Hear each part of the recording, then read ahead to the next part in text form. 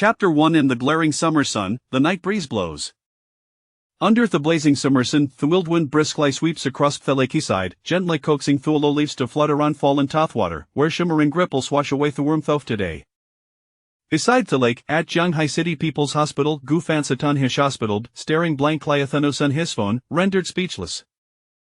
He had Lina artist trapped in car accident, pleads desperately to save girlfriend first, touches the entire internet.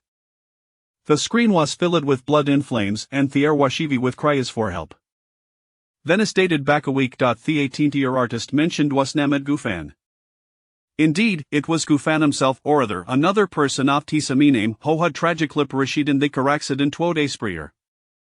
Thought would be the original inhabitant of this body, save me girlfriend first, was the last plea uttered by the original soul before I faded from this world, making way for Gufan's consciousness to occupy this vessel. Now, as new sophistry swept across the internet, users expressed their concern for a shield. What a Relman, I believe he in love again, how old have a thought and heartthrob could be so brave. These sentiments reflect the online community's admiration, yet, unbeknownst to them, the original Gufan had long since netizens in that fatal incident. Currently, his girlfriend had already initiated the breakup. Within the WeChat messages lie a string of Breakup notifications from Gufan's girlfriend. Zhang Fei Gufan, let's break up. I cannot compare to we would sacrifice our life for another. Everything I do is for myself.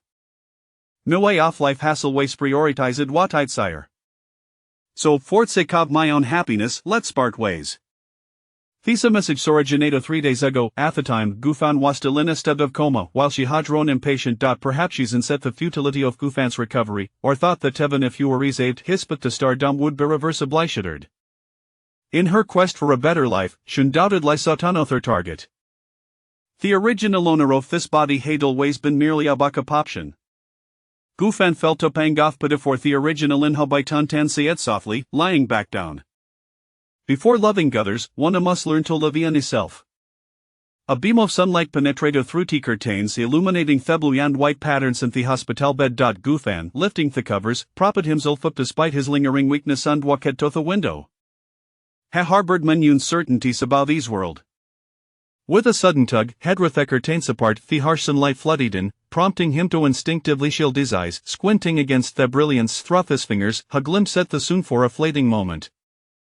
He could not discern how the sun differed from Earth soon in his past life, yet memorious incessantly told him this was not Earth.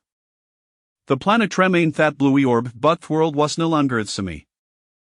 This place was named Blue Star, possessing distinct developmental trajectories and offering global landscape. The former dominancy of a single superpower had evolved into a refined contest of polarized factions. Furthermore, both medical and technological advancements far surpassed those in Earth. On life bits of a story remained unchanged. The compositions of Arcean Melody were at a milas. The Solivarian salient the profusion of musical and cinematic works following World War I. As for his presented entity, who was just a recently injured artist, cast aside by his girlfriend, languishing at the bottom of the entertainment hierarchy. Up and opening guises, he had awakened in this world. Prior to his awakening, he should have still been aboard his private jet, which by now likely lay in ruins, perhaps a satyring fancy still mourning his loss. The thought cast a melancholic shadow over him. In his former life, Gufan had climbed the ranks to become a beloved idol with a massive canvas, relying on his looks and vocal prowess. Yet he had long been plagued with the stigma of being labeled merely an idol, willandini obliterated, with a piano master at the top the music realm, had been shackled by a lack of original works, forever confined to the label of an idol singer. Idol singer heb, but Gufan abhorred the title. Ashera menaced about the musical gems of his past life, a genuine smile warmed his face. Now, merely needing to stir his thoughts of a starry of songs and artistic masterpieces would materialize in his mind like heated tabas. Every musical piece was detailed, encompassing featured, every inflection, and all reverberations. These very works unseen and Blue Star, capable of amending every shortcoming from his past life. Moreover, his voice was markedly different from before. He discovered that he could now fully command the female timbre he had been unable to master in his previous existence. No longer gazing Gathason, Gufan gradually accustomed himself to the light streaming through the window and then lowered his hand, muttering to himself. In this life I shall no talo mijolf to be called an adulsinger forternity. A different title would be preferable. With as mild Gufan clapped his hands, accepting his new identity. Since washer, he would make the best of it after all, he had no lingering attachments to his past life. With the Berdinof being an adulsa heavy in his previous existence, who would let loose a line this new chapter. At that moment, the hospital room door swung open, a middle-aged woman in her 40s stepped inside, and upon spotting Gufan standing by the window, her voice was filled with both concern and joy. Feiner, you're awake, Don Twanderov, mid-ear, hurriedly back down, an'll call the doctor to check our condition. Hearing her voice, Gufan turned, recognizing his manager, Jolan, and offered a reassuring smile. Antilan, I'm fine. However, Jolan was not inclined to heed his reassurances. Sheg waited him back to his, insisting he'll down while yelling the attending physician. Gufan coldly complete, as in the memory of soft he original body, Jolan represented Morathana Mira manager. She was a dear friend of his deceased parents, who had cared for him since their passing. Rather than simply being a manager, she was like family. Without this connection, Jolan, a celebrated manager at Fenghua Entertainment, would not devote herself day and night to an 18-year artist to Willahala Nakama. Even before Gufan regained consciousness, had been aware of Jolan's nurturing presence, hearing her tender words of concern. Although not the original Gufan, he could still feel that profound love. Therefore he was naturally inclined to respect his dear enough he original body. It was best to mask his changes from her, allowing Ger to believe that Gufan is still Gufan. Soon, the doctor arrived. After examining Gufan, he could marvel at the resiliency of Gufan's spirit. Amidst the horrifies injury of fasteel beam penetrating his abdomen, he had awakened. However, forthcoming towards Gufan would need to avoid strenuous activity on exercise must be gentle. Gufan agreed with Asmail, having been granted askin chansad life hahan one tension of disregarding medical advice. Before leaving, the attending physician recalled Gufan's identity and turned back to Ferrari-Minder. No dancing and no acting together. The doctor was aware that Gufan was not only an 18-year artist but also disciple of a master in Peking opera. Otherwise, Fenghua Entertainment would not have taken such measure as to have him flown from Kyoto for treatment. An 18-year artist alone was not worthy of such expense from the company. However, the lineage of a Peking opera master certainly commanded higher investment. Moreover, Gufan was also prominent figure in line. For emotional and rational reasons, saving Gufan was essential. Gufan watched the doctor depart with a stunned expression. Only after hearing the physician's words did he recall another facet of his identity, a disciple of a Peking opera master. No wonder. It made sense he could effortlessly navigate ephemeral vocalizations. Their salts of his early training explained it all. In that moment, Jolan observed Gufan's reaction scintillantly, her heart taking at the thought. Indeed. The inability to act would be an enormous blow for Simeon from a theatrically inclined family like Gufan.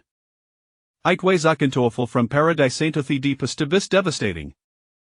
Feiner, it's all right if I can't perform, becoming a line turnet celebrity isn't such a bad alternative. Jolan stumbled upon Amiens to console him, stating thus. Tover, Gufan's survival was the most crucial aspect.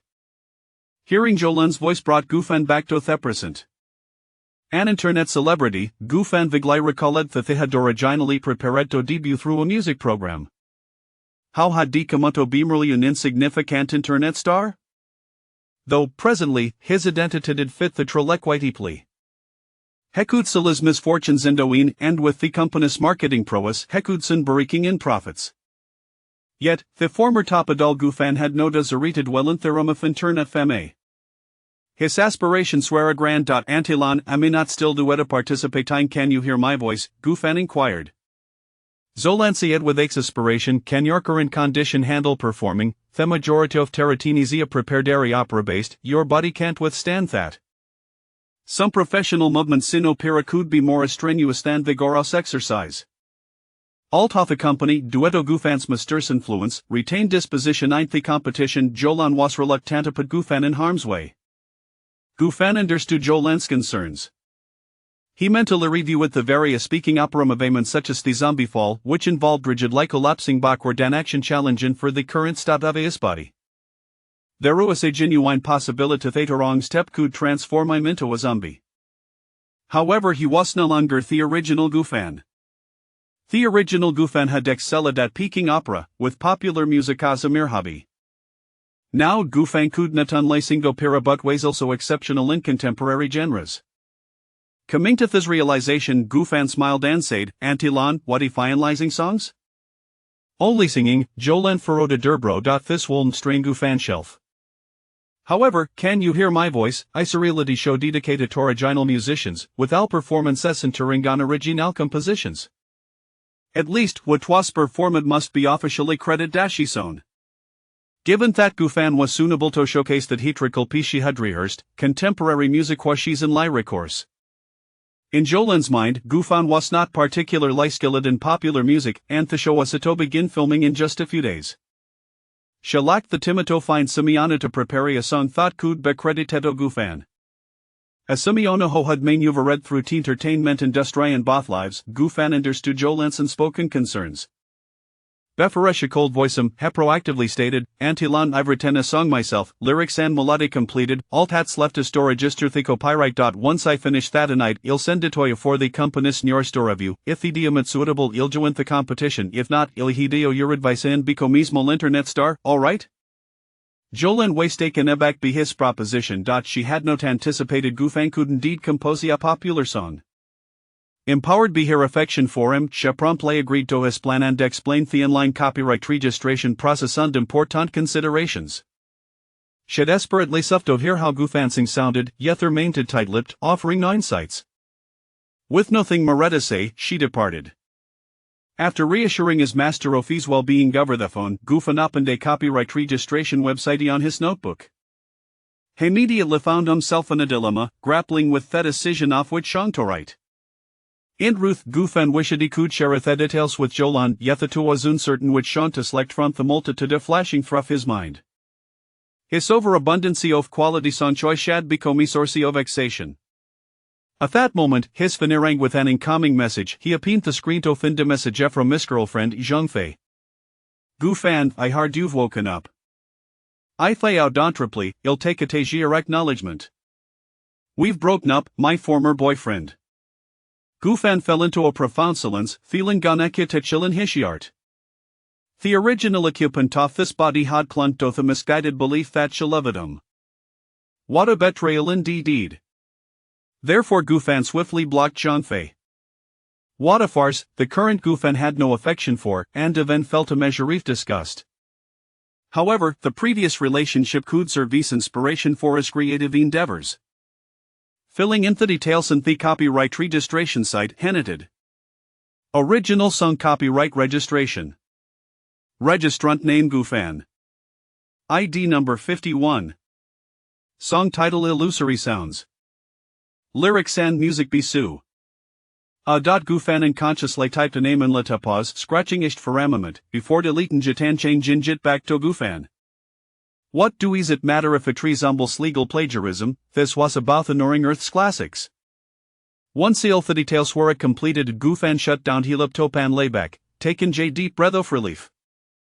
He could no patient lie await the notification so for approval. To prevent plagiarism, Blue Star's copyright review system was shockingly stringent, akin to this is duplication kekanithan exceeding 30% in similarity would be rejected outright. Of course, if the same composer produced episodes that contained semi-overlapping similarities, it will not posianus. Skilled lyricists and composers often extract multiple renditions from a single melody, creating varying interpretations from it. Half an hour later, Gufan received the good news that his copyright registration was successful. The moment the notification arrived, he promptly sent lyrics and sheet music to Jolan. Fengwat Entertainment's lyric and composition department subsequently received Jolan's submission. As the gentle night breeze brushed against the window, Gufan drifted peacefully in slumber. Yet, lyric and composition department at Fengwat Entertainment remained stubbornly alert. Chapter 2. The familiar sounds of quarrels echoed within the creative department. Zhou Lan had been a manager for a full 24 years, possessing an extraordinarily rich reservoir of experience. She could discern whether a song was fundamentally good or bad, and whether it held potential.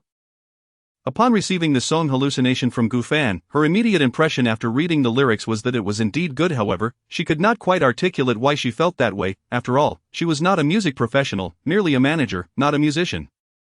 Thus, she promptly forwarded the lyrical and musical documents to the songwriting department at Fenghua Entertainment, requesting their assistance in vetting Gu Fan's work. Being a top-tier manager at Fenghua Entertainment, she had enough clout to make such a request. Meanwhile, she placed a call to Gu Fan. She sensed that the lyrics of Hallucination were profoundly melancholic. It was uncharacteristic for the typically optimistic Gu Fan to pen such a song. Zhou Lan had a vague inkling of the underlying reasons. After all, during Gu Fan's prolonged hospitalization, his ex-girlfriend had not visited him even once. If her memory served her right, Gu Fan had protected her well during that car accident, leaving her with only minor injuries. It was implausible that she had no time to check in on Gu Fan. Meanwhile, Gu Fan had nearly succumbed, bearing a permanent scar on his abdomen. On the other end of the line, Gu Fan's voice was notably calm. "Yes, we broke up." Upon hearing Gu Fan's unequivocal response, Zhou Lan was instantly filled with rage, exclaiming, "Beast! Ungrateful wretch!" Having worked in the entertainment industry for decades, Zhou Lan generally maintained her composure. Yet at this moment, she could not help but curse. To her, Gu Fan was akin to a son. How could she not be infuriated when her own child had risked his life only to be met with such an outcome? She was determined to confront Gu Fan's ex-girlfriend, Zhang Fei, to demand an explanation. "Aunt Lan, please don't be angry. It's just a breakup, I'm fine," Gu Fan said with a reassuring smile. "She simply wasn't worthy of your nephew." Nevertheless, Zhou Lan remained resolute in seeking accountability from Zhang Fei. It took considerable persuasion from Gu Fan to calm Zhou Lan's emotions. Having lived two lives, Gu Fan was well aware of the type of person Zhang Fei was. Confronting her would serve only to intensify Zhou Lan's anger without yielding any beneficial results. Gu Fan had no desire to subject his caring relative to further distress. As for Zhang Fei, Gu Fan held no concern for her. The one who truly mattered had already departed, perhaps for another realm entirely. At Fenghua Entertainment, both the composition and lyric departments were situated in the same building. It was now 9 o'clock in the evening, and most employees had left for the day. Only two men in their 30s remained. One was Du Hui, a silver medal composer at Fenghua Entertainment, and the other was Wang Ping, a silver medal lyricist. At that moment, the two were embroiled in a heated argument over a song. "Old Du, don't deny it. There's a problem with your work, it doesn't align with my lyrics," Wang Ping shouted, pointing vehemently at the score Du Hui had written. Du Hui, unwilling to concede that his melody was flawed, retorted, "Nonsense. You don't understand anything, the problem lies with your lyrics. It's your melody that must complement my lyrics, not the other way around. Get lost, I always tailor my compositions to fit your lyrics. Why is it suddenly unacceptable for you to adapt to my melody? Old Du, you're being unreasonable. I don't care, this is how it is." Occasionally, passing staff members would hear the commotion and walk by without a hint of interest, accustomed to the spectacle of these two bickering late into the night. It was a routine occurrence. Whenever there was a creative disagreement, these two would argue to determine the victor. Whoever emerged victorious in the argument would have their ideas adopted. A synchronized scoff echoed through the room. Du Hui and Wang Ping simultaneously sat down, grabbing their water cups to take a sip. Exhausted from their quarrel, they took a moment to recuperate. Ding dong, both of their computers received a file entitled Hallucination at the same time. They set their cups down and opened the document simultaneously. One focused on the lyrics, the other on the score. Tick-tock. Time gradually slipped away. 3 minutes later, they exchanged a glance. Wang Ping spoke first. "This song has something special." Du Hui nodded in agreement. "Just from the score alone, I can already envision that sorrowful atmosphere. The alignment between the lyrics and melody is also impeccable, unlike our current project, where we can never find a solid anchor. That's only because you refuse to cooperate with my lyrics." "Nonsense. You don't understand anything." Thus, they fell into another round of bickering. After a couple of minutes, they quieted down. More than arguing, they were genuinely curious about who had penned Hallucination. The creators in the composition and lyric departments of Fenghua Entertainment frequently showcased their completed songs to colleagues for feedback. Typically, the creators themselves would send them. However, this time, it was Zhou Lan, the esteemed manager, who had forwarded it. This piqued their interest. Had Zhou Lan discovered a new prodigy somewhere? Her professional prowess was truly remarkable. Unable to contain their curiosity, the two began to inquire with Jo Lan. She did not initially answer their question, opting instead to ask for their opinions on the song. "It's of gold medal caliber," Wang Ping declared. "Indeed, gold medal caliber," Du Hui echoed.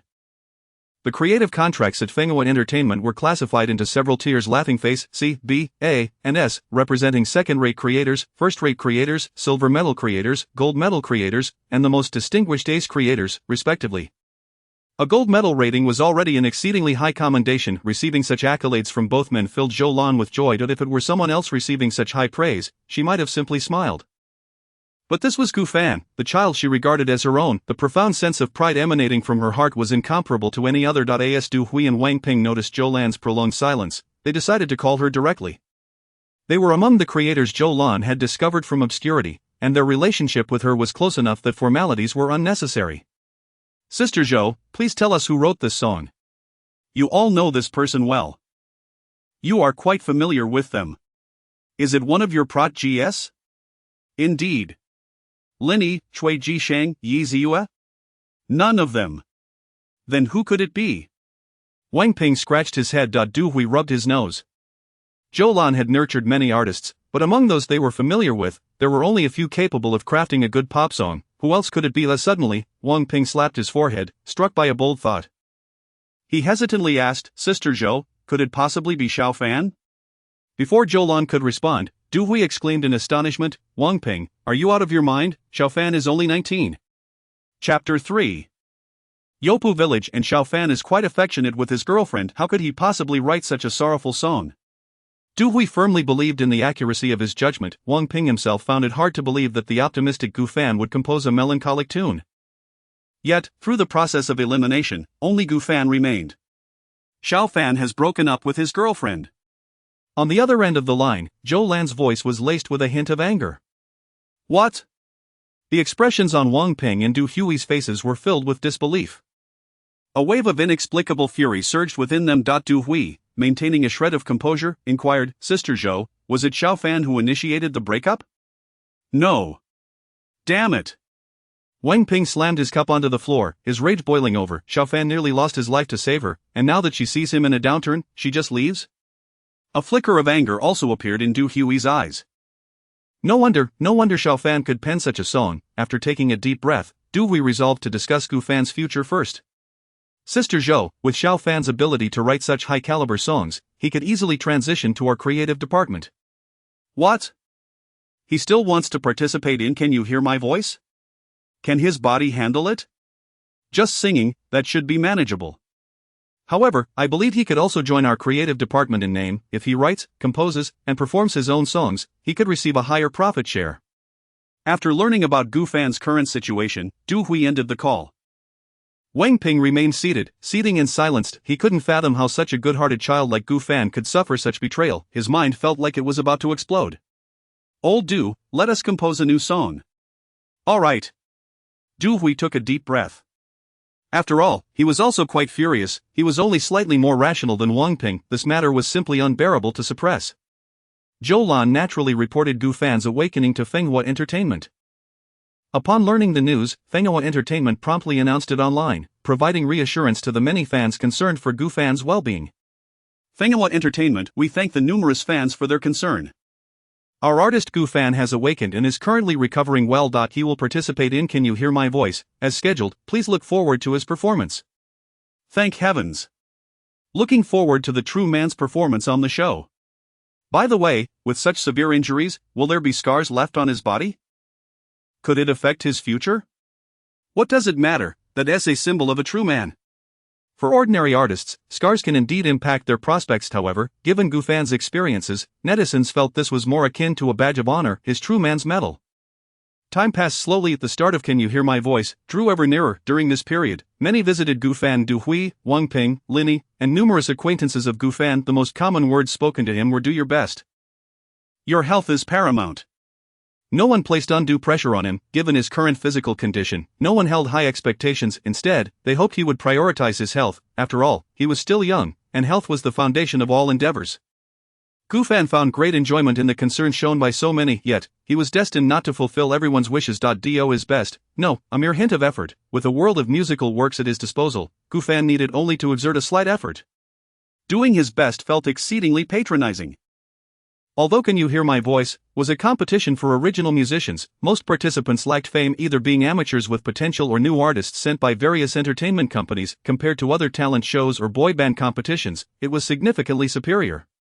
However, for Gufan, it made little difference. His participation in such a program felt somewhat unfair. After all, even the original Gufan was a disciple of a master of Peking opera, and his singing skills were not something an ordinary person could rival.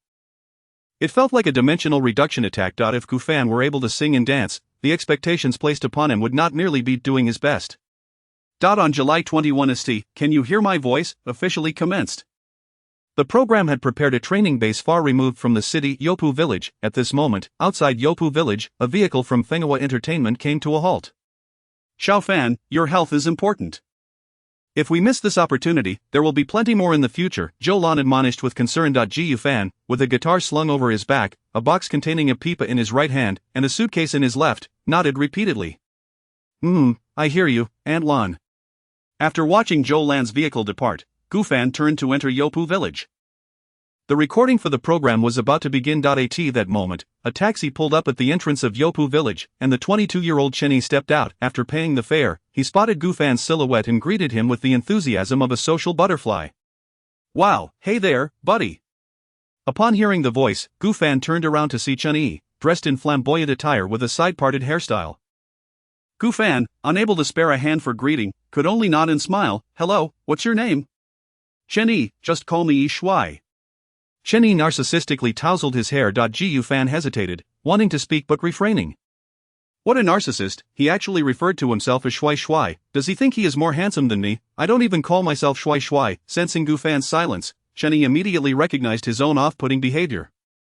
However, his narcissistic nature was indeed unchangeable. Just as Chenny was about to approach Gufan to ease the awkwardness, Gufan quipped, then Shuai Shuai, you can call me Guing Jun. Chenny. After a brief moment of silence, Chenny burst into laughter. It was as if he had found a kindred spirit, exclaiming, Ing Jun brother. Gufan readily responded, Shuai Shuai brother. A pleasure to meet you. I've long admired you. The two instantly became as familiar as old friends who hadn't seen each other in decades. It was a case of regretting not meeting sooner. The nearby cameraman was left speechless. How is it that the first two people to arrive for the program are both oddballs? As Gufan and Chenny strolled toward the village, they engaged in conversation. Ing Jun brother, what is your full name? Gufan. Gufan, that name sounds somewhat familiar. Chenny pondered for a moment, then suddenly remembered Gufan. Holy cow, it's you, the brave one. Images of Gufan's harrowing ordeal flashed through Chenny's mind, along with Gufan's words at the time, don't worry about me. Save my girlfriend first. A sense of admiration arose within him. Chenny turned to look at Gufan and immediately reached out to take Gufan's luggage. Ing Jun brother, let me help you with that. He felt that Gufan had only recently recovered and needed some assistance. Gufan smiled and expressed his gratitude, thank you. You seem quite nice. Chapter 4 of the sounds of monkeys echoing across the straits, Chenny and Gufan stood before the entrance of their dormitory, where their names were inscribed on the door. I knock. We are truly a match made in heaven, my handsome brother. Chenny exclaimed excitedly, rambling incoherently, I'm so thrilled I can hardly speak, it's simply fantastic? Gufan, utterly speechless, could only redefine what it meant to be at a loss for words. Here he was, surrounded by this incessant chatterbox who would be his roommate. What torment awaited him? Gufan began to dread the impending 3 months. After settling their luggage, the two embarked on a leisurely exploration. At that moment, Gufan's true nature emerged. He was eager to observe and touch everything. Having spent over a week confined to a hospital room upon arriving in this world, he still felt a lingering sense of unreality. Were it not for the superior medical standards of Blue Star compared to his previous life, he might still be bedridden, unable to set foot on the ground. And now, amidst the great outdoors, he finally felt grounded. The duo meandered through various locales in Yopu Village. They discovered a room filled with vintage music tapes, a music room brimming with an array of instruments, and a pristine practice room. It was evident that the production team had ample funding. As they arrived at a small pond, a goldfish suddenly leaped from the water, shimmering in the sunlight. Both Gufan and Chenny halted in their tracks and exchanged glances. Moments later, two figures crouched by the pond's edge. The little goldfish, observing them, began to blow bubbles. Gufan stroked his chin thoughtfully and remarked, "I believe it's challenging us." In his previous life, aside from singing, fishing was his sole passion, leading him to feel that this fish was indeed provoking him. No need to speculate. It certainly is. Chenny nodded in agreement, visibly irritated. As an experienced angler, he was furious. Back in his hometown, any fish that dared to provoke him would have been in for a serious reprimand.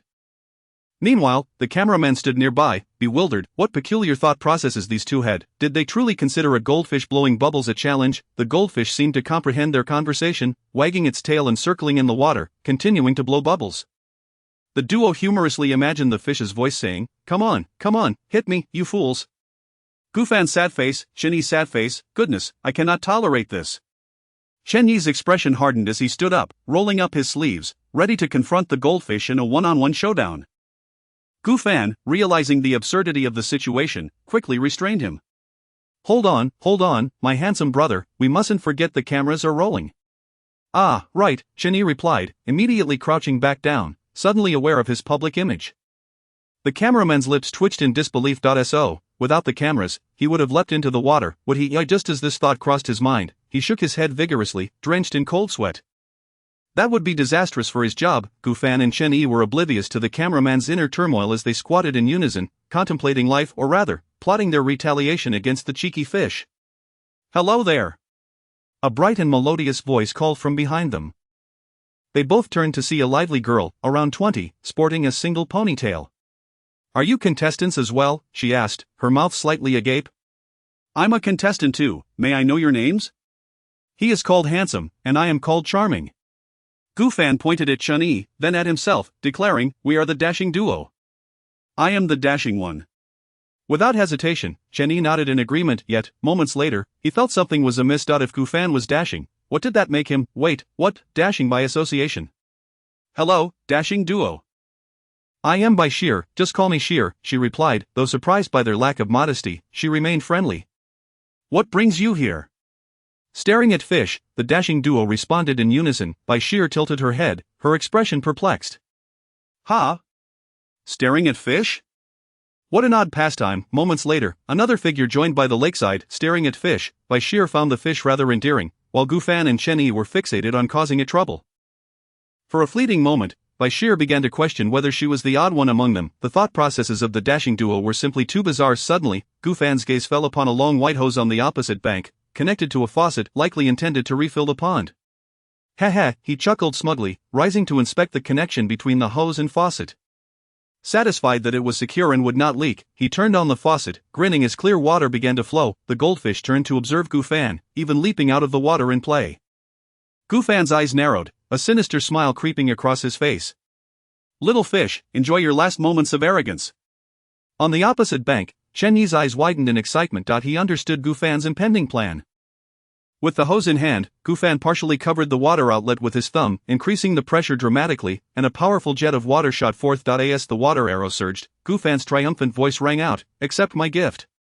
The sudden onslaught of water struck the surface of the pond, sending the little goldfish into a frenzy as it attempted to escape.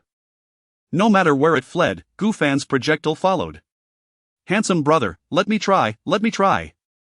Chenyi exclaimed, racing to Gufan's side and seizing the water gun. In an instant, the pond was filled with Chenyi's exuberant howls. "Woohoo, take that. Don't run. There is no escape for you, he. Even if you cry for help, no one will save you." By Sheer glanced at the cornered goldfish and then at the two boisterous boys, rendered speechless. It truly felt as if two ruffians were teasing an innocent maiden. To encapsulate her feelings in a poetic line, it would be the sounds of monkeys echoing across the straits. The two, utterly engrossed in their antics, eagerly invited by Sheer, "Would you like to join us?" By Sheer shook her head vigorously. How could she possibly bully the little goldfish? 2 minutes later, the water gun had found a new operator, By Sheer. The cameraman, observing this trio, couldn't help but ponder, can these three truly excel in music? P.S. Does this manner of writing seem engaging? Chapter 5. The social butterflies gather. Dashing and impressive, the trio, consisting of 2 men and a woman, did not engage in their playful antics for long. It was not that they had lost interest, rather, the persistent influx of water had deepened the pool, causing the little goldfish to retreat to the depths. With that, the three found themselves at an impasse and were left with no choice but to exit, somewhat reluctantly. As they departed, they cast a glance at the blazing sun overhead, pondering that it wouldn't be long before the water level receded, allowing them to return. On their way out, they encountered numerous competitors who had just arrived at the venue. The customary introductions ensued.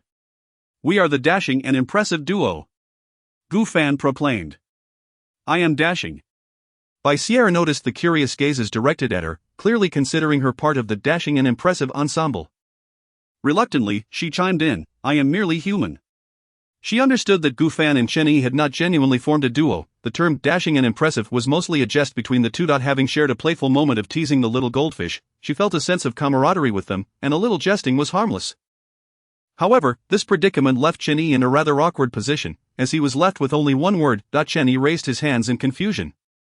Under the curious gazes of the onlookers, Chen Yi wished he could sink into the ground.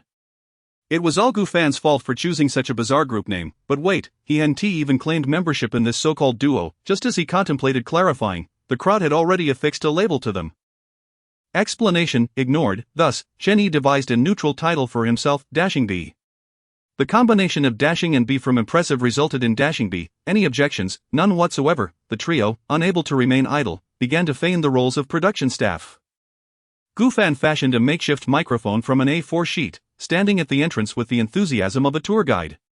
Come, follow me, I am the staff here, you may call me Handsome, and these two beside me are my partners, Dashing Bee and Beauty." In that moment, Chen Yi realized that Gu Fan was indeed a social butterfly. As another social butterfly himself, Chen Yi adapted remarkably well. "I shall assist you with your luggage, your rooms are over there, with your names on the doorplates. There is a music room, and over there is the tape room. And there is a small pond with a rather unpleasant fish." By Sierra observed the two, reveling in their role-playing, feeling exasperated. Truly perplexed, why did these two have such a penchant for frivolities? Their antics were unending. She had aspired to embody the grace of a refined lady. Participating felt contrary to her noble intentions, yet abstaining left her restless and vexed. Eventually, the trio's dutiful performance convinced the crowd of their roles. The onlookers followed the enthusiastic trio while engaging in cheerful conversation about music. Gu Fan and the staff would occasionally interject with snippets of professional knowledge about music.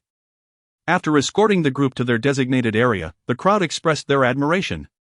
"Truly, this is a music-themed program, even the staff is so knowledgeable." Indeed, not only are they enthusiastic, but they also possess such musical insight. "This program is absolutely splendid." Meanwhile, the director He Chi-min, observing from backstage, felt somewhat sheepish as he scratched his head. He hadn't organized tour guide-like staff. These were all volunteers who had spontaneously stepped in to assist, yet they had inadvertently enhanced the program's reputation. It seemed that these three young individuals, who had been idly teasing his goldfish, had some utility after all. He resolved to ensure they received ample screen time during editing. After all, they were one of his own. Unbeknownst to Gu Fan and his companions, their seemingly idle antics had earned the director's favor. At that moment, all competitors had reached Yopu Village. The true staff's voice resonated through the loudspeakers. "Attention, villagers, please bring your good spirits and proceed to the Great Lawn, an important announcement is forthcoming." Hearing the poor quality of the loudspeaker, Gu Fan began to vent his frustrations to Chen Yi and Bai Sierra as they walked. "The sound quality of this loudspeaker is atrocious. I see no signs of financial hardship from the production team." The others nodded in agreement. Much like chicks pecking at grains, the sound quality was indeed dreadful. Director He Chi-min, who had been observing the trio with keen interest, was suddenly irked. "You think you're poor? Your whole family is poor. This is a special effect. What do you know about it?" He decided to retract his previous statement, adding footage. It would be a feat if he could even manage to cut out the earlier comments made by Gu Fan and the others. Yet, he still instructed his subordinates, "Mark that footage, we'll edit it out later." As a seasoned director, He Chi-min understood the essence of program effectiveness. He found himself in a dilemma, simultaneously displeased with Gu Fan and the others while being compelled to retain their antics in the footage. He felt a pang of sadness. The dashing and impressive trio had just been teasing his fish, yet he was left with no choice but to preserve the evidence of their mischief. It was disheartening. He felt like crying. "Woe is me." Chapter 6, The Joy of Singing and Dancing. A pile of soft cushions lay upon the expansive lawn, clearly prepared for the contestant seating. Gu Fan and Chen Yi hurriedly advanced, their expressions betraying a fear of missing out on the coveted spots. Upon arrival, without a word of discussion, they instinctively settled onto the cool grass. Sierra almost choked on her own surprise just when she thought she had deciphered the duo's quirky ways. They always managed to unveil a subtle twist of surprise. Why rush just to sit on the ground? What was the point? There was no one else vying for their seats. Sierra was keenly aware of maintaining her ladylike demeanor and quietly approached the cushions beside them. Upon noticing her, Gufan could not help but urge, Sierra, I believe we, being exceptionally handsome, should sit on the ground. Shenny eagerly nodded in agreement. Exactly, it's best not to sit on the cushions. Sierra rolled her eyes, thinking, who really shares their carefree attitude? She took a seat, grumbling internally. The moment she settled down, regret washed over her. Ugh, it's so hot. The cushion scorched her backside. She glanced down in astonishment, only to meet the knowing gazes of Gufan and Shenny, their expressions a blend of amusement and smirk. Sierra's sad face, now she comprehended why Gufan and Shenny opted against the cushions. Although the sun was nearing its descent, the residual warmth lingered. It was no wonder it felt like sitting on fire. Gufan and Shenny, astute as monkeys, would never fall for such a trap. Observing Sierra's reaction, Gufan knew he had guessed right. I just had a feeling the cushions would be scorching. Great minds think alike. Shenny concurred enthusiastically. After their discussion, they simultaneously let out a sigh. Ignoring the wise words of handsome men brings immediate consequences. Sierra's face darkened instantly. These two were undoubtedly the epitome of obliviousness. It was one thing to imply it earlier, now they were outright teasing her. They were bound to remain single for life. Whether Gufan was genuinely oblivious or not, he had never perceived Sierra as a target to pursue. They were more like brothers. They had played water gun fights, engaged in fishing exploits, and shared work together as close friends. Since they were good buddies, mutual teasing was certainly the norm. After all, the greatest danger among friends is often the absence of real danger. Shenny shared a similar sentiment. Sierra's refined image had been obliterated during their escapades of bullying the goldfish, attempting to reclaim it now, too late. You two are truly insufferable. Sierra muttered under her breath, yet her words reached Gufan's ears. He refrained from arguing and instead quipped, handsome individuals are always so predictable. Indeed, you're a cultured man. Shenny gave him a thumbs up. Pfft, shameless. Sierra was genuinely exasperated with the pair. Why had she ever decided to befriend them? It was infuriating. At that moment, a contestant with a slight accent, Josu, cheerfully inquired of the trio, you stylish individuals, could you reveal why we were summoned here? He hadn't anticipated these enthusiastic staff members to be present. Since they were here, naturally, he sought to unveil the truth, yet, to his surprise, all three shook their heads simultaneously. Were they truly that tight-lipped, not a shred of information to share? Truly commendable for a good show. Josu nodded appreciatively. This was indeed the right program to be on. Now introducing the esteemed gatherer of Yopu village. The sudden announcement from the loudspeaker interrupted the murmurs of the crowd. Everyone turned their gaze forward through the winding path. Three mentors clad in casual attire strolled leisurely into view. They were the acclaimed composer and songwriter, Zhang Yuan, the renowned composer and songwriter, Tao Ziming, and the illustrious composer and songwriter, Lin Si. All were celebrated original musicians in the Blue Star realm, figures at the pinnacle of the industry. It is worth noting that the annual titles for top lyricists, composers, and singers in the Chinese music scene are limited to one each, and they are fiercely sought after.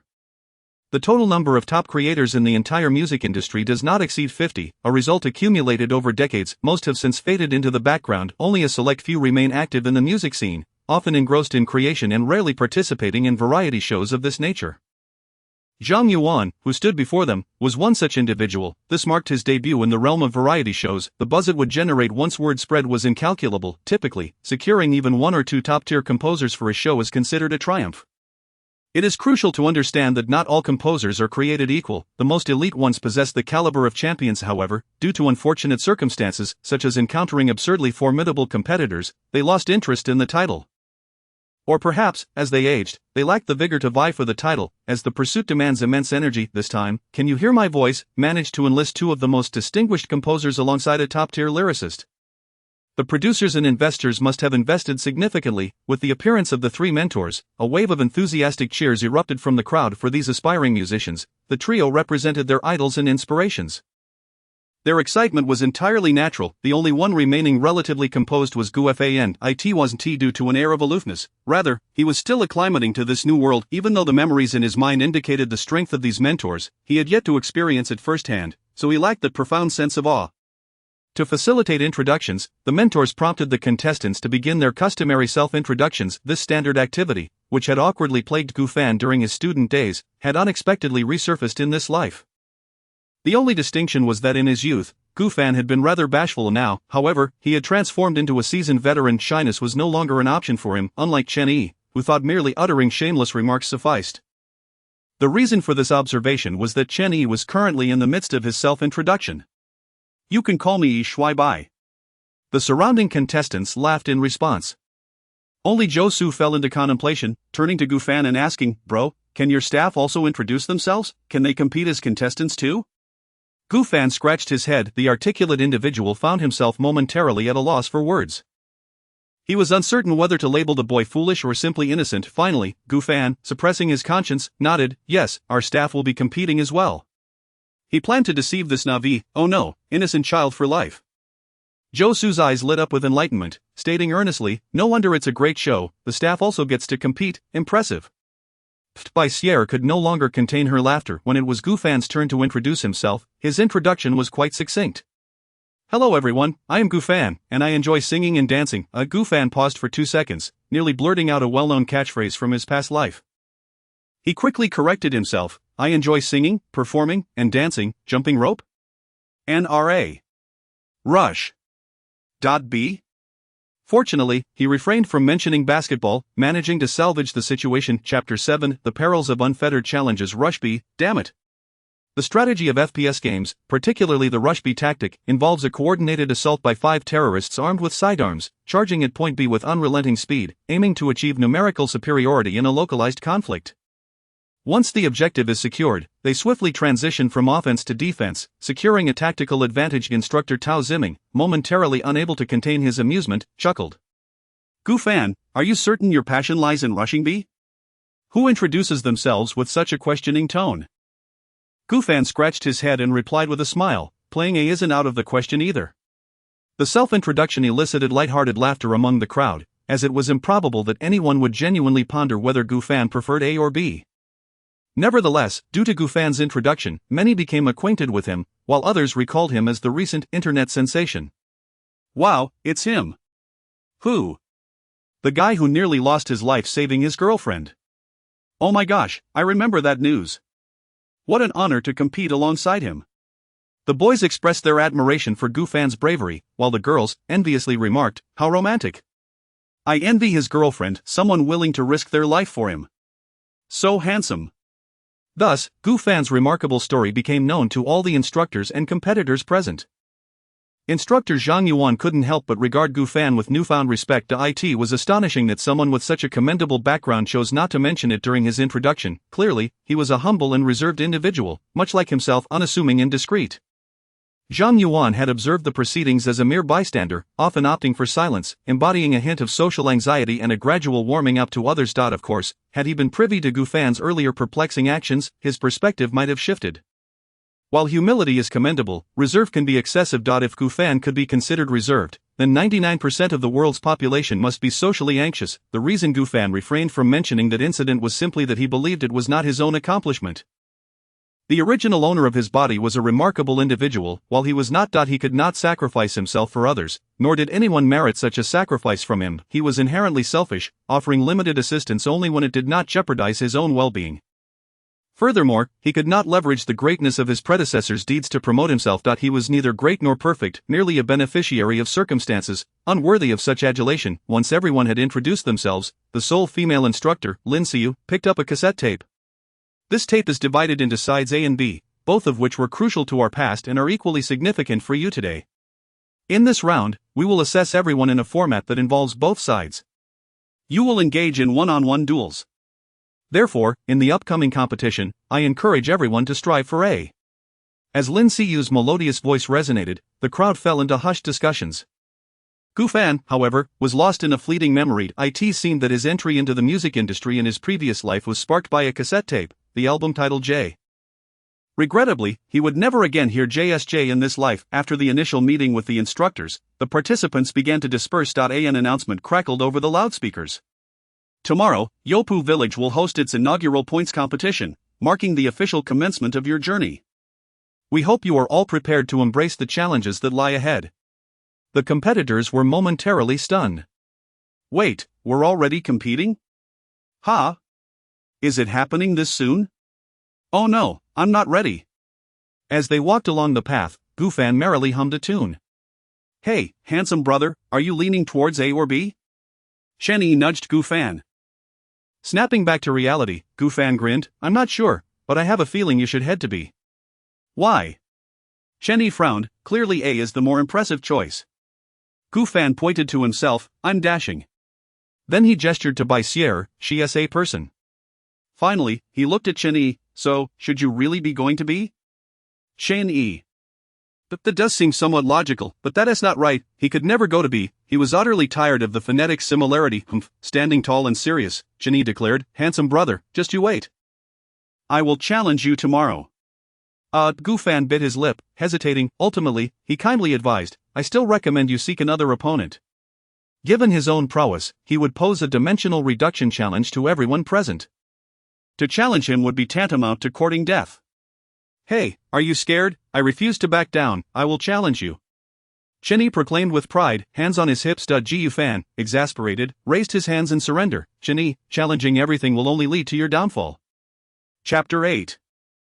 The true hero emerges from adversity. The contestants had navigated a night fraught with anxiety. The following day, at 2 o'clock in the afternoon, the photography base outside Yopu village was already bustling with eager spectators who had traveled from afar.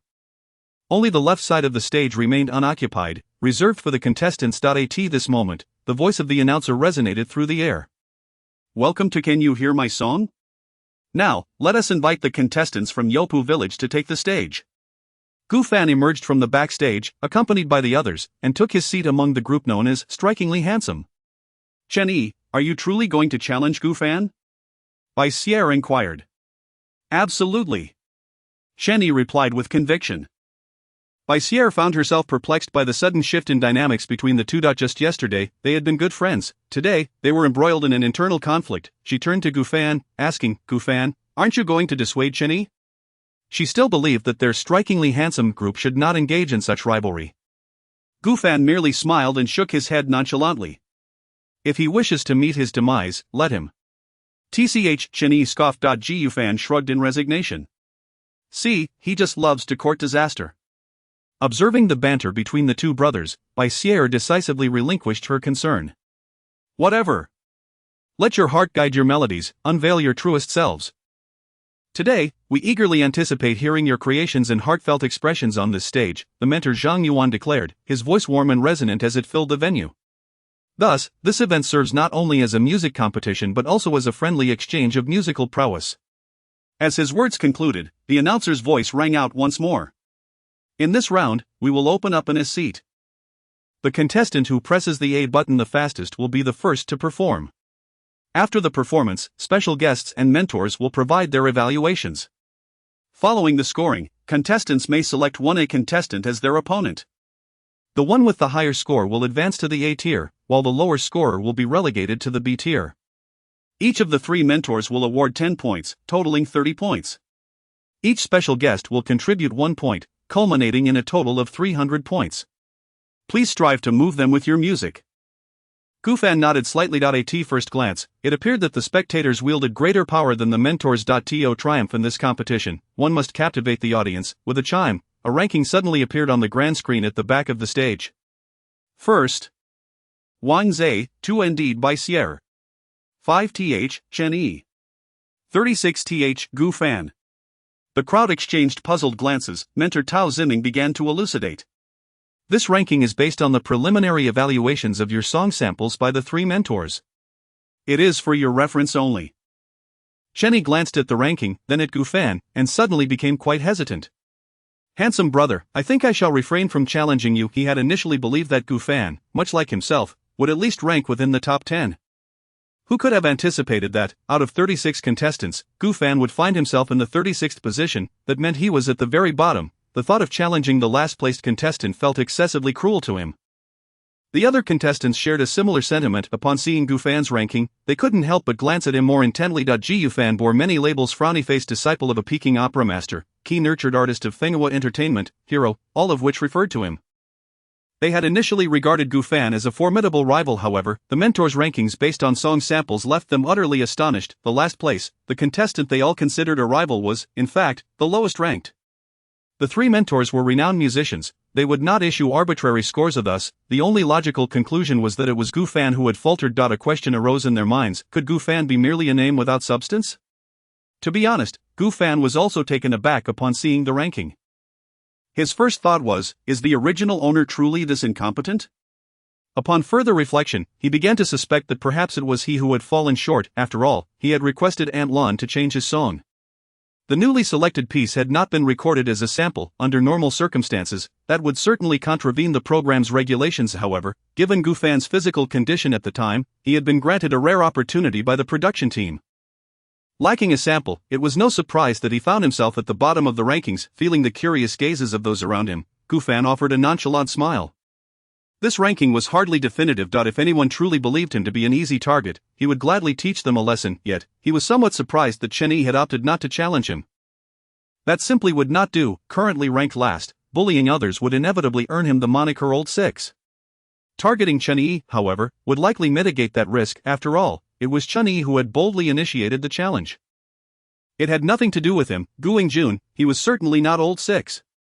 Gu Fan turned to scrutinize Chen Yi, grinning as he said, "You wouldn't happen to be afraid, would you?"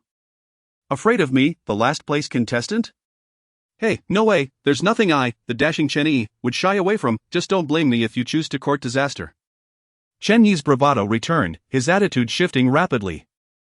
Gu Fan shrugged. The tactic of provocation proved effective. The inaugural point stage of Yopu Village commences now. The A seat is now open. Contestants wishing to vie for the A qualification, please press the button. The contestants exchanged glances, indecision etched on their faces. "I'll observe for now. I feel like the first performer has a bit of pressure. Better to play it safe." "Why do I feel like the first performer might actually have less pressure?" Each contestant held their own opinions. Hearing the murmurs, Chen Yi seized Gu Fan's remote control and simultaneously pressed the A button. On the large screen, Gu Fan's information gradually materialized. Name: Gu Fan, age 19, ranking 36. The crowd erupted in astonishment. Is he really that bold? The last place contestant going first? Impressive. He's more daring than I am. I'm ranked 4th, and I wouldn't dare to go first. The first performer bears the brunt. Hee, I wonder who the lucky one is that gets to compete alongside him. Some sentiments remained unspoken, yet everyone understood. Gu Fan, ranked last, was perceived by the mentors as having delivered the weakest song sample today. Regardless, competing against the worst song presented a unique advantage. At that moment, the screen focused on Gu Fan, allowing the audience to recognize him. "What the heck, why am I the one who's first despite pressing at the same time as you?" Chen Yi grumbled, feeling slightly disgruntled. Gu Fan stood slowly, a smile gracing his lips as he replied, "Perhaps it's simply my destiny to be first. TCH, if being last qualifies as being first, then that's indeed the case." Chen Yi seized the opportunity to tease Gu Fan without restraint. Gu Fan, however, merely chuckled, turning gracefully toward the stage, leaving behind the sight of Chen Yi waving animatedly. Yet, his calm voice still reached Chen Yi's ears.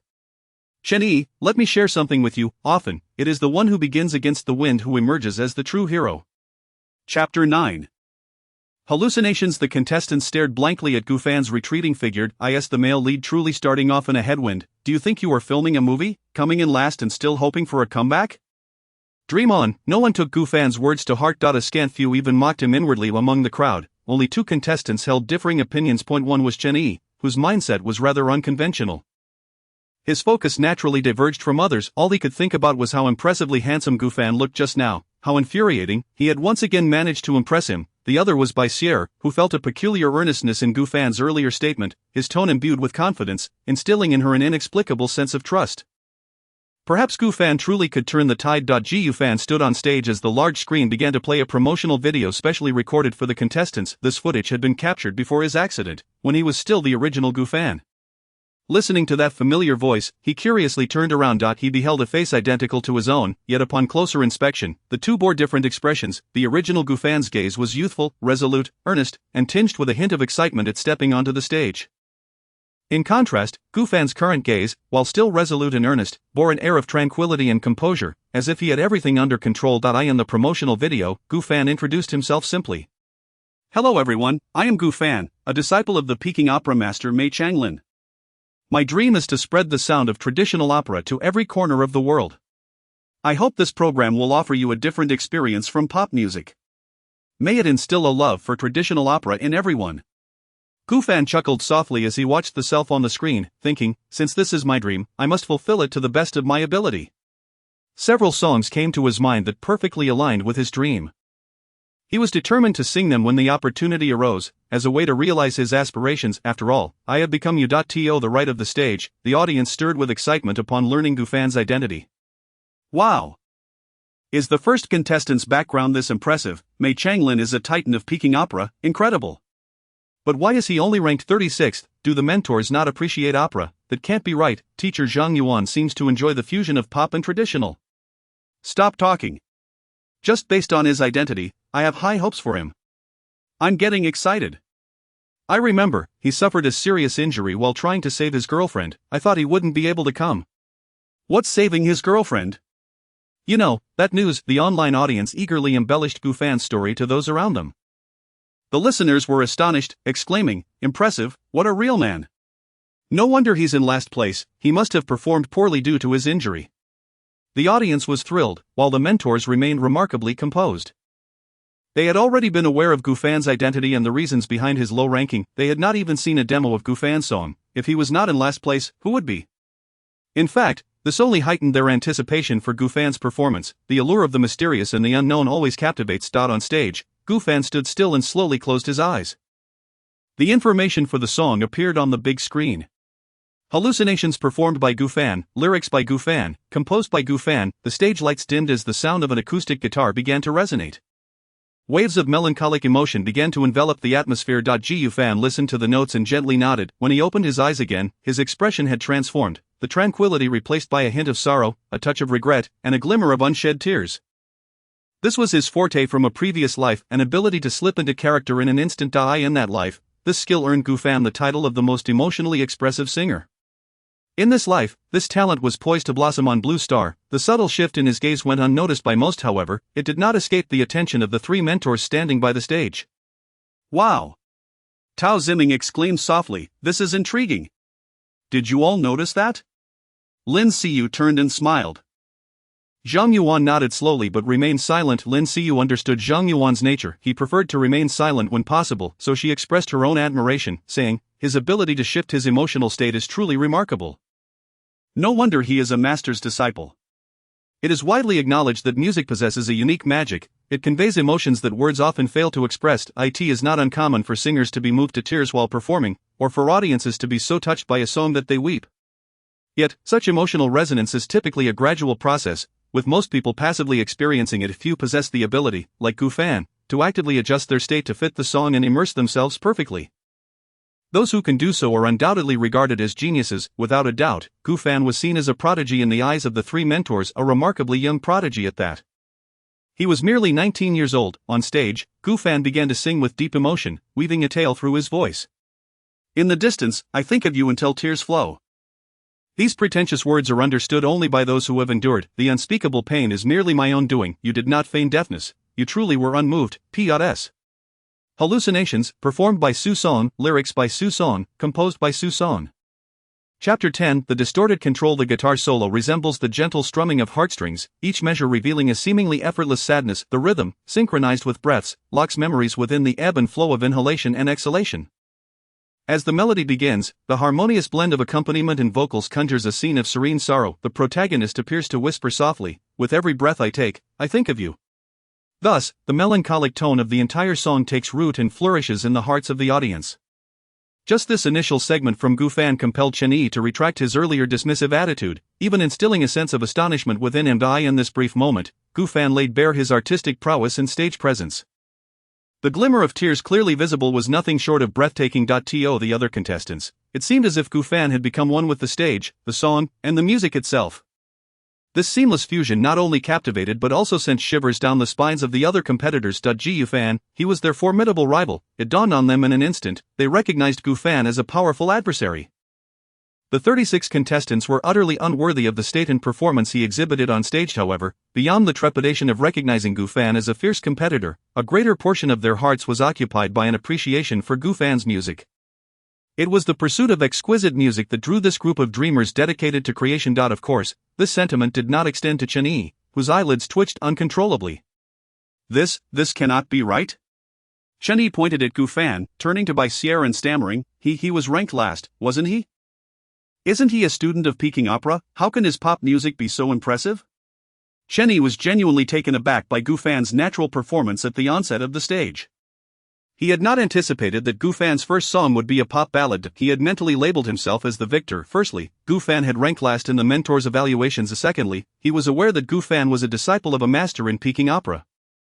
Thus, he speculated that Gu Fan would present a traditional classical piece, perhaps merging the old with the new, albeit imperfectly. There were scarcely a handful of successful fusions of traditional and modern music in the Chinese music scene.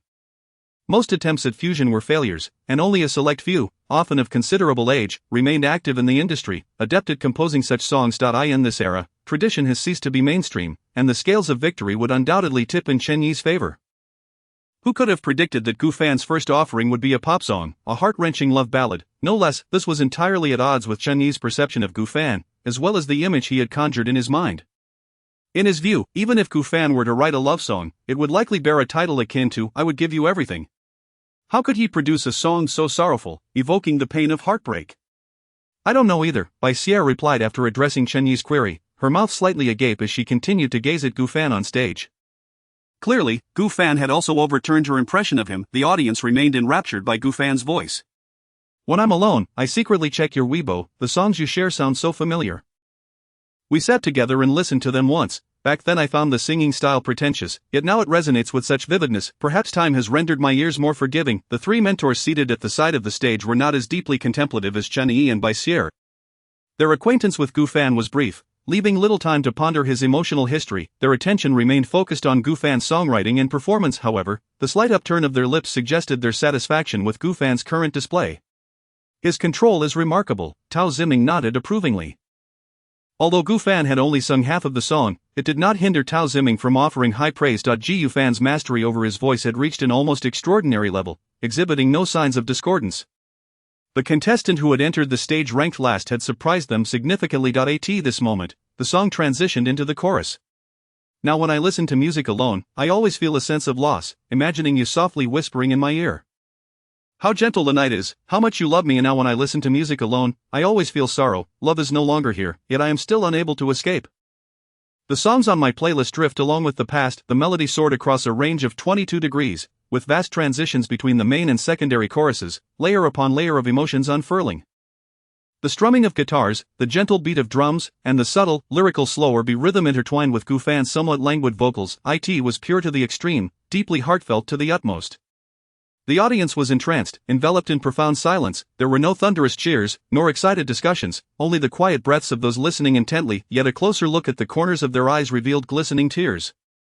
They seemed to resonate with the emotions encapsulated in the song. The audience could not discern Gu Fan's precise state on stage, but the large screen behind showcased his sorrowful expression. Corresponding with this look was a single tear that slipped from the corner of his eye, painting a poignant picture upon his cheek. Chapter 11. Astonishing. Feeling the warmth upon his cheeks, Gu Fan was momentarily taken aback. The initial sorrow of the song was a performance he had crafted for effect, yet the tears that unexpectedly streamed down now seemed to emanate from the depths of his soul. From Gu Fan's very heart, indeed, he had embraced all of Gu Fan, including the emotions he had concealed beneath the surface. Just as he felt an involuntary kinship upon seeing Zhou Lan, singing this song now compelled him to reminisce about his former girlfriend. Sadness naturally welled up within him. Gu Fan smiled in resignation, reaching up to wipe away his tears, determined to continue delivering the performance he was meant to complete. Emotions cannot be forced. Let this song serve as a farewell to the Gu Fan of the past, a farewell to the love he once knew. Below the stage, the audience witnessed the tears glistening at the corners of Gu Fan's eyes. Surprise, shock, and confusion enveloped their minds. Gu Fan is crying. Why is he crying? I remember that video. Gu Fan didn't shed a single tear even when covered in blood. Some recalled the moment he had been injured, a scene that had genuinely touched them. They never expected such a resilient individual to shed tears on stage. What on earth is happening? This song. Observing Gu Fan's tears while listening to the song Hallucination, the more perceptive audience members began to speculate. Yet, this speculation was hard to believe, murmuring, could it be such a good person? On the judges' panel, the three mentors exchanged glances, equally astonished that Gu Fan had shed tears while performing such a song. Mentor Tao Ziming rested his left hand on the table, propping up his chin while covering his mouth, yet his focus remained steadfastly on Gu Fan. Listening to the heartfelt melody, he perhaps began to understand. Gufan's current state mirrored a time when Tao himself had experienced similar depths of feeling. He is indeed a sentimental person. In the contestants' area, Chen Yi remained puzzled. As a staunchly masculine man, he merely thought Gufan's stage presence was extraordinarily impressive. He couldn't help but praise Gufan, saying, "This handsome brother's acting is phenomenal. It would be a shame if he didn't pursue acting." Sierra rolled her eyes at Chen Yi's remark, "Women tend to possess a heightened sensitivity regarding emotions." She pursed her lips and quietly remarked, "Gufan might have broken up with his girlfriend, and it's likely that she initiated it." Breakup. Chen Yi's eyes widened in disbelief. "How is that possible? Gufan is such a great person, he even saved her life. What could she possibly want?" Sierra refrained from responding further, as she too was uncertain of the woman's thoughts. After speculating that Gufan might have ended a relationship, the sound of his singing now struck her with a different resonance. The song was, in essence, Gufan's own story. "Now, listening alone always brings forth sadness. Love is no longer here, yet I remain ensnared. If you turn back, do not forsake me." The song concluded with a hint of hoarseness and fatigue in Gufan's voice, as if a chapter of memory had come to a complete end. The audience remained entranced by the melody. The other contestants were the first to erupt into applause. "Incredible, such a mature composition. Wow, is this what you call last place?" The dark horse Gufan's performance delivered a powerful blow to their preconceived notions, causing them to abandon any dismissive attitudes. They began to question whether the program had made a grave error in placing Gufan at the end. Was this truly a setup against them? Even the contestant ranked first, Wang Zhe, felt a twinge of insecurity. First place? What was first place? He was acutely aware of his own abilities. Judging by Gufan's performance, it was not merely a crushing defeat, it was a dimensional strike. While the song itself may not have been extraordinarily remarkable, paired with Gufan's exquisite interpretation, it was indeed a dimensional blow to them. The applause of the contestants jolted the audience back to reality, unified and deafening. "Beautiful, Gufan. I love you. Hello, my husband." How infuriating. This first contestant in last place sang so beautifully. How will the rest manage to soar to new heights? The audience's cheers echoed throughout the venue. Gufan beamed sincerely, nodding appreciatively as he gently expressed, "Thank you, thank you, thank you all." Mentor Tao Ziming lowered his applauding hand and took up the microphone. He looked at Gufan with a smile and said, "Gufan, you have given me an enormous surprise." With one hand holding the microphone and the other gesticulating animatedly, he appeared quite animated. "Due to your physical condition, we hadn't had the chance to hear your demo. However, your performance has completely exceeded my expectations. May I be so bold as to ask you a question?" Gufan nodded slowly. "Of course." Tao Ziming took a deep breath and inquired, "How are things with your girlfriend?" He was aware that this question might strike a painful chord with Gufan, so he approached it with caution. As the question left his lips, all eyes in the room turned to Gufan, eager to know the answer, as it pertained to the reason behind his tears. Gufan was not as heartbroken as the audience had anticipated. He simply smiled helplessly and said, "We broke up." His response did not come as a shock to those present, yet, when speculation became reality, it still sparked an uproar. The male audience members were incensed. Did they really break up? What the hell? Gufan nearly died for her. Why? What nonsense is this? I no longer believe in love. The female audience members were filled with sympathy for Gufan. "Ah, how could such a wonderful man be discarded? My heart aches for Gufan. Why do heartless women always encounter such sentimental men? It's painful, sisters. Why can't I meet such a man?" "Gufan, don't worry, if she doesn't want you, I do." Upon confirming that Gufan had indeed experienced a breakup, the audience suddenly grasped the essence of Hallucination. This was truly Gufan's heartfelt experience, which explained the poignant emotion he conveyed. Mentor Tao Ziming remained silent for a considerable time. It became clear that Gufan's ability to alter his emotional state was not the true crux, rather, this song was a reflection of himself. Tao Ziming appeared to drift into reminiscence before finally uttering, "I give you a perfect score." A wave of gasps erupted in the crowd. The contestants were equally astonished. "What? No way, a perfect score. This is outrageous. How on earth is this possible?" While the scores assigned by the mentors may not seem substantial in comparison to the overall score, the singular perfect score symbolized the mentor's recognition of the contestant. The audience would inevitably be influenced by the mentors, leading to an increased voting tally. In truth, it is common for mentors to be cautious with their initial scoring, seldom awarding high marks. Yet, Tao Ziming could not resist awarding Gufan a perfect score, having been reminded of his own past experiences as the tragic prince of ballads, which were accompanied by their own share of heartache. The other two mentors had no objections. In fact, based solely on Gufan's performance, a perfect score was not unwarranted. When it was time for mentor Zhang Yuan to offer his critique, he picked up the microphone, nodding as he remarked, "In truth, I find your singing to be even more remarkable than your composition. Your voice glides like a pearl over silk, simultaneously smooth yet with a textured quality. It's truly splendid. I give you a 9. After finishing, Zhang Yuan smiled and gave Gu Fan a thumbs up.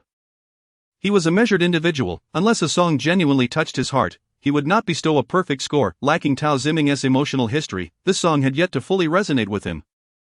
Upon hearing Zhang Yuan's evaluation, the audience erupted in admiration. Cultural figures speak differently. As soon as Yuan speaks, he sounds like an established intellectual. Gu Fan deserves this praise. That song was indeed beautiful.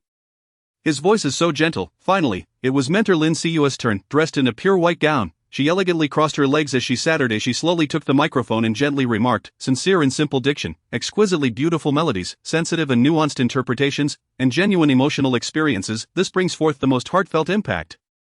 If given the chance, I would love to hear your story. I give you a perfect score. She had a penchant for those who were deeply emotional and performed with passion. Moreover, Gu Fan's heartfelt experiences further endeared him to her, prompting her to award him a perfect score, even amidst her sorrow for his situation.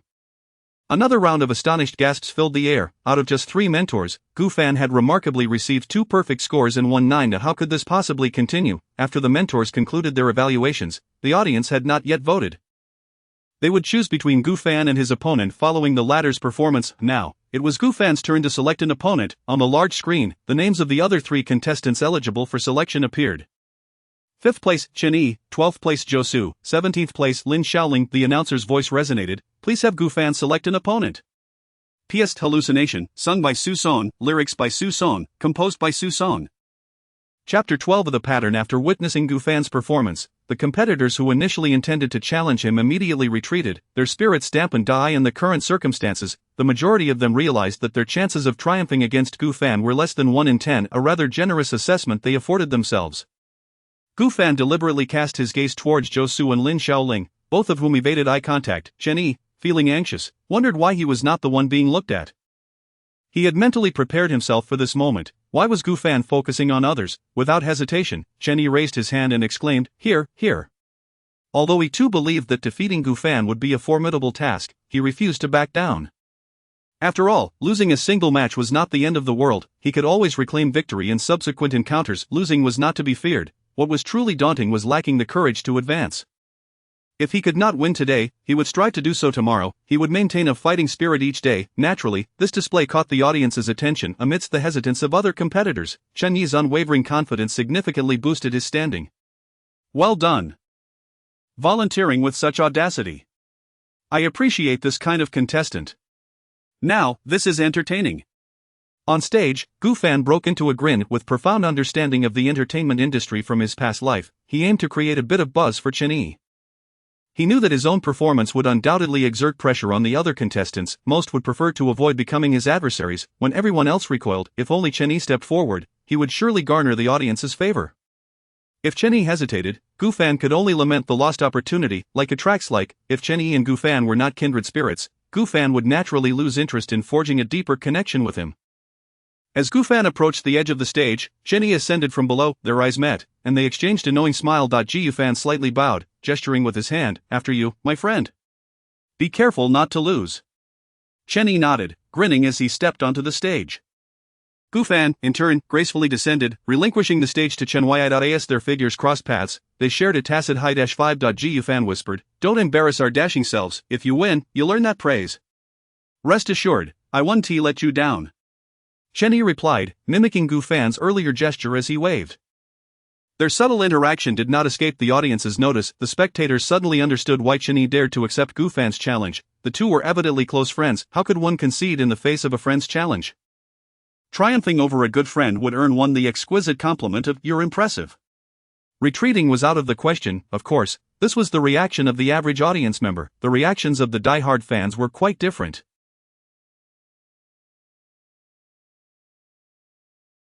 Fortunately, the audience was not overly large today, and the fervor had yet to ignite. Only a few female contestants exhibited gleaming eyes, discreetly leaning towards Bai Shir to inquire about the relationship between Gu Fan and Chen Yi. "Shir, are they in that kind of relationship?" Bai Shir shook her head in exasperation. After spending time together yesterday, she perceived the two as kindred spirits, having only just met. When foolishness encounters foolishness, it is simply a match made in heaven. Yet, in the eyes of the public, the allure of both was indispensable. What was a match made in heaven should instead be a trio of excellence. Once on stage, Cheney took a guitar from the staff and settled onto a stool. The song he performed was titled Looking at You. All character songs in this narrative are purely fictional and should not be associated with real songs. It turned out to be a sweet little melody. As Cheney strummed and sang, the audience was enveloped in the sweetness reminiscent of youthful infatuation, gradually overshadowing the melancholy brought forth by Gu Fan's earlier Gu Fan, somewhat surprised, observed Cheney on stage. Who would have thought that beneath Cheney's clownish exterior, he possessed such remarkable talent? Alas, there were minor missteps. Gu Fan could discern a slight pitch issue, a flaw that non-professionals might easily overlook. The fleeting expressions of the three judges confirmed that they too had noticed. As the song concluded, applause erupted from the audience. Beautiful, I love the sweetness. Is the quality of this show truly this high? 2 performers in, and they're already so impressive? I'm absolutely in love. Though it may not surpass the earlier Hallucination, I still adore it. I differ, I prefer Looking at You. The audience held diverse opinions. While some favored the emo, melancholic ballads, others cherished the healing warmth of cheerful tunes. Each to their own, and that was entirely acceptable. Even with Cheney's minor slip-ups, the judges remained pleased. In previous music variety shows, it was rare to find even one contestant of merit among a dozen participants. Yet, with just 2 performers so far, both had showcased commendable talent. For these 3 genuine music aficionados, this was a source of true joy. In an era where the Chinese music scene was waning, reliant on the older generation, they earnestly hoped to witness an influx of fresh, outstanding talent into the industry. Due to that slight pitch imperfection, Cheney ultimately achieved an impressive score of 9.9. Simultaneously, the staff called Gu Fan to the stage, and the two stood side by side. They were required to utter a few words to garner votes. With a cheerful demeanor, Gu Fan proclaimed, I am aware that some of you may feel a modicum of sympathy for my experiences, yet I implore you not to let that sentiment sway your judgment. For the other contestants have also poured their hearts into their creations. They too may harbor untold struggles, albeit less publicly recognized than my own. I hope you can immerse yourselves in the essence of the music, relish it, and cast your vote for the song that resonates with you, for that is the true meaning of music. As Gu Fan's words lingered in the air, the mentors, contestants, and audience exchanged glances, ranging from astonishment to perplexity, ultimately culminating in admiration. Even the mentors silently awarded Gu Fan a resounding commendation. They were utterly taken aback by his eloquence. Typically, individuals possessing Gu Fan's courage and tragic background would be inclined to broadcast their plight to the world. It is only natural for one to leverage such experiences for personal gain, and no one would think ill of it. For instance, had Gu Fan chosen to play the victim card even slightly, he would undoubtedly amass votes that would overshadow Cheney's. Yet, he refrained entirely from such tactics, instead encouraging rational voting among the audience. This is quintessentially Gu Fan. In his view, winning this competition by appealing to the audience's emotions would be an affront to Cheney, who shares his passion for music, as well as a personal insult and a sacrilege to the art form he cherishes. The entertainment industry may be marred by its impurities, but music should remain untainted. Upon hearing Gu Fan's remarks, Cheney slyly gave him a thumbs up, his lips parting slightly. Gu Fan could discern the 2 words of vision. Subsequently, Cheney beamed as he began to rally for votes. As Gu Fan has aptly stated, simply vote for the song that resonates with you. Chapter 13. So they are quite the chums. Mentor Tao Ziming turned to exchange glances with the other 2 mentors. The mirth in their eyes was unmistakable, particularly Tao Ziming, whose eyes sparkled with an even greater delight.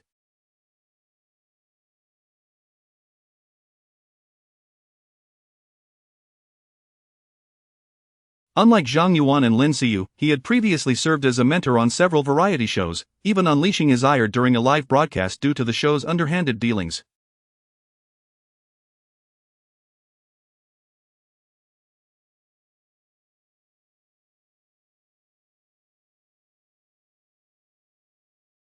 He had witnessed numerous contestants engage in fierce rivalries, as well as those employing underhanded tactics, as if vying for each other's very existence. Yet, it was his first encounter with Gu Fan and Cheney, who exhibited such forthrightness, deliberately choosing not to exploit their advantages and instead focusing solely on the purity of music.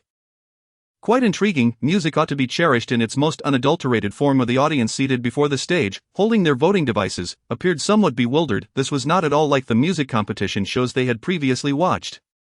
Shouldn't there be a fierce dissing of opponents followed by an aggressive campaign for votes? Are they being this humble? Aren't they going to hurl any trash talk? This is rather disconcerting. Come on, start rallying for votes. For goodness sake, rally for votes. However, regardless of the audience's discomfort, Gu Fan and Chen Yi remained resolute in their convictions. The audience had no choice but to contemplate which song resonated with them the most. After a brief moment of reflection, they pressed the buttons on their voting devices. 2 minutes later, the screen displayed the results of their votes. Gu Fan, judges score at 29, audience votes 199, total score at 228, Chen Yi, judges score 26, audience votes 101, total score 127. As the scores were revealed, the voice of the staff echoed through the speakers. Gu Fan's total score is 228, while Chen Yi's total score is 127. Please have Gu Fan proceed to Area A, and Chen Yi to Area B. The outcome was hardly surprising to anyone. Setting aside the creative aspects, Chen Yi had already lost based on vocal prowess alone. He was well aware of this, turning with a smile to say congratulations. Gu Fan, grinning widely, replied, "Congratulations to you as well." Chen Yi, maintaining a facade of cheerfulness, seated inwardly, "Who the hell is congratulating you?"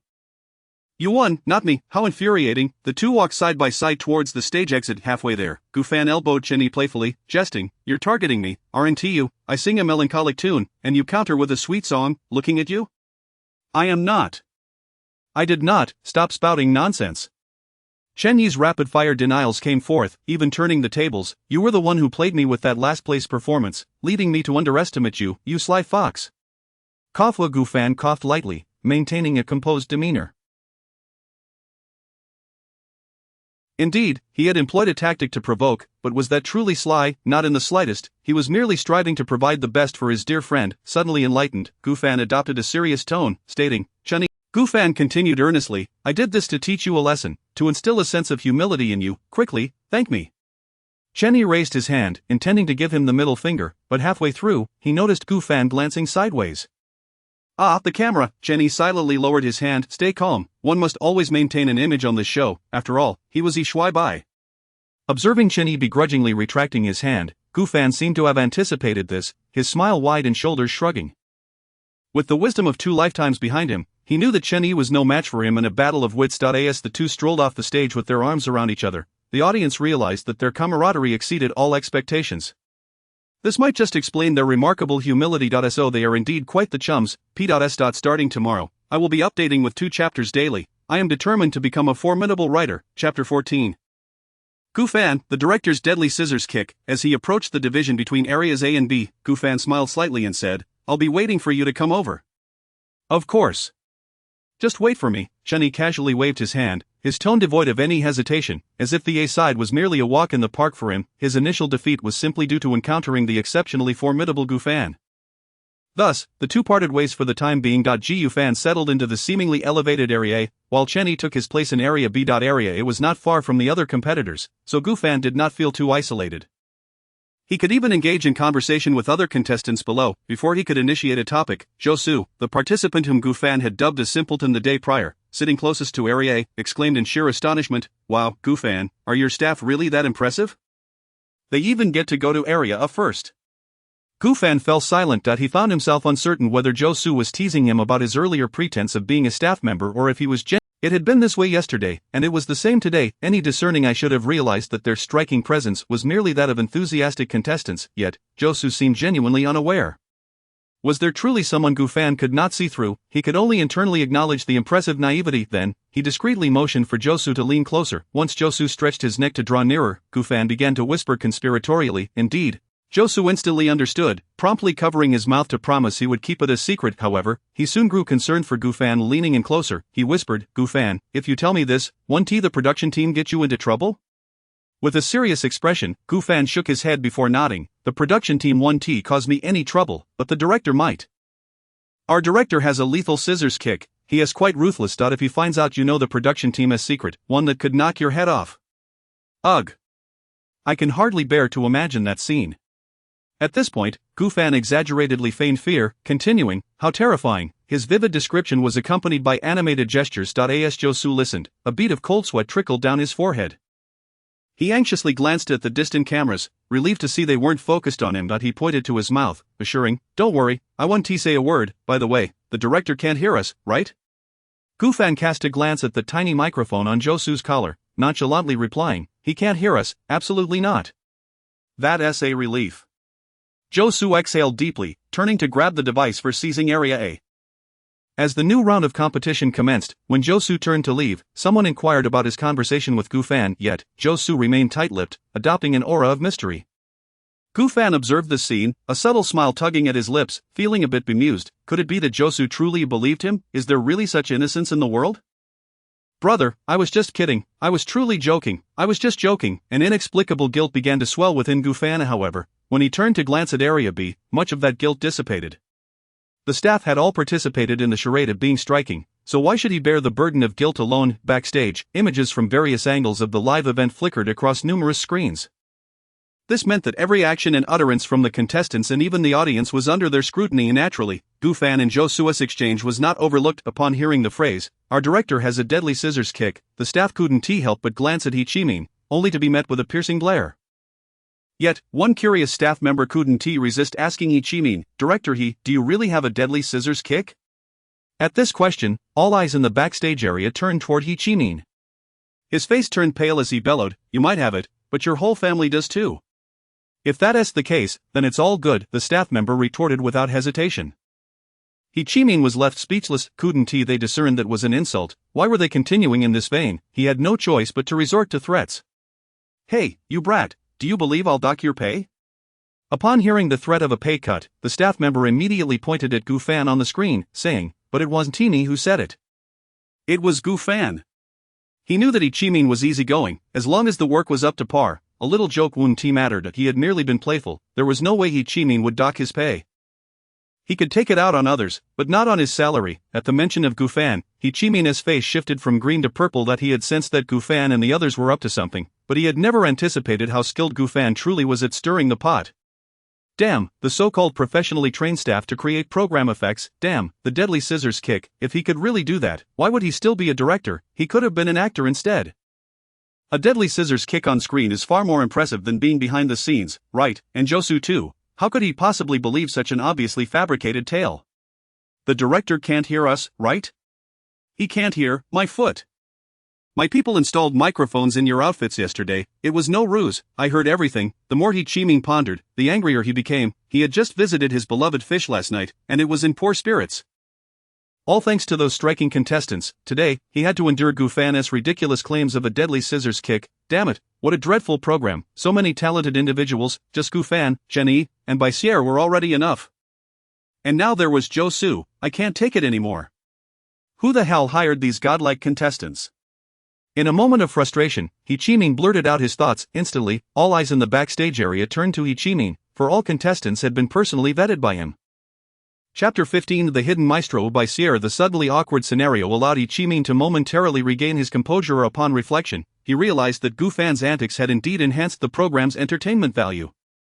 For a fleeting moment, he genuinely began to suspect that Gu Fan was the double agent he had dispatched. How else could he be so adept at stirring the pot? No matter.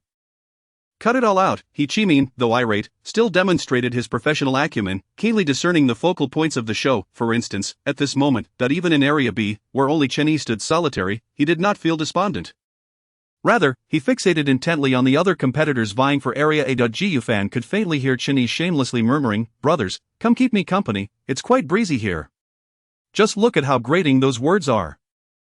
TSK, Chen-yi truly is a cad." Suddenly, a considerable gasp erupted from the contestant seats as Baisier's name and credentials appeared on the large screen. Name, Baisier, age 21, ranking second. At the very first glance of this display, the contestants understood that Baisier was about to showcase her talents.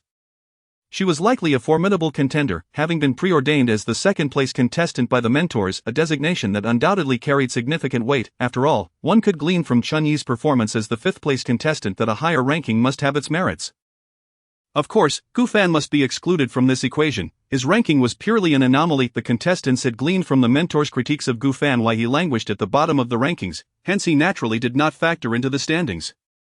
Moreover, Gu Fan had, at this very moment, substantiated his worth through his own prowess, proving himself deserving of the labels he bore in his own identity. Upon seeing Baisier prepare to take the stage, Gu Fan cheerfully called out, "Sierra, give it your all." Baisier swiftly turned, flashing a thumbs up at herself, biting her lip with confidence. "I absolutely cannot let us down with my striking appearance." She was a professional in music, and as the second-ranked contestant, she could not afford to underperform compared to Chen-yi. As for Gu Fan, he was irrelevant. With that, Baisier pivoted and strode towards the stage. Wow, truly deserving of being one of the 3 key staff members, such a commanding presence. Josu expressed his admiration, raising a thumb in respect towards Bai Sierra's retreating figure.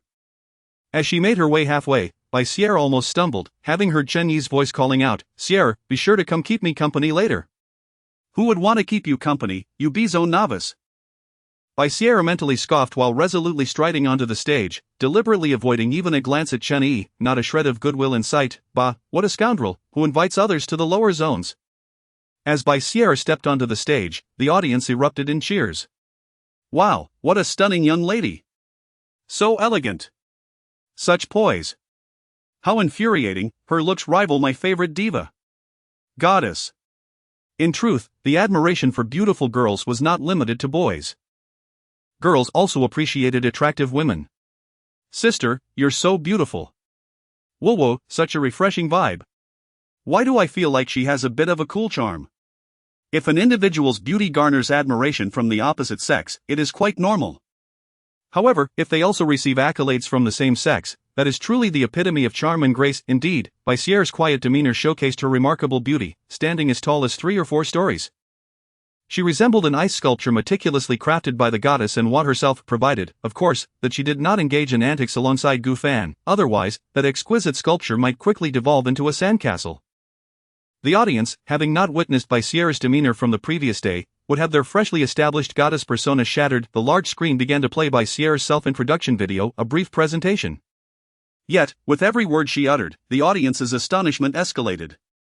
What, she once assisted in composing the chart-topping hit This Is It for Li Guowang? Ah, that's so impressive. She also contributed to the theme composition for a renowned FPS game? Why would someone of her caliber participate as a newcomer? I thought Gu Fan was intimidating enough, but now we have someone even more formidable? How many more powerhouses does this show conceal? Listening to the murmurs of the audience, Bai Sierra maintained her composure, striving to uphold her ladylike image. Her credentials indeed seem somewhat outrageous within the context of this program, having previously operated behind the scenes in music production and maintaining a low profile. Revealing her identity was bound to stir a modicum of commotion. Yet, that was the extent of it. The essence of the program, "Can you hear my voice?" lies within the very phrase voice. And as a singer, she was still a novice. Compared to the audience, it was the contestants who felt the brunt of the pressure. They were bewildered. How do we even compete now? One Gu Fan was already enough, and now there's another. Incredible. Truly a heavyweight. Whoa, no one has ever bought the songs I've composed, and now I have to compete with someone like her? Isn't that just tormenting me? Bai Sierra's identity indeed placed considerable pressure on everyone. Only Gu Fan reclined further back, rhythmically tapping his fingers on the armrest, his eyes shimmering with excitement. How delightful! This was precisely the kind of intrigue he relished. The more strong contenders, the better. Otherwise, it would be dreadfully dull to simply dominate the competition. Chapter 16 of program warm-up. Gu Fan was brimming with excitement, while Chen Yi appeared utterly bewildered. How could the identities of the other two, so strikingly impressive, leave him as merely a novice? Why were they advancing so swiftly? He hadn't even boarded the vehicle yet. Damn it, jealousy surged within him. It was one thing to sing well, but their backgrounds were formidable too. Bai Sierra's victory came as no surprise. The beauty of her voice was so captivating that Gu Fan found himself wide-eyed in awe. It flowed like a gentle stream, clear and melodic, tender and nuanced. A veritable auditory marvel. As Bai Sierra descended from the stage, she deliberately cast a disdainful glance at Chen Yi. Gritting his teeth, Chen Yi glared as she made her way to Zone 8. How infuriating, he truly felt like a clown. Meanwhile, Bai Sierra's rival, Josu, naturally settled beside Chen Yi. With a cheerful tone, he remarked, "Your staff is incredible, it's impossible to compete, they're all just pretenders." Chen Yi, feeling rather disheartened, had no inclination for jest, and replied bluntly, "We are not staff. We are contestants. I understand. Josu raised an eyebrow, signaling to Chen Yi, "I'll definitely keep it under wraps." Chen Yi, utterly perplexed, threw up his hands. What was there to keep secret?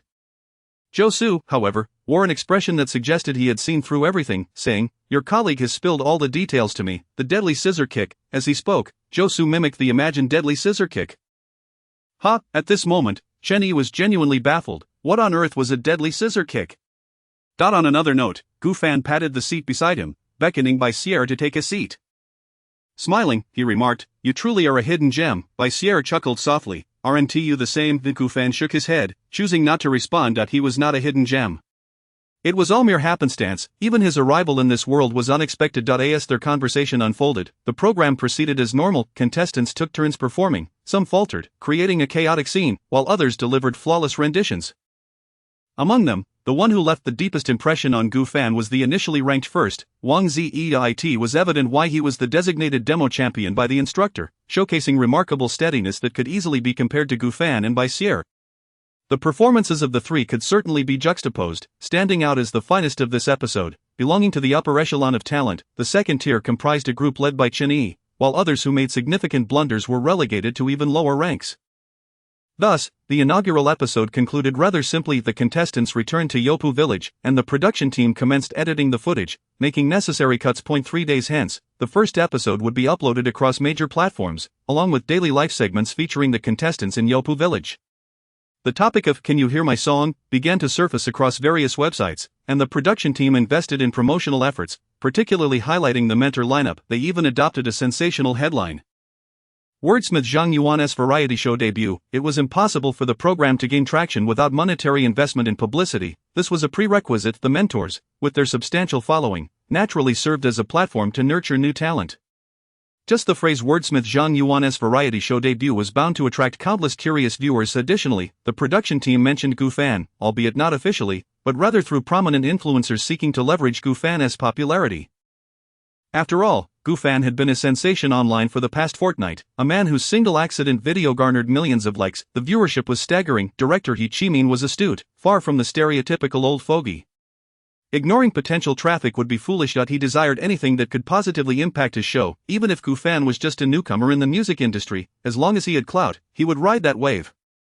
After all, Gu Fan had previously overshadowed him. It was a balancing act. Truth be told, director He found Gu Fan's musical attitude quite commendable. Given Gu Fan's current online popularity, if he ventured out to livestream and sell goods, he could amass a fortune far surpassing that of merely participating in a music variety competition.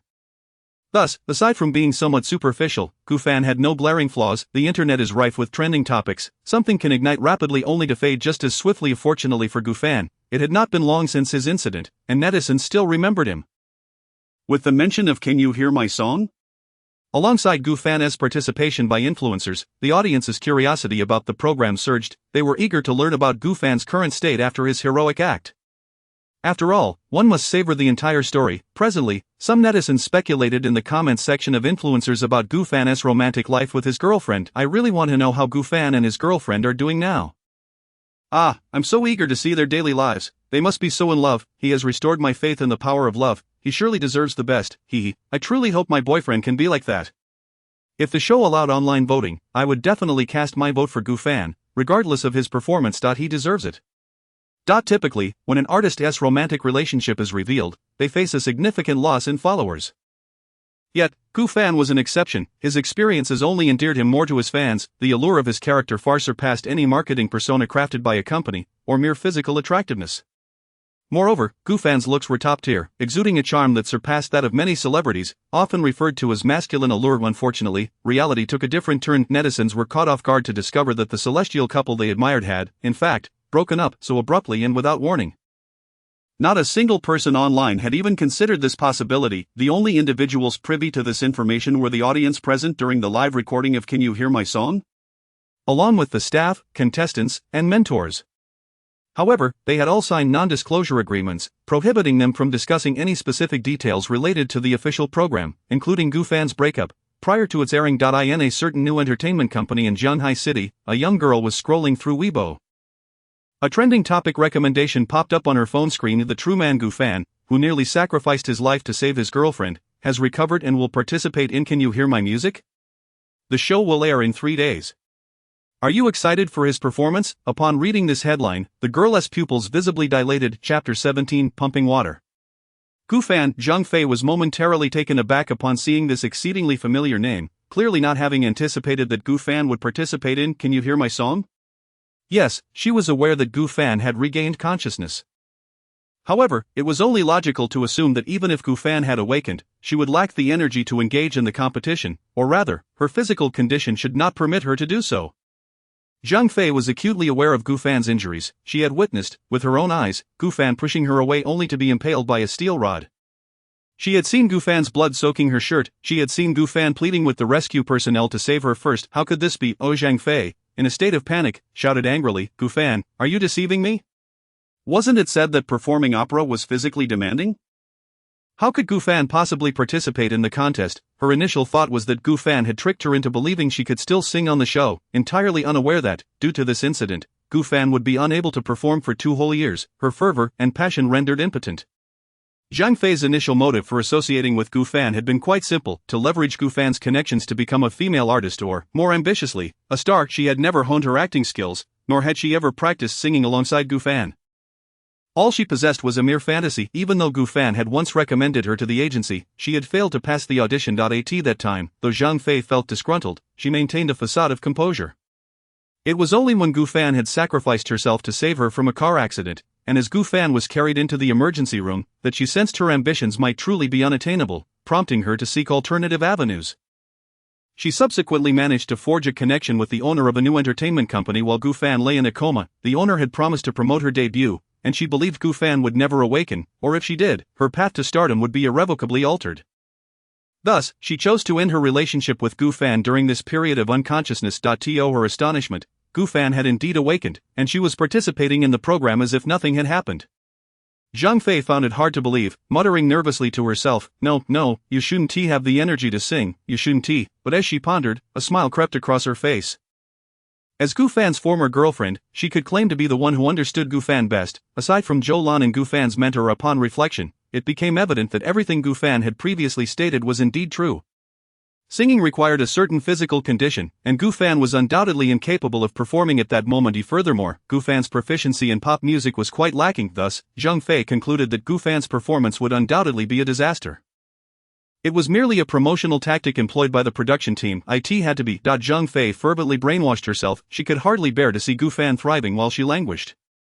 She needed Gufan's failure to validate her choices. Regaining her composure, Zhang Fei clicked on the trending Weibo topic and noted the program's airing time, 3 days hence. In 3 days, the truth would affirm that her choices were indeed correct. The morning following the recording of the program. In Yopu village. At 6:30 in the morning, the 3 mentors appeared outside the trainees' dormitories. Mentor Lin Siyu gently called out to awaken the female trainees, while Mentor Zhang Yuan quietly roused the male trainees. Only Mentor Tao Ziming stealthily opened the trainees' doors, startling each one awake. Every trainee he startled looked utterly bewildered. He then arrived at the doorway of the dormitory shared by Gufan and Chen Yi. Taking a deep breath, he suddenly flung the door open and shouted, "Wake up, the sun is shining on your backsides." After his proclamation, Tao Ziming eagerly awaited the anticipated screams from Gufan and Chen Yi. 1 second, 2 seconds, 3 seconds. The screams he had envisioned did not materialize. Tao Ziming looked down in confusion, only to discover that both beds were completely empty. What the hell? Where are those 2? He immediately turned to the others in the corridor and inquired, "Have you seen Gufan and Chen Yi?" Everyone shook their heads. At that moment, Lin Siyu hurried over, anxiously stating, "I can't find Baisier either." Upon hearing this, the trainee's drowsiness vanished in an instant. "I'll go look for them." Could something have happened? "Let's go, let us search." The sudden disappearance of 3 live individuals left the trainees quite worried, and they began to assist in the search. Meanwhile, the voice of director He Chimin crackled through the mentor's earpieces, tinged with a mix of exasperation and anger. "Tell them to stop looking, those 3 are by the pond in the backyard." "Those 3? The mentors exchanged puzzled glances, bewildered. In their recollection, Director He Chimin was a cultured individual. Why would he refer to Gufan, Chen Yi, and Baisier in such a derogatory manner? What animosity could exist? Nevertheless, upon learning of the trio's whereabouts, the mentors swiftly instructed the trainees to cease their search and quietly accompany them to the backyard to ascertain what Gufan and the others were up to. What could they possibly be doing out there so early in the morning? At that moment, by the pond in the backyard, 3 spirited figures squatted at the water's edge. Gazing at the pond brimming with water, the 3 simultaneously exhaled a sigh. Gufan lamented, "This sun isn't doing us any favors. After all this time, the water level has only dropped a little." "MHM." Chen Yi nodded vigorously in agreement. It had gotten bright so early.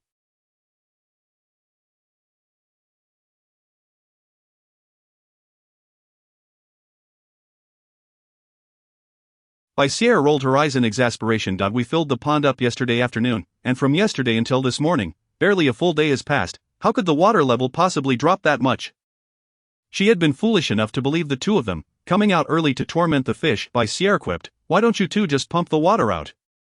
The moment those words escaped her lips, she regretted them. She saw the glint of excitement in Gufan and Chen Yi's eyes. Gufan pondered for a moment and replied, "Well, that's not entirely out of the question." "Shall we give it a try?" Chen Yi licked his lips, visibly excited. By Sierra was taken aback. She fidgeted and said, "I was just joking, it wouldn't be good if someone saw us." However, Gufan, unconcerned, stated, "It's only 6:30, most of them are probably still asleep." "No one should see us." Chen Yi nodded rapidly like a chick pecking at grains. Right, they're probably still asleep. What's the harm in us pumping some water?" Suddenly, a voice came from behind Chen Yi's head. "Pumping water?"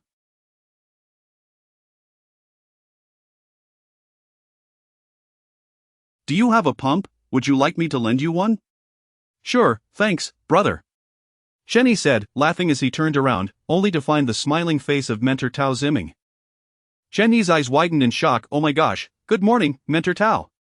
Gufan and Bai Sierra immediately turned around, and in that moment, they caught sight of the three mentors and the other trainees standing behind them.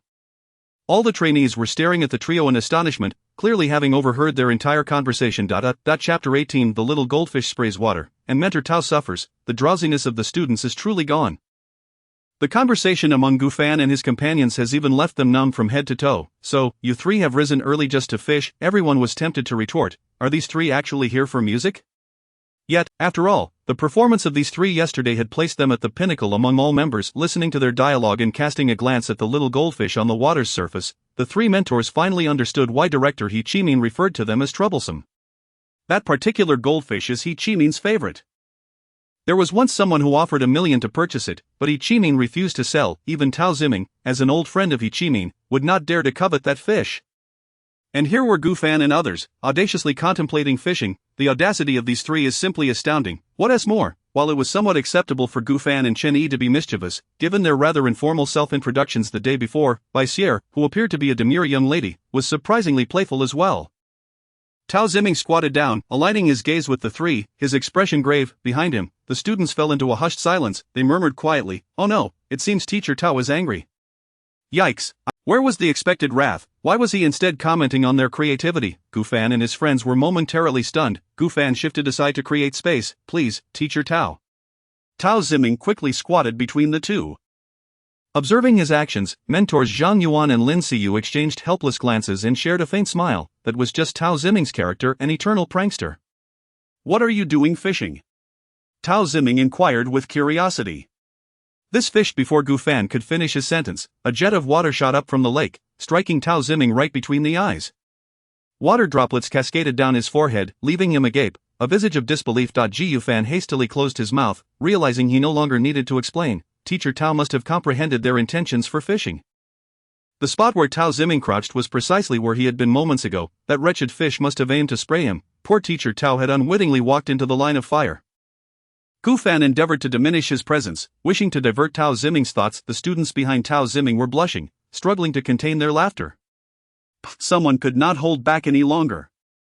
Tao Ziming turned to glance back. Suddenly, all students wore expressions of stoic neutrality. Yet another burst of laughter erupted, this time from beside Tao Ziming. Tao Ziming turned to fixate on Chen Yi, who, with a serious expression, reprimanded the little goldfish. "You foul creature. Do you even know who you just sprayed? Watch out, or I might just jump in and teach you a lesson." Tao Ziming slowly clenched his fists, standing up with gritted teeth. "Fishing? No.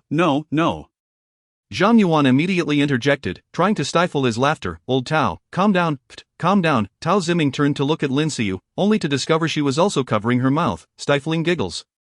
"Darn it! We must fish today." Tao Ziming wiped his face, resolute, then declared, "You three, come with me to fetch the equipment." "All right." Gufan and the others responded in unison, excitedly rising to follow Tao Ziming.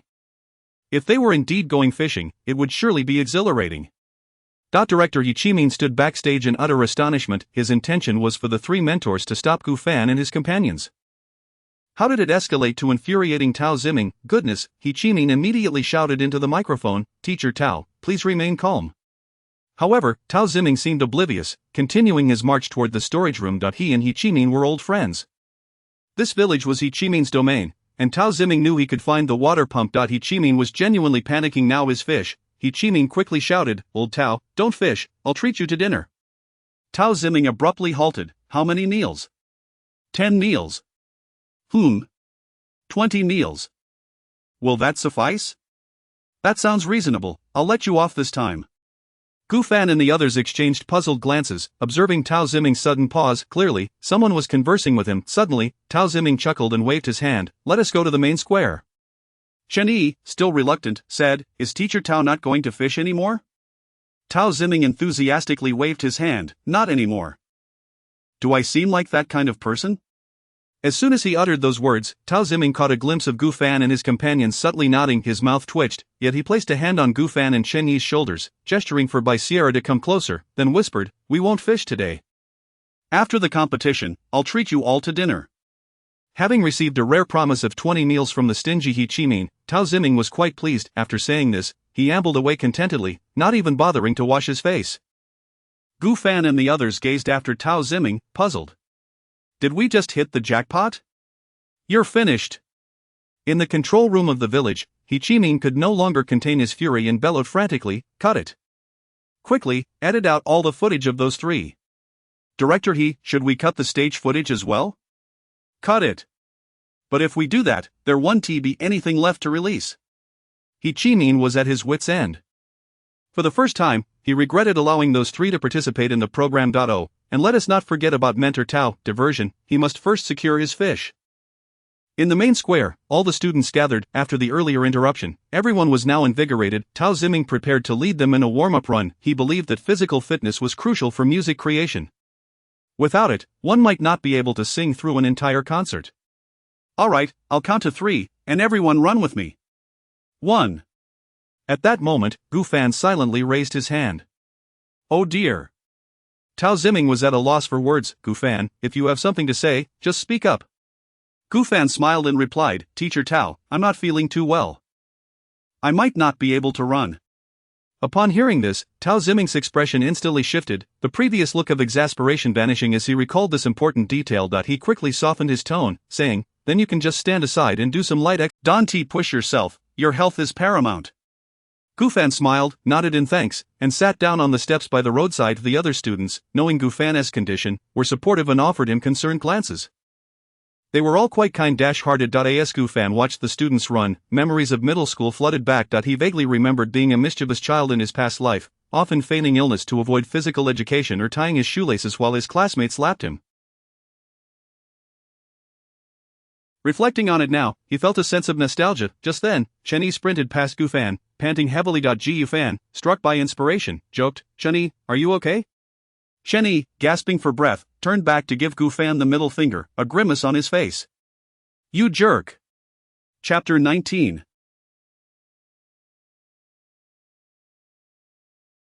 The broadcast of the show and Gu Fan's breakup revelation. 3 fleeting days passed swiftly, and the premiere of Can You Hear My Song arrived, and numerous eager netizens waited in anticipation before their screens. The first episode, initially scheduled for release at 10 in the morning, was unexpectedly dropped at 9:30. A flurry of comments erupted. "I just adore Tomato's unpredictability." The first to arrive in the moment he graced the screen, the barrage of comments began to flood in. "Wow, truly a real man, he can bounce back from anything. So sunny and handsome. Wonderful, wonderful." Eagerly anticipating Gu Fan's performance.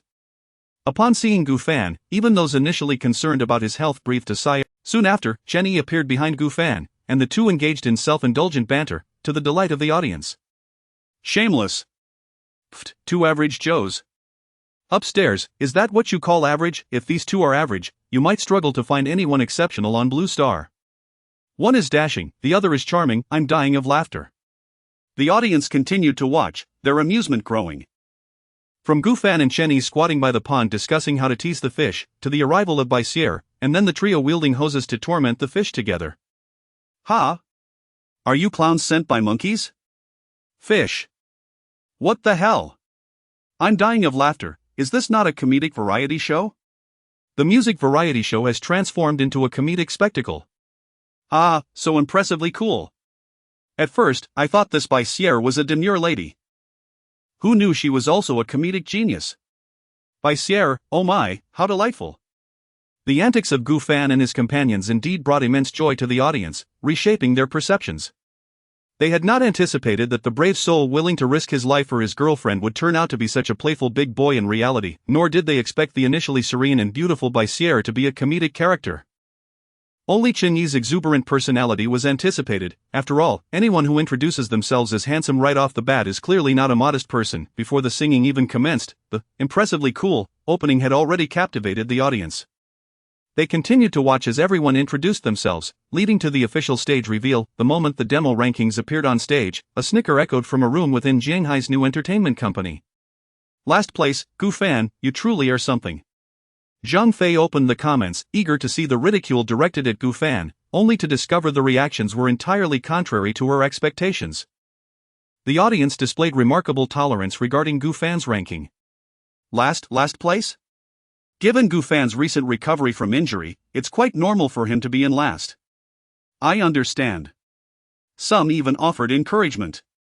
Gu Fan, keep going. We'll make up for it later. Gu Fan, charge ahead. Gu Fan's past heroic deeds had left a positive impression on the audience, so even with his current shortcomings, they were willing to accept him. Zhang Fei gazed at the comments in disbelief. She could not comprehend why, despite Gu Fan's apparent embarrassment, everyone continued to cheer him on. In her world, it should not be this way. Yet, in reality, Gu Fan's charisma far eclipsed the superficial allure of looks and music, especially when Gu Fan was the first to take the stage. The comments flooded the screen, with nearly all the onlookers cheering for him. As the melancholic phantom hearing played, a wave of question marks appeared in the comments. What is happening? A sorrowful song. It's pleasant to listen to, but this doesn't seem right. What is going on with Gu Fan? Is Gu Fan? As this comment emerged, the barrage of messages suddenly dwindled. The subsequent words were left untyped by the person involved, but the viewers could guess, yet they hesitated to entertain such thoughts. After all, this was the love they had celebrated for nearly a month. If they were to learn that Gu Fan had broken up, the dissonance would be unbearable. Are you overthinking it? A couple in love can still write a sorrowful song. It's merely a musical genre and not necessarily tied to the creator's emotional experiences. Exactly. It must be so. That is right. Look at King Li, who flaunts love every day. He still sings sorrowful songs. The viewers seemed to relax considerably, and nonetheless, the sorrow in Gu Fan's voice remained palpable, as they refused to accept the implications of their suspicions. At that moment, the program's close-up captured Gu Fan's face. The audience clearly saw a tear slip from the corner of his eye, revealing the melancholy and sadness in his gaze. Shock, astonishment, confusion, and doubt flooded the viewers' hearts. Silence prevailed, an unprecedented stillness in the comments, until Gu Fan uttered those three words. We broke up. Those words detonated like a bomb in the hearts of the viewers. The comments erupted instantly. Huh? Did I just hear breakup? What on earth is the girl thinking? Why would someone so wonderful let him go? Is she not a fool? Love, I despise you. Gu Fan nearly risked his life, and yet they broke up? I can no longer believe in love. In an instant, countless viewers replayed Phantom Hearing. Their hearts heavy, they experienced the song anew. Some resonated with his feelings. This song speaks not just for Gu Fan, but for me as well. Sigh, I miss my ex-girlfriend. Even though she betrayed me, I truly loved her. Nowadays, I find myself daily checking her Weibo. Don't be a simp. What simp? Others are battle wolves. Just as the atmosphere grew somber, someone made a humorous comment, shattering the mood, but who knows if the viewers in front of their screens were laughing while secretly wiping away tears?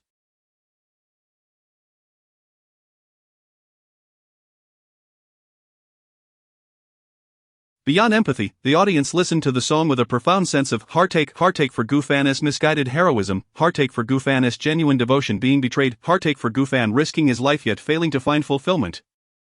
As the video timeline extended, the audience witnessed the humility between Gu Fan and Chen Yi. Gu Fan's integrity once again won over the viewers. I must say, how can a man of such character, willing to risk his life for his girlfriend, still endure a breakup?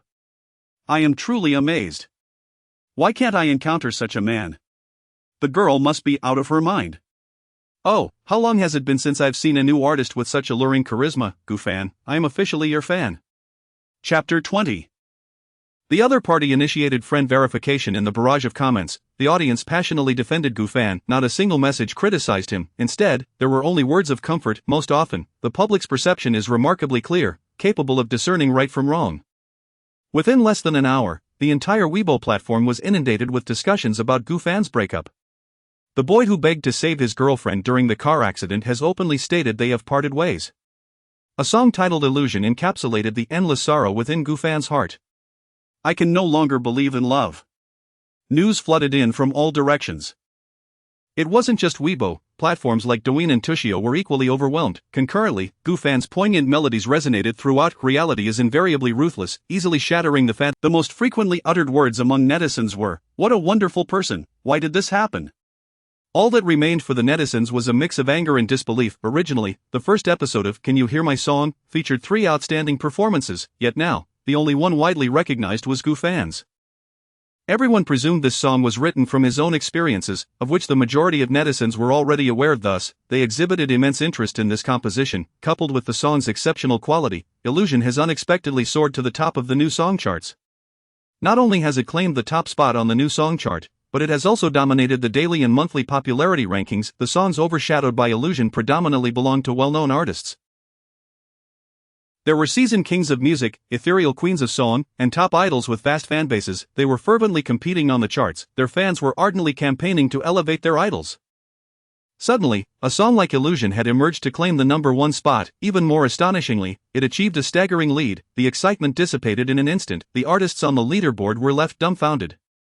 What on earth is this? Where did this individual come from? Is there vote manipulation at play? The thoughts of those artists and their fans revolved around these 3 ideas. Typically, a significant lead like this rarely occurs unless the quality of the song and the identity of its creator are exceptionally impressive, or it is a red song, officially endorsed by the authorities.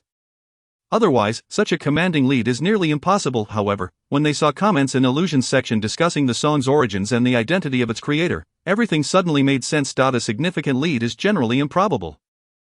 Yet, Illusion is evidently not an ordinary case, purely a fortuitous anomaly. The confluence of timing, location, and circumstances indispensable. The numerous artists could only resign themselves to fate. In this situation, these overwhelming messages were also inescapable for Zhang Fei. Regardless of which application she opened, the name Gu Fan and topics related to him were ever present. The comments section echoed the previous barrage, with the same sentiments recurring.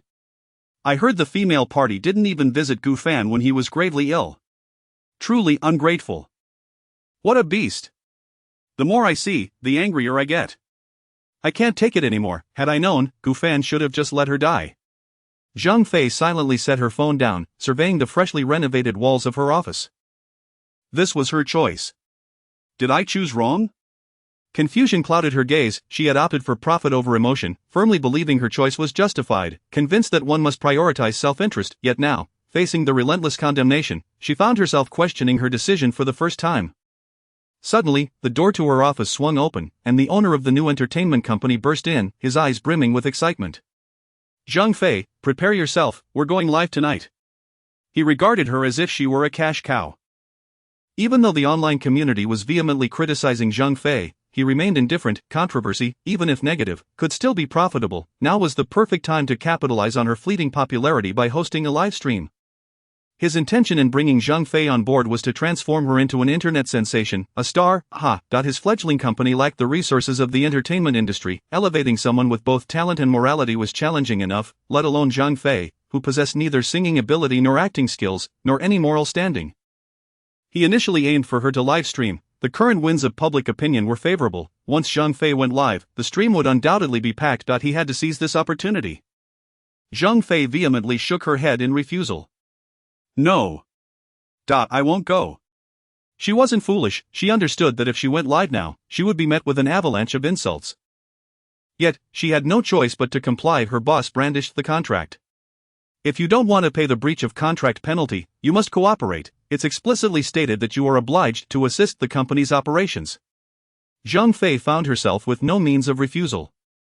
Any denial would lead to exorbitant penalties. No one cared for her feelings or thoughts anymore. She followed her boss submissively. In the corridor, some people were engrossed in their phones, while a blogger passionately recounted her misdeeds, and others cast disdainful glances in her direction. Faintly, she heard a familiar voice emanating from a passerby's phone. It was Gu Fan's song. If you turn back, don't let me go. In that moment, hope flickered within Zhang Fei anew. Yes, he loves me. Zhang Fei quickly retrieved her phone, opened WeChat, and typed a message to Gufan as Zhang Fei. I'm sorry, Gufan, I didn't mean to leave you. I have my reasons. Can you lend me your ear, just like before? After sending the message, she shamelessly added a heart emoji. She believed Gufan would comfort and care for her as he had in the past. However, she was swiftly met with a single line of text. The other party initiated friend verification. That evening, Zhang Fei's boss successfully pressured her into going live. Unfortunately, the outcome did not meet his expectations. Not only did they fail to sell anything, but the stream was reported and banned within the first 5 minutes. He attempted several times, but each effort ended with the same result. Ultimately, he could only rage impotently the following morning. After the drama had unfolded, Tao Ziming pulled Gufan aside. Gufan, aren't you curious about your ex-girlfriend? Tao Ziming intended to tease him. Gufan, unfazed, tilted his head. Not curious. Ha? Tao Ziming, who had been eagerly awaiting Gufan's inquiry, was taken aback. Really, not curious? Really not curious. Gufan waved his hand dismissively, preparing to leave. Teacher Tao, if you have nothing else, I'm off to grab a bite. I haven't eaten yet. Hey, wait. Tao Ziming held on to Gufan, unwilling to let him go without sharing his thoughts. After revealing the entire story, he looked at Gufan with anticipation, eager to see his reaction. Gufan's expression remained unperturbed, even bordering on amusement. He nodded expressionlessly, thanking him. Oh, I understand now, Teacher Tao, thank you for telling me. I'm really hungry. If there's nothing else, I need to eat. Tao Ziming completely disregarded the latter part of Gufan's statement, his mind occupied with just one word: oh. Such a gratifying turn of events, and all you can muster is an oh? He quickly grasped Gufan's shoulder, speaking in a peculiar tone. Xiao Fan, give me a reaction. What reaction? You know, the sort of reaction one has upon learning that justice has triumphed over evil. Why? That's your ex-girlfriend. So you also know she is my ex-girlfriend? Gufan nearly rolled his eyes. He was genuinely hungry and eager to eat. If he missed mealtime, he would have to settle for grilling some fish. Moreover, she was Gufan's ex-girlfriend, not his. Why should he care? Tao Ziming rubbed his chin, pondering the logic, and eventually felt that perhaps Gufan had a point. Still, something felt off, and unable to resolve his confusion, he allowed Gufan to return to his meal. Watching Gufan's retreating figure, Tao Ziming nodded approvingly. Truly, a man who has faced life and death, he exhibits a level of composure that surpasses his own. One must remember that he had once been quite distraught after a breakup. Gufan's calm demeanor compelled Tao Ziming to confront his own feelings. It was astonishing that even his student was more composed than he was. He truly felt inadequate. From now on, he must learn from Gufan, inquiring how he managed to maintain such a carefree attitude. Chapter 21 Rules for the second round. Following the airing of the first episode of Can You Hear My Song, the mentors convened in Yupu village to announce the regulations for the second round of competition. Presently, there are a total of 36 contestants, with 18 on Team A and 18 on Team B. The rankings for Team A are determined by the number of votes received, ranging from a base score of 10 to 6 points, while Team B's contestants are ranked from 5 to 1 points. In this second round, contestants from both teams are required to form teams freely and engage in duels against other pairs. The victorious team earns an additional 10 points for each member, while the losing team receives no score.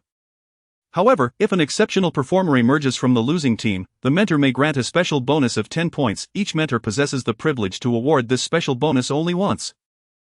Ultimately, the 36 contestants will be ranked, with the bottom 12 facing elimination and departing from Yupu village. Upon hearing the word elimination, the previously relaxed atmosphere in Yupu village transformed into one of palpable tension, as no one wished to leave this stage. Being eliminated could very well mark the last time they stand upon such a brilliant platform, potentially depriving them of future opportunities to grace a stage of this caliber. Contestants who had previously been concealing their talents could no longer afford to do so. The immediate priority was to select a formidable and compatible partner. Thus, contestants began to scurry about, earnestly seeking their ideal collaborators. Naturally, those who had performed well in the previous round became the most sought-after partners. Gufan, Baisier, and Wang Zhe found themselves the object of admiration among the contestants of Team B. Likewise, the outstanding performers from Team B, such as Chun Yi, were also in high demand. He appeared to be the most desirable partner among Team A contestants. Strangely, however, few from Team A approached him for collaboration. The issue lay in the perception that, given his striking good looks and amiable demeanor, Chun Yi would likely team up with either Gufan or Baisier rather than with others. There were no hard feelings, they were all adults, after all, and naturally inclined to consider their own interests. To secure a coveted partner, those who had previously ranked low began to showcase their unique skills, be it explosive high notes, extraordinary live performances, or mastery of obscure musical instruments. Music resonated throughout every corner of Yupu village. Meanwhile, the three mentors were busily inundated with inquiries from contestants. However, in a small corner of Yupu village, the atmosphere was decidedly out of sync. By the pond, three individuals wore expressions of dismay as they gazed at the empty fish pond. The water's surface lay undisturbed. Fish, the fish are gone, and so is the joy. Gu Fan sighed heavily. What could have taken them? Perhaps a cat, or maybe an eagle. Chen Yi speculated, after all, it was so mischievous, it's only natural it would be snatched away. Bai Sierre's lips twitched slightly. Natural? What nonsense, a cat is one thing, but an eagle, there are no eagles in Shanghai City. She turned to Gu Fan, hoping he might utter something sensible, but Gu Fan was far from reasonable. Well, alas. Little fish, I warned you not to be too cheeky, but you wouldn't listen. Now look at your fate. 55555, oh little fish, how tragically you have met your end. Gu Fan's exaggerated sobs reached Bai Sierre's ears, and she could still see the smile lingering at the corners of his mouth. Their pretense was laughable, they were utterly off the mark. It was up to her to set things right. Taking a deep breath, Bai Sierre calmly suggested, perhaps the little fish was caught by Mentor Tao for grilling. Gu Fan and Chen Yi's eyes lit up simultaneously. That makes sense.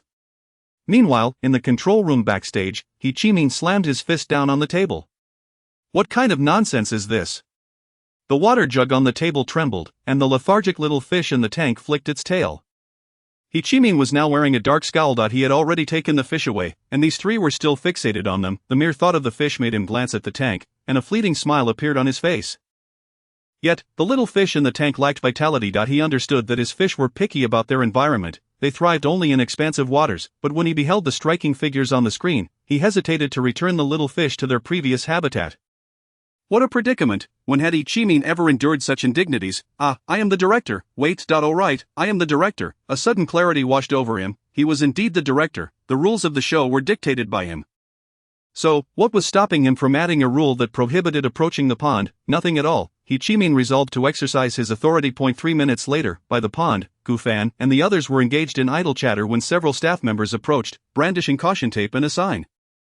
From a distance, they called out, the three by the shore need to leave immediately, entry is forbidden here. Gu Fan turned, puzzled. Ha! Before the trio could respond, a barrier of caution tape had cordoned them off.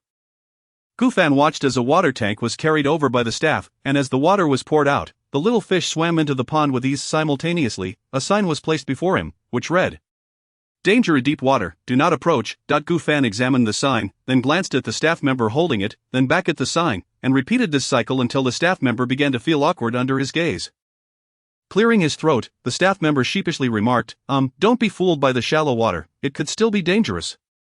Chen Yi stared incredulously at the staff member, as if questioning how one could lie so boldly. Gu Fan silently gave the staff member a thumbs up. Impressive, truly impressive, their ability to fabricate stories on the spot was commendable. Outmatched, the trio could only watch as the little fish frolicked in the pond. Gu Fan felt a bit exasperated. Was all this fuss merely to prevent them from playing with the fish? How polite. Chen Yi was equally annoyed, only Bai Sierre felt a sense of relief wash over her. Finally, she was free from the temptation to bully the little fish at the behest of Gu Fan and Chen Yi. That would be contrary to her aspiration of maintaining a ladylike demeanor. From now on, she would uphold her image as a refined young woman, ensuring that netizens viewed her as a quiet and obedient girl. Little did she know, in the eyes of netizens, she was no longer the obedient girl but rather a bona fide comedic figure. Yet, even if she were aware, she would strive to maintain her ladylike image, unless she couldn't resist. With no fish to tease, the conversation among the trio finally returned to a more appropriate topic. Gu Fan chuckled, Chen Yi, have you decided on your partner yet? Why not choose one of us, and we can take you to new heights? As if I'd be interested, Chen Yi replied haughtily, clearly brimming with confidence. Gu Fan shrugged nonchalantly, well, I'm guaranteed a spot, so it's up to you. The top three in Area A all had a base score of 10 points, thus, regardless of the outcome of the upcoming second match, they could not possibly rank among the bottom 12.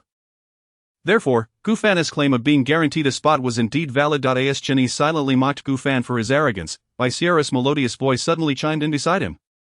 I'm also guaranteed a spot. P. To be honest, doesn't this style of writing feel a bit unsatisfactory? There are still 2 chapters to go tonight. Chapter 22 of The Unfortunate One, Mad, Jealousy. How could those two sing so splendidly in the last match?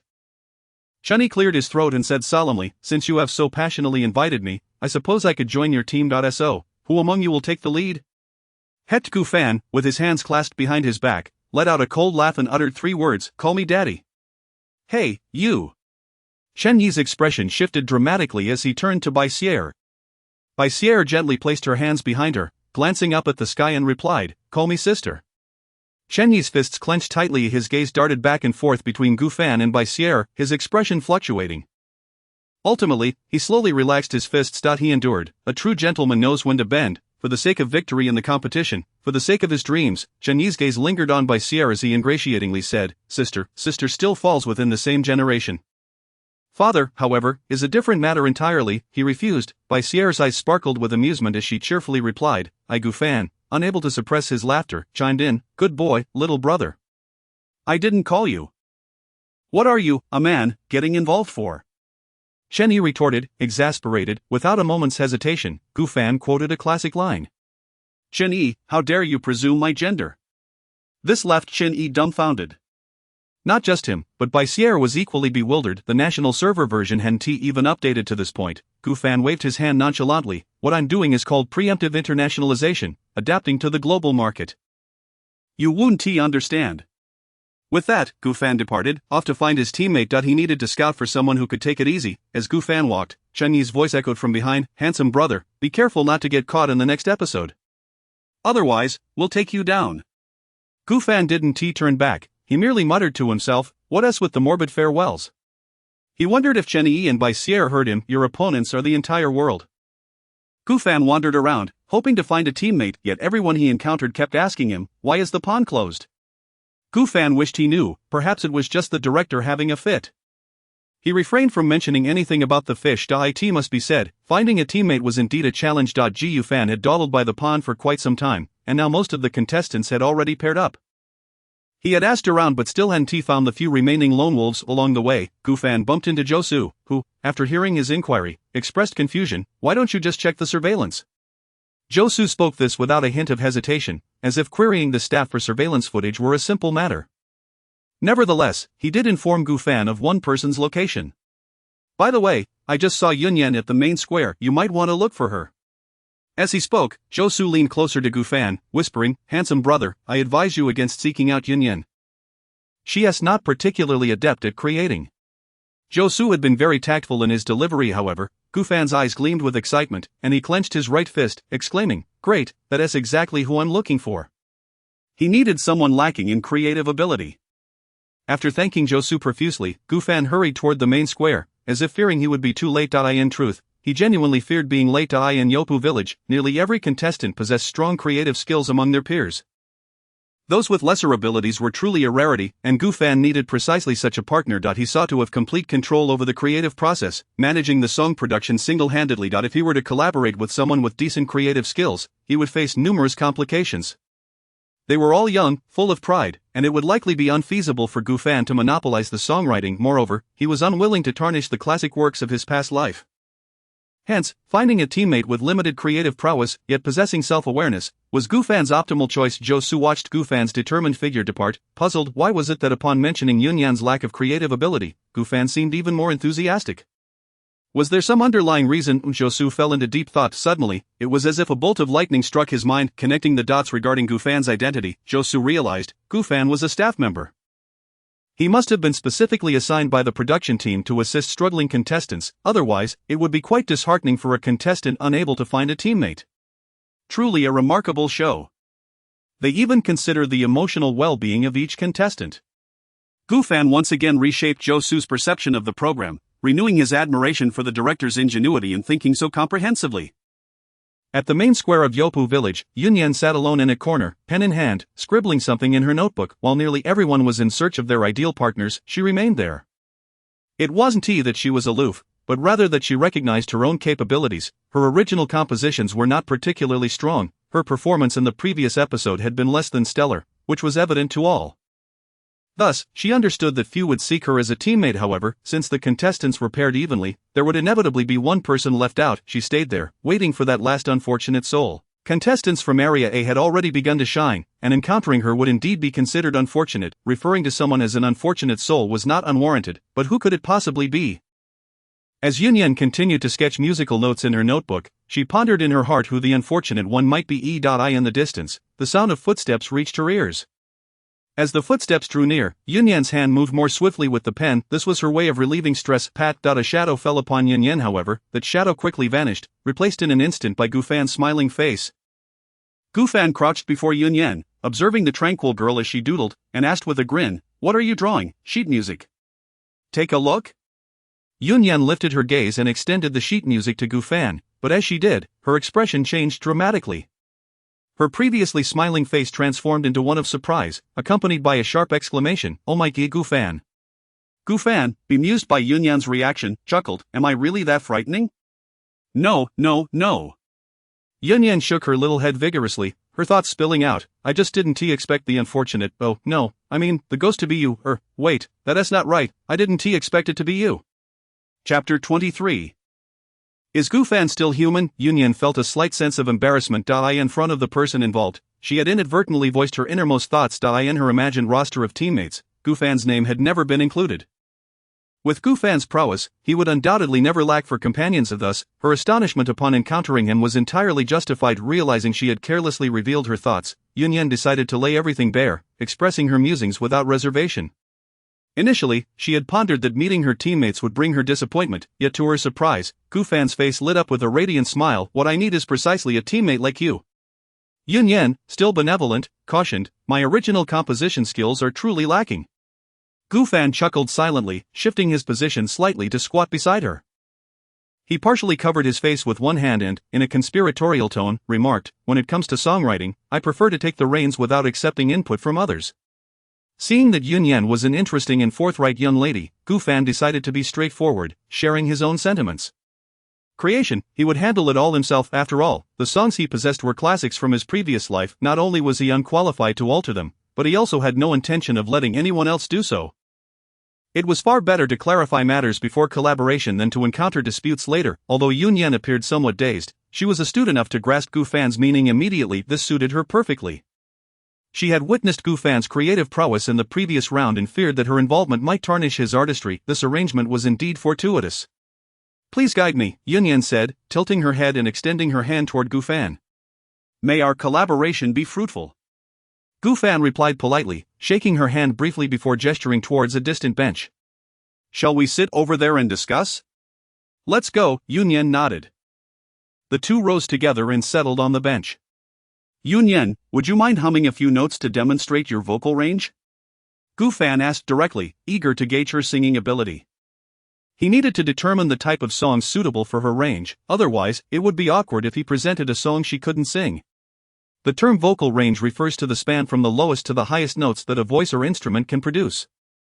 As an original musician, Yunyan naturally understood this. She stood up from her seat and, after a few false starts, began to showcase her vocal range. Her voice soared from the lowest C5 to an impressive C6. Gufan's initially indifferent expression shifted to one of astonishment. Her range encompassed C3 to C6, a remarkable breadth that left him astounded. In his previous life, the renowned national singer Ling Hua had a range of merely C3 to F6, a standard that represented the pinnacle for Mandarin female vocalists. To encounter such talent in a modest program was unexpected, especially in a 22-year-old girl. Indeed, those who made it to this show were nothing short of extraordinary, a true gathering of hidden talents. Gufan began to understand why Yunyan, despite her shortcomings in original composition, was present on such an original-focused stage. She possessed the ability. Gufan felt as though he had stumbled upon a treasure. He had anticipated finding a novice, only to discover a hidden champion, albeit one who only played a couple of heroes. After finishing her performance, Yunyan noticed Gufan's delayed reaction and leaned forward slightly, waving her hands in front of his face. "Hey, give me some feedback, big guy. I was just taken aback." "I didn't expect your vocal range to be so extensive," Gufan replied, snapping back to reality with a smile. "If you had revealed this side of yourself earlier, I believe they would all be eager to team up with you." Gufan's words were indeed accurate. In a team competition, having a teammate with such exceptional vocal skills meant that even if she possessed no compositional talent, it hardly mattered, her mere voice would steal the show. Yun Yen returned to her seat, gazing at the sky with a sigh. But this is an original program. No matter how strong her singing abilities were, she knew she couldn't go far. She was aware of her strengths and had aspirations to sing high-pitched songs, yet the high-pitched compositions she produced lacked merit beyond their pitch. Her purpose for joining was simple: to make an appearance and hope to catch the eye of an entertainment company. It was as straightforward as that. Gu Fan nodded, choosing not to elaborate further. He understood the nature of the entertainment industry. Perhaps other talent shows would be more suited for Yun Yen. Her vocal prowess would undoubtedly overshadow others. However, as an amateur singer, she lacked the resources typical of such programs. Her participation in Do You Hear My Voice was likely due to director He Chi-min's penchant for discovering grassroots talent, reminiscent of Gu Fan's own past.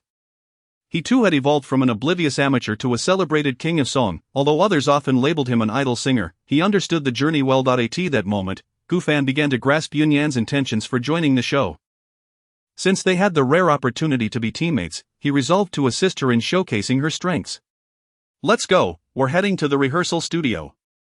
Gu Fan suddenly stood up, startling Yun Yen.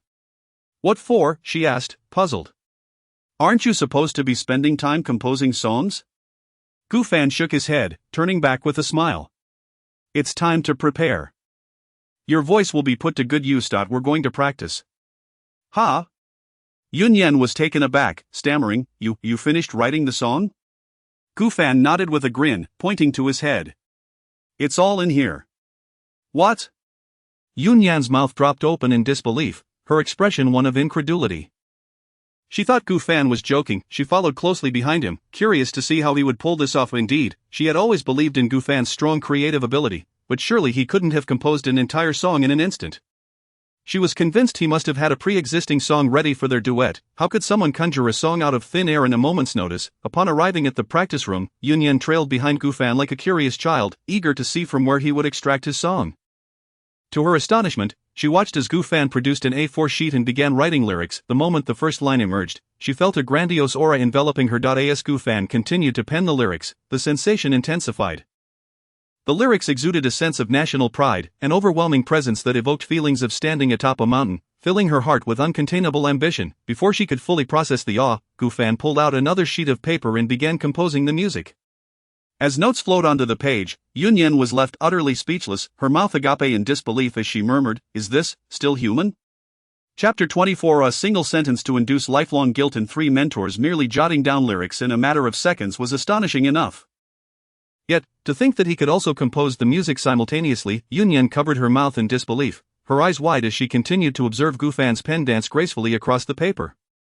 However, her hushed mutterings did not escape Gu Fan's ears. The corners of his mouth twitched as he could not help but tease Yun Yen. Am I not a human? Should I be a ghost instead? This girl, Yun Yen, simply could not keep her thoughts to herself. Whatever was on her mind spilled forth unbidden. Previously, she had called him a jinx, and now she suggested he was not even human. Was he to truly become a ghost? Well, in a certain sense, he could indeed be considered a ghost. Clearing her throat, Yun Yen feigned ignorance and cautiously inquired, Gu Fan, this song of yours must have been written previously, right? Guess, Gu Fan replied, cleverly deflecting the question back to her. Then it must have been written beforehand. Yun Yen exhaled in relief, patting her chest. She had feared that Gu Fan was indeed as extraordinary as he seemed. If it were indeed a prior composition, then all was well. Yet, upon witnessing Gu Fan's enigmatic smile, her certainty began to waver. There was an air of amusement about him, as if he were reveling in her confusion. Is it true, is it? Yun Yen cautiously pressed him again. With a resigned shrug, Gu Fan handed her the sheet music and lyrics, saying, If you say so. The lyrics marked with Yun are for you to sing. Practice well, while I head to the recording studio. What did he mean by if you say so? It felt as though he were treating her like a child. Unable to tolerate it any longer, Yun Yen reached out to take the lyrics and music, her brow furrowed in confusion as she asked, What are you going to do in the studio? Creating background music, Gu Fan replied casually, as if discussing something trivial. Ah. Yun Yen was once again left speechless. Gu Fan had even meticulously planned out the background music and its arrangement. Goodness, she felt a surge of astonishment once more. Is he even human? Gazing at the soul-stirring lyrics in her hands, a thought struck her, prompting her to rush after Gu Fan and ask, Gu Fan, what is the title of the song? You haven't written the title yet. Pausing in his tracks, Gu Fan turned back with a smile, saying, It's called Mountain and River Map, please write it down for me. Mountain and River Map, she murmured the title, glancing back at the lyrics, now imbued with a different resonance. No wonder such magnificent lyrics could emerge from him. Even the song title exuded grandeur. It was a song celebrating the beauty of the motherland's landscapes. Yunyan looked up at the azure sky, nearly moved to tears. Goodness, she had truly latched onto an extraordinary talent. The recording studio in Yupu village housed 3 rooms, where the 3 mentors spent most of their time, awaiting students to come in for background music recording or to utilize professional equipment for music production. They would observe and offer suggestions, but ultimately, the choice lay with the students. They offered guidance without interfering in the creative process. The 3 studios were adjacent to one another, with the new rules just announced and students still finding their teammates. No one had yet approached them for advice or to create background music. The trio was enjoying their leisure time, laughing heartily as they conversed. Tao Ziming was even amusingly throwing punches, reciting, "Old Zhang, behold my dragon subduing 18 palms." Heh, you think a mere dragon subduing 18 palms could strike me? Zhang Yuan retorted with a smirk, dodging effortlessly. Just as he was about to counterattack, he felt a soft hand strike him from behind. Turning around in confusion, he found Lin Siyu grinning and declaring, "Zhang Gu, you are doomed. This is my bone-softening palm." At the entrance of the recording studio, Gu Fan's expression was one of sheer astonishment. He instinctively reached for his phone to record the moment, only to remember that he had surrendered it long ago. So, he stood there, witnessing the entire scene of the 3 mentors engaging in playful antics like children. At that moment, his gaze met that of mentor Tao Ziming, whose expression mirrored his own shock. Oh, winky face. Still frozen in the pose of dragon subduing 18 palms, Tao Ziming had advanced toward Zhang Yuan, only to find Gu Fan staring at them in disbelief. Oh no, his mentor image was utterly shattered. "Old Tao, avenge me. I was ambushed by Siyu." Zhang Yuan exclaimed, turning to Tao Ziming for support, only to find him equally stunned. Lin Siyu halted her attempt to ambush Tao Ziming, her demeanor instantly reverting to the cool composure she exhibited on the big screen. None of the 3 mentors had anticipated that a student would arrive at such a moment, especially to witness their unguarded selves. If word got out, their carefully crafted personas would be in ruins.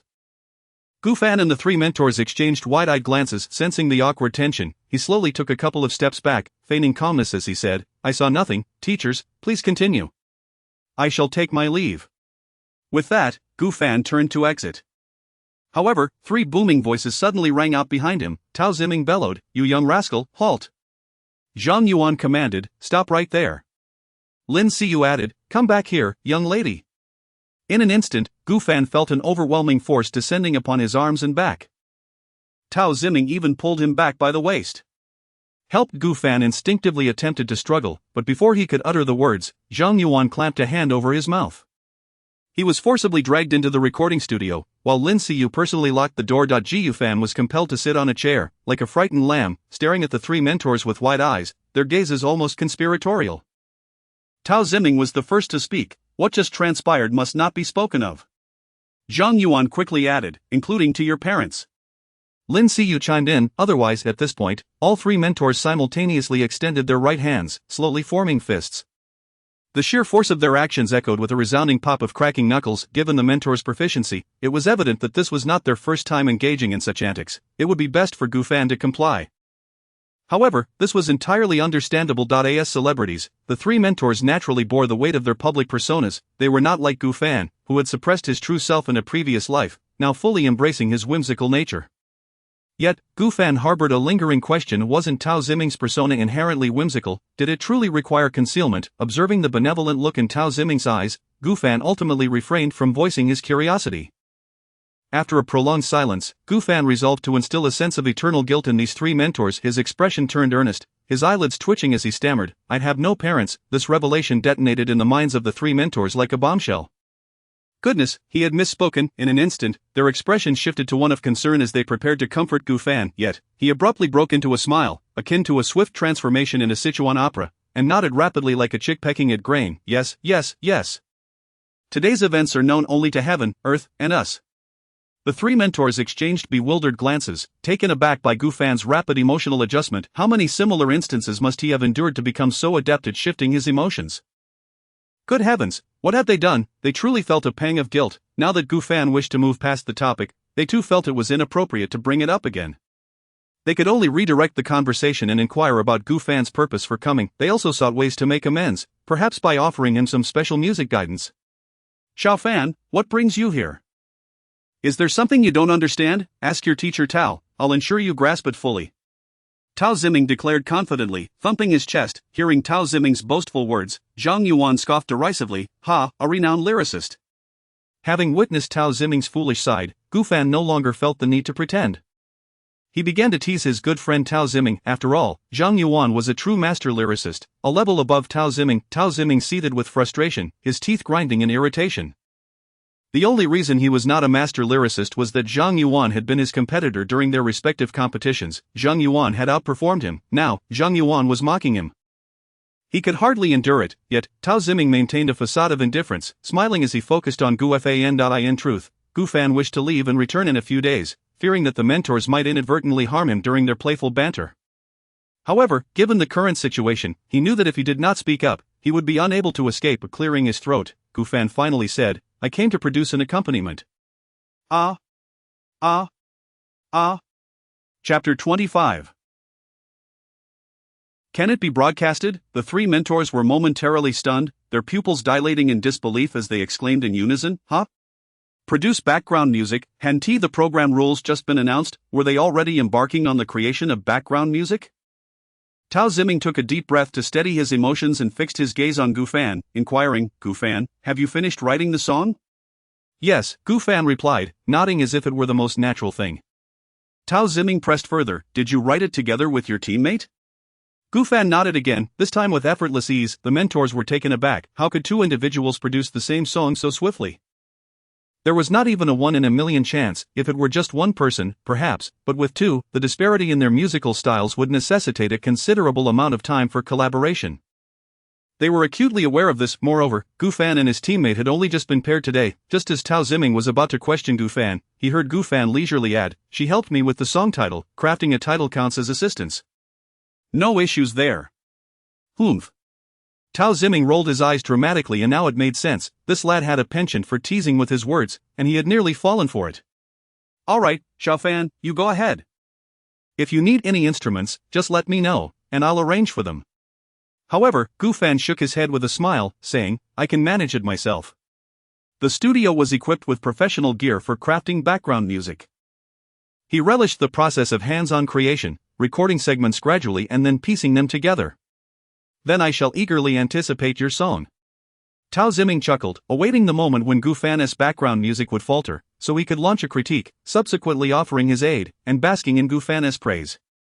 A flawless plan. The other two mentors, having regained their composure, were far more seasoned than Tao Ziming. They were not easily astonished. After all, Lin Siyu was also adept at swiftly composing songs. Her most impressive feat was crafting a theme song for a variety show in just half an hour, yet, in her eyes, that song lacked quality. Moreover, Zhang Yuan was even more skilled. It was merely that he had not participated in variety shows previously, leaving the outside world unaware of his talents. Thus, while they did not share Tao Ziming's pretentious mindset, they held no lofty expectations for Gu Fan's song. After all, hastily composed music could never rival that which was meticulously crafted. They settled into a distant corner to converse, allowing Gu Fan to express his creativity. Once he had finished, they would unleash a torrent of mockery. Gu Fan's expression would surely be a sight to behold. Of course, this was merely Tao Ziming's fantasy. Half an hour later, Gu Fan stretched lazily and rose to his feet. Done, he murmured softly, before copying the music file onto a USB drive and preparing to leave. Noticing Gu Fan standing, Tao Ziming nudged Zhang Yuan and spoke to both him and Lin Siyu. Look, it's happening. He must have encountered an issue. Tao Ziming assumed a serious posture, ready to embrace Gu Fan's inquiries. To his surprise, Gu Fan bypassed him entirely, striding directly towards the exit. Midway, Gu Fan turned back, bending slightly with a smile. Thank you, mentors, I'm finished now, so I'll be taking my leave. I appreciate the use of the recording studio. The air thickened instantly. The three mentors fell silent. Gu Fan felt a touch bewildered and straightened his posture to observe. He found Tao Ziming still seated rigidly, Zhang Yuan expressionless with a teacup at his lips, and Lin Siyu tilting her head slightly, mouth agape, staring at him. The trio appeared frozen in half an hour. The background music was completed. Impossible. Gu Fan raised his hand and waved it, attempting to ascertain whether time had indeed stopped for the three mentors. At that moment, the USB drive in his palm seemed to sway in unison with their astonishment. The three mentors erupted into action. Lin Siyu rushed to close the door to prevent Gu Fan from escaping. Tao Ziming lunged forward, embracing Gu Fan with fervor. Zhang Yuan swiftly snatched the USB drive from Gu Fan's hand and plugged it into the computer behind him. Gu Fan, witnessing this chaotic scene, was utterly speechless. If they wanted the USB drive, they could simply ask. It wasn't he as though he was unwilling to share. Why the grand theatrics? Moreover, why were these three referred to as mentors? What kind of mentor resorts to such physicality on a whim, especially Tao Ziming, who had embraced him twice? Gu Fan seriously suspected that mentor Tao had inclinations he should not have. This simply could not stand. Gu Fan was well aware of his own charm, therefore, he felt compelled to extinguish any such thoughts harbored by mentor Tao. Gu Fan reached out, patting Tao Ziming, who was still clutching him, offering a slightly awkward yet polite smile. Mentor Tao, could you kindly let go? I appreciate the compliment, but I prefer girls, you have no chance. Upon hearing this, Zhang Yuan and Lin Xiyu could no longer contain themselves and burst into laughter. Ha ha ha. Hey Lao Tao, did you hear that? Someone's rejecting you. Damn. Tao Ziming was left dumbfounded. What on earth was this? He immediately released Gu Fan, glaring at him with gritted teeth, exclaiming, I, Lao Tao, also like girls. From the gap in the window, the stealthily recording cameraman Lin Hui was utterly bewildered. What had he just heard? What had he just recorded? Can it be broadcasted? Chapter 26. A genius. Just defeat him. Alright, I understand. Gu Fan exclaimed with a beaming smile. He truly did not expect his words to elicit such a reaction from Tao Ziming. As Gu Fan chuckled at his own amusement, Tao Ziming was contemplating how to retort. Suddenly, a rhythmically captivating accompaniment began to play, accompanied by the resounding roar of the wind, instantly captivating Tao Ziming's attention. Lin Xiyu, too, ceased her laughter and turned her gaze towards the computer. Tao Ziming promptly joined Lin Xiyu at Zhang Yuan's side, merely listening to the segments of background music. They were enveloped by the grandeur inherent in the composition. Every instrument employed, including the natural wind, harmonized seamlessly. Could this truly be the product of just half an hour's work, a composition so remarkable crafted in such a brief span, a genius in arrangement? The three mentors exchanged astonished glances after hearing the entire piece. Typically, their arrangements required meticulous consideration and repeated revisions to achieve such an effect, yet, Gu Fan had accomplished this in merely 30 minutes? Zhang Yuan slightly parted his lips. Even a genius like him could not help but feel a tinge of astonishment, murmuring softly, could he truly be a genius? The fact that it was indeed completed in just half an hour is beyond mere genius. It is nothing short of a prodigy, the foremost prodigy in the entire Chinese entertainment industry. Tao Ziming's lips trembled with excitement. He was exhilarated at the prospect of a previously unseen genius emerging in the realm of Chinese music. Lin Xiyu, forcing herself to suppress her shock, turned to Gu Fan and inquired, Gu Fan, did you really complete this in half an hour? Yes, Gu Fan replied without a hint of hesitation. Is there a problem? The entirety of the song's parameters resided in his mind.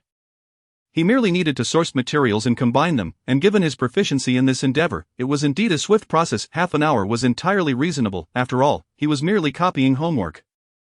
How long could that take? Little did they know that a test requiring 120 minutes could be copied in just a few minutes. My goodness! Lin Xiyu exclaimed, patting her chubby cheek, then turned to Tao Ziming and Zhang Yuan, declaring, he truly is a genius. Indeed. Tao Ziming immediately adopted a serious demeanor as he approached Gu Fan, solemnly stating, Little Fan, are you interested in taking me as your mentor? I shall look after you. The prestige of having a genius as a mentor was undeniable. Little Fan already has a mentor. What, are you attempting to snatch a disciple from Master Mei? Zhang Yuan teased as he removed a USB drive and handed it to Gu Fan. Upon hearing the name Master Mei, Tao Ziming instantly deflated. His mentor was a close friend of Mei Changlin, and in a certain sense, Mei Changlin could be considered his Shirshu, uncle in the martial arts hierarchy, making Gu Fan his peer. To take his Shirshu's disciple as his own, he would surely be chastised by his mentor. Tao Ziming quickly changed his expression. I was merely joking earlier. You won't take offense, will you, Little Fan? Not at all, not at all. I might just mention it to my mentor, Gu Fan jested. Hey, don't. Tao Ziming immediately panicked. He did not wish to incur the wrath of his mentor's 7 wolves. Despite his current glamorous demeanor, his mentor would still reprimand him. Tao Ziming swiftly pulled Gu Fan aside to engage in a private conversation. Gu Fan was joking, of course, and had no intention of using this to threaten Tao Ziming. After promising not to report Tao Ziming, Gu Fan departed. He gently knocked on the practice room door, and Yun Yan came to open it. However, upon opening the door, she was startled and immediately bowed, exclaiming, Greetings, esteemed mentors. Gu Fan turned back in confusion. The 3 smiling faces immediately caught his attention, nearly causing him to jump in surprise. Had these 3 followed him all the way, how could they walk without making a sound? The 3 mentors did not engage in much conversation, akin to bandits, as they swiftly rummaged through Gufan's written lyrics and compositions. After printing them, they took their leave. It turned out they had forgotten to ask Gufan for the lyrics and score of his song. Their curiosity had led them to follow Gufan. Gufan found the mentor's behavior rather peculiar. Could they not have simply asked? He could have delivered the materials to them directly. Their thought process was truly unconventional. Yunyan peeked at the departing figures of the mentors and turned to Gufan, asking, "What did you do to make the three mentors come all the way for the lyrics and score?" "Oh, just a small matter. I completed the accompaniment in half an hour," Gufan replied with a nonchalant tone. Yet Yunyan gazed at Gufan as if he were a monster. Writing a song in a flash was one thing, but finishing the accompaniment in half an hour? Did he consider this a trivial matter? Could he be any more outrageous? Could he be any more ostentatious? Is this even human? Yunyan uttered for the third time, pinching her own arm to ensure she was not dreaming. The sting confirmed her reality. Gufan, now exasperated, acknowledged, all right, I'm not human." He beckoned Yunyan over and shared some information not included in the lyrics, indicating areas where she would need to provide vocal harmonies. After conveying everything, the two began their practice. Meanwhile, in the recording studio, the mentor's astonished voices echoed. "These lyrics are splendid. The composition is remarkable. It complements the arrangement perfectly. This 19-year-old surpasses me. He is utterly unfazed. Goodness. Gufan is truly a genius." Naturally, this news quickly spread among the other contestants, causing their internal pressure to escalate significantly. During mealtime, discussions ensued. "Have you heard? The three mentors were raving about Gufan's genius in the recording studio." "I've heard that too. What song did he even write?" "No idea. Do you have any insider information?" "None at all. I only know that Gufan and Yunyan have been practicing continuously.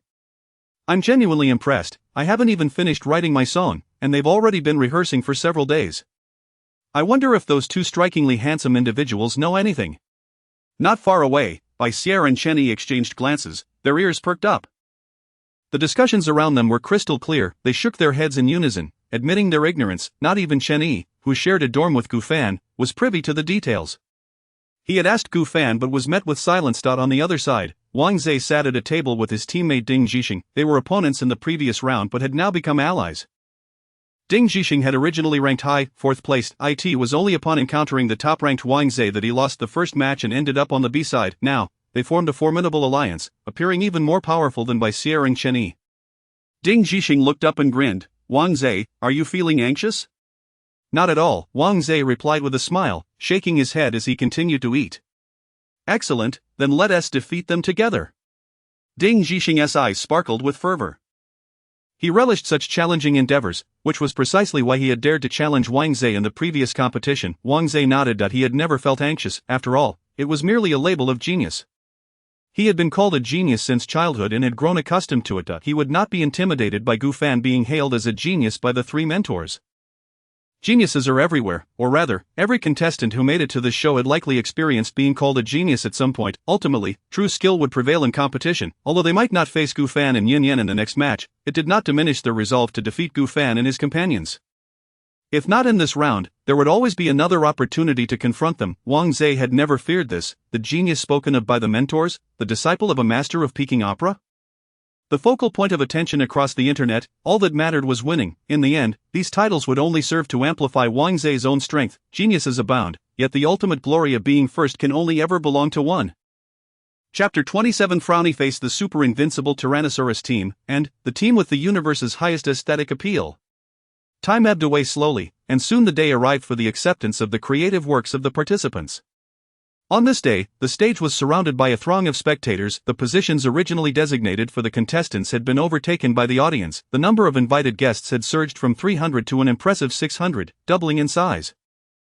This surge was largely attributed to the recent skyrocketing popularity of Can You Hear My Song? After the second episode, the contestants would no longer be seen in the audience. In a bid to seize the moment, He Chi Minh had expanded the seating for live spectators. The points available to the audience had also escalated from 300 to 600. However, this did not impede the mentors' ability to utilize their special points. The three mentors were permitted to reserve spots for three exceptionally performing contestants. Meanwhile, the contestants remained in the backstage waiting room. The production team revealed the rules for opponent matching. At the center of the gathering lay a large red box, containing 18 smaller balls, divided into red and blue, each marked with numbers from 1 to 9. Teams drawing different colors with the same number would engage in a contest. The sequence of the contests would follow the order of the Arabic numerals from 1 to 9. The teams drawing number 1 would compete first, while those drawing number 9 would compete last. The large screen on stage displayed scenes of the contestants drawing lots in the waiting room. The audience buzzed with excitement, eagerly discussing their favorite contestants. I see Gu Fan. Wang Zhe looks so handsome. I can't believe he's standing next to Ding Zhixing. Those two have turned rivals into friends. Wow, the comedic Bai Sierra. Bai Sierra with Chun-Yi, just as I expected. What about the dashing Gu Fan? Yun Yan, I don't recall this girl. Oh, I remember, Yun Yan was criticized by the mentors last episode. How could Gu Fan be in the same group as her? Ah, does that mean Gu Fan might lose? The audience fervently debated the strengths of each team, while simultaneously questioning why Gu Fan, one of the strongest contenders, would choose a seemingly weak teammate like Yun Yan. In the front row of the stage, two masked figures shared similar perplexity. They were Du Hui, the silver medalist composer from Fenghuat Entertainment, and Wang Peng, the silver medalist lyricist. In truth, while other contestants had one or two supporters in the audience, Gu Fan had none. These two elder brothers of Gu Fan had leveraged their connections in the entertainment industry to be present, determined not to let Gu Fan miss out on these two votes. Why did Xiao Fan choose such a novice? Du Hui inquired, perplexed, glancing at Wang Peng. Although Yun Yan could hardly be deemed a novice among ordinary individuals, in the eyes of accomplished creators like Du Hui and Wang Peng, she indeed appeared as one. Xiao Fan has his reasons. Why do you care so much? Wang Peng replied, rolling his eyes beneath his mask. Du Hui was left speechless, suspecting that Wang Peng had merely responded out of habit. He insisted, seriously, don't argue with me. Cough, cough, Wang Peng chuckled awkwardly. Having grown accustomed to bantering with Du Hui, his reflexive retort had required no thought. However, upon reflection, he acknowledged the validity of his instinctive reply. Xiao Fan must have his reasons. Sigh, Du Hui sighed, murmuring, it's impossible to communicate with utter fools. Hey, are you looking for a fight, Du Hui? Immature. In the waiting room, Chen-Yi and Bai Sierra drew the red number 5. Their team was named Protect Little Fish Team. Bai Sierra was diligently maintaining her ladylike demeanor, consciously avoiding glancing at Gu Fan and Chen-Yi, as she feared that the two might engage in antics that would provoke her laughter. At that moment, Chen-Yi, holding the red number 5 ball, boldly taunted Gu Fan. Handsome brother, be careful not to draw blue 5, or we'll take you down. His confidence was palpable. Immature. Gu Fan, barely glancing at Chen-Yi, dismissed him with a scoff and turned to Yun Yan, asking, shall I draw or will you? You go ahead. I've always had bad luck, I'm bound to draw poorly, Yun Yan replied, shaking her head vigorously. Clearly, she was self-aware of her fortune. She felt her luck was already dismal enough, and Gu Fan's luck couldn't possibly be worse than hers. Surely he wouldn't draw 5 or 7, right? As long as it wasn't one of those two numbers, she would be fine. The number 5 belonged to Bai Sierra and Chen-Yi's Protect Little Fish Team, while number 7 belonged to Wang Zhe and Ding Zhixing's Super Invincible Tyrannosaurus Team, currently recognized as the two strongest teams. Naturally, Yun Yan was aware of her own luck. However, Gu Fan lacked such awareness. With a confident grin, Gu Fan stepped purposefully to the large red box, reaching in and withdrawing a ball. Red number 7? Who's number 7? Gu Fan raised the red number 7 ball, eager to identify his opponent. The atmosphere instantly buzzed with excitement. Number 7 has been drawn. Wow, it's actually Gu Fan. This will be thrilling. A clash of titans. Super Invincible Tyrannosaurus Team, battles. What was Gu Fan and Yun Yan's team name again? Seems like it's called The Universe's Highest Aesthetic Appeal. At this revelation, the waiting room fell silent for a moment. How audacious to choose such a shameless team name. Humph. Many contestants glared at Gu Fan, feeling indignant. Alright, he was indeed a tad more handsome than they were. Just a tad. Looking at Yun Yan, they decided against further scrutiny, as it would only bring discomfort. Gu Fan caught wind of the murmurs around him and promptly corrected the misnomer. It's The Universe's Highest Aesthetic Appeal, with an exclamation mark. You misread it. This single statement elicited a chorus of eye rolls from the crowd. Afterward, Gu Fan turned his gaze toward the section occupied by the Super Invincible Tyrannosaurus Team, just in time to see Ding Zhixing cheerfully raising the blue number 7 ball. Wang Zhe waved at Gu Fan as a greeting. Gu Fan smiled, nodded, and returned to his original position, reflecting on the formidable challenge ahead. His strongest rival, how intriguing. Just as he settled back down, he overheard Yun Yan lamenting, if I had known, I would have drawn first. I never expected to draw the strongest opponent. Is Gu Fan truly the unluckiest? She had encountered a novice teammate and now faced the super invincible Tyrannosaurus team, the current strongest adversary. Her misfortune felt unbearable, as it seemed that even her luck paled in comparison. However, Gu Fan held a different perspective, regarding his fortune as fortuitous. With pride, he began to impart his philosophy to Yun Yan. What bad luck! Yun Yan, you should call me the fortunate one. With an 1/8 probability of drawing the strongest opponent, I succeeded. Isn't that good luck? Yun Yan stared at Gu Fan in astonishment. So this is what he called being fortunate? She hesitated for a moment before finally exclaiming, "Alright, then, Mr. Unlucky." Chapter 28. Gu Fan shouldered his pack. The competition begins. As all the teams concluded their draws, the arena competition officially commenced. The first team to take the stage unleashed a prowess that had been entirely absent in the previous matches. It seems that in the initial round, some participants were indeed slacking off. The audience instantly felt that this moment was worth the wait. My goodness, this is incredible. With such skill, wouldn't they rank at the top in any other show? Darn, I recall one of them was ranked 15th in Area A, and the other 13th in Area B. If they were to secure first place, what would that mean? This is frustrating. I can't wait to see the subsequent contestants. Backstage, after witnessing the first match, the tension among the many competitors escalated. There were simply too many strong contenders. The data from the first episode did not accurately reflect their true abilities. The contestant ranked 13th in Area B, Xiang Xinlan, unexpectedly showcased such terrifying strength. A definite dark horse, the competition progressed steadily, with no participant concealing their true capabilities any longer. In just 2 matches, Tao Ziming had already exercised his privilege, securing a spot in the next round for a contestant who had lost. The competition reached a fever pitch as the team that had drawn the red and white number 5 ball prepared to take the stage. Gu Fan turned to Bai Sierra and Chen Yi with a smile, saying, "Good luck." Yun Yan chimed in, "You too, give it your all." However, Chen Yi seemed unappreciative. As he passed by Gu Fan, he scoffed, "You're lucky you didn't run into us, the Protect Little Fish team, or else you'd definitely lose." "Right, Sierra Yi." Bai Sierra nodded with a cheerful smile. The two ascended the stage together. Gu Fan chuckled at Yun Yan, saying, "See, I told you I'm just lucky." Yun Yan's mouth fell open in disbelief as she stammered, "So you really consider this luck?" She simply could not comprehend the logic of the dashing and impressive mindset. Was she the one who was abnormal? Gu Fan watched Chen Yi and Bai Sierra's performance through the display in the waiting room. It was electrifying, the kind of energy that ignited the entire audience. No wonder Chen Yi boldly claimed that Gu Fan would lose against them. They indeed possessed some genuine strength. If this show did not feature someone like Gu Fan, the Protect Little Fish team might have truly been unstoppable. Did no one notice that Ding Zhixing from the super invincible Tyrannosaurus team was sweating profusely? At that moment, Wang Zhe slightly squinted his eyes. The match against Chen Yi and Bai Sierra might not guarantee their victory.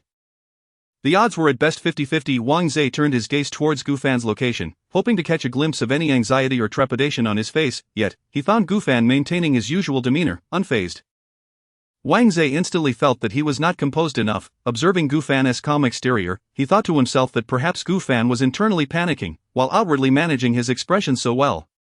It would be a shame if he didn't pursue Hollywood. Suddenly, an idea struck Wang Zhe. Gu Fan's acting was so convincing. Could it be that he aimed for comprehensive development?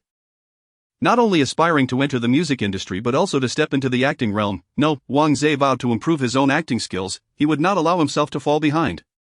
However, in truth, Gu Fan was not acting at all. That he genuinely felt that it was merely an average affair. Gu Fan had long since shouldered his pact that he was a prodigy. No matter how strong, could anyone surpass an entire world? The Protect Little Fish team undoubtedly claimed victory, achieving the highest score of the day, 445 points. Finally, it was time for the 7th group. Please welcome the 7th group, Super Invincible Tyrannosaurus team, to the stage. Wang Zhe and Ding Zhixing strode confidently from the staff's hands, taking the microphone with flair. As they stepped onto the stage, the audience nearly erupted in laughter upon hearing the team name.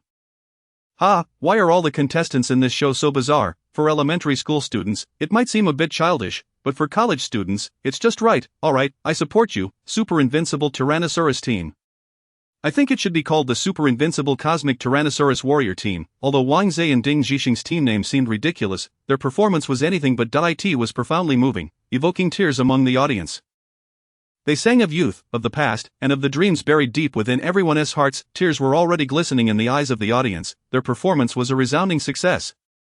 They had touched the audience's hearts. Yun Yan felt increasingly pressured. Turning to Gu Fan, she cautiously remarked, "Some audience members are crying." Just then, the voice of a staff member echoed through the speakers, and a notification appeared on the monitor in the waiting room.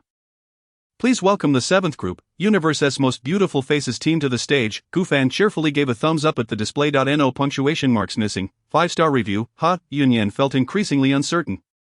Even at such a moment, Gufan was still focused on whether or not the team name had a missing exclamation mark. Let us go, don't dawdle. Gufan playfully poked Yunyan's shoulder, who was lost in thought, and laughed. They made the audience cry.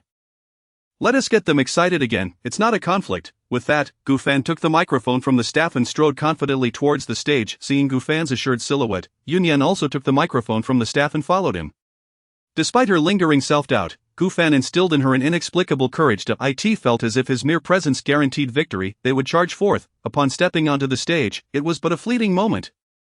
The rhythmic accompaniment resonated, the howling wind enveloped the audience from all directions, cascading into their ears. The audience felt as if they stood atop a towering peak, gazing out at a sea of pure, unblemished clouds, with the resounding winds echoing in their ears. P.S. Oh God, today is my birthday wishes for the readers, Yenzu and Ife, to grant me a 5-star review, amen. Chapter 29 of the National Style Rap, on the grand screen of Mountain and River Map. The title of the song gradually emerged. Upon hearing the familiar accompaniment to Mountain and River Map, Tao Ziming smiled and remarked, after so many days of waiting, I can finally listen to the finished product. Although the other contestants in the program had brought him considerable surprises, what he anticipated most was still Gufan's rendition of Mountain and River Map. The song is well written, but I wonder if these two can deliver a complete performance, Lin Sihan mused, casting a curious glance at Gufan and Yunyan on stage. She had seen the lyrics and composition. The melody was set at a high pitch, and without exceptional vocal prowess, it would be impossible to sing. The song itself was remarkable, but the true test lay in the singer's foundational skills. Both Gufan and Yunyan were young, with limited singing experience. In the previous episode, she and T felt that their vocal abilities were particularly impressive, and now, she simply hoped they could perform adequately. Otherwise, even the finest creation would be overshadowed by persistent off-key notes. Listening to the accompaniment in her earpiece, Yunyan slowly raised the microphone. Zhang Yuan's gaze sharpened instantly. He recalled that it was Gufan who was supposed to sing first in the lyrics. What was happening? Was this not written in the lyrics? Before Zhang Yuan could ascertain anything, Yunyan's powerful, ethnic singing style erupted. What the hell? This wasn't written here. Tao Ziming suddenly realized the lyrics and score they were viewing were incomplete. Gufan had concealed a trick up his sleeve, and Yunyan's vocal prowess, something was indeed amiss. It was profoundly amiss. Not only were the mentors astonished, but contestants in the waiting room and lounge also leapt to their feet in surprise. Yunyan's vocal skills are impressive. Yunyan is a dark horse. Why didn't she mention her exceptional singing skills earlier? I said, no wonder Gufan chose to team up with Yunyan.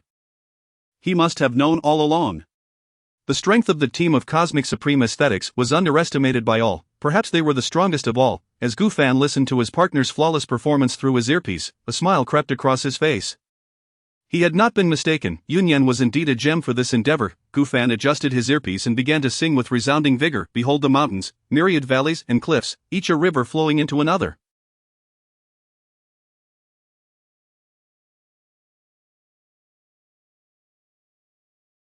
Let this river, stars racing and rushing, form bay after bay, compose this map. Phoenixes dance and soar, where the lofty peaks are unattainable. Ink splashed, the brush heavy with ink, embellishing my splendid rivers and mountains. The moment Gufan opened his mouth, Wang Zhe, in the temporary lounge, stood up, incredulous. Rap? Why is it rap? Isn't he a disciple of a Peking opera master? It's one thing to dabble in pop music, how could he also rap? His astonishment was not solely due to the quality of Gufan's song, but rather the breadth of Gufan's artistic involvement, with each aspect showcasing notable prowess. Crucially, Gufan's rap was distinct from conventional rap, devoid of vulgarities and the stifling repetition of a single line throughout. From the very first stanza, it exuded a cultured essence. Moreover, structurally, it was a song steeped in ethnic and Chinese cultural influences. Ethnic-style rap, Chinese-style rap, this was a groundbreaking fusion within the rap realm. It is well known that rap originated abroad, and during its localization in the Blue Star's Huagua, it has always been imitative, never transcending. The amalgamation of Huagua's ethnic style and hip-hop culture seemed utterly incompatible, yet, Gufan had genuinely intertwined them, and so seamlessly. Wang Zhe's teammate, Ding Zhixing, remained silent, nearly swallowing hard. Should Gufan's performance proceed smoothly, they stood no chance against this rendition of Gufan. For it was likely to be a pioneering work of ethnic rap, beyond human resistance. Meanwhile, Gufan's voice continued to resonate in his ears. Regardless of the 8,000 miles of clouds and moon, real men stand tall. We have traversed the 3 mountains and 5 peaks, yet we still look ahead. We have roamed the 5 lakes and 4 seas, never lamenting hardship or difficulty, yet no matter the stars we wear, the vast landscape is forever our companion. Gufan's contemporary rap style narrated the majestic landscapes of the motherland, combined with Yunyan's long, melodic chanting, harmonizing perfectly with the ethnic characteristics of the piece, elevating the entire song to a new level. Reaching the pinnacle, Shigats, standing tall at the summit of the Himalayas. At the easternmost edge, heavy snowfall dances at the banks of Moe.to, the westernmost point, memories of smoke and flames swirl in Kashgar.to, the southernmost edge, the azure sea and sky, where dragons leap from the waves. Gufan's rap was deafening, while Yunyan's resonant, soaring melodies added to the grandeur. Their synergy painted a magnificent mountain and river map through music. The grandiose lyrics and powerful voices echoed in the minds of the audience. At this moment, the audience comprehended the emotions conveyed in the song, grasping the breathtaking landscapes depicted in the lyrics. This was their homeland beneath their feet. And they were a part of it, born here, nurtured here, and potentially laid to rest here in the future. Such profound emotions were unparalleled elsewhere. Listening to the song, the audience found themselves enveloped in pride, resonating deeply within them. I've never been to the places mentioned in the lyrics. Are they really as magnificent as described? Why not go and see for yourself? Shall we go together? Together, let us leave right after the show. Thus, under the song of Gufan and Yunyan, a pair of spontaneous travelers emerged. Others, too, began to alter their perceptions of rap due to Gufan's performance. I always thought rap was rubbish. Today, I've changed my mind. At least Gufan's rap isn't. With Gufan's level, where would he rank in Huagua's hip-hop scene? Surely, he'd be the champion. You're thinking too simply. Connections in rap aren't a joke. True enough. As the audience conversed, the gloom initially cast by the super-invincible Tyrannosaurus team gradually dissipated, replaced by a profound sense of national pride. Whether it be snow-capped mountains, desert wastelands, or rivers and oceans, one could find them all on this vast, boundless land. Mentor Lin Sihan, observing the harmonious duo, couldn't help but applaud gently. At that moment, their prowess exceeded her expectations entirely. The catastrophe she had anticipated never materialized. Instead, a near-perfect rendition emerged. Gufan and Yunyan bore no resemblance to mere youngsters. They resembled 2 seasoned artists in perfect harmony. It was then that Lin Sihan recalled that this song had been penned by Gufan. Gufan's choice of such a high pitch surely stemmed from careful consideration. He must have meticulously studied both his own and Yunyan's vocal capabilities. This was undoubtedly a song tailor-made for the two of them. Yet she had consistently overlooked this due to Gufan's age. Perhaps she had been overly fixated on the issue of age. Genius should never be constrained by age. However, creating a song tailored for 2 individuals in such a short time seemed even more formidable. Perhaps they had indeed underestimated Gufan's talent. P.S. Mountain and River Map, performed by Phoenix Legend, lyrics and composition by Baosher Gem, arrangement by Wang Chao, Lennox, Chapter 30. The entire venue in ecstasy, a talent show, no, a solo concert. With a flourish of my brush, I depict my mountains and rivers. With the edge of my sword, I paint the grandeur. The surging rivers flow like dragons and snakes on the canvas. I, with unwavering spirit, portray my glorious nation. With Yunyan's soaring high note of I, with unwavering spirit, portray my glorious nation. The audience's emotions were instantly elevated to their zenith. The spectators erupted into exuberance, singing along with Gufan as they followed the lyrics displayed on the big screen. Let my heart encompass the Qin and Han dynasties, let me dream back to the Tang dynasty and paint the peony. The iron hook and silver brush remain untouched. I outline the magnificent landscapes: Amei Mountain, Kunlun Mountain, where heroes debate swordplay on Huashan, Changbai Mountain, Taihang Mountain. Mount Tai gazes upon the vast ocean at my leisure. At the very edge of the stage, 2 audience members stood up, waving their glow sticks in unison with Gufan. However, while Gufan sang rhythmically, these 2 were merely shouting passionately, their off-key howls echoing directly into Gufan's ears, stirring a flicker of familiarity within him. He glanced down and, lo and behold, their hairstyles were all too recognizable, one with a slicked-back style and the other sporting glasses. Could it be his 2 elder brothers, Du Hui and Wang Ping? They had even come to visit him during his recovery. They were undoubtedly the epitome of the atmosphere enhancers. With their lead, numerous audience members rose to their feet, joining in the revelry. Of course, it was also possible that Du Hui and Wang Ping obstructed the view for those behind them. Nevertheless, regardless of the reason, the atmosphere had reached a pinnacle never before attained at such a program, akin to a concert exclusively for the most handsome team in the universe. In the temporary lounge, Wang Zhe remained silent for a considerable time before reluctantly uttering 2 words: "We lost him." Ding Zhixing nodded in resignation. Having witnessed part of Gufan and Yunyan's live performance, they had prepared themselves mentally. If they had encountered the Protect Little Fish team, they might have had a fighting chance, but facing the most handsome team in the universe, they stood no chance whatsoever. Not only did they stand no chance, but it was likely that all the contestants combined could not compete with this most handsome team in the universe. Gufan's creativity had surged, Yunyan's singing had flourished, their collective prowess was entirely beyond the scope of this novice talent show. Even if they were to participate in the star-studded I Am a Singer, they would certainly secure a commendable position. Coming to Can You Hear My Song? Was akin to a dimensional strike, utterly crushing them. In the backstage lounge, Cheney stared in disbelief at the audience, who were on the verge of ecstatic frenzy. He felt a twinge of anxiety. The illustrious brother Jun, is this the underdog contestant making a comeback against all odds? Suddenly, Cheney recalled something Gufan had said in the previous episode.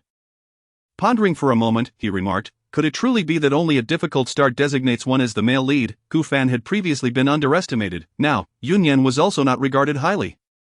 Yet both had turned the tables. He was beginning to truly believe in this notion. If only he had known to perform in the first episode. At that moment, Baisier's eyes gradually narrowed, and she let out a deep breath, her chest rising and falling irregularly. Gufan had instilled in her an unprecedented pressure, one she had not experienced even from the top-ranked Wang Zhe, or even from the mentors themselves, yet, she felt it from Gufan. In just 2 episodes, Gufan had displayed the ability to master several styles of pop, folk, hip-hop, and even a fusion of hip-hop and folk, along with an extraordinary talent for composition. Moreover, Baisier sensed that this was not even Gufan's strongest suit. Let us not forget Gufan's other identity, an apprentice of a Peking opera master. Traditional opera was something Gufan had begun studying from a young age. Perhaps this was where Gufan's true strength lay. Gufan's talent was so prodigious that even a genius like her felt a hint of suffocation. Baisier silently smiled. She had believed her talent to be the pinnacle among the younger generation, yet today she had encountered someone from another realm. She had to strive harder. At that moment, all the contestants understood why the mentors referred to Gufan as a genius, because he truly was. It was genuine, without a hint of exaggeration. The mentors had even tempered their words. This was no mere genius. He was a genius plus. How can we compete? Gufan must be on a roll. I truly cannot bear this. If you possess this level of talent, why participate in a talent show? What? The first place now seems hopeless. The lamentations of the contestants echoed within the lounge while the singing continued outside. Tangyin, Boju, Gongwang, Mountain Man, Shimeng, unrolling the long scroll. Chu Yuan, Taibai, Dufu, Su Shi, Lu Yu, 100 poems. Look at this great river, ceaseless through the years. Behold these majestic mountains, the spirit of the cosmos. As Yunyan's melodic voice intertwined with the sounds of gongs and drums, the song reached its conclusion. At that moment, the audience erupted in cheers. Gufan, the rap king, Yunyan, the high note king. I must ask, with Gufan's rap, who else can compare? How does he stack up against the rapper Han Tian? My assessment is that he is like a delicate veil. Han Tian's level cannot even begin to compare with Gufan's. Just in terms of lyrics and melody, he is utterly crushed. Can you imagine if Han Tian could write such grandiose verses? My evaluation is that if Gufan continues this way, there can only be one king in the Chinese rap scene, and that is Gufan. Director Yi Qiming backstage was left utterly astounded. Having worked in variety shows for decades, he had only witnessed such scenes thrice before. The first 2 instances were when renowned singing kings graced the stage, achieving such an effect. Yet here were Gufan and Yunyan, mere newcomers, managing to evoke such a response. Yi Qiming was struck with a sense of déjà vu regarding a moment of legendary significance. He was certain that this scene could very well become a pivotal moment in Gufan's future career. When people spoke of Gufan in the days to come, they would inevitably recall this iconic moment from Can You Hear My Song? And, in turn, mention Yi Qiming. Yi Qiming's joy was so profound that his face seemed ready to split with delight. Thus, the grievance of Gufan overshadowing his little fish was all but erased. He even contemplated arranging a special interview for Gufan, enhancing his already burgeoning fame. After all, he and Gufan had mutually benefited from one another. The more renowned Gufan became, the more illustrious his program would be, and Yi Qiming would gain greater prestige. Who knows how many people might plead with him to revive Can You Hear My Song? 2. On stage. Gufan finally exhaled a sigh of relief. Singing this song was indeed quite physically demanding. Not to mention, Gufan's physical condition was far from perfect. Zhang Yuan held the lyrics, genuinely displaying a smile. The director had previously inquired whether they could air the humorous moments from their trio, and during that conversation, he revealed something, that Gufan had composed this song in a mere few minutes. Thus, Zhang Yuan made a somewhat impulsive decision in his heart. He shook his head with a smile and said, Gufan, I truly find it hard to believe that you wrote this song in just a few minutes. As soon as the words left his lips, gasps of astonishment echoed from the contestants. What? Gufan wrote this song in just a few minutes? Is he even human? Wow, that's off the charts. Damn, if he were to take it seriously, what would happen? The contestants backstage were left pale with shock, yet Zhang Yuan continued to praise Gu Fan. It's genuinely well written. As you all know, I am a very cautious person, but today I must offer an assessment that is anything but cautious. Gu Fan, keep it up, and you shall become the god of lyrics. Chapter 31 of Overwhelming Victory. With a resounding boom, the entire venue erupted in astonishment.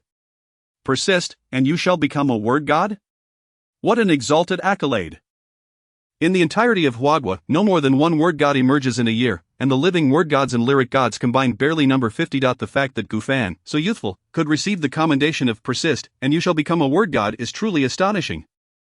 Were it uttered by any other mentor, the audience might have scoffed in disbelief, yet, these words came from the esteemed word god Zhang Yuan, renowned for his steadiness. The implications are entirely different. This singular phrase sent shivers down the spines of the audience. Could this really be something teacher Zhang Yuan would say? My goodness, has teacher Zhang Yuan been possessed? How could he utter such an uncharacteristically bold statement? Gu Fan? A future word god? Good heavens, Gu Fan is simply remarkable. With just one song, he has captivated teacher Zhang Yuan. Alright, from this day forth, I am a fan of Gu Fan. When he rises to fame, I shall probably be an old fan. At this moment, the other contestants were utterly bewildered. A word god, perhaps that is a pinnacle they could never hope to achieve in their lifetimes, and Gu Fan's future is already predetermined. Is he truly a contender of such caliber? The atmosphere was charged with excitement due to a single song in Zhang Yuan's pronouncement. Gu Fan was already showing signs of skyrocketing fame, yet this was merely the beginning. Perhaps it is only when Zhang Yuan's words circulate online that Gu Fan will truly ignite in the realm of music.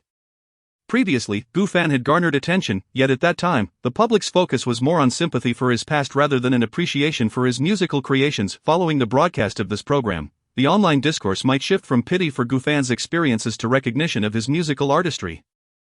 This was precisely what Gu Fan yearned to witness. Music is the foundation of his existence, not the sympathy born from the sacrifices of his predecessor. At this moment, whether it be the mentors on stage, the contestants backstage, the audience below, or the staff in the director's room, all eyes were directed toward Gu Fan, seeking any flicker of surprise upon his countenance.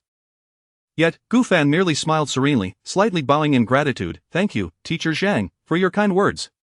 What others deemed a near-pinnacle evaluation appeared rather commonplace to Gu Fan. He was no novice in the music industry, overly exhilarated by a mentor's commendation. He had always been acutely aware of his high starting point and the destination ahead. Thus, upon receiving such high praise from Zhang Yuan, he remained composed and unruffled, because he was meant to be this way. Zhang Yuan nodded with a smile. He had perceived Gu Fan's demeanor during his self-introduction, and now it was confirmed. He appreciated Gu Fan's temperament, proud yet humble, resilient in the face of adversity. Of course, it was also possible that Gu Fan had never faced defeat. Nevertheless, this did not deter Zhang Yuan from admiring him. After evaluating Gu Fan, Zhang Yuan turned his attention to Yun Yan. Yun Yan, I was initially skeptical of your abilities. My impression of you was rather ordinary. However, today you have surprised me. Among all the contestants, your vocal prowess is one of the finest I have encountered. Unless someone is still masquerading, it may well be the finest. Keep it up. Perhaps this program is not suited for you, but the music industry will undoubtedly have a place for you. Some singers are not meant for songwriting, yet are naturally gifted in singing. Yun Yan is one such individual. Now, having received such high praise, Yun Yan was far from as composed as Gu Fan. Her face lit up with joy as she expressed her gratitude. Thank you, teacher Zhang Yuan, and I must also thank my partner Gu Fan, for he provided me with the space to shine. Yun Yan was acutely aware of who deserved the most credit for her commendation. After all the mentors delivered their evaluations, the atmosphere was charged with anticipation. Gu Fan and his companion received a commendable score of 10. 10 from their mentors. Their performance and creativity were beyond reproach. Wang Zhe and Ding Zhixing took to the stage. Standing together with Gu Fan, the audience began to cast their votes. After enduring a series of shocking blows from Gu Fan, the audience unhesitatingly cast their votes for the most stunning team in the universe. The final score for the most stunning team in the universe settled at an impressive 510 points, while the super invincible Tyrannosaurus team was left with a mere 148 points. It was a complete and utter rout. This is utterly terrifying. Wang Zhe was utterly crushed by Gu Fan. Is it just like how the little fish team mercilessly beat me? I know my own capabilities, but Wang Zhe and Ding Zhixing are formidable. Mentor Gu, please return to your mentor's seat, exclaimed one contestant, voicing the sentiments of many. Exactly. Mentor Gu, what are you doing on stage? Your rightful place is at the mentor's seat. They were nearly driven mad by the disparity in scores. The once strongest duo of Wang Zhe and Ding Zhixing had been decisively outperformed by Gu Fan. Gu Fan was certainly not on the same level as them. If every competition were at this caliber, he could easily claim a seat as a mentor. What was the point of competing with them? On stage, Wang Zhe and Ding Zhixing glanced back at the scores, simultaneously exhaling in relief. They had anticipated this outcome, but the wait for the results had been excruciating. Ding Zhixing took the initiative to step forward and shake hands with Gu Fan, smiling as he said, "Congratulations, congratulations." He had been saved from elimination by mentor Lin Siyu's special privilege, so despite the loss, he felt quite content. Wang Zhe followed suit, grasping Gu Fan's hand and, after much hesitation, managed to utter 4 words, "You're quite impressive." He had been hailed as a genius throughout his life, having effortlessly overshadowed countless others similarly labeled as prodigies. Yet, Gu Fan was the first opponent to leave him feeling utterly helpless. Though reluctant to admit it, Gu Fan was indeed the first to truly best him. For now, he would concede that Gu Fan was formidable. Next time, he would certainly reclaim his victory. Gu Fan, on the other hand, was taken aback to receive such high praise among men in this setting. His mind momentarily blank, he jokingly retorted, "Same impressive, same impressive." Ha! Wang Zhe felt as if he might shatter his own teeth in disbelief. "Who the hell is on the same level as you? You won, we lost, damn it." Wang Zhe clenched his fists and stormed off the stage. He suspected that Gu Fan was mocking him. He was furious. He would hold a grudge. Damn it, he must reclaim his honor in this venue in the future. Even if it took him a lifetime, he would make it happen. By then, when Gu Fan came to congratulate him, he would also have to say a few words of same joy. How infuriating. Gu Fan and Yunyan descended from the stage, trailing behind Wang Zhe and Ding Zhixing. Noticing Wang Zhe's anger at his jest, Gu Fan called out, "Hey, super invincible handsome guys, let us walk together." Upon hearing this, but just as he was about to turn around, Yunyan innocently chimed in, "Wang Zhe looks a bit like a sulking child, which is kind of adorable." Wang Zhe stumbled slightly at her words. He heard that, he was not a child. Chapter 32. I propose to elevate Gu Fan's contract. The competition of the 7th group has come to an end, and the contests of the 8th and 9th groups commenced in succession. However, with Gu Fan's performance of Shan He Tu shining brightly, the subsequent acts appeared somewhat lackluster to the audience. While they were not entirely unpalatable, they certainly failed to ignite interest. The second episode concluded amidst this ambience, and as the spectators gradually departed, their discussions were not centered around the songs of the 8th and 9th groups, but rather the captivating rendition of Shan He Tu by Gu Fan and Yunyan, along with Zhang Yuan's commendations. As mere onlookers, they indeed relished the spectacle, particularly the 2 individuals with slick-back hairstyles who exited the venue at a brisk pace. Engaged in animated conversation, they excitedly retrieved their phones. Wang Ping took a selfie, capturing the moment with Du Hui at the entrance of the photography studio, promptly sharing it. Simultaneously, Du Hui dialed Gu Fan's aunt, Zhou. When the call connected, Zhou, still at the office, received Wang Ping's selfie. Upon seeing their location, she was momentarily taken aback before smiling and inquiring, "Did you two go to see Xiao Fan?" Yes, Sister Zhou, guess what we witnessed?" Although it was Du Hui's phone, Du Hui rolled his eyes but let it slide. This was not the moment for a quarrel. On the other end, Zhou chuckled, "Xiao Fan performed exceptionally well?" Being the former manager of both Wang Ping and Du Hui, she was well aware of their characters. It was easy for her to surmise that Gu Fan had indeed excelled. Had he faltered, they would have feigned ignorance to shield him from embarrassment. As Gu Fan's manager, she should have been more attuned to his progress, yet her commitments consumed her time.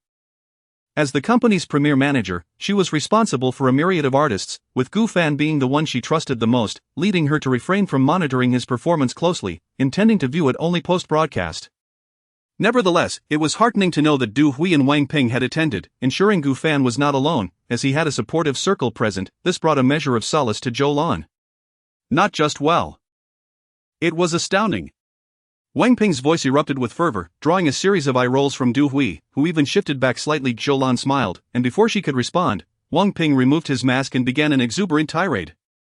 Xiao Fan's performance was simply breathtaking. His rap skills? Absolutely phenomenal. His lyrics, I could never compare. And he composed those lyrics in mere minutes. Sister Zhou, both Du Hui and I underestimated Xiao Fan. Do you know how the lyricist Zhang Yuan assessed him? A future lyricist deity. Zhang Yuan proclaimed Xiao Fan as the future god of lyrics. Such a lofty accolade is beyond my wildest dreams. Wang Ping grew increasingly animated, his saliva flying with each exclamation. Du Hui, visibly exasperated, extended his phone and distanced himself from Wang Ping. As Zhou listened, her expression shifted. The initial smile of contentment morphed into astonishment. She had anticipated Gu Fan's performance might be commendable, but she never fathomed it would be this remarkable. Zhang Yuan's endorsement of Gu Fan as a future lyricist deity was an unparalleled accolade. To say it was the highest praise a newcomer in the Blue Star music scene could receive would not be an exaggeration. Just this one statement from Zhang Yuan could potentially multiply Gu Fan's worth several times over. Zhou hand trembled slightly as she couldn't suppress her laughter. Over the years, Zhou had refrained from marriage and romance to shield Gu Fan from distractions, nurturing him as if he were her own son for 12 years. Throughout that time, he had transformed from an adopted son into one of her own. Little did she know that witnessing Gu Fan's car accident, drenched in blood, nearly caused her heart to stop. Learning of his inability to perform for 2 years caused her immense pain now. To see Gu Fan earn the recognition of the lyricist Zhang Yuan on his own merit filled her with both joy and sorrow. She had 1,000 words to express but ultimately only shared with her late friend in the heavens, Qiner, your son has achieved greatness. On the other end, Wang Ping paused at the mention of Qiner, falling silent for a considerable time. He understood that Gu Fan's deceased mother was named Zhao Qin. Zhao Qin had been exceptionally kind to them, often bringing treats when she visited Zhou at Fenghuo Entertainment. Not just to them, but to most of Zhou charges, Gu Fan's mother had extended kindness, which fostered a familial bond towards him. Zhou took a deep breath to steady her emotions. Once composed, she realized that Du Hui and Wang Ping's call was not merely to share joy but to remind her to prepare for advocating for Gu Fan's interests within the company. The current contract for newcomers was no longer suitable for Gu Fan. 2 days later, at 8 a.m., on the eve of the second episode of Can You Hear My Song, within the Fenghuo Entertainment conference room, a routine Sunday meeting was underway. The spacious room was filled with management from various levels of the company, top-tier agents, and managers of prominent artists. This was merely a commonplace meeting, typically characterized by straightforward discussions, addressing matters as they arose. Thus, seated at the center of the agents was Zhou, who raised her hand. She had something significant to say. The composed general manager, Song He, acknowledged her with a nod. Zhou, please proceed. Fenghuo Entertainment had 3 premier agents, with Zhou being the most diligent and capable, earning Song He's esteem. Zhou nodded at Song He and then made a startling proposal. I propose that we elevate C-level artist Gu Fan's contract to A-level. As her words echoed through the room, a wave of unrest swept over the assembly. Before Song He could respond, voices erupted. I oppose. So do I.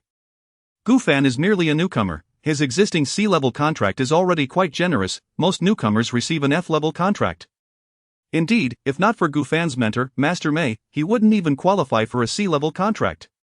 The atmosphere grew increasingly charged as those who had long harbored animosity towards Zhou stood up, accusing her.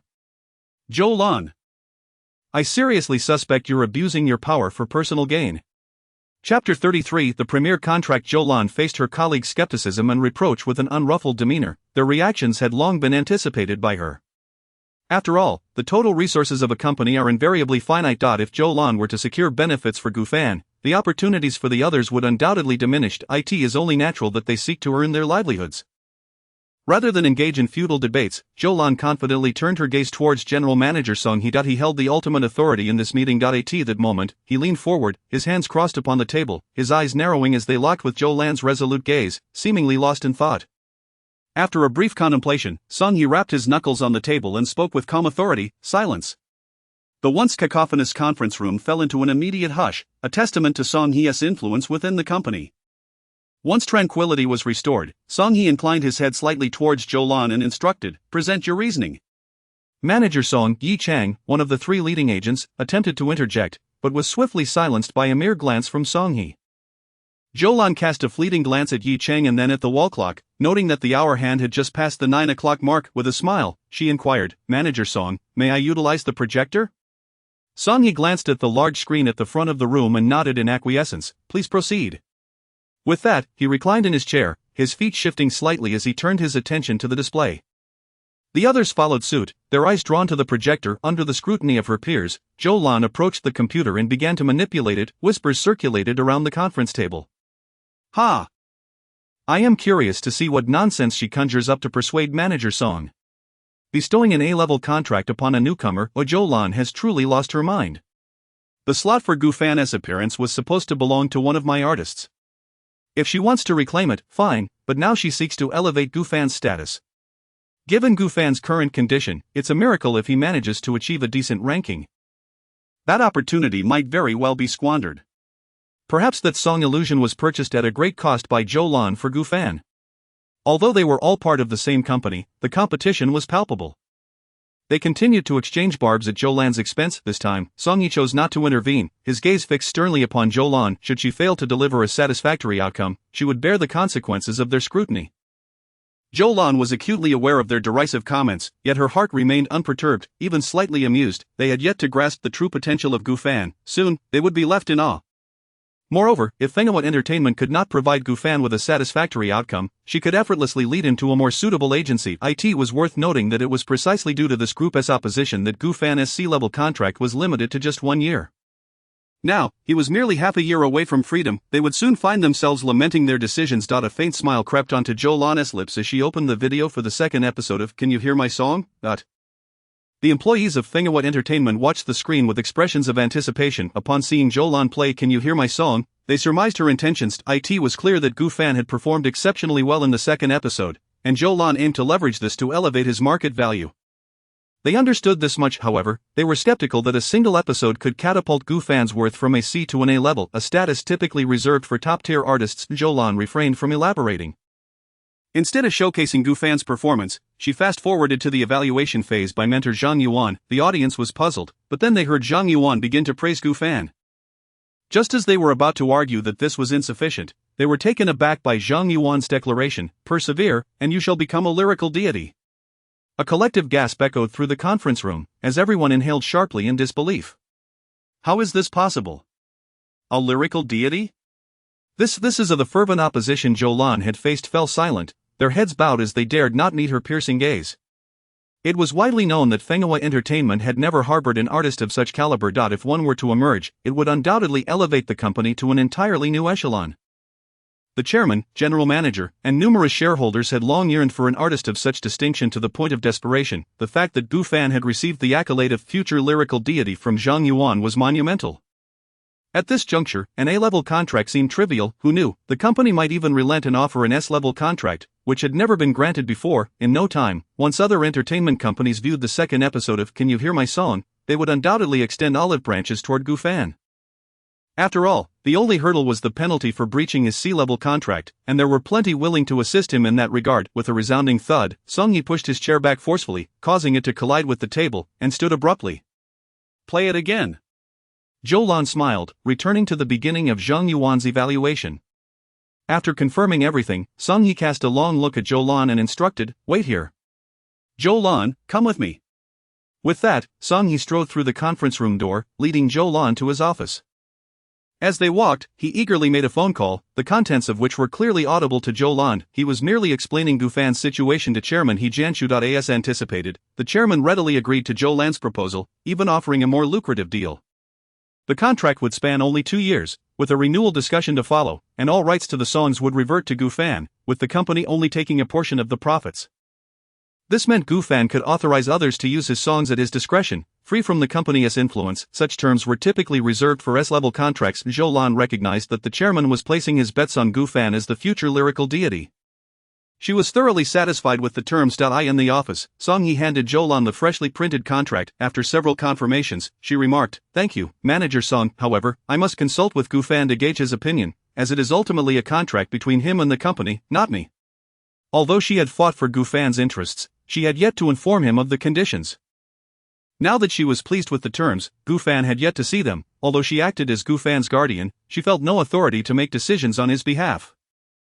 Song Yi understood her position but hoped that if Gu Fan were to express dissent, Zhou Lan would persuade him otherwise, for he was aware that there were other companies willing to extend similarly advantageous offers. As Zhou Lan exited Song Yi's office with a smile, he hurried back to the conference room, pointing an accusatory finger at the gathered individuals, unleashing a torrent of reprimands. Who was the fool that insisted? However, with just 1 year left, and only 6 months before Gu Fan could depart, the company found itself unable to negotiate at all. Now, subjected to Song Yi's ire, the assembly could only endure in silence. In truth, they harbored grievances of their own, yet they dared not voice them, for last year, regardless of how much they protested, it was Song Yi's approval that ultimately mattered. Furthermore, who could have predicted that in merely half a year, Gu Fan would achieve such a remarkable transformation? Such a leap was beyond the comprehension of mere mortals like themselves. Chapter 34 Master May's comfort and regret as Jolan hastened towards Yopu village. The second episode of Can You Hear My Song had already been viewed by numerous netizens. The name Gufan had soared to the top of the trending searches across the internet. Zhang Yuan Gufan, persevere, and you shall become the god of lyrics. Gufan Shani 2 received overwhelming praise from the illustrious lyricist Zhang Yuan within just an hour. The king of rap. Gufan. A tribute to the motherland through the national-style rap Shani 2. Rising from the ashes, let us delve into Gufan's journey. What a marvel, national-style rap. This rap foundation is exceptionally strong. My goodness, this could shake the entire rap scene. How does he seem to excel in everything: acting, singing, and rapping? He's truly perfect. I'm utterly captivated. Those who initially harbored disdain for Gufan, thinking he was merely marketing a tragic persona, underwent a profound transformation in their perception. I originally believed Gufan would continue to sing sorrowful songs to peddle his sob story. Who knew he would directly release a song celebrating the motherland, Shani 2? His vision is truly grand. The most astonishing part is that mentor Zhang Yuan claimed he wrote this song in mere minutes. It's unbelievable. The emperor of the rap world is on his way. No wonder, having faced life and death, his lyrics resonate with the same boldness and grandeur as himself. As the saying goes, the layman watches the spectacle while the expert observes the intricacies. The excited onlookers, clearly unaware of the deeper nuances, were outshone by the astonishment of those in the music industry. The discussions in the industry group regarding Gufan were reaching a fever pitch. Goodness! The god of lyrics has endorsed Gufan. Do you think Gufan can truly become the god of lyrics? I believe he can, if he really wrote a song in just a few minutes, and it's not just marketing. His future achievements will undoubtedly be significant. The key is, his singing skills are also impressive. I'm envious. With a single statement from the god of lyrics, his worth must have multiplied several times. Not just several times, I've heard Fengawat Entertainment has already offered him an A contract. Class A revenue share, Class S privileges. What? In an instant, the entire industry group was flooded with what A messages. An A-level revenue share and S-level privileges. Wasn't that tantamount to the guaranteed salary of a super A-list singer, akin to the privileges of a song king? This was no different from the treatment of a song king. It's essential to note that the most critical aspect of an S-level contract is the privileges it bestows: control over all one's songs. Many singers and songwriters in the industry were left dumbfounded. After a considerable pause, someone finally posed a question. This seems excessively high. Isn't Fengawat Entertainment afraid of losses? Pfft, do you know who the chairman of Fengawat Entertainment is? He Jin Shu, chairman. He loves to engage in high-risk investments. Then it's fine, Fengawat Entertainment might just be waiting for Gufan to become the god of lyrics and turn the tables. Indeed, Fengawat Entertainment is arguably the only major company in the country without any A-list artists. I'm just worried Gufan might rise quickly and then fall off. There are plenty of ephemeral artists. Most likely, it will be fleeting. Others say Gufan is lucky. What can we do? TSK, with such a good master and a good mentor. Among the group were seasoned artists who had languished in the second and third tiers for over a decade. Upon witnessing Gufan achieve such high conditions right after his debut, they couldn't suppress their envy. Yet, this group contained more than just them. Others soon emerged. Wang Ping voice message 60 seconds. Duhui a voice message 60 seconds. 60 seconds is the limit for WeChat, but not for Wang Ping and Duhui. These two elder brothers of Gufan would not allow anyone to speak ill of him in their presence. And they were not alone in this. Linny, you can eat your fill, but do not speak recklessly. Shui Ji Shang, practice more. There's no benefit in undermining others. Yi Ziyu, what a bunch of big men, so petty as to envy a newcomer. Aren't you ashamed? Originally, many artists brought along by Zhou Lan had been lurking in the shadows, but they all stood up now. Ji Yufan was the darling of their group. They couldn't bear to utter a word against him. Now, someone was cursing Gufan in their presence, and that simply would not do. Seeing the anger of Fengawat Entertainment's artists, those few envious individuals were instantly rendered speechless. Each of them, even a single one, held a higher status than the jealous ones. These veterans of the industry, having toiled for years, truly felt the frustration of being unable to voice their anger. They could only pretend not to see and feign indifference. Eventually, someone stepped in as a peacemaker, and Gufan's elder siblings temporarily let the matter rest. In Kyoto, at the renowned May Theater, a center for traditional opera. On the elegantly decorated stage, a few young performers were enacting The Drunken Concubine. The audience was sparse, consisting only of an elderly gentleman and his few disciples. The elderly gentleman, named Mei Changlin, though his hair had turned grey, still exuded an aura of authority, brimming with vitality. As a prominent inheritor of Peking opera, he was a nationally recognized master. Mei Changlin held his disciples to nearly exacting standards regarding their Peking opera skills, and he was currently evaluating their practice results. From his stern expression, it was evident that their performance had not met his expectations. Mei Changlin let out a helpless sigh, regretting his decision to release Gu Fan from his tutelage. Gu Fan had always been his most favored disciple, and now, even if he wished to bring Gu Fan back, it was no longer feasible. Mei Changlin was aware of Gu Fan's injuries. He would be unable to perform opera for the next 2 years. 2 years later, Mei Changlin dared not contemplate. After 2 years away from Peking opera, he couldn't be certain if Gu Fan could continue to excel as before. With this thought, Mei Changlin turned to his eldest disciple, Yi Fang, and inquired, "Fanger, how has Fanner been recently? Is he in good health? How did he fare on the show?" "Very well." Upon hearing that the inquiry was about Gu Fan, Yi Fang quickly responded, "Not just well. Xiao Fan is now quite the celebrity in the music world. Netizens are calling him the future god of lyrics." This was something Yi Fang had longed to share with Mei Changlin. However, upon arriving and seeing Mei Changlin's serious demeanor while watching his disciples perform, he had refrained from speaking. Now that Mei Changlin had asked, he took the opportunity to divulge the news. Upon hearing of Gu Fan's impressive progress in music, Mei Changlin was filled with mixed emotions. Zhang Yuan's achievements in the music realm were comparable to his own in Peking opera. It merely appeared that he had a longer history than Zhang Yuan. Gu Fan receiving such an endorsement from Zhang Yuan, labeling him the future god of lyrics, was akin to recognizing him as his successor. Mei Changlin felt both comforted and regretful that Gu Fan might never again engage with Peking opera. Perhaps music was a more fitting pursuit for someone of Gu Fan's youth, and its prospects seemed brighter than those of Peking opera. Mei Changlin sighed deeply once more. "Peking opera is a pastime for us old men. Please convey to Xiao Fan that if he reaches the finals, I will personally go to cheer for him." Though his beloved disciple might not perform for a while, he still yearned to witness his disciple's most dazzling stage performance to date. Chapter 35, a song adapted from traditional opera. By the time Gu Fan learned of this news, it was already the afternoon of the same day that he was in the midst of signing a contract brought by Zhou Lan. He found himself quite content with the terms offered by Fenghua Entertainment. In recent days, he had received invitations from several companies, yet none of their proposals matched the allure of Fenghua Entertainment's agreement. It appeared that the chairman of Fenghua Entertainment indeed possessed considerable foresight. The profits from all songs would be divided in a ratio of 70 to 30 in Gu Fan's favor. Moreover, as long as the copyright of the songs remained in his hands, Gu Fan's demands for other matters were rather modest. Zhou Lan had also mentioned that if he was dissatisfied, she could take him away from Fenghua Entertainment and even finance the establishment of his own entertainment company. However, Gu Fan wished to avoid the exhausting life he had led in his previous life. Once he had enjoyed himself enough, he might retreat to a behind-the-scenes role. If he were to start a company, he would be responsible for the livelihoods of hundreds, making it far more difficult for him to step back at will. Therefore, Fenghua Entertainment appeared to be the most suitable choice for him at present. With dedicated personnel to address all issues beyond music, he relished the prospect of a leisurely existence. Since others were assisting him in various aspects, it was only fair that they earn some profits as well. As Gu Fan was in the process of signing the contract, a staff member hurriedly approached him with the news that his master would be attending the finals. Gu Fan, momentarily taken aback, smiled and nodded, saying, "Thank you, I understand." In his memories, the person whom the original owner held in the highest regard was Mei Changlin. Although Gu Fan had yet to meet him in person, he harbored deep admiration for him.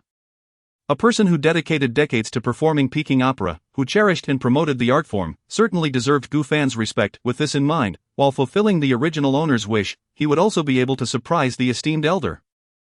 The old gentleman likely still believed that he would never sing opera again. Indeed, his current physical state precluded him from performing opera, but he could sing a song, one adapted from a piece that Mei Changlin loved dearly.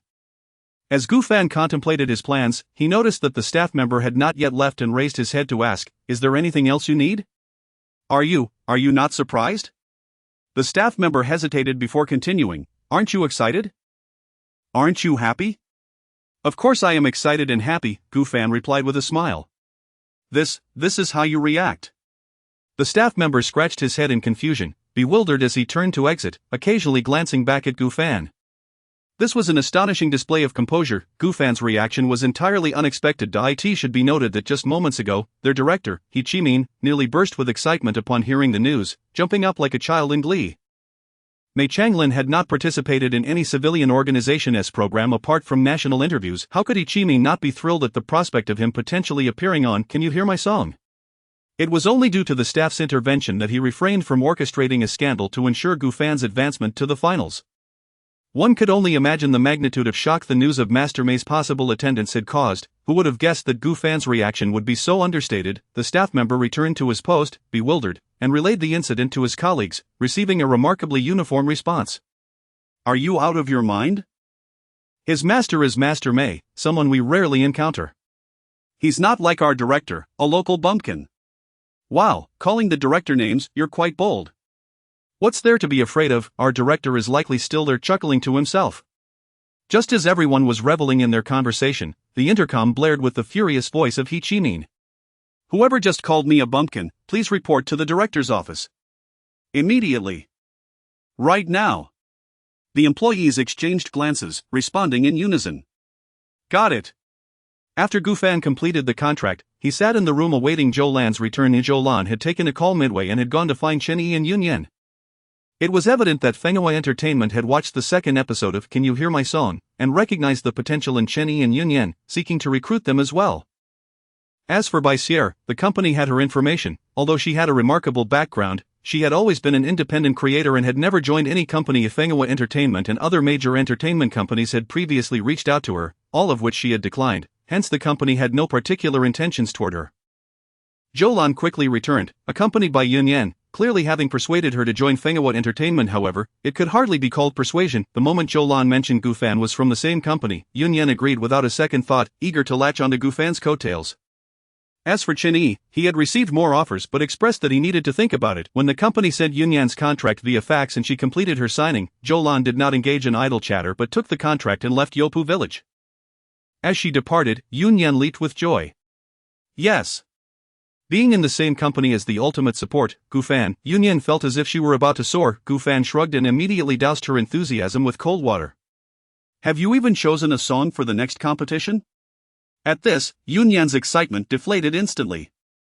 The next competition would be a solo contest, requiring contestants to adapt songs previously released by the three mentors, posing a greater challenge to their creative abilities. After all, a well-adapted song might not guarantee a prize, while a poorly adapted one would certainly invite criticism. Nevertheless, Yun Yan quickly shifted her mindset. The upcoming competition would eliminate 16 contestants, and she had already mentally prepared for her own potential elimination. After all, her purpose in coming here was to be noticed by an entertainment company. Now that she had not only gained their attention but also secured a favorable rookie contract, she had far exceeded her original goals. What's the big deal about losing? I've already signed with a company. It was bound to happen eventually. Just making it this far is quite good. Gushin, you can do it. Yun Yan cheerfully waved at Gufan before turning to leave, skipping like a child, counting the floor tiles with each step, gradually distancing herself from the scene. After watching Yun Yan leave, Gufan closed the door. To be honest, he, like Yun Yan in his past life, was primarily a singer and not particularly adept at songwriting. However, the plethora of songs from his previous life that now resided in his mind had truly endowed him with creative abilities, enabling him to adapt the songs of the three mentors. After all, having memorized thousands of poems, even a fool could speak eloquently. Thus, although Gufan's performance in the third episode was not as striking as in the first two, he earned unanimous praise from the mentors and successfully advanced to the next round. Yun Yan, as expected, was eliminated in the third episode. The program was fundamentally centered on creativity. To everyone's astonishment, the most outstanding adaptation did not come from Baisier, Wang Zhe, or Gufan, but rather from Chen Yi. Yet, upon receiving first place, Chen Yi began to show off, occasionally humming a few lines from his third episode adaptation of mentor Tao Ziming's song, Shantai, in front of Gufan. Chen Yi even jokingly asked Gufan, "Handsome brother, what if I join Fenghua Entertainment? It might just give you a bit of pressure, ha." He had yet to sign with any company. No way. Gufan decisively refused. What? Are you scared? Chen Yi attempted to flaunt, only to receive a playful slap on the back of his head from Gufan. Are you out of your mind? If you hold out for just a couple more rounds, your value will increase. Signing now would only benefit the capitalists. Right, I can't let anyone take advantage of the capitalists. Whoa, handsome brother loves tiger oil. I'm being so sarcastic, yet you're still looking out for me. I'm really touched. If I were a girl, I would definitely marry you and bear your children. Get lost, how disgusting, Chen Yi. Chapter 36. Goodness. As soon as the program commenced, the audience from the neighboring Huaguayushia was nearly finished. Observing the two brothers who were both affectionate and combative, Bashir helplessly remarked, "Have you two decided on the topic for the fourth episode? Why are you still causing a ruckus here?" For the fourth episode, each mentor presented a topic. Lin Xiyu proposed R&B, Tao Ziming suggested rock, and Zhang Yuan introduced youth. The contestants were required to choose one of the three topics for their song creation. Compared to the previous freedom of improvisation and adaptation, this presented an additional layer of difficulty. Bashir could not fathom why these two brothers still had time for antics under such circumstances. Could they not conduct themselves like ladies, as she did? Gufan and Chen Yi turned to Bashir with cheerful smiles. Having spent time together, they had long since discerned the essence of her character. It was evident that Bashir was merely feigning modesty. Feeling slightly unnerved by their gazes, Bashir shyly averted her eyes. Had she known that encountering these two on the first day would lead to this, she would have ignored them altogether. However, Gufan and Chen Yi could not continue to tease Bashir indefinitely. They soon shifted to the main topic. Gufan was the first to respond to Bashir's inquiry, stating, "I have already made my choice, Lin Xiu's R&B." Chen Yi followed suit, declaring, "I will likely choose rock." "Then I shall select Zhang Yuan's topic," Bashir exclaimed with a smile. In truth, the choices could overlap, yet the three of them coincidentally opted for different themes. As they prepared to disperse, Gufan, with a serious expression, halted Bashir and Chen Yi, earnestly stating, "If we are allowed to choose our opponents this time, please do not select me." "Handsome brother, if we could truly choose opponents, I would definitely make trouble for you," Chen Yi retorted dismissively. Bashir also smiled at Gufan, nodding in agreement. "I feel the same way." "You too," Gufan sighed, continuing, "I am being serious, do not challenge me this time. It is a guaranteed loss." "There is no need to walk into certain defeat, Chen Yi, you still need to compete several more times to enhance your value." The R&B song he had chosen was a representative work of Tao Zhe, a musician renowned as the godfather of R&B in Gufan's past life. It would be a massacre. Not only Chen Yi and Bashir, but even the three mentors on stage might struggle to withstand it. He genuinely wished to advise his two siblings against internal strife at such a critical moment. "Just keep boasting." Chen Yi waved his hand dismissively and turned to leave. Bashir glanced back at Chen Yi, then turned to Gufan with a smile, saying, "Gufan, I appreciate your kindness, but if we really could choose our opponents, I would undoubtedly pick you." In truth, both she and Chen Yi could see that Gufan was genuinely earnest. Yet, they were not the type to concede in the face of a formidable adversary. Gufan nodded, helplessly extending a hand, and smiled, "Then good luck." With that, he refrained from saying more. It was something they should have anticipated. The reason the three of them could bond was precisely due to their personalities. If the roles were reversed, Gufan would not shy away either. "Good luck," Bashir said as she gently high-fived Gufan, adding, "But you must be cautious. If you are not as strong as you claim, you shall lose to me." "I will be cautious," Gufan chuckled, shaking his head. In truth, the ones who should be cautious were not him but the other 7 contestants. Fortunately, the rules of the program did not permit the free selection of opponents. Unfortunately, Chen Yi indeed encountered Gufan once more. At the side of the fourth episode, 600 audience members had already taken their seats, and the live broadcast was underway. Douyin, D-Station, and Tomato Video began streaming the fourth episode of Can You Hear My Singing in real time. Yes, from the fourth episode's top 8 to the semifinals and finals, all stages of the program would be broadcast live. Moreover, in the upcoming competitions, not only the audience present at the venue could vote, viewers in the livestream could also participate. Director He Chimin entrusted the power of selection to all viewers. He had also considered the possibility of vote manipulation during live voting. There were 2 restrictions on voting: firstly, a real name verification system, and secondly, a viewing duration limit. Audiences wishing to participate in each competition's voting must remain in the livestream for at least 2/3 of the competition's duration. While this might deter some viewers from voting due to the hassle, it would also significantly curtail vote manipulation. If viewers did not genuinely favor a contestant, they likely would not go through the trouble of obtaining a verification code to vote. In truth, He Chimin was not overly concerned about vote manipulation. With only 8 contestants remaining, apart from Chen Yi and Bashir, the other contestants were backed by substantial influences. If one company were to breach the rules, the others would not hesitate to retaliate, leading to chaos in the competition. No one wished to witness such an outcome, thus achieving a delicate balance that, in a sense, rendered the situation fair. As Can You Hear My Singing began, the mentors had yet to take their seats, resulting in minimal activity in the livestream. Conversely, the livestream for Huaguayushia was lively and boisterous. The rap contestants on stage were energetically bouncing around, repeating the same rap lyrics. Apart from his fans, the comment section was filled with jeers. I can't take it anymore. If this is called rap, I could do it too. I always sleep early and wake up. Look at how perfect my rap is. If it weren't for the lack of rap programs, who would watch this garbage show? Brothers, can you hear my singing is live? Hurry and check it out. Isn't that a singing program? Why are they doing rap? Don't you remember, the recently explosive Shan He 2 was written by Gufan from this program? What? I'm going to take a look. Now that you mention it, I'm no longer sleepy.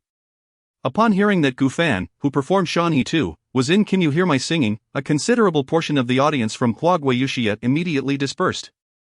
Those watching Huaguayuxia were rap enthusiasts and undoubtedly had heard of the recently popular national-style rap Shan He Tuesday. They could discern which was superior between Shan He 2 and the debate songs performed in Huaguayuxia. Their previous viewership of Huaguayuxia was due to a lack of alternatives. Now that they had a choice, why would they force themselves to endure something less appealing? Thus, the live stream of Can You Hear My Singing was suddenly inundated with a large influx of viewers from Huaguayuxia, completely obscuring the screen with comments. They're here. Wow, Gufan darling, I'm here. Where's my rap king? You've made me laugh. I was originally watching Huaguayuxia, but as soon as I heard Can You Hear My Singing was live, I rushed over. Gufan is the real rap king. Where are the contestants? For heaven's sake, why haven't they taken the stage yet? What a terrible program. Why is it so slow? I can't wait to see my beloved rap emperor. It's really difficult to bear. The best new rap artists are not in Huaguayuxia, but rather in Can You Hear My Singing, while others primarily focus on pop music and opera. P.S. Dear fans of Yenzu and Ife, please refrain from spending money on gifts. Instead, take a moment to watch an advertisement to support Tingxian for free. That would be the greatest support. You all are still young. Save your money for something to eat. Spending $1 on Tingxian is not as good as treating yourself to an ice cream.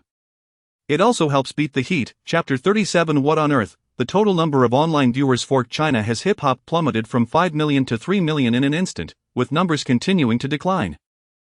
The staff behind China Has Hip Hop were left dumbfounded, initially believing it to be a technical glitch. They promptly contacted various streaming platforms demanding an explanation. The response, however, was that there is no issue with the data.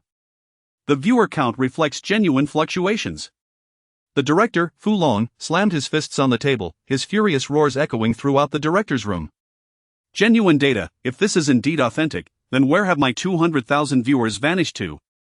If this is not an issue with your streaming platforms, could it be possible for over 200,000 people to flee simultaneously? You must provide me with an explanation today. Fu Long was utterly unconvinced by the streaming platform's claims.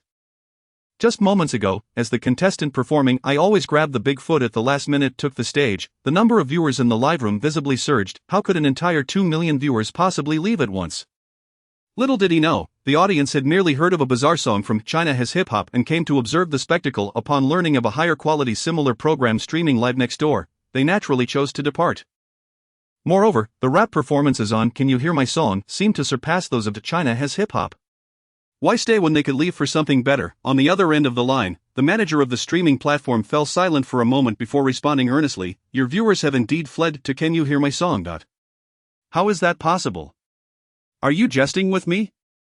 Fu Long furrowed his brow deeply, clearly skeptical. He knew his audience well, the majority being rap enthusiasts. While other types of talent shows had aired previously, none had caused such a drastic shift in viewer numbers. Can You Hear My Song was simply a talent show for pop musicians? It could not possibly attract so many of his audience, the platform manager sighed. Old Fu, just take a look at the comments in your live room, and you'll understand why. Fu Long fell silent for a moment. Just as he was about to check the comments, he heard the voice on the phone continue. Old Fu, next time you select contestants, be careful and consider what your contestants are actually singing. It's truly dreadful. Damn it. Fu Long hung up the phone and turned to check the live room comments. He immediately saw the viewers' discussions. Brothers, hurry and follow me. If you don't leave now, it will be too late. We're going to Can You Hear My Song? The rap newcomer Gufan is about to perform. What the hell? Which live room? I want to check it out. 540888. Come quickly. Charge, this pathetic rap show isn't worth watching. Fu Long's expression darkened as he commanded his staff. Block all comments related to Can You Hear My Song and Gufan. In an instant, the comments in China Has Hip Hop decreased by 2/3. Immediately, more viewers reacted. Damn it, the stupid program group blocked my comments. What a ridiculous show, blocking comments. I was going to keep watching, but I'm outta here. The quality of the program was paramount. Besides, it was better to allow than to restrict. Fu Long had clearly made a grave mistake, resulting in a strong backlash. Originally, viewers who wished to continue watching China Has Hip Hop were disgusted by his actions and promptly exited the live room. Meanwhile, in the director's room of Can You Hear My Song, He Chi-min wore a grin that stretched from ear to ear. The show had just started, and initially, only around 200,000 viewers tuned in. Who could have predicted a sudden surge of 200,000? The live room's viewer count skyrocketed to 400,000. Upon inquiry, it turned out that the influx came from China Has Hip Hop. He Chi-min was genuinely ecstatic. He had never anticipated that his program could attract rap enthusiasts, even if it attracted a portion. Drawing nearly half was astonishing. Gu Fan was truly remarkable. Just a single rap performance had captivated the audience from China Has Hip Hop. He Chi-min could vividly imagine the grim expression on Fu Long's face. Their relationship had never been particularly amiable, and now, being able to overshadow his rival felt exceedingly gratifying. By the way, notify everyone to adjust the performance order. Let Gu Fan be the last to perform. He Chi-min, ever cunning, seized this opportunity. Having Gu Fan close the show was the optimal choice. Not only did he desire the viewership for Can You Hear My Song, but he also aimed to siphon off the audience from China Has Hip Hop entirely. In simple terms, he wanted it all. With Gu Fan's allure, I wouldn't mind giving my fish to him, huh? He Chi-min laughed heartily, uttering a statement he would undoubtedly regret in the future. This remark was overheard by a props assistant who had been informed that Gu Fan's master was arriving at the venue. Yes, he merely overheard it, he would absolutely not speak out of turn. As the viewer count continued to rise, the program finally began in earnest. The three mentors took their seats, and the elimination rules appeared on the big screen. Gu Fan, Chen Yi, by Shi Shui Qianshu, Wang Zhe Ding Jixing, Zhou Li Xiner, a misleading order was displayed before everyone's eyes. The audience arriving from China Has Hip Hop looked at this ranking with excitement. Oh, Gu Fan is first, this is perfect. Great, my rap emperor is about to take the stage. Yo, let's go, 66666. Gu Fan, I love you. Just in time, I can watch and then leave. Unfortunately, He Chi-min anticipated their anticipation. In the contestant waiting room, Gu Fan glanced at the order on the display screen, patted Chen Yi on the shoulder, and said, I'm heading out first. Go ahead, good luck, Chen Yi replied with a smile and a nod. Gu Fan left the waiting room with a striking demeanor. However, just as he stepped out the door, he was pushed back by the props assistant. Gu Fan, not your turn yet, you go back and rest. Huh? Gu Fan was puzzled, isn't it my name on the display? The props assistant smiled and gently pushed Gu Fan back, saying, wait a moment. You will be the last to perform. That order is merely for decoration, to confuse the audience. Huh? Gu Fan scratched his head. What kind of nonsense was this? He coughed lightly and said, then I'll just go to the restroom.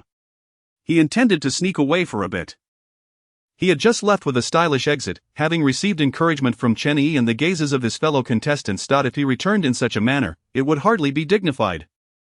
The props assistant hesitated. Seeing Gu Fan so determined to go to the restroom, he decided to relent. After all, the director hadn't explicitly forbidden Gu Fan from going, but just then, He Chi-min's voice crackled in the assistant's earpiece.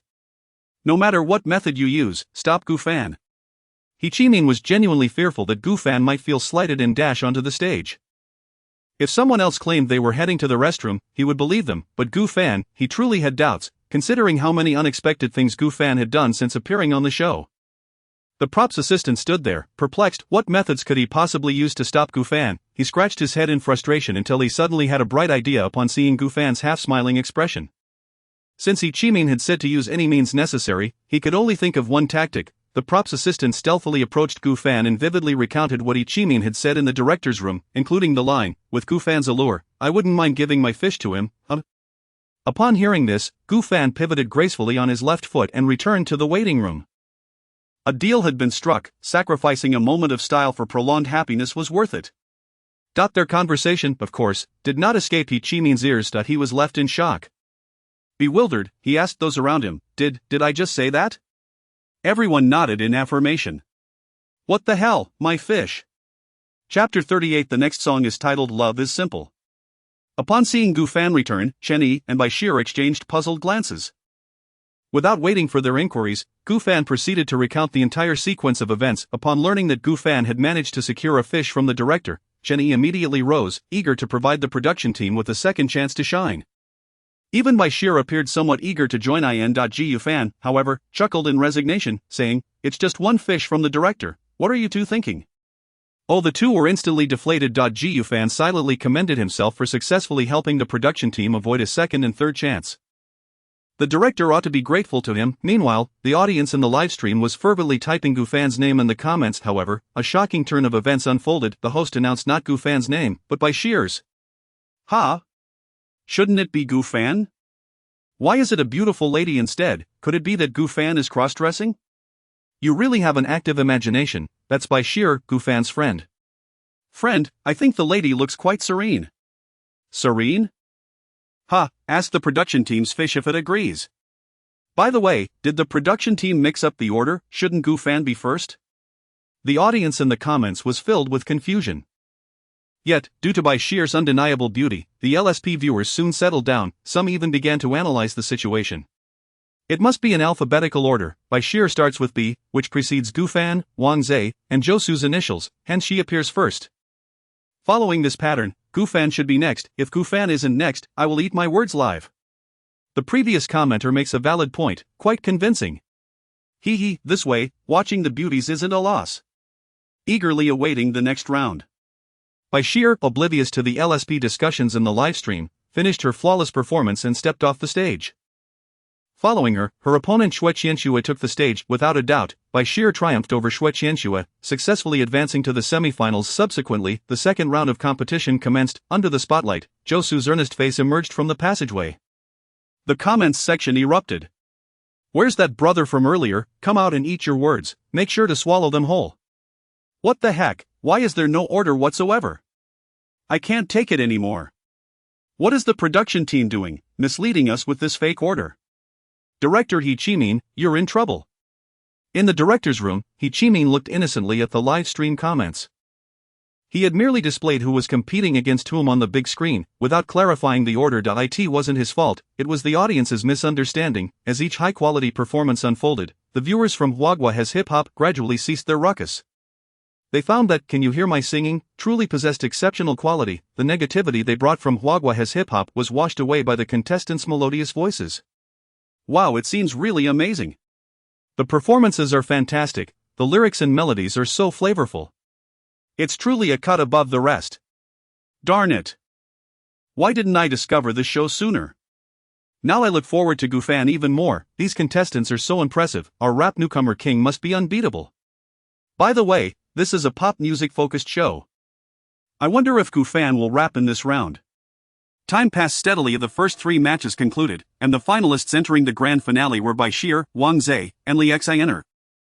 In the waiting room, as Gufan stood up, he heard the staff announce, "Please welcome contestant Chen Yi to the stage." Hearing this, Gufan turned back to Chen Yi with a helpless glance. Good luck. He now understood that director He Chimin was determined to have him perform last. Even within the same round, he had been placed after Chen Yi. All right. Chen Yi and Gufan exchanged a light high-five and departed the waiting room with smiles. Gufan shook his head and chuckled at Chen Yi's retreating figure.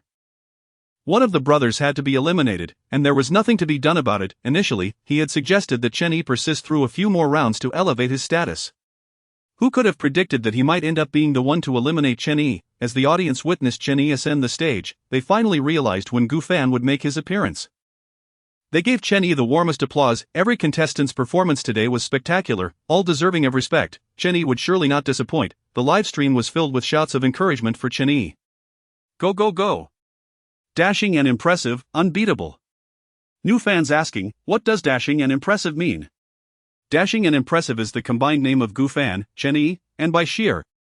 You just saw Bashir, her singing is beautiful, right? And you know Gufan, the rap newcomer king, the last one in dashing and impressive is Chen Yi, he's quite strong too. So, this Chen Yi is good friends with Gufan? How unfortunate that they have to compete against each other. While the audience was engaged in discussion, Chen Yi had already begun his performance. It was a pure rock song titled Dashing and Impressive. The lyrics were quite amusing, telling the story of how he, Gufan, and Bashir met and got to know each other during the show. The lyrics even mentioned a mischievous little fish. In the lounge, Bashir felt tears welling up in her eyes but smiled and shook her head. The song felt like a farewell from Chen Yi to her and Gufan, filling her with a tinge of sadness. Despite the short duration of the competition, they had spent nearly 2 months together behind the scenes listening to the song. Wang Zhe, in a corner, patted Ding Zhixing inside. "Goodbye, brother." Ding Zhixing silently nodded. He had lost to Wang Zhe and would also have to leave. Back in the waiting room, a smile involuntarily crept onto Gu Fan's lips as he lightly applauded. He truly hadn't anticipated that Chun Yi would compose such a song.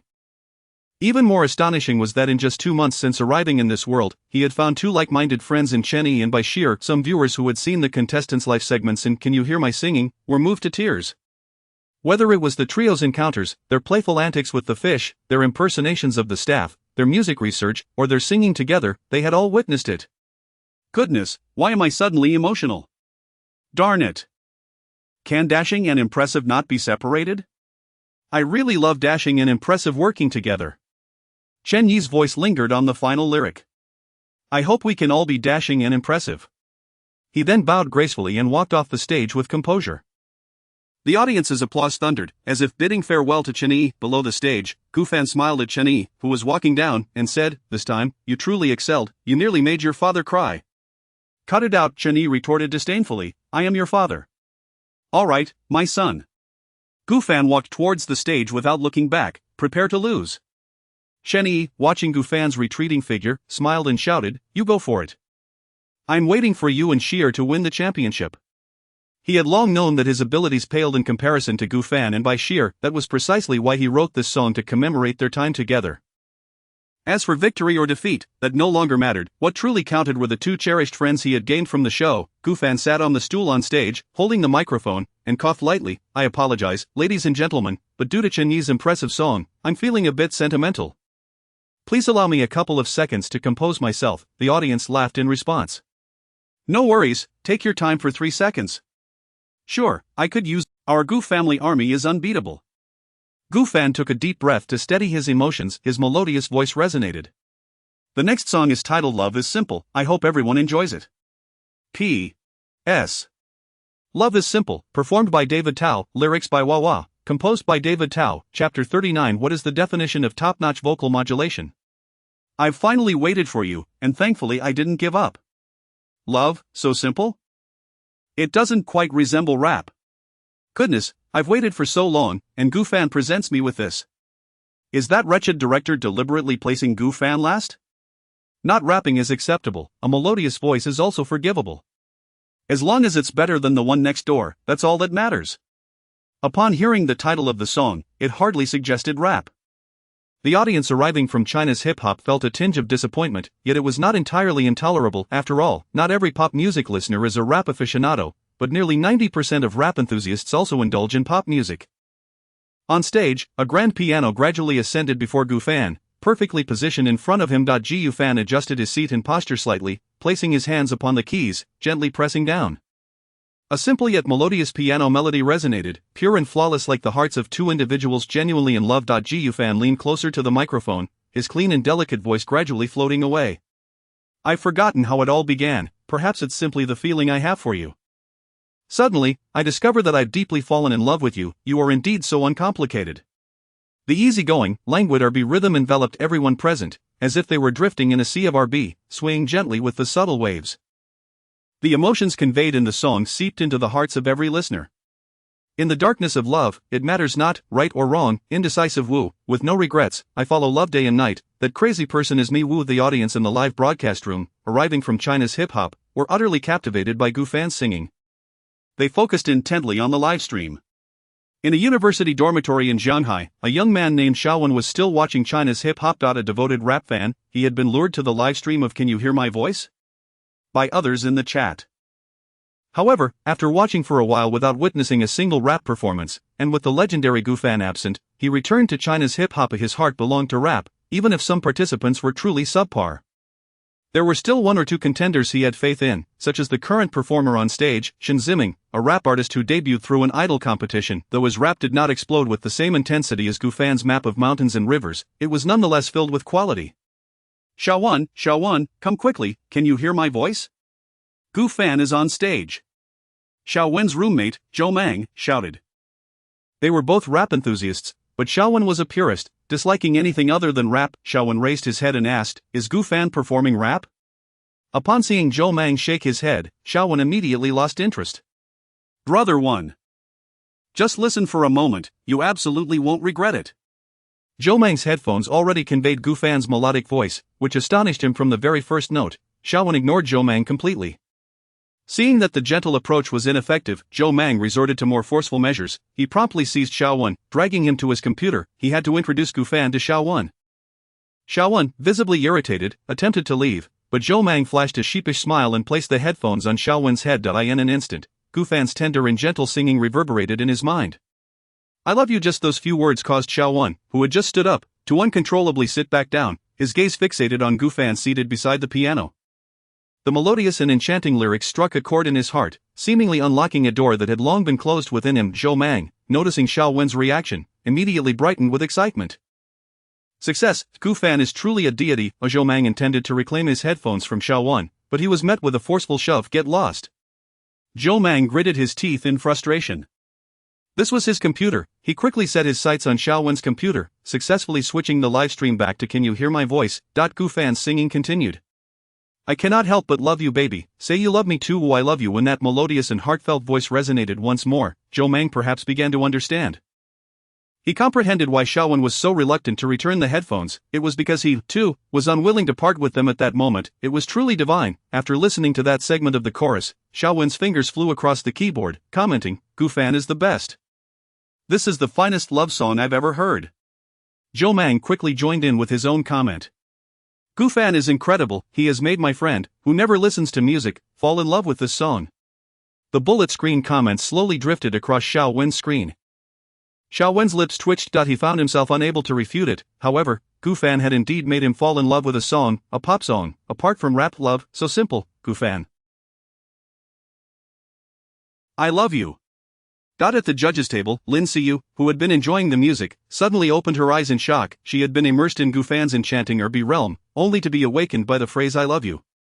This line was nothing short of textbook-level vocal modulation. It was truly worthy of inclusion in a music textbook. The Erbi theme was one that Lin Xiyu had originally proposed. Naturally, it was also the genre of song she excelled in. Now, Gu Fan had not only taken Erbi to its zenith but had also showcased his vocal modulation skills to the fullest. Such smooth modulation was something even she found challenging to achieve. How could Gu Fan sing with such effortless grace? Typically, professionals can detect where singers modulate their notes, but Gu Fan's modulations were completely undetectable. They flowed as smoothly as a babbling brook. It was simply astounding. She had underestimated Gu Fan's vocal prowess. His skills were not inferior to hers. This is marvelous, truly marvelous. Tao Ziming silently applauded, murmuring softly beside him. Zhang Yuan shared his astonishment, silently offering encouragement to Gu Fan.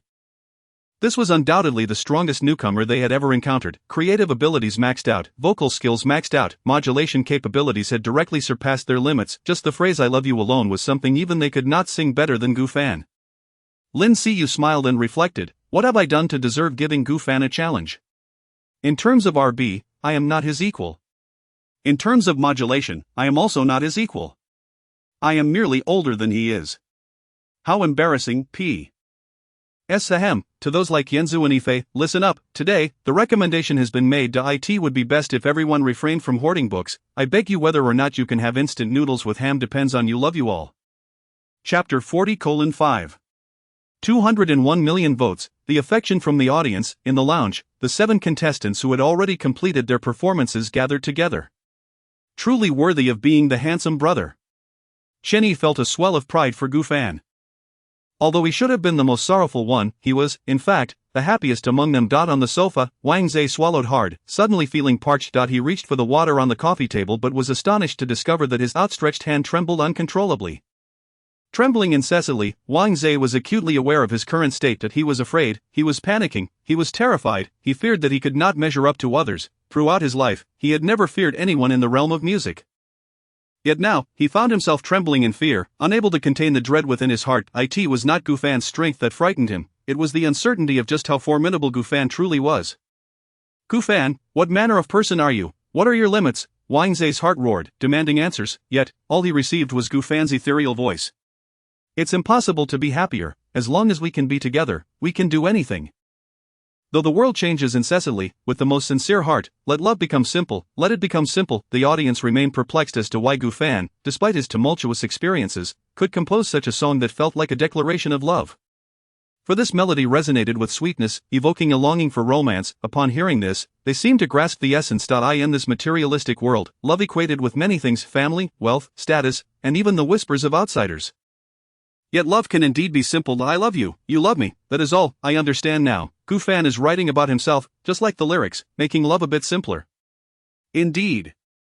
The love Gufan experienced is far too complicated.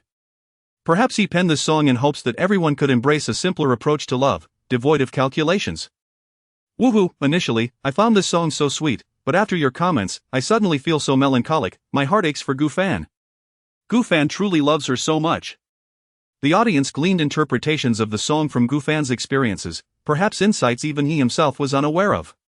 Yet such is reality. 1,000 listeners harbor 1,000 interpretations. Some find the song sweet, while others, reflecting on Gufan's journey, perceive it as sorrowful. Yet, one consensus emerged: the song was undeniably beautiful. For Gufan, achieving this was a success in itself. I love you, I will never relinquish my right to love you. The song concluded with a lengthy, trembling note. It swept through the audience's hearts like a gentle breeze. It flowed through their minds like a clear spring. It imprinted itself in their memories like a full moon in the night sky. Regardless of where they may find themselves in the future, whenever the prelude of this song plays, they will inevitably recall this exhilarating live performance. Gufan slowly rose, bowing slightly to the audience below. In that instant, applause erupted, resonating through the air. This was the greatest tribute to Gufan. A smile graced his lips in gratitude. Thank you all for your support. Thank you. The cheers from the audience grew deafening once more. A daring female fan boldly professed her feelings. Gufan, do you want a wife or not? Say it again, or you can choose to have a baby with me, your pick. Gufan, I love you. Even the crafty male fans chimed in. Gufan, your girlfriend doesn't want you anymore. You could always find a boyfriend. I second that suggestion. Choose me, choose me. The audience was in a fervor. The viewers in the live broadcast were equally excitable, bombarding the screen with comments. 66666. So melodious. My husband is amazing. So handsome. Tell Huaguayushia, I shall never return. From now on, I shall reside here. Absolutely stunning. I have succumbed to Gufan's voice. In addition to rap, his pop music is equally brilliant. How is it that this man excels in everything? After listening to Love, So Simple, whether Gufan rapped or sang was of little consequence. The viewers in the live broadcast had undoubtedly become ardent fans of Gufan. A minute later, Gufan took the stage alongside Chen Yi. They exchanged smiles, and the audience began to cast their votes. The viewers in the live broadcast followed suit. Gufan, go for it. Hee, I'll vote for Chen Yi. They are good brothers, and I can't let Chen Yi lose too badly. Wow, Gufan has already amassed 4 million votes. How about we aim to gather 520 for Gufan? Sounds good. Sisters, control your desire to vote. Gufan is already guaranteed victory. Let us give the extra votes to Chen Yi, so Gufan can reach 2 million votes. 5 minutes later, the big screen displayed the vote counts for both contestants. Gufan 201 million votes, Chen Yi 999,000 votes, and the venue erupted in astonishment. 5 million, incredible, 5 million. Damn, he's completely crushed the competition. The highest votes in the first 3 rounds were merely 2 million. Gufan has surpassed him by a staggering 4 million votes. Amazing. He has truly captivated nearly everyone. The audience, shouting, the force was such that the coffee table trembled thrice. Incredible, incredible, incredible, amazing. My live stream audience totals only 9 million, and 5 million votes were cast for you, Gufan, you're remarkable. As the broadcast progressed, the number of viewers in the live stream had already reached 9 million. He Chimin had anticipated that the final contestants in the arena would garner a higher vote count, but he never expected it to be this substantial. Gufan alone had amassed 5 million votes. The voting mechanism of the program was entirely under his control. Each individual was permitted a single vote, and the voting process was exceedingly intricate. Only those who genuinely appreciated the performance would cast a vote. Moreover, the voting window was a mere 5 minutes, yet it surged to 5,200,000 votes in just 2.5 minutes. Following that, the increase in votes slowed considerably. In contrast, Chen Yi's vote count began to accelerate, as if the audience were deliberately manipulating the tally, and indeed, that was the case. Had the audience not intervened, Gu Fan's votes could have climbed even higher. At that moment, He Qiming discreetly used an alternate account to glance into the live stream of China's Got Talent, only to find a mere 1 million viewers present. Rounding up, Gu Fan alone equated to 5 participants from China's Got Talent. Invincible.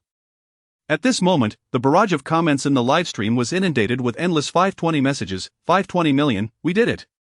Gu Fan sang us a song, Love, so simple, and we returned the favor with 520 million votes. It is our I love you. Brothers and sisters, you are incredible. Yay, Gu Fan, we love you. Due to the line I love you from Love, so simple, a group of completely unrelated viewers genuinely coordinated in this endeavor, bestowing upon Gu Fan a profound and alternative interpretation of I love you. Gazing at the glaring 201 million votes displayed on the large screen behind him, Gu Fan's heart swelled with understanding.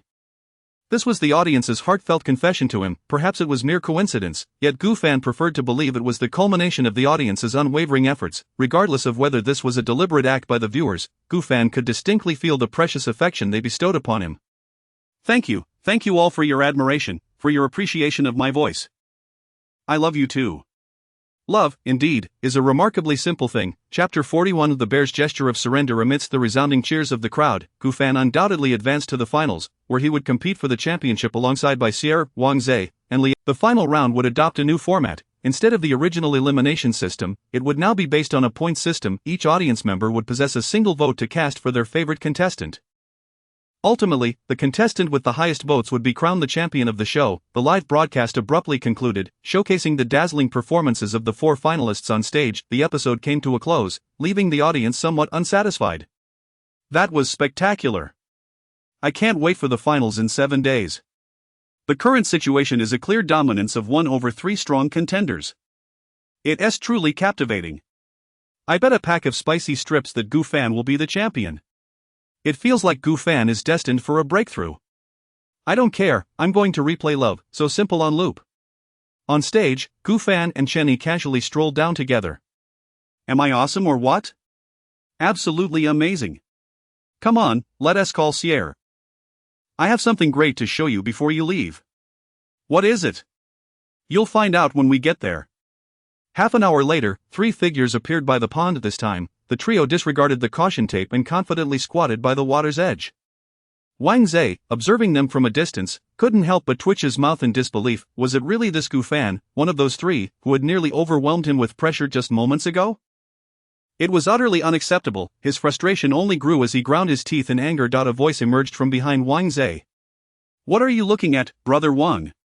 Ding Zhixing appeared from behind him, following Wang Zhe's gaze before chuckling. They truly remained true to their original intentions. He had seen the trio squatting there since the very first episode, and now, even as he was about to leave, they still lingered. They have such a strong bond. Xue Qianxue and Li Xian are also arrived, watching Gu Fan and the others with a hint of envy. They admired how carefree and unrestrained the trio was, with no concern for their image whatsoever. Of course, those 3 are actually staff arranged by the production team. The last of the 8 contestants, Zhou Su, appeared, carrying 2 bags of urea. He had come in good shape, but his suitcase was now broken. Who knew where he had managed to snag these 2 fertilizer bags? Zhou Su, are you out of your mind?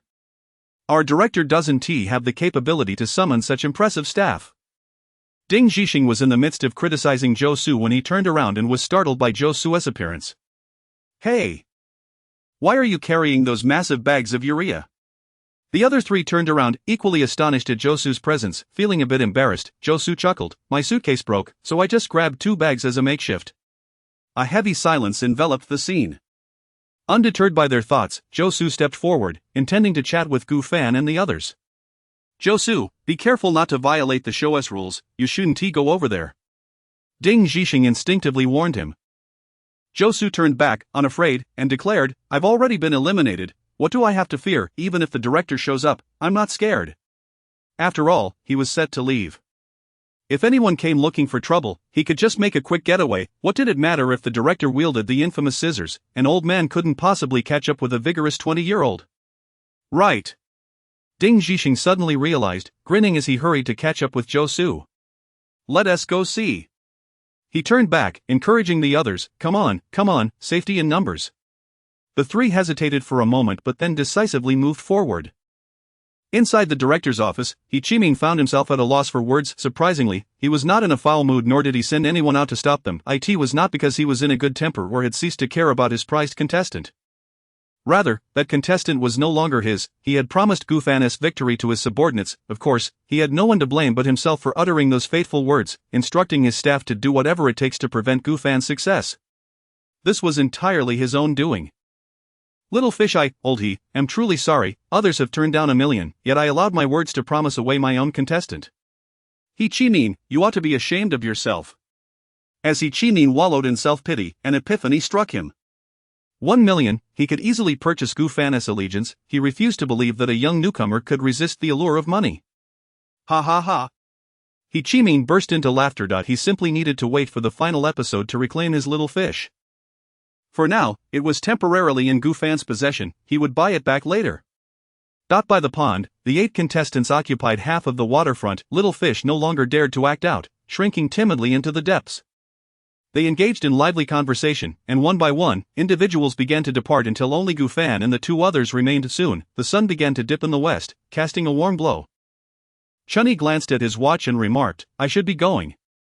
Gu Fan stood to assist Chun-Yi with his luggage, but Chun-Yi quickly snatched it away, saying, I don't need help from a patient. Then Sierra began to speak, but Chun-Yi interrupted, girls shouldn't help either. At the entrance of Yopu village, Chun-Yi's appearance was unchanged from when he arrived alone. Now, however, he was leaving accompanied by 2 friends, making it all the more worthwhile. A taxi waited by the roadside. As he prepared to depart, Chun-Yi waved cheerfully at the 2. Gu Fan, just so you know, I haven't joined Fengawat Entertainment. Instead, I've signed with your rival, Tingxian Entertainment. So be careful, don't slack off, or I'll outshine you later. And you too, Sierra, even though you're a big shot, I'll still be gunning for you. Gu Fan and Sierra exchanged a glance before simultaneously teasing, good luck. Humph. Chun-Yi hopped into the taxi, and the vehicle drove away. Gu Fan and Sierra watched him leave, then sat down on the roadside to chat. Sierra sighed, now that Chun-Yi has left, we'll also have to part ways in a few days. I wonder when we'll be able to gather again. If we want to meet, we can. Gu Fan replied with a smile, shaking his head, our careers are the same, so we have plenty of opportunities to reunite. True. By the way, Gu Fan, have you decided on your song for the finals? I have. RB? Sierra speculated, believing that if Gu Fan could write another top-tier RB song akin to Love, So Simple for the finals, he would undoubtedly secure the championship. Gu Fan, however, shook his head. It's theatrical yet not quite theatrical. Sierra looked perplexed, about to respond when the taxi that had driven off earlier unexpectedly circled back and appeared before them. Gu Fan and Sierra stared in bewilderment at the vehicle. The window gradually rolled down, revealing Chun-Yi's mischievous grin. Gu Fan looked at Chun-Yi, who had raised his hands in a gesture of surrender, utterly confused. What on earth? Chun-Yi scratched his head sheepishly and said, I forgot to mention something earlier, so I came back to say it. The champion must be our dashing selves. Did you hear that? If you 2 don't win the championship, don't even think about seeing me. Gu Fan and Sierra exchanged a knowing glance and chorused, you idiot. Chapter 42. It is suggested that Huagui Yushiha invite Gu Fan to present the championship trophy during the live broadcast of the September music charts. The number 1 song on the new song chart is Love, So Simple by Gu Fan. Since the conclusion of the 4th episode of Do You Hear My Song, Love, So Simple has, without exception, garnered widespread acclaim from listeners. Its position as the top song is the finest testament to this fact. Currently, Gu Fan has acquired several titles on Weibo's trending searches. Numerous prominent figures and content creators across various platforms have engaged in analyzing Love, So Simple. One particular blogger, Ultimate Music Enthusiast, even titled his article with a provocative statement regarding Gu Fan. Shock. How could a mentor of RB like Gu Fan take the stage and bully newcomers? Within the article, he devoted thousands of words to dissecting the composition of Love, So Simple and another few thousand to examining Gu Fan's exquisite vocal techniques. Netizens succinctly summarized his assertions. To save time, the blogger essentially means Gu Fan is impressive. Wow, a lengthy article just to praise Gu Fan in different ways? Honestly, he is not wrong. I've been on repeat for a day. As Gu Fan trends, his competitors are also subjected to ridicule from netizens. Any mention of Gufan's trending topics or Do You Hear My Song inevitably brings forth their voices. Behold the current trending searches on Weibo. Frowny face Gufan draws in millions of views for Do You Hear My Song? Hua Guiyushiha unexpectedly caught in the crossfire, inadvertently harmed by Gufan. While crushing his rivals, Gufan has also obliterated Hua Guiyushiha. Gufan triumphs over Chenyi, while Hua Guiyushiha emerges as the biggest loser. What secrets lie within this? The comments section is filled with amused netizens. In fact, beneath each trending topic, someone invariably tags Hua Guiyushiha. Hua Guiyushiha official account, come here and take the heat. This is hilarious. Hua Guiyushiha has trended in the least desirable way. I'm speechless, brothers. 6666, one can only say Gufan truly deserves it. Have you seen how many of the top 10 labels of Hua Guiyushiha are worth watching? What are they even singing? The truth is revealed upstairs. I suggest Hua Guiyushiha invite Gufan over and directly crown him champion. Most importantly, both shows will be broadcast live on the same day in 7 days. By then, the finale of Do You Hear My Song and Hua Guiyushiha will surely explode. From these comments, one can discern how distressed the director of Hua Guiyushiha, Fu Long, has been recently. Due to this incident, the investors have been incessantly clamoring for a reduction in funding. He has been overwhelmed, nearly driven to despair, and nowadays, a casual scroll through any social media platform reveals complaints about his show. His mind has nearly doubled in size from the stress. Huang Kai, the administrator of the official Hua Guiyushiha account, looked at the 99 unread messages in the backend and helplessly proposed a suggestion to his boss. How about we postpone the live broadcast on September 10th by a day and then invite Gufan to participate in an episode? Not only will it help maintain our viewership, but we can also leverage Gufan's name to restore the show's reputation. Moreover, having him on the show won't hurt. Didn't he claim to be quite skilled in rap? We could arrange a spontaneous battle between him and our contestants. He is not exclusively a rapper. Who knows, he might not perform as well as our contestants. If one of our contestants manages to outshine him, our reputation will be elevated. Even if we don't defeat him, we could continue inviting him as a mascot. If he wins the championship in Do You Hear My Song, we could ride the wave of his victory for publicity. It's a win-win situation. At any other time, Huang Kai would have been reprimanded severely by Fu Long for such remarks, yet, this time, Fu Long did not dismiss him. Instead, he pondered the feasibility of the proposal and ultimately concluded it might be the best course of action.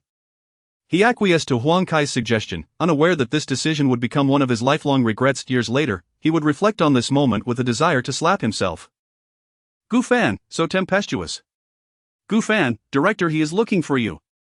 The props assistant approached Gufan. He promptly made his way to director He Chi-min's office. Initially, He Chi-min appeared somewhat displeased, but upon seeing Gufan, his expression transformed into a smile. Gufan, the director of Hua Guiyushiha has contacted me, wishing to invite you to be a special guest on September 11th for an episode. To be frank, this invitation did not bode well for He Chi-min. The finale of his show concludes on September 10th, marking its peak in viewership. Fu Long intends to invite Gufan the very next day, clearly seeking to capitalize on the momentum of Do You Hear My Song? It felt as if he were audaciously trying to usurp He Chi-min's spotlight. In truth, He Chi-min could have intercepted this news, but his conscience would not allow it. Fu Long likely recognized this trait in him, which is why he reached out directly. While the invitation seemed foolish to He Chi-min, it represented a lucrative opportunity for Gufan. Fu Long was offering 1.5 million for Gufan's appearance. He Chi-min, not one to make decisions on behalf of others, simply relayed the information to Gufan. How much are they offering? Gufan inquired with a smile. 150,000. Gufan pondered briefly before nodding in agreement. Then I'll go. A fee of 1.5 million for a single appearance is already quite substantial given his current standing.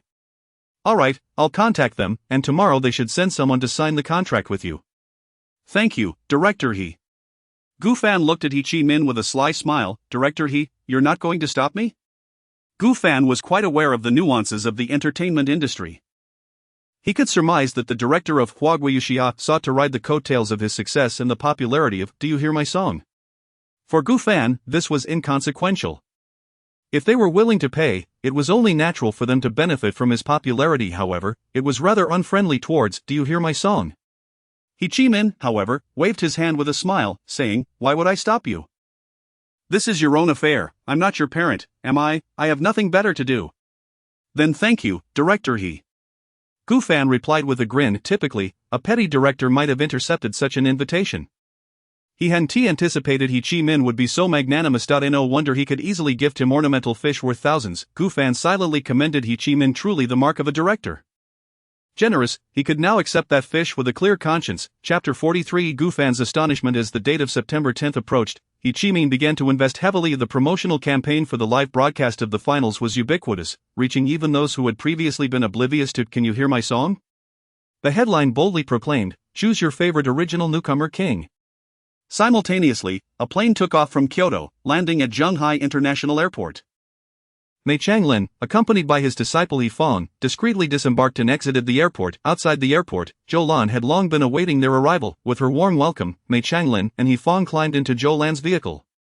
After a night of rest, they would together attend Gu Fan's finals in person. Once the trio departed, another woman from Kyoto stealthily emerged from the airport, burdened with numerous bags. Without delay, she hailed a cab destined for Yopu Village. On the morning of September 10th, at 5 o'clock, the stage lights illuminated the venue. The production team commenced testing various equipment to ensure everything was functioning properly. It was at this moment that He Chi Min arrived to direct the proceedings. By 6 o'clock, Gu Fan opened his door and stepped outside, only to catch sight of Wang Zhe squatting by the roadside. "Oh, up so." However, upon turning his head, Wang Zhe's pronounced dark circles startled Gu Fan. "Good gracious, did he go fishing last night?" With a weary wave of his hand, Wang Zhe replied, "You're the one who truly rises early." "I haven't slept at all."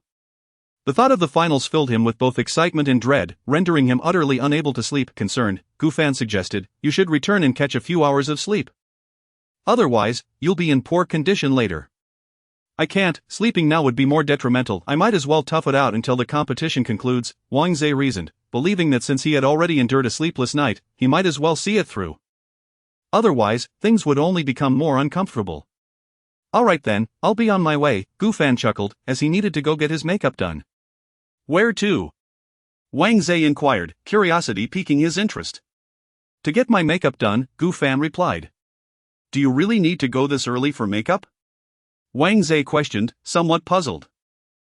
For boys like them, the makeup process didn't take long. A professional makeup artist could finish in just over 10 minutes. "Indeed, it's stage makeup that requires more time," Gu Fan explained with a smile. "In our theatrical circles, we have a saying, prepare early to shine brightly, and late to appear haggard. Therefore, I must prepare adequately." To ensure the professionalism of his makeup and to surprise his master, Gu Fan had even discreetly contacted his senior sister, who resided in Kyoto, asking her to come over. The makeup artist would need several hours to prepare, and his sister might have already risen at 3 or 4 in the morning to begin her work. He could not afford to be late. Upon hearing that it was for theatrical makeup, Wang Zhe stood up excitedly. "Can I go with you to see?" Since joining the program, he had heard that Gu Fan was a disciple of a Peking opera master, yet he had never witnessed Gu Fan in costume or heard him perform. His curiosity had always been piqued. Now that he learned Gu Fan would be getting into character, he was eager to see, not to mention it would allow him to gather intel on the competition. "Perfect. Of course, shall we go together?" Let's go, together." By 6:30, the two arrived at the venue. A woman, in her 30s yet still exuding charm, had been waiting for them. Gu Fan pushed open the door to the makeup room. Wang Zhe peeked inside, only to quickly step aside. Gu Fan, perplexed, greeted his senior sister first. "You sister, long time no see." Upon seeing Gu Fan, Yu Taoyu smiled and stood up, walking over to pinch Gu Fan's cheek. "Long time no see, little junior brother." "Have you missed your sister?" "Of course I have." Gu Fan replied, casting a glance at Wang Zhe, who was hiding in her blind spot. Why was he hiding? Gu Fan reached out, pulling Wang Zhe from the doorway and introducing him. "Sister, this is my friend, Wang Zhe. He is interested in our Peking opera and wishes to see you do my makeup. What do you think?" "Sure, it's rare to find young people interested in Peking opera these days." Yu Taoyu readily agreed. 2 seconds later, Gu Fan inexplicably turned and poked Wang Zhe, saying, "Hey, buddy, say something." Realizing Wang Zhe might be unsure of how to address her, Gu Fan suggested, "Why not just call her sister as..." Why was he blushing like a teapot? During their first meeting in Yopu Village, Gu Fan hadn't noticed Wang Zhe to be this shy. How strange. "You're welcome, come on in." Yu Taoyu ushered them into the room and handed them the breakfast she had prepared for Gu Fan. "Eat up. Once we start the makeup, you won't be able to eat anything else, lest your makeup smudges," she instructed. Gu Fan eagerly grabbed a bite, while Wang Zhe hesitated, his hand poised but unsure. Growing impatient, Gu Fan snatched the food from Yu Taoyu's hand and pressed it into Wang Zhe's palm. Wang Zhe cautiously glanced at Yu Taoyu, asking, "Sister, aren't you eating?" He noticed there were only 2 portions and assumed one was meant for Yu Taoyu. Yu Taoyu chuckled, shaking her head. "I've already eaten, this was prepared for both of you." In truth, she had planned to indulge in a hearty meal later. Ji Yufan knew his sister well enough to recognize her as a true foodie. She would likely sneak out to find local delicacies, hence, he had not inquired about whether she had eaten, unlike Wang Zhe. Wang Zhe turned to Gu Fan in confusion, believing Gu Fan had informed Yu Taoyu that he would bring. With that in mind, he felt justified in eating. However, the reality was quite different. Why Yu Taoyu pulled Gu Fan aside, whispering, "Hey, why is it a guy?" "Ha?" Gu Fan replied, somewhat bewildered, instinctively countering, "Well, he can't be a girl with him standing right here." Yu Taoyu quickly waved her hand, "That's not what I meant. I mean, why aren't you here with that girl? What was her name?" "Sheer, I prepared breakfast for you too, cough cough." That breakfast was meant for Gu Fan and by Sheer. Yu Taoyu had been following Can You Hear My Song closely. Besides the competition version, she had also watched the daily life version, thus, she was well aware that Gu Fan had 2 very close friends. One named Bai Sheer and the other Chen Yi. As a devoted fan, she had already shipped her junior brother with Bai Sheer and Chen Yi. Now that Chen Yi had been eliminated, logically, Gu Fan should have brought Bai Sheer along. Why, then, had he suddenly brought someone else, and a male at that? Yu Taoyu felt genuine disappointment. Ji Yufan was utterly speechless. His sister was wonderful in every way, except for her insatiable curiosity. To avoid any misunderstandings, Gu Fan decided to be honest instantly. Yu Taoyu lost interest, huffing as she walked over to the makeup table to organize her supplies. After finishing breakfast, Gu Fan proceeded to wash up. Wang Zhe stealthily approached him. "Hey, Gu Fan, what did your sister say to you? Are you sure you want to know?" "Absolutely. She finds you unappealing." "What?" Suddenly, Gu Fan's eyes widened in realization. "Oh no, could it be that Wang Zhe had developed feelings for my sister?" Chapter 44. Welcome to the grand finale of Can You Hear My Song? Gu Fan sat upright in his chair. Yu Taoyu skillfully painted on Gu Fan's face. Ji Yufan remained focused and cooperative, not diverting his gaze, with each step applying the base, adding blush, setting the makeup, applying rouge, defining the eyes, shaping the eyebrows, and painting the lips. Gu Fan gradually transformed. At that moment, he no longer resembled a handsome and spirited youth. Instead, he bore the likeness of a majestic woman. Yu Taoyu proceeded to enhance Gu Fan's appearance with a headband that lifted his brows and elongated his eyes. After affixing, arranging, and adorning him with silk ribbons, Gu Fan entered the changing room, donning a phoenix crown, wearing a dragon robe, draping cloud shoulders across his back, and fastening a horseface skirt around his waist. He gazed into the mirror at his elegant reflection. A subtle smile emerged from deep within him. In a sense, this was his first time adorning a theatrical costume. Though he had not mastered the art of singing, this body certainly had the capacity. As he wore the costume, memories surged forth in his mind, vividly recalling countless rehearsals and every movement and line from the play. At that moment, Gu Fan profoundly felt the original owner's love for opera. The countless practices and endless sweat were the best testament to that passion. The original owner truly cherished the art of opera, etching that love deeply into this body. Now, whenever Gu Fan wished, he could commence the performance from any stage. Were it not for the limitations of his physical state, he would genuinely yearn to sing, to experience the elegance and depth of traditional art. Alas, he could only set that thought aside for the future. His foremost goal now was to perform today's song beautifully. Ji Yufan turned and pushed open the door of the changing room. He spread his hands and smiled. "How do I look, senior sister?" "Ah." Yu Taoyu quickly approached Gu Fan, adjusting any misaligned elements while cheerfully praising him. "As expected of someone the master predicts will become a star, you look stunning. Absolutely beautiful." The term star originally referred to renowned figures within the opera community. Even now, the Mei Changlin School of Peking Opera continues to uphold this title. For instance, Gu Fan's master, Mei Changlin, is an elder star. In contemporary times, the term has extended to various fields, with the entertainment industry being the most common. In the realm of singing, individuals like Zhang Yuan could also be referred to as stars. This illustrates that while traditional culture may not be as resplendent as it once was, it continues to exert a profound influence on Huagua. Wang Zhe gazed in astonishment at the transformed Gu Fan. He could find no trace of Gu Fan's original self in that visage. It was as if Gu Fan had truly become a regal woman. The change in his features and demeanor startled him, igniting his curiosity. However, in an instant, Gu Fan interrupted his reverie. A deep, masculine voice resonated from the beauty before Wang Zhe. "What are you staring at? It's almost 8 o'clock, shouldn't you be looking for your stylist?" Gu Fan kindly reminded Wang Zhe, who responded with an exaggerated roll of his eyes. Nevertheless, Wang Zhe obediently exited the room, hurrying to find his stylist, Qi. Upon arrival, he discovered Bai Xier and Li Xin are already halfway through their makeup. prompting him to promptly take a seat. Stylist Chi skillfully began to work on Wang Zhe's look. Hearing Wang Zhe's arrival, Bai Sierra inquired, "Wang Zhe, how did Gu Fan turn out? I heard he had his senior sister do his makeup. Is it pretty?" She had inquired about Gu Fan's whereabouts earlier that morning. Had she not feared interrupting his senior sister, she would have gone to observe the scene herself. Li Shinner also leaned in with curiosity. Wang Zhe pondered for a moment, struggling to find the right words to describe Gu Fan's appearance, ultimately settling on a simple term, very beautiful. Bai Sierra's face reflected a thoughtful expression. After careful consideration, she struggled to envision what a beautiful Gu Fan might look like and asked, "Wang Zhe, do you know who Gu Fan is dressed as?" She attempted to imagine the character in conjunction with Gu Fan's face. Wang Zhe was silent for 2 seconds before admitting, "I forgot to ask." Bai Sierra Shiner, the stylists, who had been listening intently, their curiosity had been piqued by Wang Zhe, yet he had shown them nothing? Was that polite? Outside the backup passageway of the program, director He Chimin was welcoming Mei Changlin. He nodded gently to Zhou Lan and He Fong, acknowledging their presence, as they were all familiar with one another. He then slightly bent forward, lowering his posture. "Master Mei, it is an honor to meet you. This is our first meeting. If there are any shortcomings in my hospitality, I hope you will forgive me. I have specially prepared a special seat for you in the audience." "Please see." Mei Changlin slowly shook his head.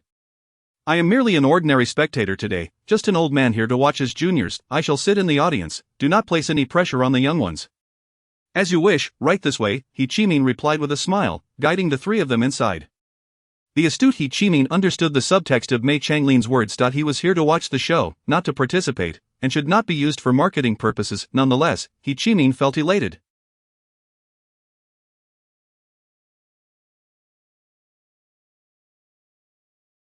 Regardless of where Mei Changlin sat, his presence at the event was beneficial, not to mention that the live audience might recognize Mei Changlin, and during the broadcast, cameras would inevitably scan the audience. The sharp-eyed viewers at home would surely spot him. Given Mei Changlin's fame, there would be no need for promotion, it would naturally be mentioned. This was an unavoidable occurrence. Despite the hint of clever maneuvering, it was harmless.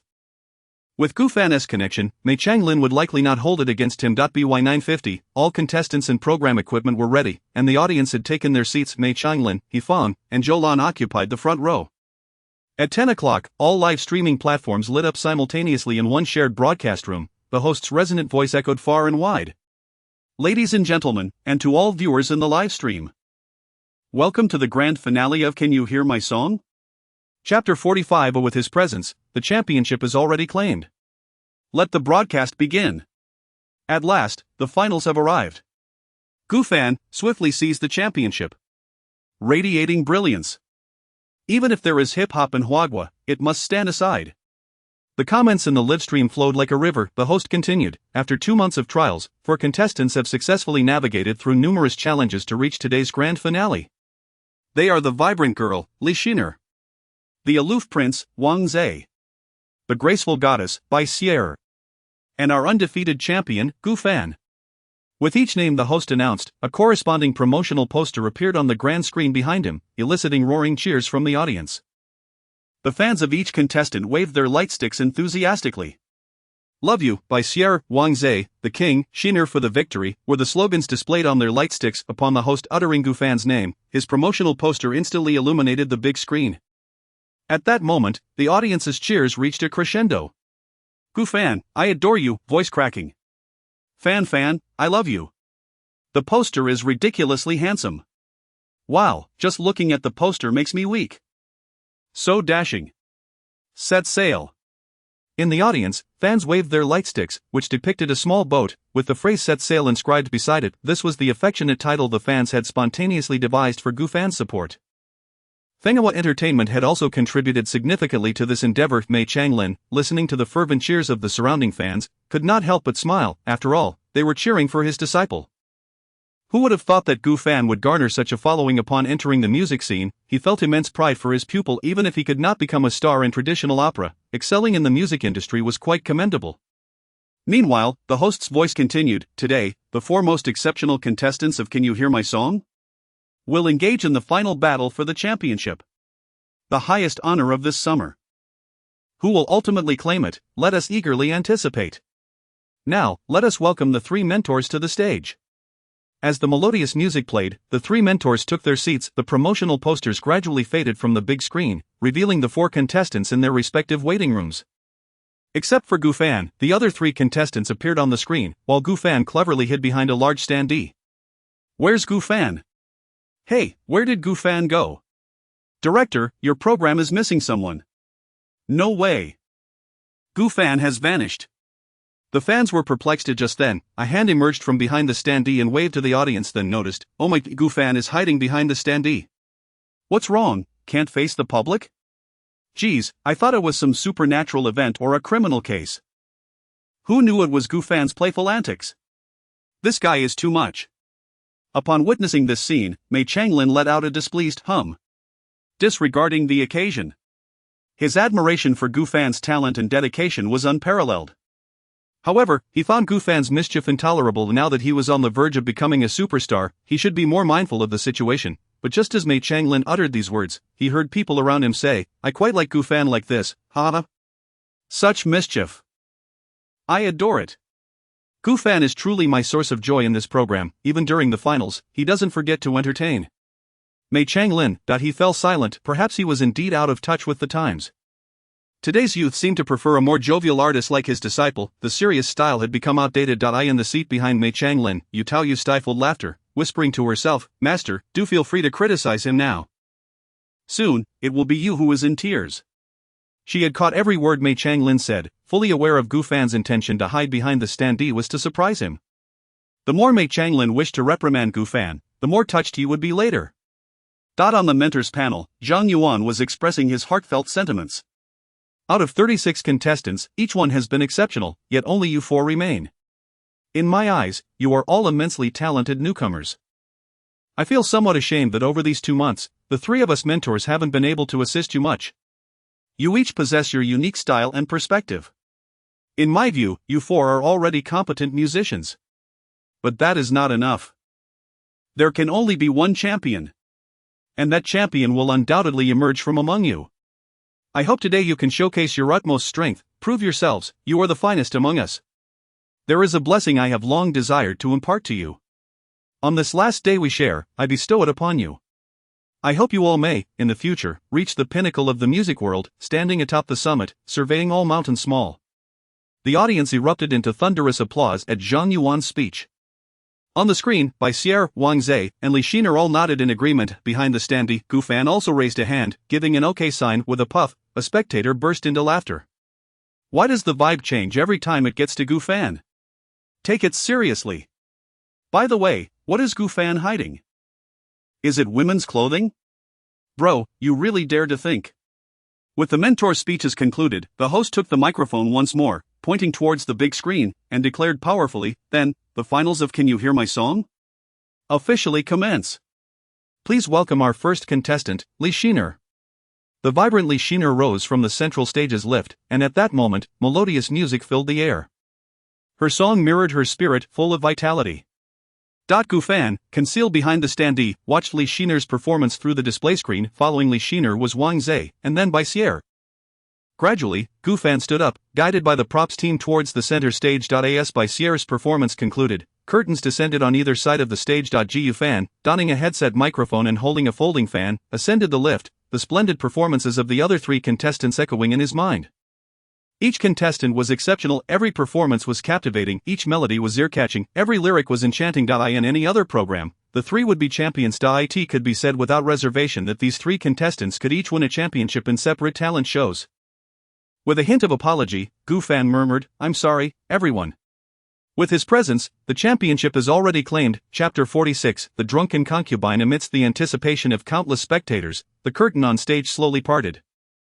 The platform gradually ascended, and the moment Gufan's visage emerged before the audience, a cacophony of excitement erupted. Wow, is that Gufan? His costume, is he about to perform? I heard he wasn't able to sing due to his health. I guessed it right, Gufan is indeed in women's attire. Is a costume considered women's clothing? Of course, a gentle light bathed Gufan, adding an air of melancholy to his presence. The viewers in the live stream gasped in awe. Oh my goodness, it's my first time seeing Gufan in costume. He looks stunning, he truly is beautiful, I adore this. Is this really Gufan? Is there anyone knowledgeable who can tell me who Gufan is portraying? Ah, I absolutely love Gu Fan's look. At that moment, the camera in the live stream swept across, finally settling on the front row of the audience. The robust figure of Mei Changlin appeared in the live stream. Oh my, Master Mei, isn't that Master Mei? Wow, Master Mei is here at the event. Incredible, is he here to watch Gu Fan perform? No wonder Gu Fan is in costume. I just remembered, Gu Fan's attire represents Yang Guifei. It is said that Master Mei adores this play. If the audience had indeed not erred in their observations. Gu Fan was indeed portraying Yang Guifei, and Mei Changlin's favorite piece was indeed the drunken concubine. Initially, the audience thought that Gu Fan merely donned the costume as a formality. However, upon seeing Mei Changlin in the audience, they genuinely believed Gu Fan was about to perform, but this performance, setting aside whether Gu Fan's health could withstand it, this competition was fundamentally unsuitable for traditional opera. Regardless of how splendid traditional art may be, it remains a stage for contemporary music. The audience consisted predominantly of fans of popular music. If Gu Fan aimed to clinch victory through traditional opera, it would be akin to chasing a mirage. Is Gu Fan truly going to sing traditional opera that could lead to defeat? Does he not want the championship? This seems rather reckless. What on earth is Gu Fan thinking? No way, Gu Fan. I bet 10 packs of spicy strips with my friend that you would win the championship. Now, it wasn't just the audience in the livestream who found Gu Fan's actions foolhardy. Mei Changlin was equally distressed. What on earth is this brat doing? What will become of his future? He has the potential to win. Why sacrifice it for an old man like me? Fanner, what are you truly thinking? When he first laid eyes on Gu Fan in costume, he was filled with surprise, yet, in an instant, anxiety took hold. If Gu Fan truly performed the drunken concubine, victory would be impossible. The majority of today's youth do not favor opera. Moreover, the program in which Gu Fan was participating attracted a predominantly youthful audience. Mei Changlin was afraid. He feared that his disciple, in a bid to amuse him, would forsake a promising future. Such a scenario would haunt him with guilt for a lifetime. Achieving success as a champion and debuting compared to merely ranking lower or worlds apart. On the stage, Gu Fan caught sight of the anxious Mei Changlin in the audience. He bowed deeply at a 90-degree angle before straightening up and nodding at the music teacher at the edge of the stage. The music teacher elegantly waved her hand, and in an instant, the sound of the guzheng filled the air. Following that, the pipa, drumbeats, and bass harmoniously intertwined, blending traditional and contemporary instruments in a captivating display. On the big screen, the song title emerged, gradually becoming more pronounced. New Drunken Concubine, performed by Gu Fan, lyrics by Gu Fan, composed by Gu Fan. These 5 familiar yet unfamiliar characters struck the audience with a powerful impact. New Drunken Concubine, oh my, did Gu Fan create a new song inspired by the opera Drunken Concubine? Impressive. 66666, my apologies, Gu Fan. We misjudged you. This is extraordinary. Not only is he performing opera, but he is also singing a song. What kind of talent is this? The contemporary, vibrant accompaniment resonated in Mei Changlin's ears. The lines etched on his time-worn face finally relaxed, shedding the previous tension and melancholy, replaced by a hint of satisfaction. He had misjudged Gu Fan. Excellent, excellent, splendid. The moment he realized Gu Fan hadn't relinquished his future for his sake, he couldn't help but exclaim thrice in approval. As a melodious introduction from the Shao flute faded, Gu Fan began to sing with a gentle, delicate timbre. The snowflakes fell that year, while the plum blossoms bloomed. By the watching pool that year, so much sorrow remained. Do not speak of right or wrong, of love and hate. I only wish to dream and drink with you once more. The golden phoenix hairpin and jade comb were gifts from you. The feathered robe and dance of the rainbow, I sing for you through the ages. The Jianmen Pass is your deep longing for me. At Maui Slope, I wish to die for true love, a beauty lost. The lyrics, steeped in the rich cultural heritage of ancient China, intertwine seamlessly with modern melodies and arrangement techniques, achieving a perfect fusion of traditional essence and contemporary rhythm. The song became imbued with subtlety, elegance, melancholy, and exquisite beauty. The audience, upon hearing it, found it irresistibly captivating, compelling them to listen intently. The deeply classical imagery within the lyrics transported the listeners to that era, the Lushan Rebellion, that time when Yang Guifei met her tragic end, a scapegoat amidst chaos, hanging lifeless at Maui Slope. It allowed the audience to deeply appreciate the tragic fate of Yang Guifei and the agonizing sorrow of parting. Zhang Yuan observed the lyrics in hand, nodding gently in admiration. Gu Fan is indeed a remarkable talent. The lyrics are beautifully penned. That year by the watching pool, so much sorrow remained, and the golden phoenix hairpin and jade comb were gifts from you. These 2 simple lines transported him to Bai Judi's song of everlasting regret. The ornamental hairpins fell to the ground, unattended. The jade combs and golden phoenix hairpins, precious adornments, lay scattered. He could not help but envision the tragic scene of Yang Guifei had perished, her adornments abandoned on the ground, neglected. Tears welled in his eyes. I am the audience. Mei Changlin lightly tapped his fingers, savoring Gu Fan's song, attempting to discern any connection to opera within the melody. As he listened, he couldn't help but chuckle at himself. Perhaps it was merely the song titled New Drunken Concubine. Gu Fan's intention to amuse this old man was more than sufficient. With such a disciple, he should not desire more. P.S. This chapter was somewhat challenging to write, time was limited, and there are some issues within. I will revise it later. I suggest everyone revisit it tomorrow. New Drunken Concubine, performed by Li Yugong, lyrics by Hu Li, composed by Hu Li.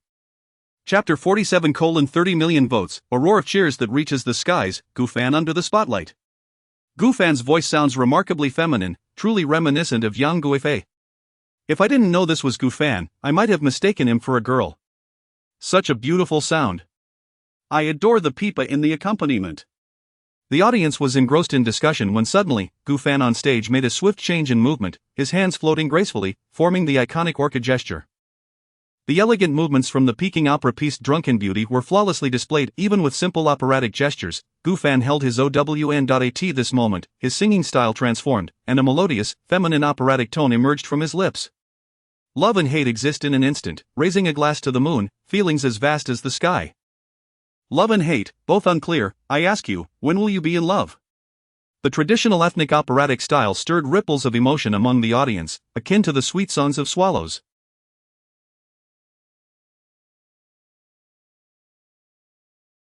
As the song progressed, Gu Fan's body moved in a mesmerizing dance, sometimes holding a fan in his right hand with both hands forming the orchid gesture, at other times turning left while holding the fan, and then displaying the fan in front while half-squatting with his left hand raised. Finally, he executed a graceful turn, presenting himself with the fan behind him. Each smile and frown was reminiscent of the true Yang Guifei, vibrant and enchanting, the ancient and fragrant lyrics, the melodious and winding melody, the elegant and prolonged accompaniment, combined with Gu Fan's exquisite operatic expressiveness and his graceful movements, left the audience in a trance, as if witnessing a grand ancient hall. Inside, a stunning dance continued unabated, even amidst the sweat, all to win a smile from the beloved monarch. Yet, all of this became a mere illusion as the flowers lay scattered, no one to collect them. Wow! This operatic tone, I feel as if I have truly seen Yang Guifei. This is utterly absurd. Gu Fan's operatic performance has truly opened my eyes. No wonder he is a disciple of Master Mei. A male can sing a female operatic tone so beautifully. What a beautiful voice, what exquisite movements. The complete national-style operatic performance instantly overshadowed the previous contestants' pop styles. At this moment, countless audience members were moved by the sublime operatic tone and captivated by Gu Fan's enchanting form. The live stream viewership soared to 10 million, 20 million, approaching midnight. Under Gu Fan's breathtaking performance, word spread among the audience, and the live stream numbers began to skyrocket, ultimately reaching 30 million, and it continued to surge under Gu Fan's singing.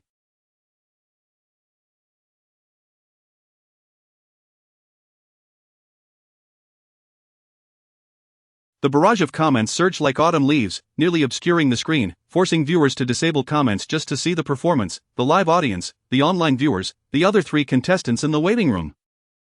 The backstage crew, the three mentors on stage, all were astonished. They were all captivated by Gu Fan, truly, with such operatic prowess, who could rival him? In an instant, Tao Ziming, seated among the mentors, sprang to his feet like lightning. One foot even perched atop his chair. He was utterly thrilled, he was enraptured. This singing tone, he envisioned a new deity rising within the Chinese music scene, a future star far surpassing him was on the rise. In the future, Gu Fan would undoubtedly hold a significant place in the Chinese music realm. Oh no, not just a significant place, he might become an everlasting symbol in Chinese music for centuries to come. This rendition of New Drunken Beauty could potentially surpass all songs that blend tradition and modernity across the nation. Gu Fan's operatic tone was simply too beautiful, it transcended any piece infused with operatic elements, eclipsing every singer skilled in opera. Chrysanthemum Terrace reflects the bright moon, who knows the chill in my heart? Drunk in the embrace of the monarch, dreaming of the Tang dynasty's love, the human voice concluded with the final melodious operatic phrase. The enchanting sound of the shell instrument provided a graceful finish to the song. The entire performance was as delightful as the ethereal orchids in a secluded valley. The lingering echoes reverberated for 3 days without fading. Gu Fan stood on stage, exhaling a long breath. He softly expressed, "This song, New Drunken Beauty, is dedicated to everyone. I hope that after listening to this song, you may develop a slight interest in Peking opera and other traditional theatrical arts. They are treasures passed down through our nation for millennia. One only needs to listen closely to their stories to uncover the profound beauty within." Finally, thank you all for listening to New Drunken Beauty. Upon finishing, Gu Fan bowed 3 times, once towards the audience, once towards the mentors, and once towards his teacher. However, after completing all of this, a deafening silence ensued. 10 seconds elapsed. Clap, clap, clap. The first round of applause erupted from the audience, originating from his master, Mei Changlin. The elder was moved to tears, clapping vigorously for Gu Fan. This rendition of New Drunken Beauty was enchanting. He adored it. Even though his disciple's body could not support the demanding movements of opera, he had nonetheless delivered a unique performance in his own way. With such a disciple, he desired nothing more. As Mei Changlin applauded, He Fang, Zhou Lan, Yu Taoyu, along with all the audience members, the other contestants in the waiting room, the backstage crew, and even the director He Qimin, joined in the applause for Gu Fan. In the live stream, an endless barrage of comments flooded the screen. Wonderful, simply wonderful. Master Mei is moved to tears. This speaks volumes about the artistic merit of this song. It was worth my sitting in front of the computer since 8 in the morning. Truly astonishing. I declare, this performance is the best live stage show I've seen today. Simply divine. I never anticipated witnessing such a breathtaking performance on a variety show. Now I understand why my grandfather loves opera so much. Because it is genuinely beautiful. Gu Fan, thank you for making me fall in love with opera. The live stream audience peaked at a staggering 40 million, a full 40 million viewers online. Director. We've broken the national record for live viewership in variety show competitions. He Qimin in the director's room stared in disbelief at the number 40 million. It was only when the staff's voices broke the spell that he regained his composure. With trembling hands, he retrieved his cigarette from his pocket and lit it, gradually calming his emotions. All his thoughts coalesced into 2 words, damn it, Gu Fan, you are incredible. Heh, I lost. In the waiting room, Wang Zhe suddenly felt a sense of relief. The pressure he had previously felt evaporated entirely, leaving him considerably more relaxed. He stretched and made his way toward the stage, muttering, I concede willingly. Had Gu Fan merely surpassed him by 1 or 2 times, he might have felt disgruntled. But when Gu Fan eclipsed him by 10 or even 100 times, all that remained in his heart was admiration. Meanwhile, Sierra walked towards the stage, gently applauding. It was simply too splendid.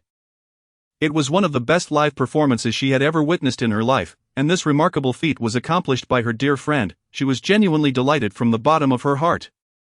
As for winning or losing, it mattered little to her. She had never aimed for the championship. Her sole purpose was to exchange musical ideas with others and appreciate the beauty of music. Now that wish was not only fulfilled but exceeded, she had witnessed a top-tier live performance. On stage, Wang Zhe, Sierra, and Li Xiner all ascended to the platform. The voting program on the big screen also appeared simultaneously. The 4 shook hands, and at this moment, the other 3 had already begun to congratulate Gu Fan. Congratulations, Gu Fan. That was marvelous. Absolutely fantastic. Clearly, the 3 had already acknowledged Gu Fan as the champion. Gu Fan smiled and thanked each one, but refrained from uttering any more modest words. To say such things now would feel somewhat out of place. Gu Fan has garnered unanimous recognition from his rivals. What a great show! Woohoo, it's a shame for Wang Zhe, Sierra, and Li Xiner to face such a prodigy as Gu Fan. Indeed, Gu Fan is excessively strong. Voting should begin now, right? As the audience had anticipated, when the 3 mentors stepped to the center of the stage, the voting officially commenced. The audience members picked up their voting devices, and viewers in the live stream began to cast their votes. The voting mechanism for this final match was not as stringent as before. It was simple, 1 vote per person. I'm casting my vote for Gu Fan. Go, Gu Fan must be the champion. Gu Fan is so beautiful. For the first time, I find a man beautiful. Woohoo! Scheming men, if you ask for votes, just vote properly. Damn it, can you guys vote properly? Gu Fan is my bro, he's amazing. Wow, I caught Chenny in the comments. The barrage of comments flowed in the live stream as fans voted earnestly. Below the stage, Mei Changlin picked up a voting device for the first time, pressing the button next to his disciple's name to cast a precious vote. As he did so, he urged Zhou Lan and He Fang to hurry and vote for Gu Fan. After prompting the 2, Mei Changlin began to scan the audience, eager to see how many votes his disciple would receive. Just as he turned to observe, he locked eyes with Yu Taoyu. Mei Changlin's brow furrowed. He felt a sense of familiarity with this passerby. Then, he saw Yu Taoyu awkwardly stick out her tongue, raising her hand in a wave. Master, I didn't expect to see you here. In that instant, Zhou Lan and He Fang also turned around. Zhou Lan exclaimed, Junior sister, what are you doing here? Yu Taoyu glanced at Mei Changlin's serious expression and pointed at the spirited Gu Fan on stage, saying, Junior brother asked me to come. I'm here to help him with his makeup. Mei Changlin observed Gu Fan's appearance on stage, then turned back to Yu Taoyu, lightly snorting without further comment. So that was why Gu Fan's appearance was so professional. It was the work of his own disciple, and he had kept it from him. However, although Mei Changlin maintained a stern demeanor on the surface, he felt a surge of happiness within. Yu Taoyu, watching Mei Changlin turn away, murmured softly, "The proud little old man must be overjoyed inside." Suddenly, Mei Changlin turned back, startling Yu Taoyu. "Did master hear that?" To her relief, Mei Changlin merely said expressionlessly, "Remember to vote for your junior brother." "Got it, master." Yu Taoyu beamed with joy, relieved that she hadn't been overheard. With that, she cast her vote for Gu Fan. Her gaze flickered between Bai Sierra and Gu Fan on stage. Shipping CPs is so much fun, and it seems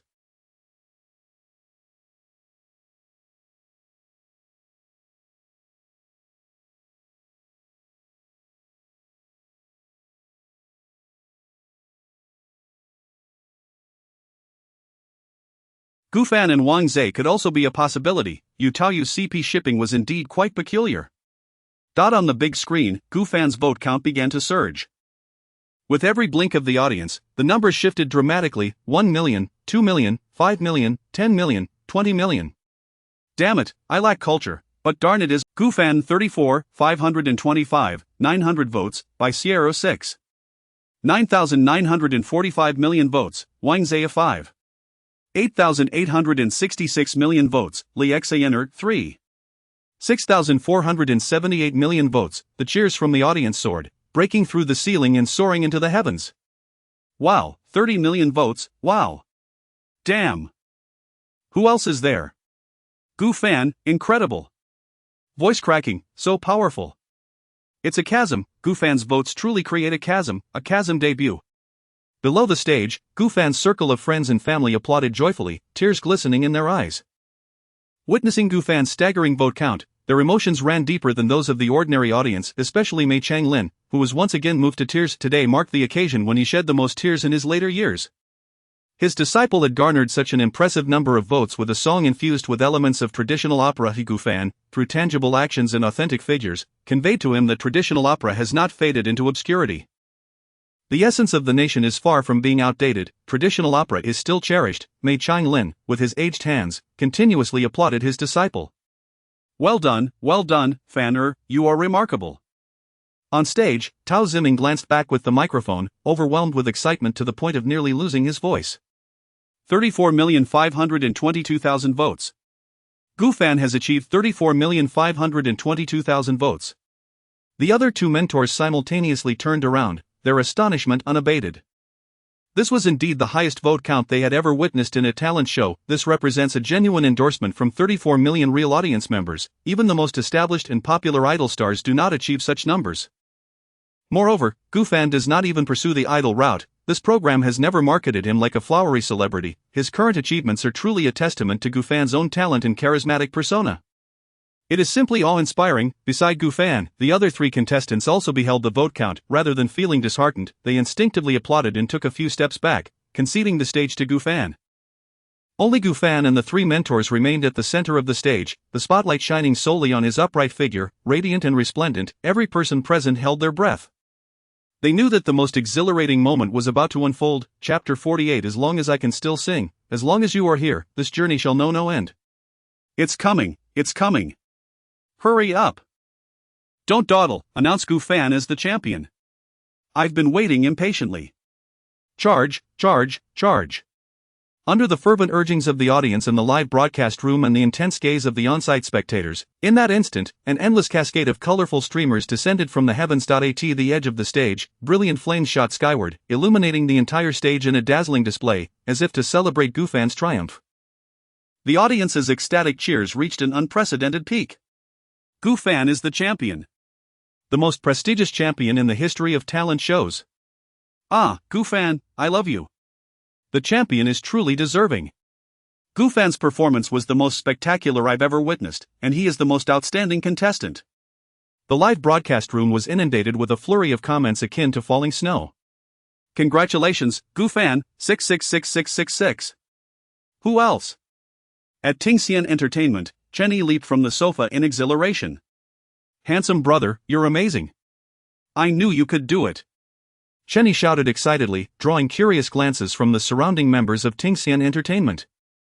One might have thought he had won the championship himself. Back at the venue, the other three contestants standing behind Gufan were also smiling. They felt honored to have lost to Gufan. In the audience, Yu Taoyu was so overjoyed that she jumped up. Mei Changlin couldn't help but scold Yu Taoyu, still so restless. Yet, despite his words, he bore no resentment towards her, maintaining a smile throughout. Gufan had won the championship with a song infused with elements of traditional opera. He was proud. The sense of pride emanating from within him was greater than when he had once been a star performer. On stage, Tao Ziming held the microphone to Gufan's lips and inquired, "Gufan, do you have anything to say upon receiving this championship today?" Gufan gazed at the fans waving their glow sticks, the excited senior brothers and sisters, the beaming Mei Changlin, and the teary-eyed Zhou Lan. With heartfelt sincerity, Gufan expressed, "I am incredibly fortunate to have met all of you and to have your affection. Thank you for helping me achieve this hard-earned championship. However, I believe this is not the end. It is merely the beginning of my musical journey. I hope you will walk alongside me until we reach the journey's end. As for where the end lies, I do not know." At this juncture, Gufan paused momentarily before breaking into a radiant smile. Regardless of past or present, Gufan would always bow at a 90-degree angle to his audience. It was his honor that they cherished him, and he would never regard his championship as something extraordinary. To be a star is not to elevate oneself above others. He always understood the possessions of a star are bestowed by the fans. Only by loving and respecting the fans in return can they reciprocate that affection. In the audience, the fans were so excited that they nearly lost their voices. "All right, we will walk with you. Gufan, I will always listen to your songs. I love you, Gufan. Ah. From this day forth, we will accompany you on your musical journey." 10 seconds later, Gufan rose and accepted the microphone from Tao Ziming. "Actually, I would like to extend special thanks to 3 individuals. First, to my senior sister, Yu Taoyu, who traveled all the way from Kyoto for my outfit. Thank you for your hard work, senior sister." The director thoughtfully shifted the camera to Yu Taoyu in the audience. She waved her hand with a smile, feeling that she hadn't done much for Gufan. It's only natural to help one's own brother, but the viewers in the live broadcast room had a different reaction. "Wow! Senior sister is so beautiful. Wow, a mature woman, I like her so much. Gufan, no more talking, from today on, you call me brother, and I'll call you brother-in-law. What, so good-looking and talented, I'm so envious." On stage, Gufan turned to his master, Mei Changlin. "And I must also thank my master, Mei Changlin, who taught me Peking opera and showed me how to be a qualified Peking opera performer." "Thank you, master." Mei Changlin smiled with satisfaction, offering no further words. He had merely imparted Peking opera to Gufan. The progress Gufan had made was primarily due to his own talent in pop music. Lastly, Gufan looked towards Zhou Lan, Aunt Lan, for reasons unknown. Though he was not the original Gufan, seeing Zhou Lan evoked within him a profound sense of kinship. Memories of all that Zhou Lan had done for him surfaced in his mind. Certain words echoed in his thoughts. "Sister Lan, why don't you date? I want to take care of Fanner." Dating and marrying don't conflict with taking care of Gufan, do they? No, it's different. I'm afraid he won't treat Fanner well. "Sister Lan, you enough. I've promised Chiner to raise Gufan happily, to give him a joyful childhood." At this moment, Gufan felt as if he had completely merged with the original owner's memories. An overwhelming emotion surged within him. With tears in his eyes, Gufan deeply bowed. "Aunt Lan, thank you for everything you have done for me over these past 12 years. I love you." This was what the original owner had longed to express to Zhou Lan but had never managed to say before his tragic end. The love of the Chinese people is subtle. It is profound, it is weighty. We often find it challenging to articulate the deep affection that resides within our hearts. Today, on this, the most glorious day of Gufan's life, he spoke this love not only for the original owner but for himself as well. Without Zhou Lan, the original owner would not have grown to this day. Without Zhou Lan, he would not have been able to traverse into this body and live again. This declaration of love was both the original owner's affection for Zhou Lan and Gufan's love for her. In that fleeting moment, Zhou Lan's tears flowed uncontrollably, bursting forth like a river breaking its dam. Overwhelmed with joy, for the sake of a promise, she had chosen not to marry, bear children, or even date, nurturing Gufan bit by bit, all for this day. Gufan made her proud. Chapter 49 of Fan Kua Session, a series of explosive inquiries. What's going on with Gufan? Why did he say "I love you"? Who was he addressing? Wait, does Gufan actually have someone he likes? Does that mean I just fell in love only to be heartbroken? Unfollowing. You all must be fake fans. True fans have delved into Gufan's background. Gufan is an orphan, and Aunt Lan is his adoptive mother. The esteemed agent of Fengahua Entertainment, Joe Lan. Oh my, so that's basically my mom.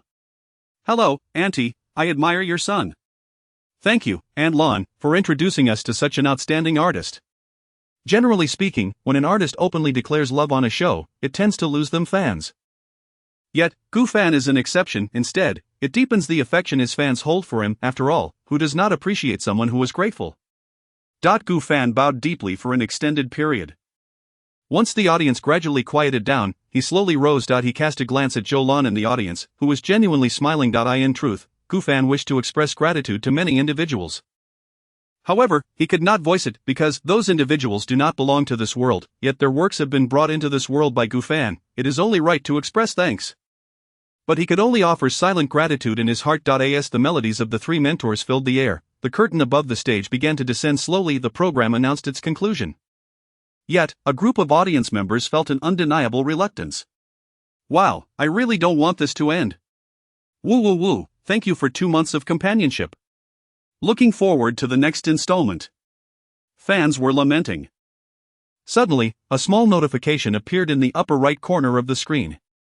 Don't leave just yet. In 10 minutes, the fan Q&A session with the 4 finalists will commence. Whoa! The production team has me shedding tears. Awesome! Great, I want to ask Gufan if he could like me, huh? In the lounge. Gufan, by Sierra, Wang Zhe, and Li Shiner were seated together, engaged in light-hearted conversation. Moments later, a cameraman approached, framing the 4 of them in the lens. Director He Chimin also arrived, smiling as he inquired, "Are you ready? The live broadcast is about to begin." The 4 nodded gently. With a chime, the live broadcast commenced. The previously dimmed studio brightened once more. The 4 contestants began to answer fans' questions, ranked from lowest to highest. The first was Li Shiner. The production team started randomly selecting questions from the live audience's comments. Ultimately, 3 questions appeared on the screen. Shiner, what is your favorite food? Do you have someone you like? The first 2 questions were quite conventional. The third, however, took a different turn. Do beautiful women also go to the restroom? Mentor Lin Siyu acted as the host at this moment. She relished such segments, as they were when contestants were most likely to reveal their awkwardness. One by one, they questioned Li Shiner. Clearly, Li Shiner was adept at handling such situations. Her responses were all quite standard, leaving no room for criticism. I love apples the most. I don't have someone I like at the moment, but who knows about the future? Of course. Who doesn't go to the restroom? Next came Wang Zhe. The questions remained quite ordinary. Are you content with losing this competition? Wang Zhe, do you have a girlfriend? What would you like to say to your fans? Wang Zhe's answers were equally official. Of course, I'm not content. But when I think about the fact that the champion is Gufan, I come to terms with it. It is an honor to compete alongside him. I do not have a girlfriend. I want to express my gratitude to my fans. Although we lost this time, I will continue to strive and one day surpass Gufan. At this moment, Wang Zhe shot a provocative glance at Gufan. Gufan merely smiled and replied, I'll be waiting for you. Sigh. Lin Siyu let out a long sigh. Both Li Shiner and Wang Zhe were contestants hailing from an entertainment company, having undergone professional training, resulting in their responses being exceedingly formal. The audience felt the same. Why were the questions so uninteresting? Not a hint of excitement. Had she known the interview would lack substance, she would not have volunteered to participate. She was here to enjoy the show. Lin Siyu cleared her throat and said, the viewers in the live broadcast can attempt to pose some intriguing questions. With that, Lin Siyu raised an eyebrow at the camera. The audience in the live broadcast immediately grasped her intent. Teacher Lin is here for the juicy gossip. TSK, she's up to no good. I'm just afraid that if we ask something inappropriate, the broadcast will cut to an advertisement. Exactly. In other places, ask a personal question and it's always I don't know, or they cut to ads, it never airs. Whatever, I'll give it a try. When it was by Sierra's turn, Lin Siyu noticed the first question made her eyelids flutter. Sierra, do you have feelings for Gufan beyond friendship? In her heart, Lin Siyu silently applauded the viewer who posed this question. She grinned as she asked by Sierra. Upon hearing the question, Li Shiner and Wang Zhe were taken aback. Instantly, they displayed expressions of intrigue, their eyes darting between Gufan and by Sierra. Gufan quietly observed by Sierra, gauging her reaction to see if she felt put on the spot. If she did, he would find a way to help her sidestep the question. To his surprise, Sierra resolutely shook her head. No, they are both too silly, they are unworthy of my elegance. Gufan couldn't help but burst into laughter. Ha, I'm sorry, Sierra, I didn't mean to laugh at you. He, elegant? Gufan truly found it hard to contain himself. If Sierra is an elegant lady, then 99% of the girls in the world must be the epitome of elegance. Gufan was not the only one laughing. Everyone present, even the cameraman, could hardly contain their amusement. They had all witnessed Sierra's antics alongside Gufan and Chen Yi. The live broadcast was now buzzing with excitement. Elegant lady? Ha ha ha. Gufan's expression mirrors mine right now. Gufan's laughter is just too infectious. Sierra, do you even believe that yourself? Gufan laughed so hard he even mimicked a goose's honk. Upon hearing Gufan's honking, the previously composed Sierra could no longer hold back. She covered her mouth and chuckled. She knew she was not an elegant lady, but being one was her dream. Lin Xiu composed herself and coughed lightly. Well, on to the second question. Sierra, would you consider dating a fan? Absolutely not. Sierra's response was quite firm. The male audience members in the live broadcast felt their hearts shatter in an instant. I just burst into tears. Woo woo woo. So sad. Brothers, let us share a cigarette. Ahem, from today onward, I shall no longer be a fan of Sierra, then I can be her boyfriend. Upstairs, you clever little rascal. The third question was quite ordinary. Sierra's answer was also standard, thus, it was finally Gufan's turn. Just then, the questions in the live broadcast began to take a bizarre turn. The first question Gufan drew was, Gufan, are you gay? Ha! Gufan's face instantly darkened. The first question was that abstract. Is this something a rational person would ask? Chapter 50. Gufan spreads rumors with his tongue. Chen Yi works tirelessly to dispel them. 2 chapters combined into one. Chapter 50.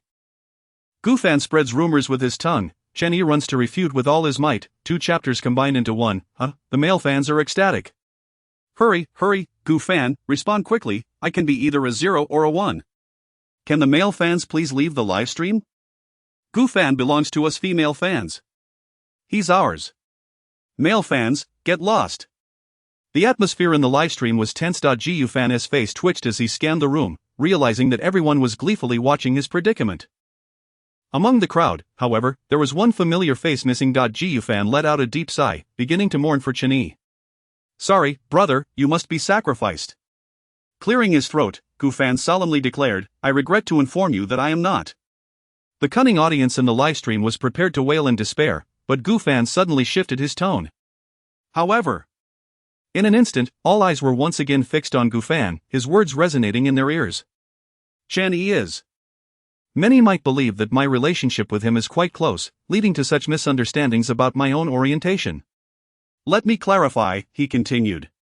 Chen Yi is merely a one-sided affection from him towards me, and I have no reciprocation. The male fans in the livestream can pursue Chen Yi. He may prefer you. As his words landed, an unexpected silence enveloped the room, a prolonged hush. The host, Lin Xiu, was utterly incredulous, covering her mouth in shock. She had never imagined her 2 students could share such a relationship. Absurd, Li Xaner and Wang Zai's jaws dropped, their mouths agape in disbelief. They were genuinely stunned. Who could have anticipated that Chen Yi was this kind of person? Only Sierra remained unconvinced, yet her smile betrayed a hint of schadenfreude. Gufan's remark had certainly put Chen Yi in a precarious position. Ah, I see. Oh, so Chen Yi is gay. Since it's Gufan saying it, I'll take it as truth. He. So that is the kind of person Yi Shui is. At that moment, a colorful barrage of comments flooded the livestream. Chen Yi, I do not think Gufan is talking nonsense. Little did he know that his attempt to clarify would only provide more amusement for the audience. Hey everyone, look, Chen Yi has appeared. Chen Yi, I love you. Do you prefer 0 or 1? I can be either. Chen Yi, I would go to the land of ladyboys for you. Stop explaining, explanations are just cover-ups are just fabrications, just give in to us. The audience was well aware that Gufan was merely joking. Yet, this did not hinder their enjoyment. After all, it was Gufan, Chen Yi's good friend, who made the remarks. Inside the building of Listening to Strings Entertainment, Chen Yi was taken aback by the sudden influx of private messages, reaching a staggering 99. He clicked on one, only to find it filled with cunning remarks that he was not gay. He truly was not gay. Damn it, Gufan, you're dead. you're finished. It was truly the case that a good brother could be the greatest source of danger. Shenny could only imagine what the trending topics would look like after the livestream concluded. He needed to refute these rumors. Lin Xiu, grinning from ear to ear, began to pose her second question to Gu Fan. It was evident that she was quite pleased with the juicy gossip she had just uncovered. The second question was, do you prefer that your fans appreciate your looks or your talent? Gu Fan raised an eyebrow.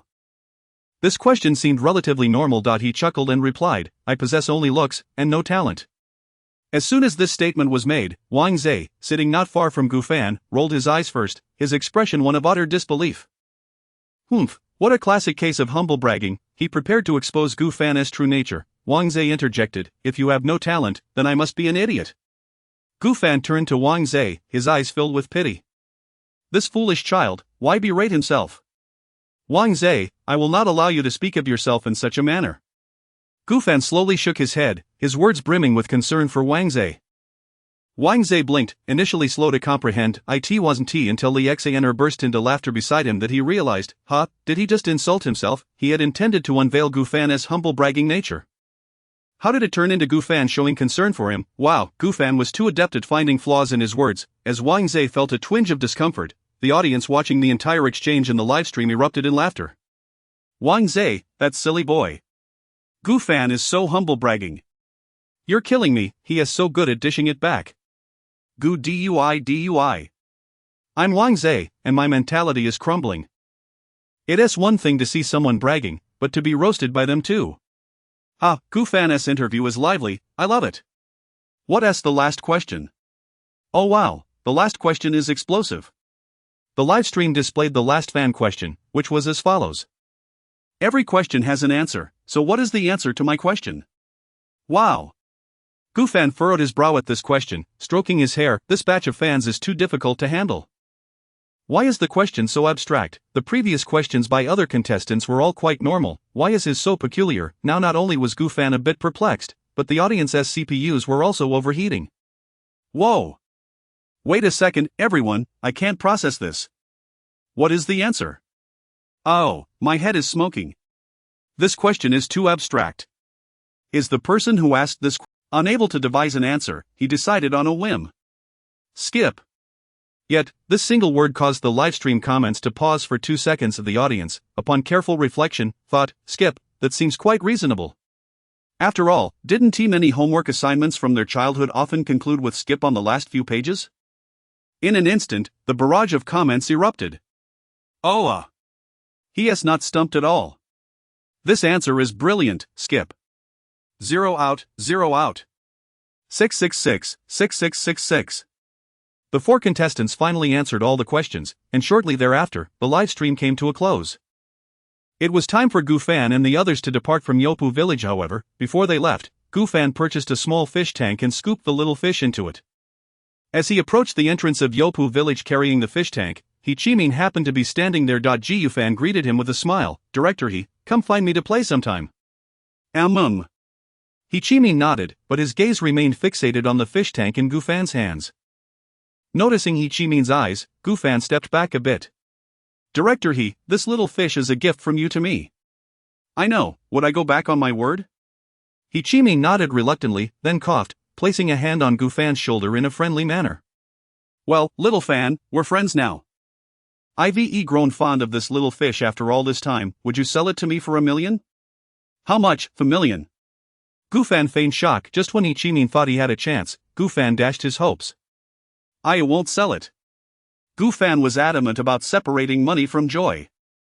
He couldn't possibly sacrifice happiness for the sake of money. He Chi-min felt as though the sky had darkened, and a tempest was brewing. He watched helplessly as Gu Fan, clutching the fish tank, got into the car and drove away.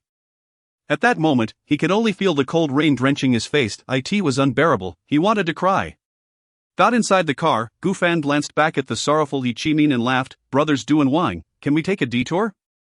The ones who had come to pick up Gu Fan were Du Hui and Wang Ping. Du Hui, holding the steering wheel, smiled and said, of course, is there something you forgot to take? I just brought back one extra thing. Gu Fan looked at the fish tank and the little fish inside, smiling, I'll return it. From the moment He Chi-min offered $1 million for the fish, Gu Fan knew it was He Chi-min's beloved pet. He had no habit of taking what others cherished. He had merely intended to tease Director He. It was simply his playful nature. The car took a detour back to the entrance of Yopu village. Once the vehicle came to a halt, Gufan rolled down the window just in time to see He Chimin's dejected figure. He called out, "Director He, do you want the little fish or not?" He Chimin turned around instantly. "Yes. Of course, I want it." As he received the fish tank from Gufan, the clouds parted. "Goodbye, Director He." The car roared back to life. Gufan waved at He Chimin before settling back into his seat. As for the so-called million, Gufan had no desire to accept it. Sometimes, human connections are far more valuable than money. Half an hour later, the car pulled into the parking lot of a well-known hotel in Shanghai. The three of them exited the vehicle together. Wang Ping, grinning, said, "Let us go, Xiaofan, your master and Aunt Lan are waiting for us." Let us go, let us go." Du Hui chimed in cheerfully. Gufan smiled and nodded, then his two elder brothers flanked him on either side, whispering in his ear. "Xiaofan, don't dwell on your ex-girlfriend anymore, that song Illusion makes us all sad. Xiaofan, don't be too downhearted. Talk to us, and we'll introduce you to someone even better. Check this out, my cousin, cough cough cough, what, not interested? Fair enough, she is not worthy of you, let us find someone else." Gufan felt a bit helpless but was also amused by their banter. He could tell that these two elder brothers genuinely cared for him. Their positioning him between them was a subtle way of protecting him. After all, Do You Hear My Voice had just concluded, and Gufan was at the peak of his popularity. If an overly enthusiastic fan were to recognize him, it could lead to unfortunate circumstances. His current physical state was not robust enough to withstand the fervent onslaught of zealous fans. Upon arriving at the hotel's private room, everyone was already seated. There were guests who had traveled from afar, including Mei Changlin, He Fang, and Yu Taoyu, as well as numerous artists from Zhou Lan's previous roster. Among these artists, all had arrived except for Lin Yi. Even though Lin Yi could not attend, he had called Gufan, explaining that he was on a national tour and truly couldn't make it. The gathering was quite simple, merely to congratulate Gufan on winning the championship of Do You Hear My Voice? After this meal, Mei Changlin and the others would board a flight back to Kyoto. Gufan was also pressed for time, as he needed to head to the venue for China Has Hip Hop, where he had another program to attend. Today's trending topics were quite diverse but all related to the same individual. The foremost trending topic was the announcement of Gufan winning the championship of Do You Hear My Voice? Congratulations to Gufan for winning the first season national championship of Do You Hear My Voice, with the song New Concubine Drunk. New Concubine Drunk has allowed me to experience the charm of Peking opera. Following that was the trending topic of Chen Yi refuting rumors. Chen Yi. First of all, I am not gay. Secondly, I am not gay. Lastly, I am not gay. The comments under this trending topic were the most numerous, even surpassing those of the first trending topic. There are no zeros here. Next door, Chen Yi is not one. The upstairs is so wet. I'm dying of laughter. Gufan spreads rumors with his mouth, and Chen Yi runs to refute them with all his might. These two brothers are too funny.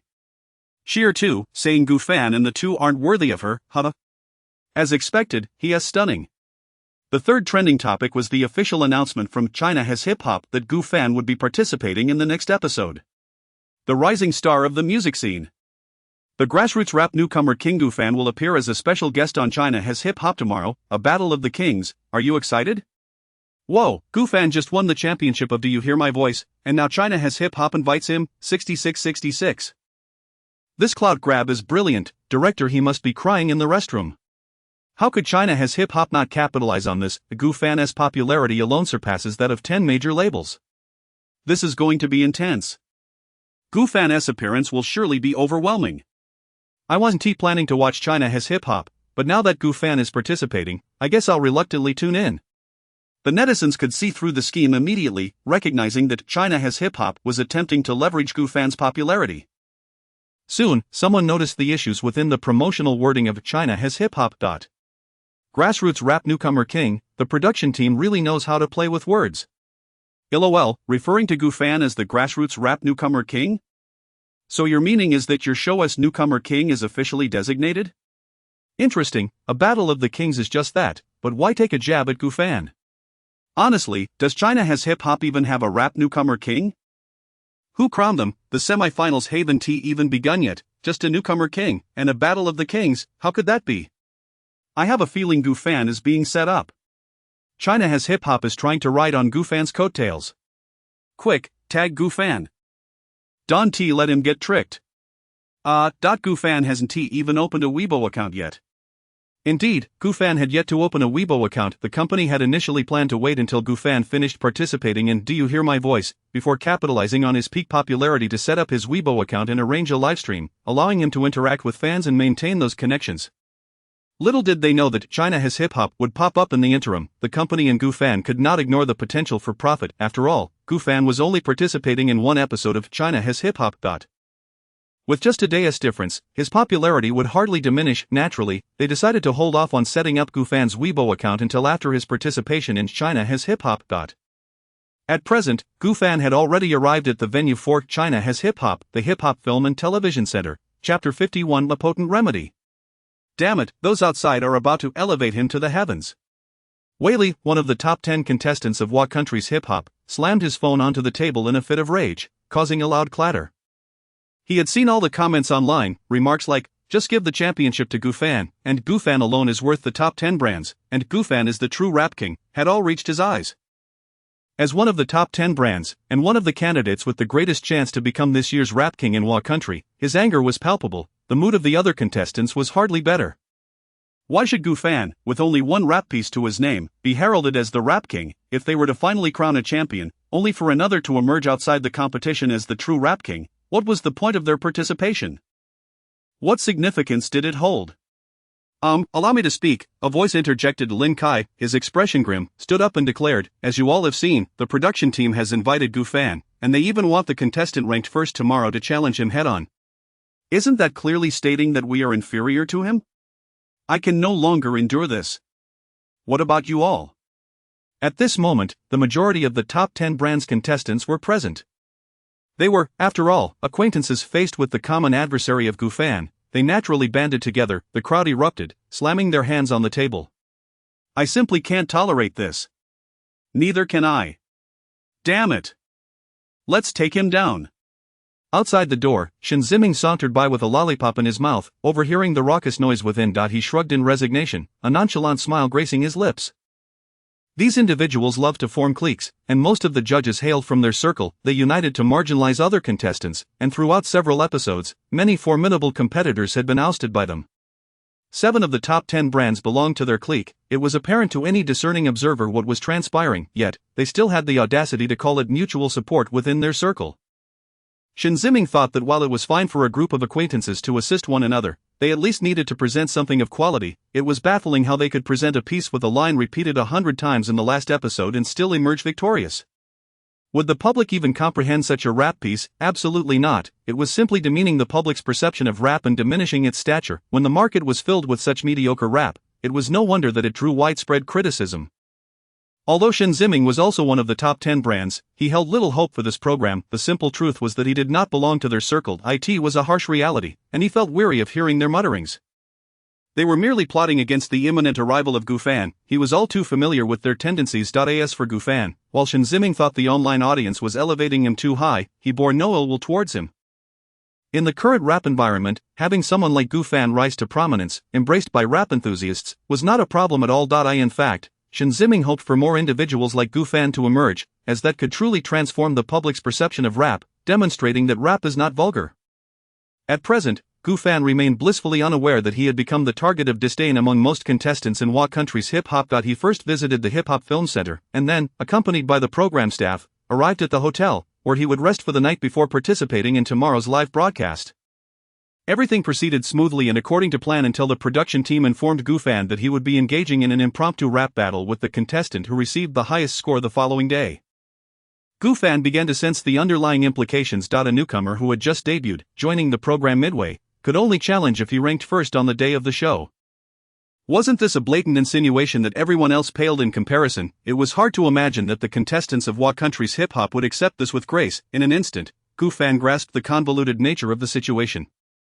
The production team harbored ulterior motives. Director Fu Long also had unwholesome intentions. They aimed to make him the focal point of animosity. Gufan had also. The subtext was laden with disparagement. Gufan could already envision the trending headlines following his potential defeat. The king of underground rap ultimately falls short of Wa Country's Hip Hop's champion, or the grand champion of Do You Hear My Song? Narrowly loses to Wa Country's Hip Hop's preliminary champion. Moreover, the production team had the means to orchestrate his defeat. After all, the outcomes of What Country's hip-hop were not determined by audience votes in the live stream, but by the judges. The judges were all part of the production team, and the results hinged on the whims of the program's creators. They aimed to climb to prominence on his back. Gufan approached the window, gazing at the shimmering moon outside, and smiled. What Country's hip-hop, you've miscalculated. If he were an ordinary rookie artist, perhaps What Country's hip-hop would have succeeded in their schemes. But he was not. Since defeat was seemingly inevitable, he would have to give the production team a taste of their own medicine, 150,000, that was merely enough to cover his arrival. He could not allow himself to be easily manipulated. That evening, Fenghua Entertainment also reached out to Gufa, and it was clear that the higher-ups had sensed the ill intentions of What Country's hip-hop. However, the contract had already been signed, and Gufan was present. This was his first official engagement after debuting. To maintain Gufan's image and reputation, it would not be prudent to unilaterally breach the contract. Therefore, they could only remind Gufan to exercise caution. The following morning, after freshening up, Gufan donned a shirt and had breakfast before boarding the vehicle arranged by What Country's hip-hop. In a mere 10 minutes, he arrived at the Hip-Hop Film Center, where he entered the waiting room under the guidance of the staff. Here, the other 10 brand contestants had been waiting for quite some time. Upon seeing Gufan's entrance, most offered no greetings, merely casting cold glances his way. Some even whispered mockingly, "Oh, look at the big shot, we were ready by 8, and he only shows up at 8:30. Isn't that right? The champion, the rap king. Acting all high and mighty. With those 30 million votes, surely, they must have been rigged." Gufan naturally heard the words of the other rappers, but he dismissed them. Instead, he glanced at his watch. 8:32. The production team had scheduled him for 9 o'clock, meaning he had arrived half an hour early, yet he was met with such treatment. It was obvious who was behind the sabotage. Gufan couldn't help but clap his hands, laughing with indignation. The production team was determined to undermine him. In that case, he would not hold back in retaliation. As for these contestants, Gufan paid them no mind. Ignorance is bliss. After all, noticing that no one was acknowledging him, Gufan took it upon himself to walk towards a less crowded area. "Hello, Gufan, my name is Shen Ziming." Chapter 52. The Dark Veil. As Gufan took the stage, he initiated a sweeping AoE attack. Shen Ziming, who was seated in the corner, exchanged greetings with Gufan. "Hello, Shen Ziming," Gufan replied with a warm smile. The two merely acknowledged each other with a greeting and did not engage in further conversation. As the clock struck 9:30, the live broadcast commenced. The show China's Rap of the Nation was enveloped in an unprecedented wave of exhilaration. The moment the stream began, millions of viewers flooded into the chat. "Where is Gufan? Hurry and bring my champion on stage. Where's my rap emperor? I don't want to see anything else. I just want to witness Gufan dominate the arena." Amidst the barrage of comments urging for action, one by one, the contestants emerged and took their seats at the designated spots on stage. Naturally, Gufan was among them. The host gave him a grand introduction, after which Gufan slightly bowed before descending the stage to occupy his place among the other contestants. Gufan looks so formal. A shirt and tie, how proper. Now it looks much more pleasing. After being accustomed to garish outfits, it's refreshing to finally see something normal. Gufan, please annihilate them.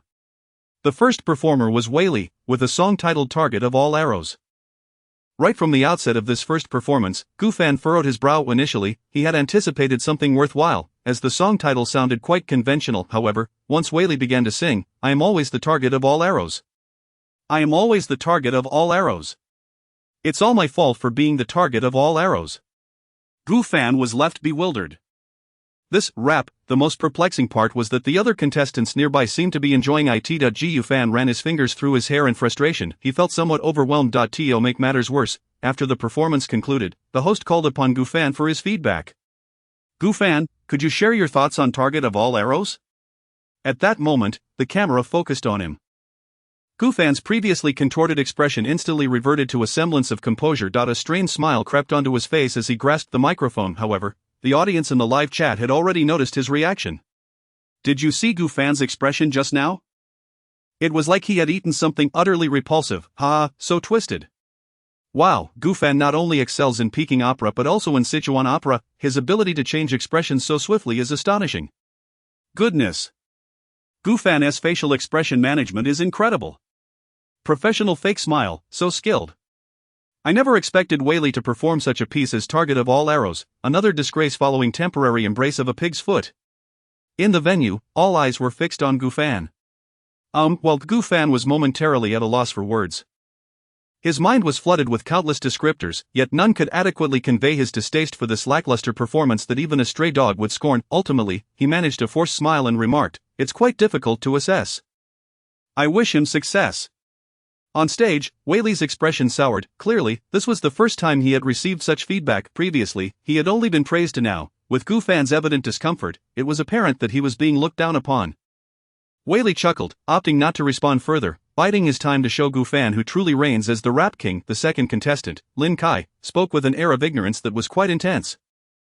The third performer's rap sounded as though he had phlegm lodged in his throat. Gu Fan struggled to comprehend his words. His expression shifted rapidly. Sometimes he held his forehead, other times he sighed, and at moments he donned a mask of agony. Earning 1 million views seemed exceedingly arduous. The caliber of rap presented was far too advanced for him. For this music enthusiast and professional, it was an ultimate torment. It felt more unbearable than death itself. For a fleeting moment, Gu Fan genuinely believed that this was akin to the depths of hell, until Shin Ziming took the stage, rescuing Gu Fan from his torment with a performance titled "Let Me Teach You What Rap Is." Gu Fan felt as though dawn had broken. My goodness, what a refreshingly normal rap, what earnest music it was. The viewers in the live chat shared Gu Fan's sentiment. "I almost vomited. Shin Ziming has arrived. The only song worth listening to this episode. I truly admire those who have been watching China's Rap of the Nation. I have no idea how you managed to endure this. I have great respect for you. If it weren't for Gu Fan, I honestly wouldn't have lasted this long. What a relief." As Shin Ziming continued his performance, Gu Fan smiled for the first time in the show. Shin Ziming's prowess was undeniably impressive. Not only were his lyrics masterfully crafted, but he was genuinely teaching others about rap, even subtly critiquing the other contestants for their lack of originality.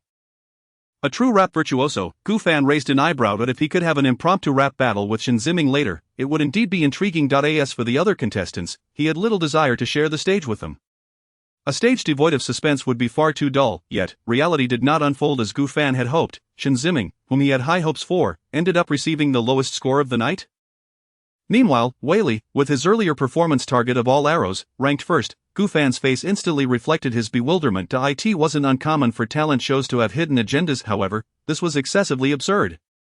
Gu Fan turned to observe the audience's reactions below the stage, only to find them still cheering for Whaley. In that moment, it dawned on him, even the audience had been paid to participate. The outrage of the viewers in the live chat had already flooded the entire screen.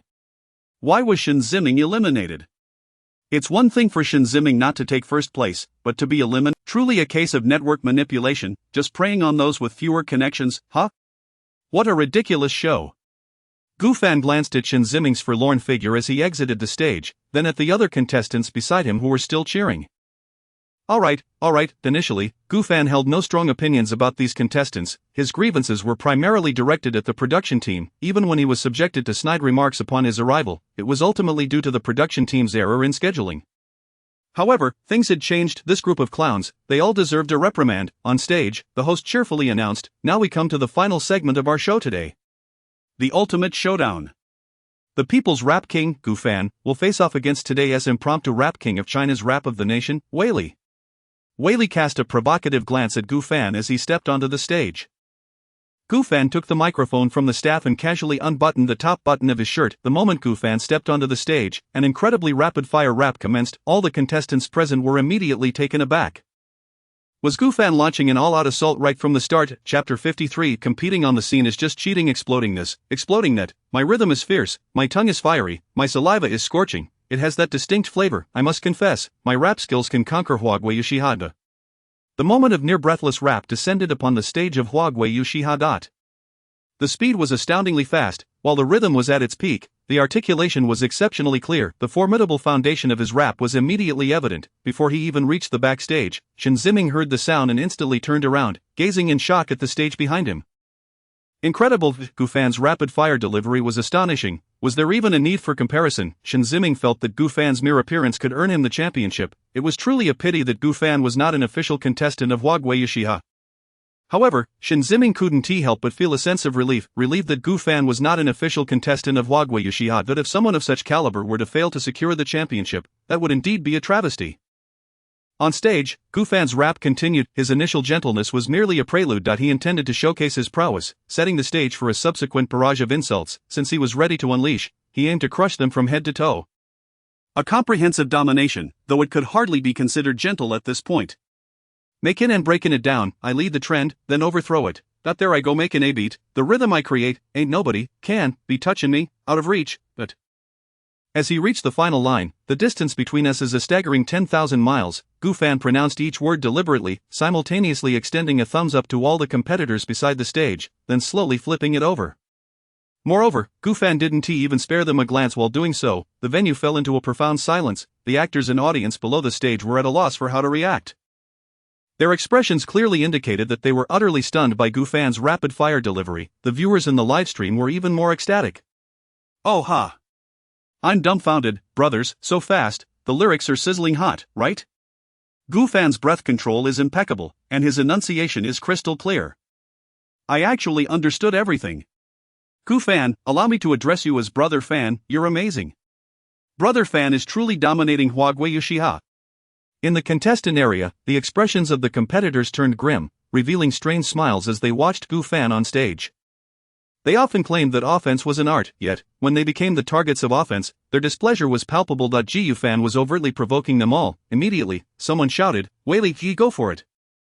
Take down Gufan. We believe in you." What the hell, so arrogant, does he think no one in Huagui Yushiha can stand against him?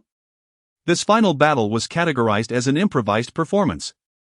However, this group had already prepared lyrics for Whaley, along with various strategies to counter Gufan. Armed with those painfully incisive lyrics, they believed Whaley could pierce through Gufan's psychological defenses. Yet, in their fervor, they failed to notice that Whaley, standing across from Gufan with the microphone, was trembling. Gufan's aura was overwhelmingly potent. In the director's room, Fulong furrowed his brow deeply, clenching his fists as he watched Gufan on the screen. Gufan had far exceeded his expectations. He hadn't anticipated that Gufan's impromptu performance would be so formidable. This was genuine improvisation, no scripts, no rehearsals. His initial intention had been to exploit Gufan's supposed lack of improvisational skills. Yet, as soon as Gufan took the stage, he had been completely blindsided. Not only was Gufan capable of improvisation, but he was also astonishingly skilled. Nevertheless, there were still ways to counter him. Gufan might be improvising, but Whaley was not. "Whaley, it's up to you." However, Whaley was still in a daze. He had been momentarily stunned by Gufan's blistering rap delivery. The other competitors by the stage looked at Whaley with confusion. "What's wrong with Whaley?" The counterattack. "What are you doing? I told you this match was mine, let me take on Gufan." "You didn't believe me." These voices did not escape Gufan's ears. He glanced at Whaley, who appeared utterly shocked, and then at the competitors beside the stage who were already beginning to bicker amongst themselves. Internally, he scoffed, "A bunch of disorganized rabble." Gufan picked up the microphone and chuckled. "What's this? Was it too fast for you to catch, unsure how to retaliate?" "No worries, let us take it slow." With that, Gufan once again entered the zone. In an instant, his powerful rap resonated once more. This time, Gufan was far from gentle. "Which fool eliminated Shinziming, the ace? Competing on the scene is just cheating. Sorry, but you're forcing me to be the villain. White shirt, black suit, buddy, tie up your necktie. I don't care what label you represent, don't come at me. I alone am enough to deal with all you kids." The lyrics were strikingly straightforward.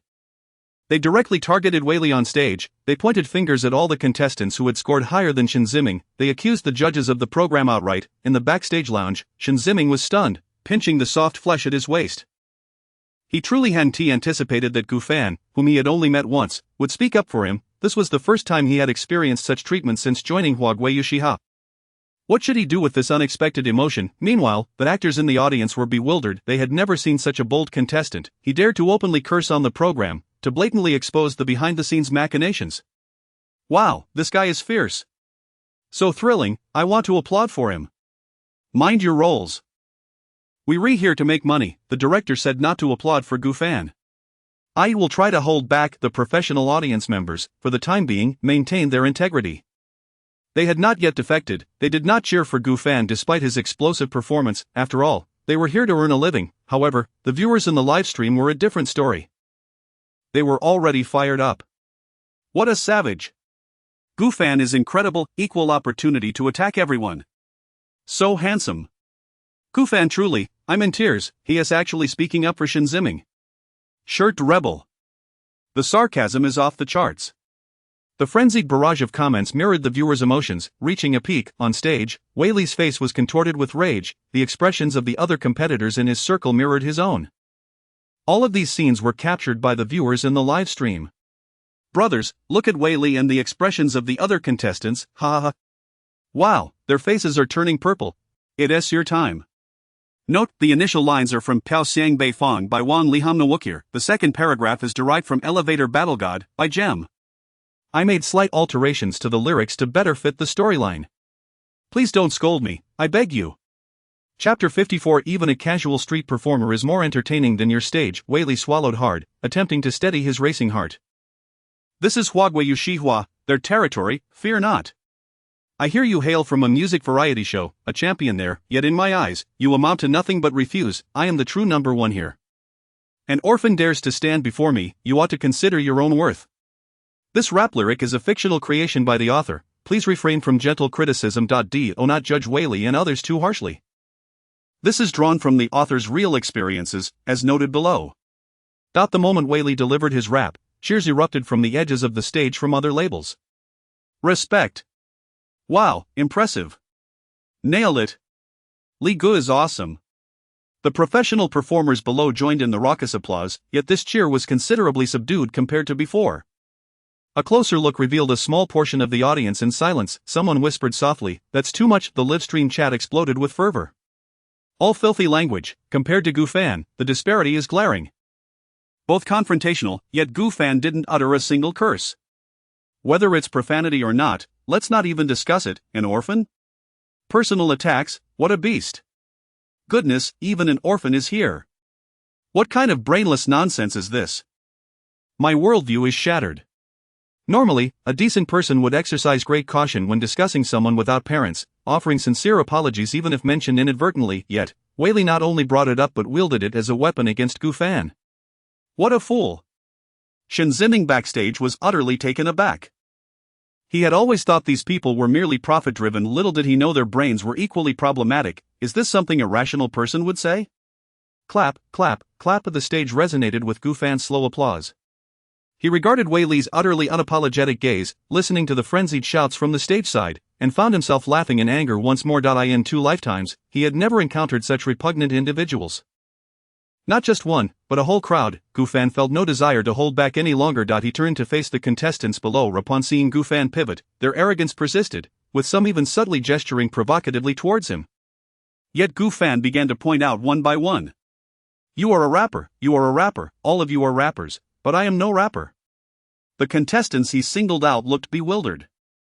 Gu Fan swiftly turned back, pointing at Whaley, his rap flowing uninterrupted. Alright, you ranked first this time. I'm not just talking about you, most of you are beneath me. You lack culture, manners, and conscience. I refuse to identify as a rapper for fear of tainting my character. With a resounding crash, Gu Fan hurled the microphone to the ground, producing an ear-piercing screech that marked the end of his rap. He shrugged disdainfully and strode towards the edge of the stage. Winning or losing mattered not. Whether he would breach his contract was irrelevant. He would forgo that million. The 50,000 in penalties was well within his means. Just from the income of the few songs he had performed earlier, he had already surpassed 50,000. He simply no longer wished to remain in this place. Staying any longer would be an affront to him. As for the possibility of being blacklisted, Gu Fan was unconcerned. He did not believe that the director of Huaguayu Shihua possessed such power. Not to mention, Fenghua Entertainment would be the first to object. If his master, Mei Changlin, were to witness the situation, he would not seek trouble with others, let alone Gu Fan. At this very moment, the atmosphere was so tense that one could hear a pin drop. Everyone stared in stunned silence at Gu Fan's retreating figure. No one had anticipated such a fiery outburst from him. However, upon reflection, they realized that this was indeed the reaction of a normal person. Below the stage, a spectator could no longer contain themselves, standing up to shout, "Gu Fan, well done." With someone leading the charge, the audience, despite being paid, began to rise in unison. Gu Fan is incredible. Well said. This is real rap. These people are truly despicable. Gu Fan, I support you. They were willing to forego their pay. Upholding moral integrity was paramount. The livestream chat flew by in a whirlwind, dazzling the viewers. Gu Fan, we don't need to participate in this ridiculous show. Whaley is no decent human. His words are inhumane. Gu Fan, you are my voice. Your lyrics articulated everything I wanted to say. My heart aches for Gu Fan. As Gu Fan's silhouette vanished from the screen, many viewers who had followed him began to depart. Let us go, retreat. Gu Fan has left. We shall leave too. Tue sisters, let us spit one last curse before we go. Tue to Tuachui, the livestream's popularity plummeted by the millions. Gu Fan hummed a tune, strolling away from the venue. The enraged voice of director Fu Long echoed in Gu Fan's earpiece. Gu Fan! Come back here. He was accustomed to orchestrating the scene. He never expected to encounter such an uncontrollable character as Gu Fan today. Director Fu, was this all arranged by you? Are you satisfied now? Did it meet your expectations? Gu Fan shook his head with a smile. After uttering this line, he casually removed his earpiece and tossed it into a nearby trash bin. A staff member rushed towards Gu Fan, attempting to stop him. Gu Fan, please wait a moment. Gu Fan waved his hand dismissively. Request the payment for the earpiece and microphone from my agency. They can compensate you double if you wish. I will arrange for the penalty fee to be sent to you later. As for the return, let's call it off. Even a casual street performance is more entertaining than your stage. I'm heading back to Shanghai for some rest. P.S. You are also a rapper, by gem-packed, lyrics slightly altered for plot relevance. Please temper your criticism. This portrayal of Wei Li's perspective is solely based on the author's real-life experiences. However, the storyline deviates from reality. At that time, the author's mother was undergoing surgery, and upon returning to care for her, a certain college roommate made a remark, "It's been a while since we've gathered." At that moment, there was no urgency to confront him, and later, after taking a 2-year leave from school, the opportunity vanished. Thus, today, the author incorporated him into the narrative for Gu Fan to chastise. Chapter 55. Let them prepare for a war of public opinion, leave no room for retreat. Observing Gu Fan's silhouette on the surveillance monitor, Fu Long's frustration erupted as he pounded his desk with a resounding bang, bang. The situation had spiraled completely beyond his control. Gu Fan's behavior was far from that of a novice who could easily be manipulated. At that moment, a staff member spoke up. Director, what should we do about the live broadcast? The single query brought Fu Long momentarily back to his senses. What was unfolding was clearly a broadcast crisis. He needed to address the immediate issues at hand. Fu Long's expression darkened as he began to issue commands. Insert advertisements into the livestream, and mobilize the public relations team, focusing on Gu Fan's unilateral breach of contract and lack of integrity. One by one, the directives were dispatched by Fu Long. Meanwhile, in the marketing department of Fenghuat Entertainment, the manager on duty, Xia Wen, was keenly monitoring the live broadcast when he witnessed Gu Fan hurling the microphone. His pupils dilated in shock.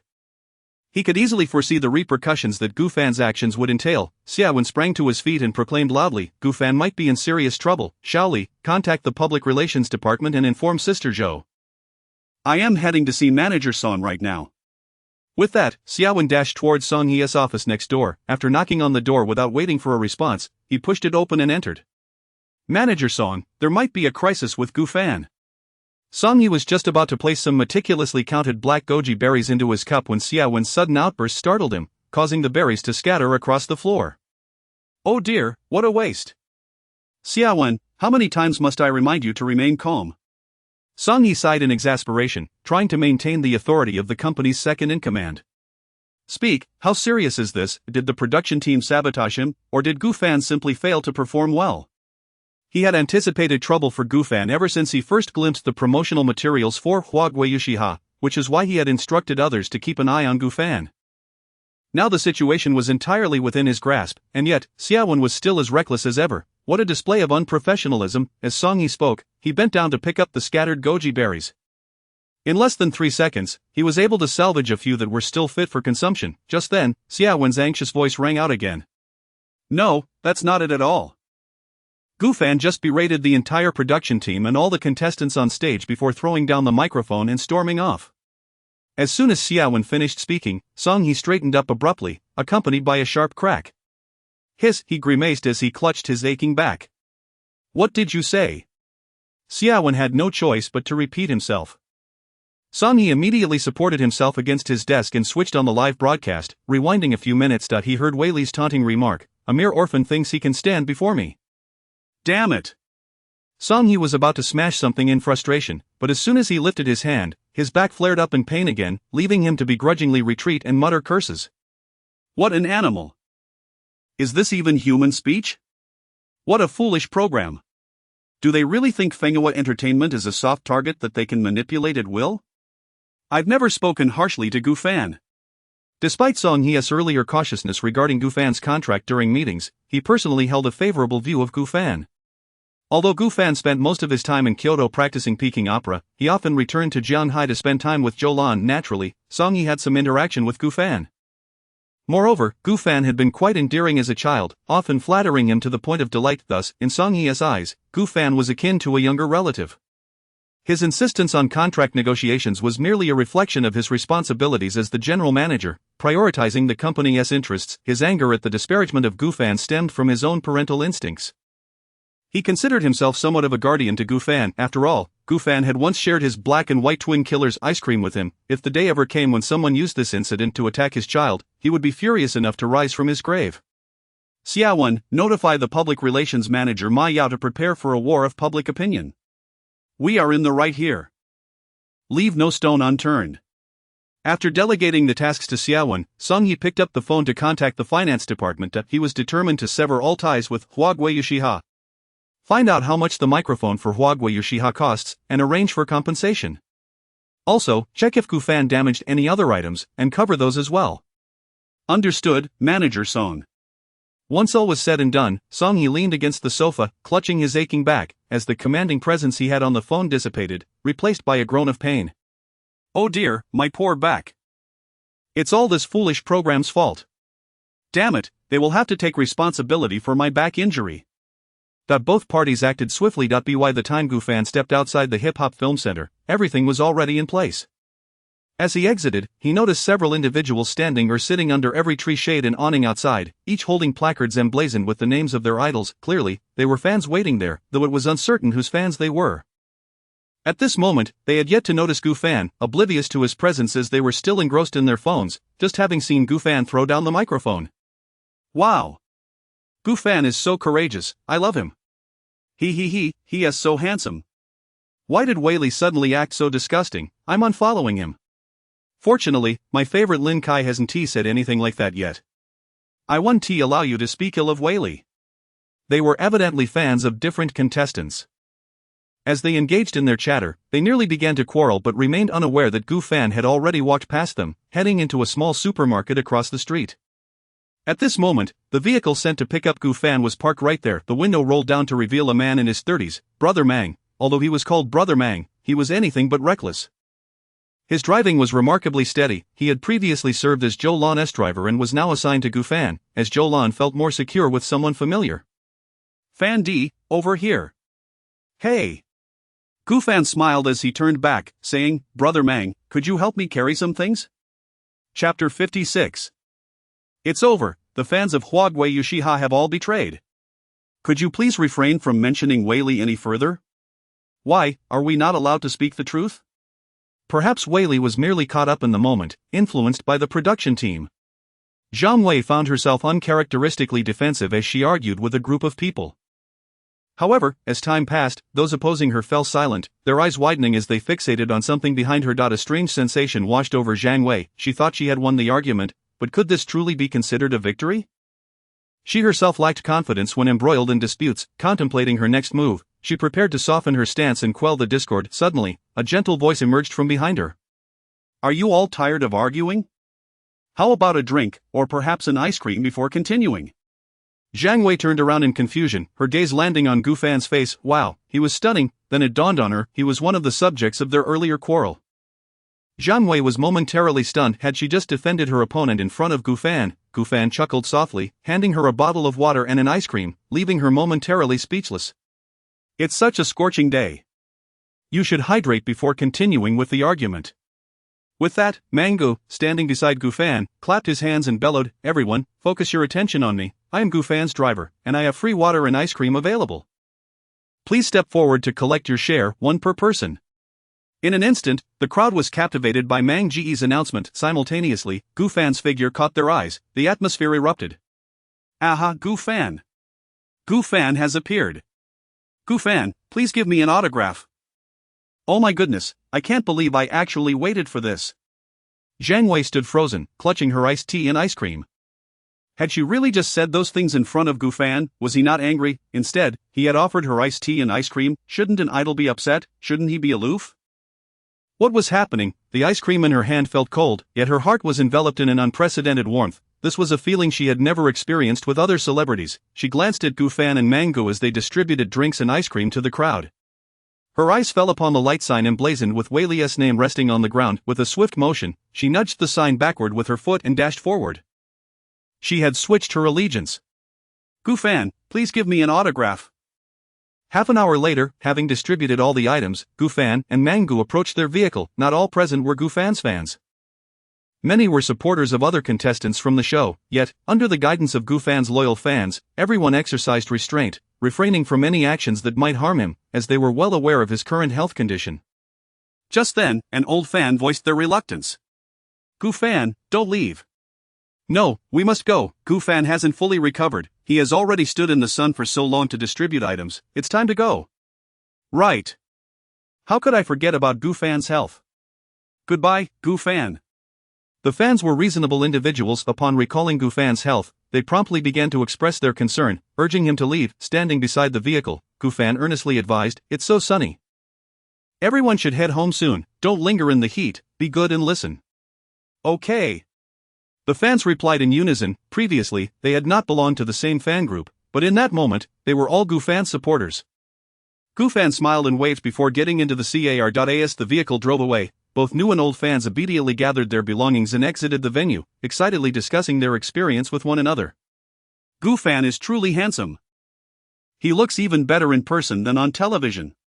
I never expected to see Gufan. Oh my goodness, he is so warm and approachable. I adore him. Looking back, Wei Li is truly despicable. I'm unfollowing him. Hee, I just captured a video of Gufan. I can't wait to show it off to my friends. Zhang Wei picked up the light sign that read Wei Li, examined it for a moment, and then tossed it into a nearby trash bin. Trash belongs in the trash can. After witnessing Gufan's charismatic persona, she realized that he was the star she truly wished to follow. Every action of Gufan radiated a brilliance that transcended mere humanity. As for the others, merely offering a pleasant demeanor was enough for her to consider them superior, let alone standing in the sun with a beaming smile while distributing free drinks and ice cream. From this day forward, she would be a devoted fan of Gufan. In truth, most fans are like this, fickle and unsteady. They may begin with looks, then become enamored with talent, ultimately remaining loyal to character. Or perhaps they start with talent, become entranced by looks, and remain loyal to character. Regardless of how the journey begins, the final aspect is the most crucial. Until one reaches that final criterion, they may freely switch their idol of preference. Ever since Gufan's departure, the online viewership of Huagui Yushiha plummeted to an all-time low. Only a mere 100,000 viewers remained online, the majority of whom were engaged in disparaging commentary. This marked a historical low for live viewership in Huagui's variety show scene. The episode concluded amidst a chorus of jeers. Several rappers deliberated among themselves. When we go out, we should address Gufan like this. Sounds good. Exactly, let us incite the fans to attack Gufan. Try to appear as angry as possible. No need to act, I am genuinely furious. With preparations complete, the contestants exited the hip-hop film center, their expressions stern. However, the anticipated cheers never materialized. Instead, they were met with the relentless sun and staggering heat. A breeze, laden with heat, swept past them, leaving them bewildered. Where is everyone? Didn't I instruct someone to notify the fans that I was coming out? With a satisfying click, he captured this rare moment, immortalizing their desolate expressions. Of flipping through the photos, he stumbled upon a shot of Gufan standing under the sun, distributing water to his fans. Gazing at the images, the paparazzo, Xiaodong, could not help but exclaim, "The difference is stark. This is the first time in my 10 years as a paparazzo that I've encountered an artist like Gufan." Carefully, Xiaodong descended from the tree, murmuring to himself, Gufan, I will craft an explosive headline for you." Meanwhile, trending on Weibo was the news that Huagui Yushiha had launched an offensive. Gufan unilaterally breaches contract and withdraws from Huagui Yushiha. A new generation artist devoid of contractual integrity. Gufan, an artist lacking in quality and artistic ethics. The public relations department of a fan of Gufan posted a dynamic update that, with a single line, turned the tide. Shall an AI show a Chang frowny face regarding Wei Li's statement? Did you hear it? Would you criticize it? Accompanying the post was a screenshot of Wei Li's lyrics displayed on stage. Chapter 57. A dog-eat-dog world. Public opinion swiftly tilted in one direction. This is unworthy of humanity. Seriously, resorting to personal attacks just because you can't compete, are we not allowed to turn against each other? If I were in that position, I would not only curse but ensure he suffers completely. If Gu Fan continues to linger there, I would genuinely hold him in contempt. Whaley is such a fool. What an entertaining show. First, they expose Shen Ziming's scandal, then drive Gu Fan away. How marvelous. At the same moment, Whaley's account in the show China Has Hip Hop bore the brunt of the public's ire. Upon returning to the company, Whaley was immediately summoned by the higher-ups. The situation had escalated beyond their control. I didn't do this alone. Whaley exclaimed with an innocent expression, they wrote the lyrics. I merely sang as instructed. Alright, just shift the blame, pass it on to them. The executives urged him to take action. Whaley promptly pulled out his phone and began to clarify. Whaley, I feel it necessary to explain the events of this morning.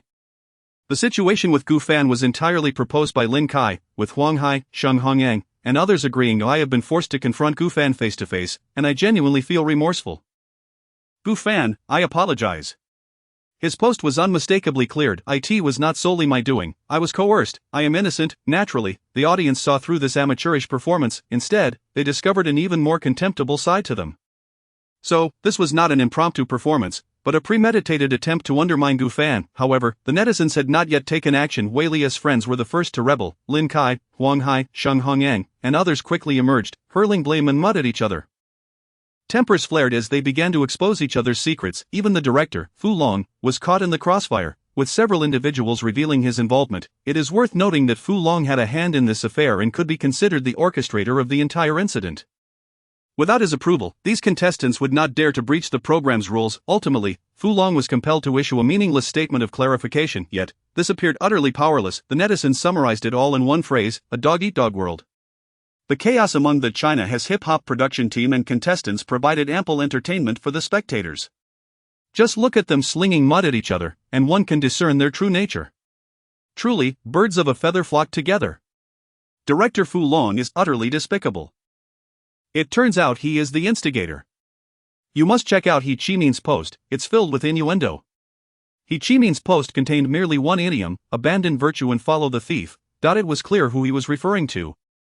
The eager paparazzo Xiaodong also seized the moment to ride the wave of popularity. The title read, a comparison of two images reveals Gu Fan's artistic integrity. Image 1. Gu Fan basking in the sunlight. Image 2 of the scowling rappers. Gu Fan's fans eagerly shared their own photos of him from that day. Gu Fan is truly amazing. Ha, look at the black and white duo and the rhythm I got from Gu Fan. Envy us. Ah, I'm so envious, why wasn't I there? Goodness, looking at this, Whaley and the others have really profited. Without comparison, there is no harm. With comparison, it's all genuine pain. By the way, what angle did Xiaodong shoot from? Was he in a tree? After this debacle, the remaining contestants of China Has Hip Hop had effectively collapsed. The scene was reduced to ruins, fans abandoned their support, and the products that once sought their endorsements began to cancel contracts one by one. It was a swift transition from paradise to hell. Meanwhile, director Fu Long found himself in dire straits. Fu Long sat alone on a bench, awaiting the inevitable repercussions. At this juncture, neither the finals nor the semifinals of China Has Hip Hop could possibly continue broadcasting. Soon, a call from the investors would arrive. Sure enough, within 2 minutes, the phone rang. Director Fu, we are preparing to withdraw all subsequent funding. Take care of yourself. As for the investment in the next variety show, we are also retracting half. After hanging up, Fu Long remained deep in thought, struggling to comprehend the audacity of Gu Fan. A newcomer, how could he dare? Yet, Gu Fan had indeed dared. Fu Long's strategies for managing other unruly newcomers had failed to yield results this time. Perhaps Gu Fan was not merely an AVE newcomer. He possessed a formidable background, a supportive capital company, a vast fanbase, and remarkable talent. This time, in his desire to undermine his old rival He Chi-Min, he had lost his senses, neglecting to consider these factors. He Chi-Min. Fu Long suddenly pondered, could it be that He Chi-Min instigated Gu Fan to act this way? Yet, he quickly dismissed the thought that he could not even command Gu Fan. How could He Chi-Min manage it? Perhaps next time, he would seek an opportunity to undermine He Chi-Min. He still had a variety show he had long been preparing. Although the investors had retracted half of their funding, he believed he could still manage it. However, Fu Long was oblivious to the fact that he would never have another chance. Any future program bearing his name would likely fail to pass scrutiny. In Kyoto, at the headquarters of the China Broadcasting Television Station, Mei Changlin exited with an impassive expression, hands clasped behind his back. Fang trailed behind, utterly silent, afraid to utter a word. The fury displayed by his master moments ago had been terrifying. It was the first time he had witnessed such rage from his mentor. His master had pointedly berated the staff at the television station, all in a bid to vindicate Gu Fan. Following Mei Changlin's tirade, Fu Long's future as a director would likely face significant hurdles in gaining approval for his programs. Moreover, Fu Long's projects had already been somewhat problematic. Now, they were undoubtedly rendered completely defunct. At the entrance of the Fenghua Entertainment Building, Mangu slowly parked the car. Thanks, Mangu. No problem. Just call me if you need anything. Alright. Gu Fan opened the door and stepped out. In that instant, an exceedingly annoying voice rang out. Handsome brother. Gu Fan turned to see Chen Yi excitedly waving at him from across the road. Lifting his gaze, he noticed the building ahead bore the name Ting Xian Entertainment. Indeed, they were rivals, facing each other as peers. How could they not be rivals? Chen Yi continued shouting, Handsome brother, your rap was so cool. Absolutely stunning. Gu Fan extended his hand, gesturing while shouting back, keep it down, we must maintain a low profile while being so handsome. Alright. In the distance, on the third floor of the Ting Xian Entertainment Building, a group of people leaned out the window, observing Gu Fan and Chen Yi conversing across the street. Aren't these two fellows a bit dim? Can't they just talk after crossing the road? Indeed. They don't seem very bright at all. Unlike us, who are exceedingly clever, having directly run over from Fenghua Entertainment. The coffee at Ting Xian Entertainment is far superior to that at Fenghua. Fenghua only has good cake, the coffee is truly subpar. Exactly. If someone familiar were to glance through the window, they would notice that a few figures among the crowd did not belong to Ting Xian Entertainment but rather hailed from Fenghua Entertainment. The assertion that they were bitter rivals was indeed open to debate. Chapter 58 Opening a Weibo account, first live broadcast. Beware, I might just take you down. Chen Yi could not resist leaving a parting shot as he departed. He genuinely believed that listening to Strings Entertainment and Fenghua Entertainment were fierce rivals. However, the reality was starkly different from his assumptions. Gu Fan was also at a loss for words.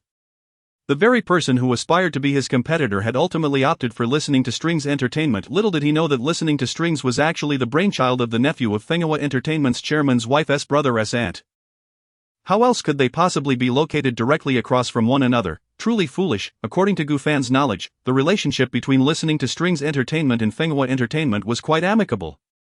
The rumors circulating about the two companies being adversaries were largely propagated by their respective general managers, Song He and Li Xingyan, and the reason, it was rather simple. Song He had married Li Xingyan's ex-girlfriend.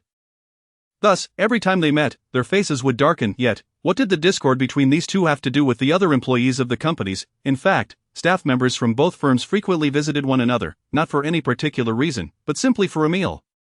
With a resigned shake of his head, Gu Fan returned to the company. Although the hype surrounding the rap of China had intensified, the scheduled live broadcast still needed to proceed. This was the moment he had chosen to inaugurate his Weibo account, a plan long set in motion. Even though it was still early and the broadcast wouldn't commence until 8 o'clock in the evening, during peak hours, Gu Fan arrived early at the designated room for the livestream. Unsure of what to do during the broadcast, he had requested assistance in preparing various musical instruments. After all, what else could a singer do during a livestream? Surely, he could not engage in idle gossip with netizens. Gu Fan was not one to indulge in such trivial matters. As Gu Fan busied himself with the instruments, Song He pushed open the door, one hand supporting himself while the other held something. Sensing the commotion, Gu Fan turned and smiled. Uncle Song, what brings you here? Here. Song He presented a black and white duo ice cream to Gu Fan with a grin, saying, as per our usual tradition, I want the black one. With a laugh, Gu Fan accepted it, unwrapped it, and handed the black ice cream to Song He, simultaneously inquiring, is your back hurting again? It's nothing serious, Song He waved dismissively while putting the ice cream into his mouth. You really should see a doctor. Gu Fan was about to insist on advising Song He when he suddenly noticed Song He pulling the black duo from his mouth, his brow furrowing as he scrutinized it. This flavor is off. Song He extended his tongue for another taste, his frown deepening. This flavor was definitely wrong. Wasn't it supposed to be a bit bitter? Why was it suddenly so sweet? Damn it, this is a counterfeit. This treat was notoriously difficult to procure. He had driven 5 kilometers just to buy it, all to cheer up Gu Fan, who had just been bullied. And now, the black one was sweet, a fake. Geneva, refund. Song He bellowed, bracing himself as he intended to confront the vendor 5 kilometers away. Uncle Song, where are you going? I'm going to confront the vendor. This black one is sweet, I've been eating black duo for 10 years, it's supposed to be bitter, this is a counterfeit. Isn't it too far, let us go together. No need, it's just 5 kilometers. You stay here for the broadcast, I'll be back shortly. But you're back, not a problem, I'll have my assistant drive me, 2 heads are better than 1 for negotiations. That's not the point. Uncle, the fuel cost for 5 kilometers is already more than the ice cream. Mind your own business. Song-hee could no longer tolerate this nonsense. He had driven 5 kilometers to buy something to pacify Gu-fan, only to be sold a fake? Unbearable. After taking a couple of steps out the door, Song-hee recalled the purpose of his visit. He poked his head back in and smiled. Xiao-fan, don't worry about today's matters. Your uncle will take care of it for you. With that proclamation, he withdrew his head and stormed off to find his assistant to get the car, determined to confront the unscrupulous vendor.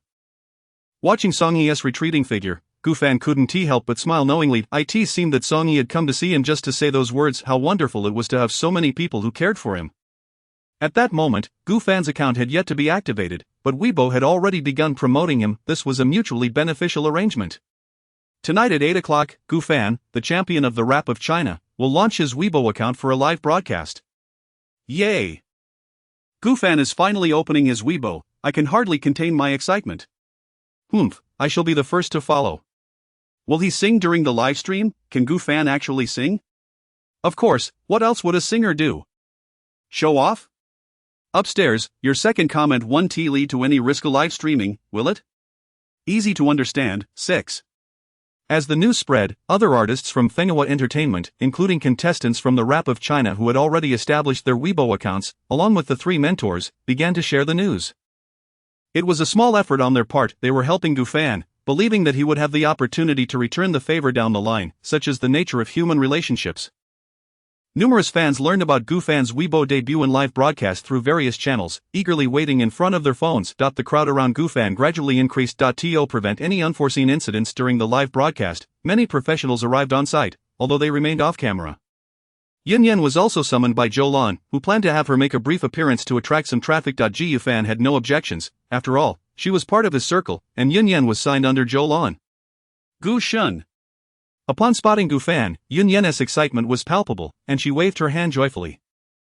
After all, Gu-fan was a colossal figure in the industry. Just being associated with him could lead to explosive popularity. Long time no see. Gu-fan replied with a smile. He. Yun Yan chuckled but hesitated to step forward. There was only 1 minute left until the live broadcast was set to commence. This was Gu-fan's stage, and his fans were undoubtedly eager to see him. She had to wait for her moment to shine, so she could not rush in prematurely. The clock ticked steadily onward. 1959. 20:00, 8 o'clock in the evening, the live broadcast commences. Yun Yan gently rises on her toes, hands clasped behind her back, stretching her neck in curiosity as she gazes at the computer in front of Gu-fan. She yearns to catch a glimpse of the comments from the audience on Gu-fan's live screen from a distance. Chapter 59, Breaking the Weibo Follower Record. First, I am the first.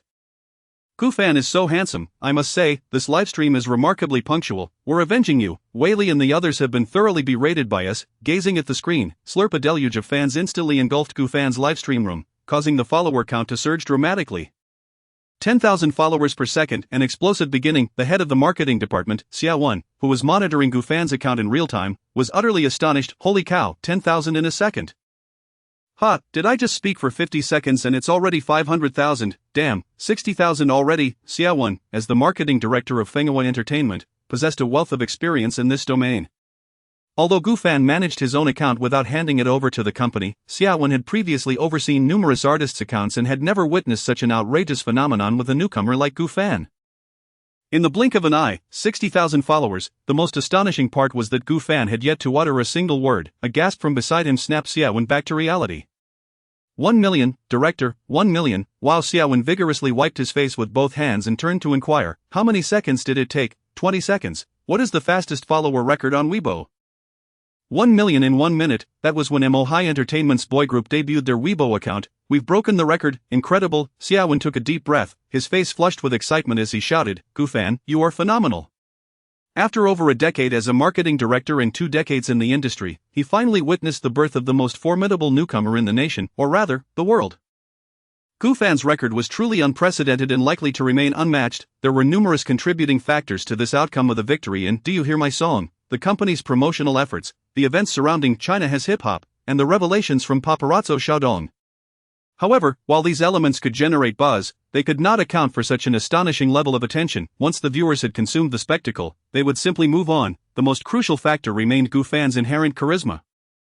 His vocal prowess far surpassed that of other newcomers, his almost supernatural songwriting ability, every word and action of his captivated the audience, whether it was his brave and affectionate declaration of "Save my girlfriend first" following a car accident, his approachable and kind-hearted demeanor, or his heartwarming gestures of giving back to fans during midday breaks, each of these endeared him to countless strangers online.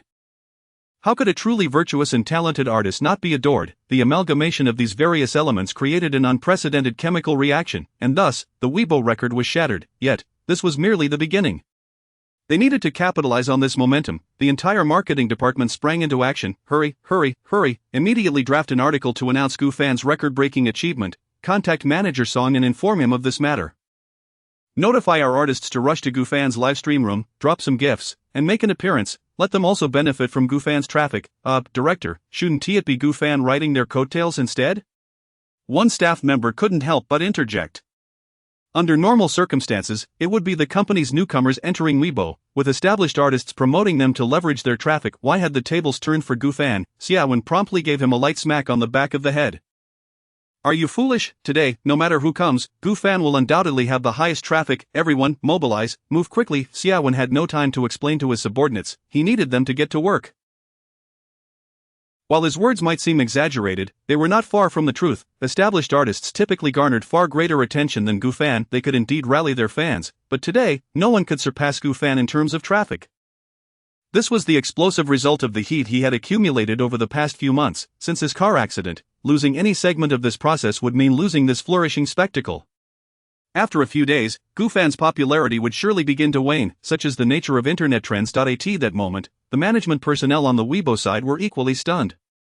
They had not anticipated Gufan's influence to be so profound, thus, it was time to seize the moment and further promote Gufan, a mutually beneficial arrangement. After all, the more famous Gufan became, the more new users Weibo would attract. Who knows, perhaps some of Gufan's fans would download Weibo just because of him. Currently, all parties were keenly observing how many followers Gufan could gain. Yet, Gufan himself was not overly concerned with the exact number of followers he was acquiring. It was likely quite substantial. He was smiling as he recited the standard opening lines the company had prepared for him. Hello everyone, I am Gufan, thank you all for joining my livestream. After a 2-second silence, Gufan cleared his throat and scratched his head. He had forgotten his opening lines. However, this posed no challenge for him, he even felt emboldened. Forget it, I've forgotten the lines. Does anyone have a song they'd like to hear? I'll sing it for you. With that, Gufan glanced at the barrage of comments, his eyes narrowing slightly as he tried to sift through the flood of messages to respond to. He needed to find the comments from the ladies to see what song they wished to hear. He forgot the lines right at the start. To make up for it, let me have a taste of that. This is really hard to judge. Exactly, this is Gufan's style. If he were too serious, I wouldn't know how to adapt. Let us hear love, so simple, I can sing it, love, very simple, then let us go with love, so simple, Gufan said with a smile, preparing to manually play the accompaniment. But just then, a flurry of colorful system notifications burst forth in the livestream. Shilu Cheng has entered the livestream, Lin Yi has entered the livestream, Yi Ziyu has entered the livestream, Du Hui has entered the livestream, Wang Ping has entered the livestream, Ran Tong Xan has entered the livestream. In an instant, familiar yet unfamiliar artists from Fenghua Entertainment flooded into the live stream room. The fans were instantly elated. Wow, Gufan's star power, looks like all the artists from Fenghua Entertainment are here. Holy cow, it's not just Fenghua Entertainment artists, more are coming. The fans were still in shock when the artists from Ting Xian Entertainment began to stream into Gufan's room one after another, leaving the audience in awe. Of course, the most astonished were not the fans, but Chen Yi. He was dumbfounded, watching from a secondary account as his company's seniors entered Gufan's livestream. What is going on? Why are they supporting Gufan? Aren't our two companies rivals? Ding, a notification popped up on Chen Yi's phone. Dream to be a king, Chen Yi, hurry over. Chen Yi, let us ride the coattails of our good brother Gufan's traffic together. Oh, Chen Yi suddenly understood, so, it was all to leverage Gufan's traffic and irritate their rival Fenghua Entertainment. As expected, this company was indeed on point. I want in too, I must seize as much of Gufan's traffic as possible. Chunny immediately excitedly logged out of his secondary account and entered Goofan's livestream with his main account. Chapter 60. He saw the potential for traditional culture to flourish with Goofan. Xiang Leking gave the anchor 10 rockets, Linny gave the anchor 10 rockets, Dewey gave the anchor 20 rockets, including Wang Ping's. Wang Ping's account is banned. Ran Tongxin gave the anchor 10 rockets. Whoa, Goofan has received so many gifts. Isn't Linny at a concert? Yet he still came. This is too indulgent towards Goofan. Wang Ping's account is banned. That cracks me up. Did he get into another argument with the haters? Not really, being banned doesn't mean you can't give gifts. I feel like Dewey has been misled. Goofan observed the flurry of gifts and paused the accompaniment, smiling as he expressed his gratitude. At the same time, he uttered a famous saying. I suggest all the seniors, no middleman to profit from. Witnessing Goofan's playful demeanor, the fans burst into laughter. Goofan is truly daring to say that. Be careful that Weibo doesn't ban your livestream. Goofan, let us be cautious. I haven't seen enough of your handsome face yet. Your livestream must not get banned. He is just too cheeky. Where is the moderator? What kind of livestream is this? You're causing quite a stir. I'll send Goofan some gifts too. Just as the fans were about to send gifts, they suddenly found that the livestream had prohibited gift giving. What is going on? Why can't we send gifts? Is it because there were too many gifts causing a bug? That is possible. Moderator Spicy Pepper, what is happening? While the fans were puzzled, Goofan chuckled and said, everyone, please stop sending me gifts. I have disabled the gift-giving feature. I am a singer, and I earn money solely through my songs. If you wish to support me, you can become a member and listen to my musical works. The livestream is merely an opportunity for us to meet and chat. There is no need for gifts. We are here to meet, not for you to empty your pockets. Especially for the younger fans. It's still September and quite warm. Take the money you intended to use for gifts and buy an ice cream or a cup of milk tea instead. Wouldn't it be better to come back and watch my livestream? That would make me very happy as well. This heartfelt message was genuinely from Goofan's heart. He hoped that his fans could love themselves more. Just as he expressed in his first words upon arriving in this world, before loving others, one must first love oneself. Goofan was acutely aware of how easily fans could lose their rationality in the presence of their idols. He had witnessed it firsthand. He had seen many fans scrimp and save, yet spend lavishly for their idols. He had seen fans who would eat instant noodles but would not hesitate to buy merchandise for their idols. He had seen fans who could not bear to purchase a single piece of clothing, yet would exhaust their savings to attend a concert. This is unhealthy. This is not a healthy state of fandom. It would place immense pressure on Goofan. He would feel it was unjust for his fans. His existence was meant to bring joy to his fans, not to burden them or their families. Nor to impose financial or life pressures upon them. He did not wish for his livestream to leave fans struggling by the end of the month. If he could not achieve this, Goofan would rather find a street corner to sing, as long as he could provide for his family. After hearing Goofan's heartfelt words, the fans in the livestream felt deeply moved. What do I do? I'm a bit emotional. Goofan, I'm crying. He truly loves us. He is just too wonderful. I've never seen such a good celebrity idol. Other idols treat their fans like cash cows, but Goofan treats us like treasures. What defines a quality idol? This is it. Oh no, I love Goofan even more.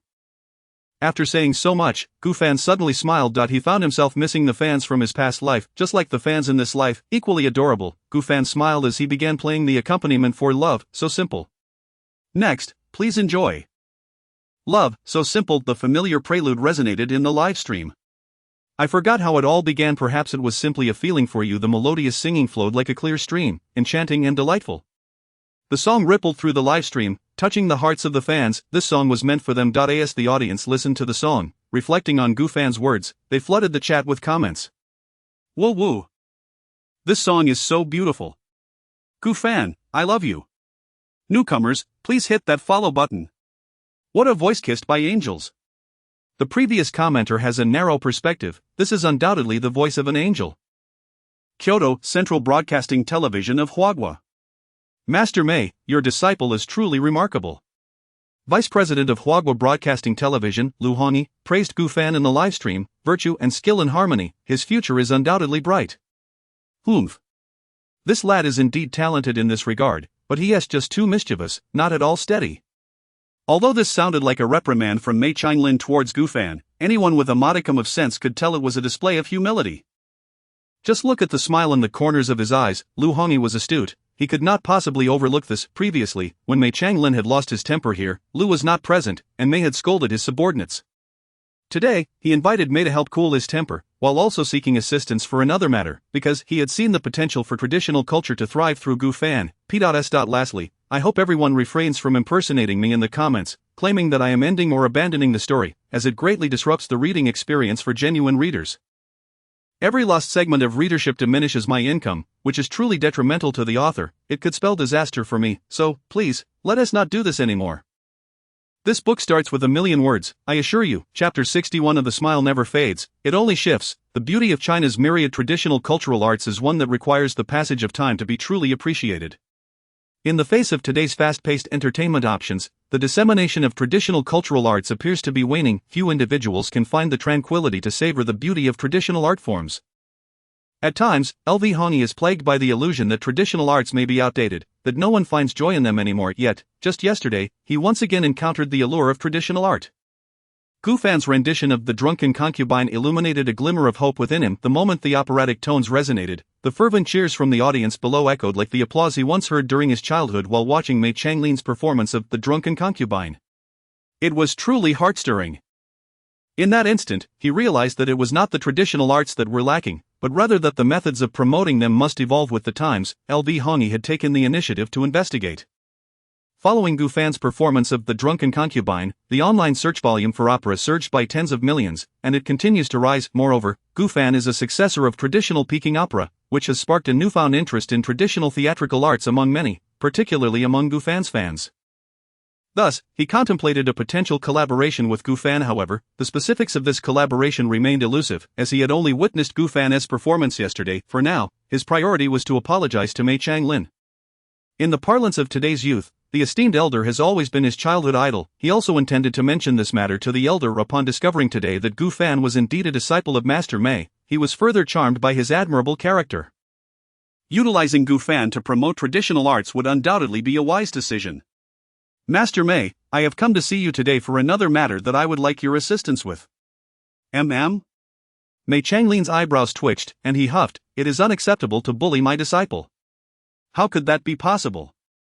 Who would dare to bully him? I merely wish to ask your disciple to assist in promoting traditional arts, though it may extend beyond just Peking opera. Thus, I require your approval, esteemed elder. LV Hongyi quickly gestured to clarify, now fully aware of how much the elder cherishes his young disciple.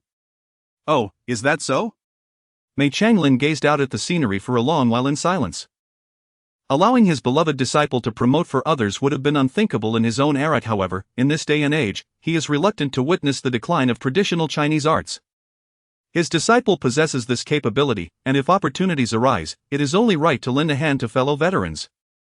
I agree, but you must approach him yourself, and it must be Gu Fan's own willingness as well. Though Mei Changlin knew Gu Fan would surely not refuse if he spoke directly to him, he still preferred that LV Hongyi obtain Gu Fan's consent. He has aged, and it is time for the leadership of the era to transition to the younger generation. Thank you. Elated by Master Mei's consent, LV Hongyi smiled and said, however, this matter may still be premature. I must report it up the chain for approval.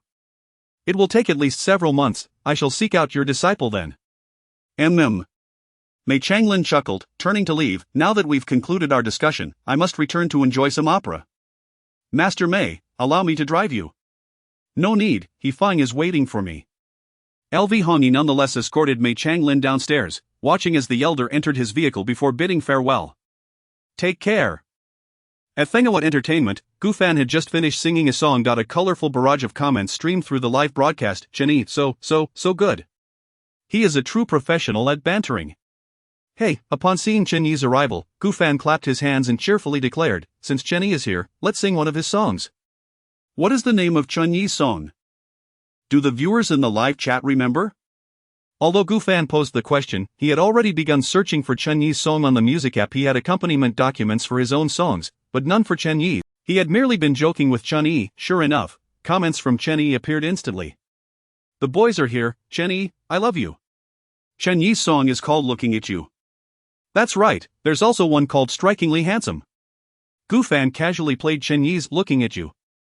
As the music began, Gufan had only sung a couple of lines when the music suddenly stopped. Gufan looked at the computer screen in confusion. To continue playing, you must subscribe to VIP membership. Gufan immediately turned to the camera, feigning heartbreak. Ishwai. Are we not good brothers anymore? I need to subscribe to VIP just to listen to your song. This is truly devastating. It's better not to sing this song. As he spoke, Gufan prepared to change songs, but then paused, laughing. Of course, if you, handsome brother, could get me a music membership, I wouldn't mind at all. Chen Yi. That he was genuinely speechless. So, you, Gufan, can't even spare the money for a music membership? I see you just don't want to sing my song. Chen Yi huffed, sending Gufan a link. Today, Gufan must sing this song. Gufan heard his phone ding and thought Chen Yi had sent him a red envelope. Eagerly opening it, his expression darkened. Chen Yi, I gifted you a 3-day trial of the music membership, come try it out. Gufan felt as if his back teeth might shatter. He believed he was frugal enough, yet Chen Yi was even stingier. He actually used the membership gifting feature to send him a 3-day trial. He couldn't even spare $15 for a full membership. Is this still brotherhood? The key point was that Chen Yi was now boasting in the comments. Chen Yi, how's the membership working for you? Hurry up and sing. Gufan smiled mischievously at Chen Yi's comment. Well, you've got some guts, then I shall sing. I will sing it so well that you won't dare to sing it again. Gufan cleared his throat and reluctantly redeemed Chen Yi's membership trial, playing Looking at You. As the prelude faded, Gufan began to sing.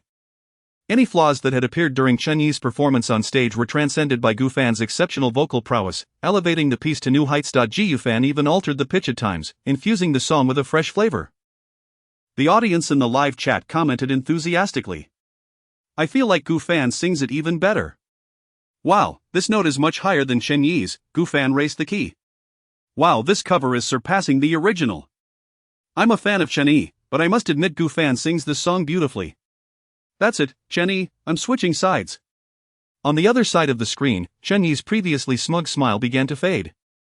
Yet, a smile never truly disappears, it merely shifts. Chapter 62. What an idol's burden, he doesn't he have one. As the song concluded, Gufan's expression was one of dismay, while Chen Yi's countenance reflected frustration. But he had heard countless tales of covers eclipsing the original artists, yet he never anticipated that merely a fortnight into his debut, he would be overshadowed by a cover of his own song.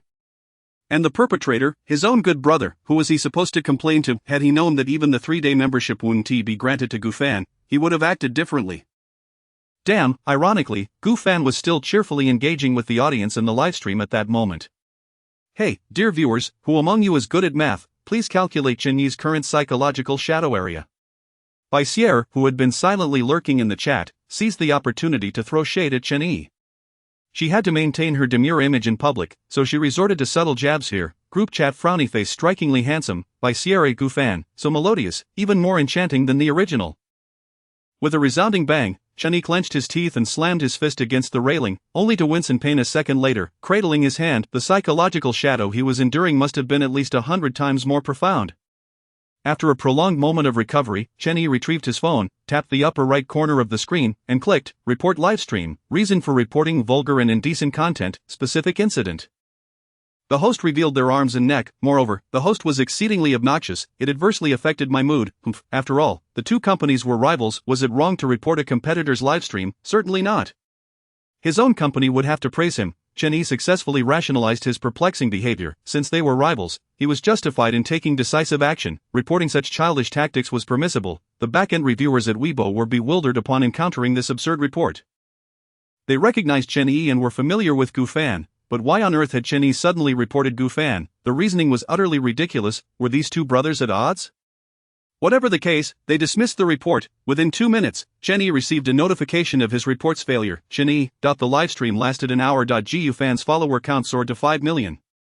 The initial surge in followers was rapid, but it began to slow down and stabilize. After all, not everyone had the luxury of tuning into the entire livestream. Many of Gufan's fans likely had other commitments. Most of those who had the time to watch had already followed him at the earliest opportunity. It was unrealistic to expect every admirer of an artist to specifically download Weibo just to follow Gufan. An increase of 5 million followers in this livestream was already a remarkable achievement. Following the conclusion of the livestream, Weibo featured Gufan on their promotional banner, further amplifying his follower growth. He achieved an impressive milestone of 10 million new followers within 24 hours. In just 20 seconds, 1 million followers gained. Gufan shatters Weibo's record for the fastest million followers. 5 million gained in a single livestream, 10 million in 24 hours. Gufan is terrifyingly impressive. The strongest debut artist in history. Gufan.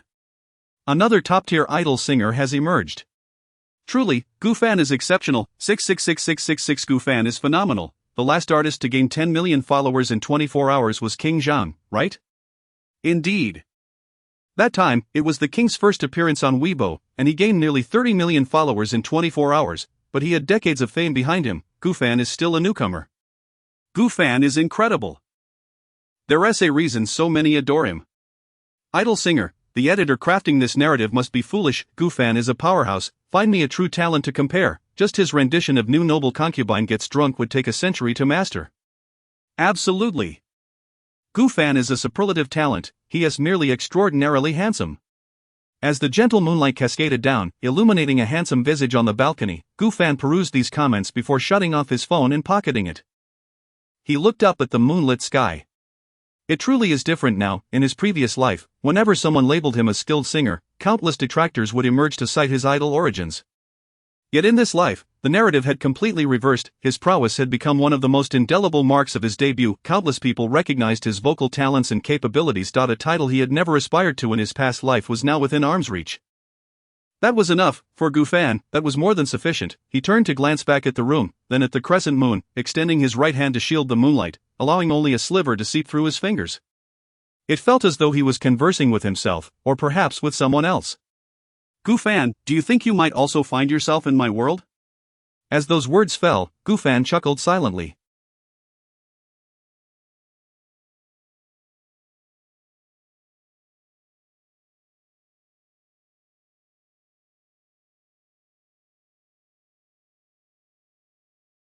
He was actually conversing with someone who no longer existed. Perhaps his transcendence had instilled in him a belief in the existence of souls. Or perhaps observing the comments from fans defending him had stirred a sense of nostalgia for the supporters of his former life. How heartbroken they would have been over his demise. He too, while claiming to be nonchalant, would occasionally reminisce about them. If only it were possible, Gufan sincerely hoped the original owner could have traversed to his world, allowing him to survive the ordeal. That way, his fans could find some solace. At least he would still be alive, wouldn't he? Gufan, if you truly have crossed into that world, please treat my fans well. They genuinely cared for me. They will surely love you as well. With that, Gufan shook his head in resignation and inhaled deeply, savoring the fresh air. Truly, he was a fool to trouble himself so. Turning, he pushed open the balcony glass door and stepped into his bedroom. It was less than a kilometer from Fenghua Entertainment. Originally, it had been prepared by Zhou Lan as a wedding house for Gufan, conveniently close to the company, awaiting his future marriage. Now, it seemed unlikely that it would ever be utilized. This was Gufan's first time residing here since his transcendence. Everything felt both unfamiliar and familiar. As he entered the living room, Gufan filled a cup with warm water from the dispenser and picked up some capsules resting on the table.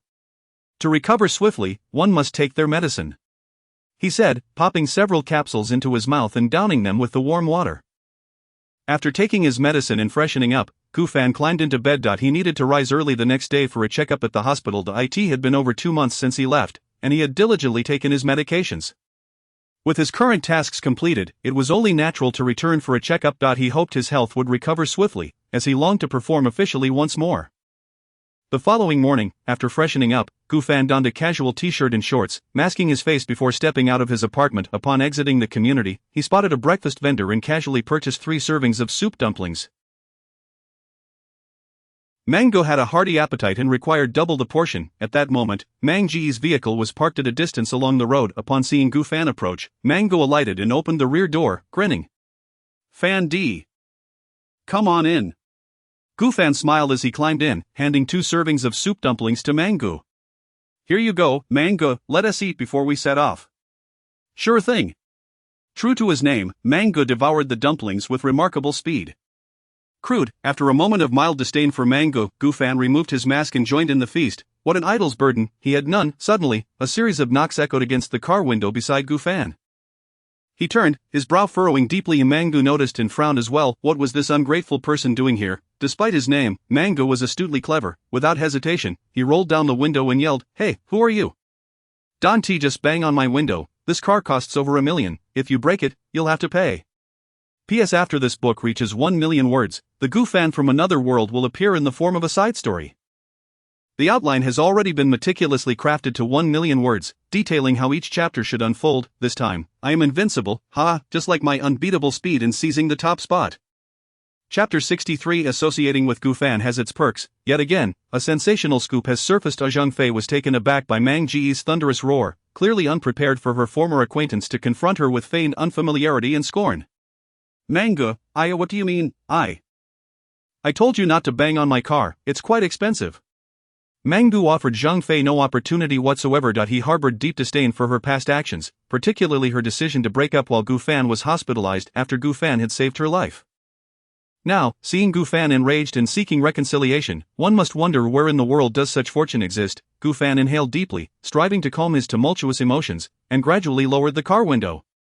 As the window descended, a glimmer of hope flickered in Zhang Fei's eyes. She feigned vulnerability and gazed at Gu fan, uttering, "Gu fan, I love you." Observing Zhang Fei's ostensibly sincere expression, Gu fan let out a scoff. How utterly cheap this love of hers is. He felt an overwhelming sense of pity for the original owner of his heart. For someone like Zhang Fei, perhaps the phrase "I love you" merely serves as a tool to achieve her ends.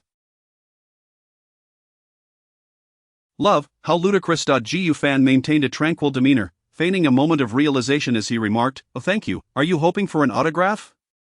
He was acutely aware of how to inflict the most discomfort upon someone like Zhang Fei.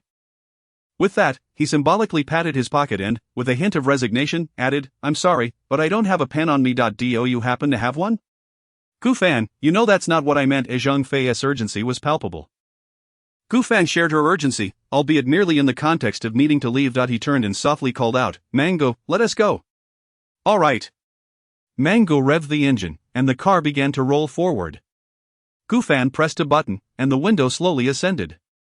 "Gu fan," Zhang Fei attempted to interject, but Gu fan's disdainful retort interrupted her. "What a waste of time, really. It's not as if a fan is throwing a tantrum." With that, the window closed, and the car departed, leaving Zhang Fei standing in a daze. She felt it, Gu fan truly no longer loved her, not in the slightest. All that remained was an unprecedented indifference. Waves of regret surged within her. Zhang Fei shed insincere tears, not out of remorse for betraying Gu fan's affection, but rather lamenting her hasty actions. From a distant tree, the shutter clicked again. Paparazzo Xiaodong wobbled down from the tree, muttering, "The heartless shall meet a bitter end, let the champagne flow." Associating with Gu fan has its perks. Yet again, a sensational scoop has surfaced. Got inside the moving vehicle, Mangu jested, "Fortunately, brother fan, you weren't fooled by her pitiful act earlier, otherwise, I would have had to use a forklift to haul you away." "Since when can you drive a forklift, Mangu?" Gu fan, having long dismissed Zhang Fei from his mind, chuckled and bantered with Mangu. "Mangu, is that really the crux of his earlier statement? Wasn't the emphasis supposed to be on the first half?" He genuinely struggled to comprehend Gu fan's thought process. Has he truly aged past 30? For the first time, Mangu began to question his own age. In truth, he was not alone. Few could keep pace with Gu fan's rapid cognition. The car came to a halt in the hospital's underground garage, and Gu fan arrived precisely on schedule to undergo a series of examinations. "You're recovering quite well. Keep it up." The original attending physician had returned to Kyoto, leaving the new doctor, Ding Er, to converse with Gu fan. Sporting a Mediterranean hairstyle, he exuded an aura of strength. "Thank you, Dr. Ding." Gu fan replied with a smile. "No need for thanks. My daughter is a fan of yours. She was thrilled to learn I was your attending physician and even called me a hero for saving lives." As he spoke of his daughter, pride radiated from Ding Er's eyes. Being referred to as a hero by his own daughter filled him with immense satisfaction. Gu fan genuinely smiled. "That truly is an honor." "Gu fan, I actually have a small request." Ding Er scratched his head, slightly bashful. "Would you mind if we took a photo together? I want to avoid any accusations of deception when I return home." "Of course." Gu fan readily agreed without hesitation. The two posed together, preserving the moment in a photograph. "Dr. Ding, what is your daughter's name?" "Ding Miao Miao." Gu fan silently nodded, committing the name to memory. The next time he returned for a checkup, he would bring a small gift for this young fan. After bidding farewell to Dr. Ding, Gu fan drove back to the company. Upon his arrival, he found himself the center of attention, yet, Gu fan was rather pleased. "Gu fan, is your health all right? What did the doctor say?" "Xiao fan, let me tell you, the black and white double delight I bought yesterday isn't fake. It was just someone who switched the ingredients, they made it sweet instead. However, I still believe the original tastes better, so I went out of my way to buy a whole box of the original black and white Double Delight, which I've stored in my office fridge.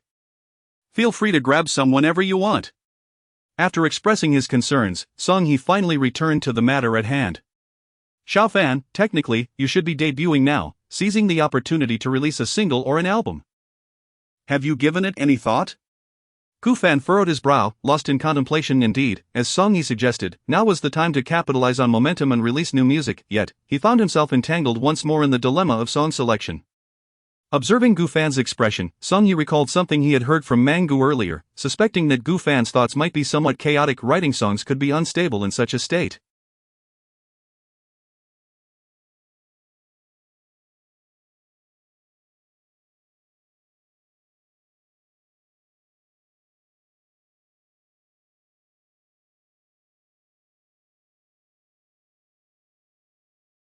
He chuckled and said, "Take your time, Xiao Fan, there's no rush, good things take time, don't dwell too much on your ex, there are countless girls far superior to her, like my niece." Just as Song Hee intended to introduce Gu Fan to his niece, Gu Fan's eyes lit up at his words. Uncle Song, that's excellent material. That's it. What are you talking about, my niece? You want to go on a blind date with her? What? No, I meant the song material. Let's release a single. Can you help me prepare the promotion? Huh, you found inspiration already? Song Hee scratched his head, bewildered. Wasn't Gu Fan just frowning in distress moments ago? Absolutely, I'll write it down immediately and then consult with the company's music instructors to start working on the accompaniment. With that, Gu Fan prepared to retreat to his small room to compose. Before Song Hee could fully process the situation, he called out to Gu Fan's departing figure, "You haven't mentioned the song title or when you'll release it. We need a timeline for promotion." "The song will be titled Actor, and I'll release it the day after tomorrow." A great song is not deterred by its release date. A day and a half for promotion is ample. P.S. Actor, lyrics and composition by Shui Qian, arrangement by Zhang Wei Zhang Bayu. Chapter 64. And no wonder Gu Fan releases songs so swiftly. It turns out certain individuals have inspired him. Shocking, a certain celebrity's ex-girlfriend unexpectedly weeps in the street. What could be the reason? Listen closely as Xiaodong elaborates. The paparazzo Xiaodong is well versed in the art of sensationalism. The phrase celebrity with the surname Gu not only attracted Gu Fan's ardent fans but also successfully deceived the followers of other celebrities sharing the same surname. A twofold success. The post meticulously details every aspect, beginning with Xiaodong's climb up a tree to catch a glimpse of Gu Fan leaving his residence. Each segment is accompanied by images, including a photograph of the very tree he ascended. However, the surrounding buildings have been blurred for privacy. Despite his role as a paparazzo, Xiaodong adheres to a semblance of professional ethics. He captures images of celebrities but never discloses their addresses in the photographs. The post culminates with a series of images depicting phase transition from a smiling demeanor to a crouched position in tears, instantly heightening the audience's curiosity. She truly knows how to act. Is she returning to seek Gu Fan? Disgusting. Serves her right. If Gu Fan were to reconcile with her, I would genuinely be infuriated. Concrete evidence, Xiaodong truly climbed that tree. Goodness, the lengths to which paparazzi will go. You managed to ascend that precarious peak, aren't you afraid of falling? Crocodile tears, how insincere. Such a performance, and she dares to cry. The netizens fervently engaged in discussions filled with indignation. Some fans rushed to Gu Fan's account to offer him solace. Gu Fan, ignore her. She deserves it. It's alright, Gu Fan, you still have us. How is such a Pan-Jinlian-like character still alive? Just half an hour after Xiaodong's post, Fenghua Entertainment made an announcement. Fenghua Entertainment Frownyface, our company's artist Gu Fan will release a new single titled Actor on the morning of September 14th at 9 a.m. We eagerly anticipate your listenership. Gu Fan also shared a post with identical content on his account, accompanied by a line from the lyrics. Gu Fan on September 14th at 9 o'clock, the new song Actor was released, igniting a frenzy of comments. First, Gu Fan, hurry and recognize me. Yay, I thought you'd at least wait a month to release a new song. I never expected it to be so soon. We have a new song to listen to.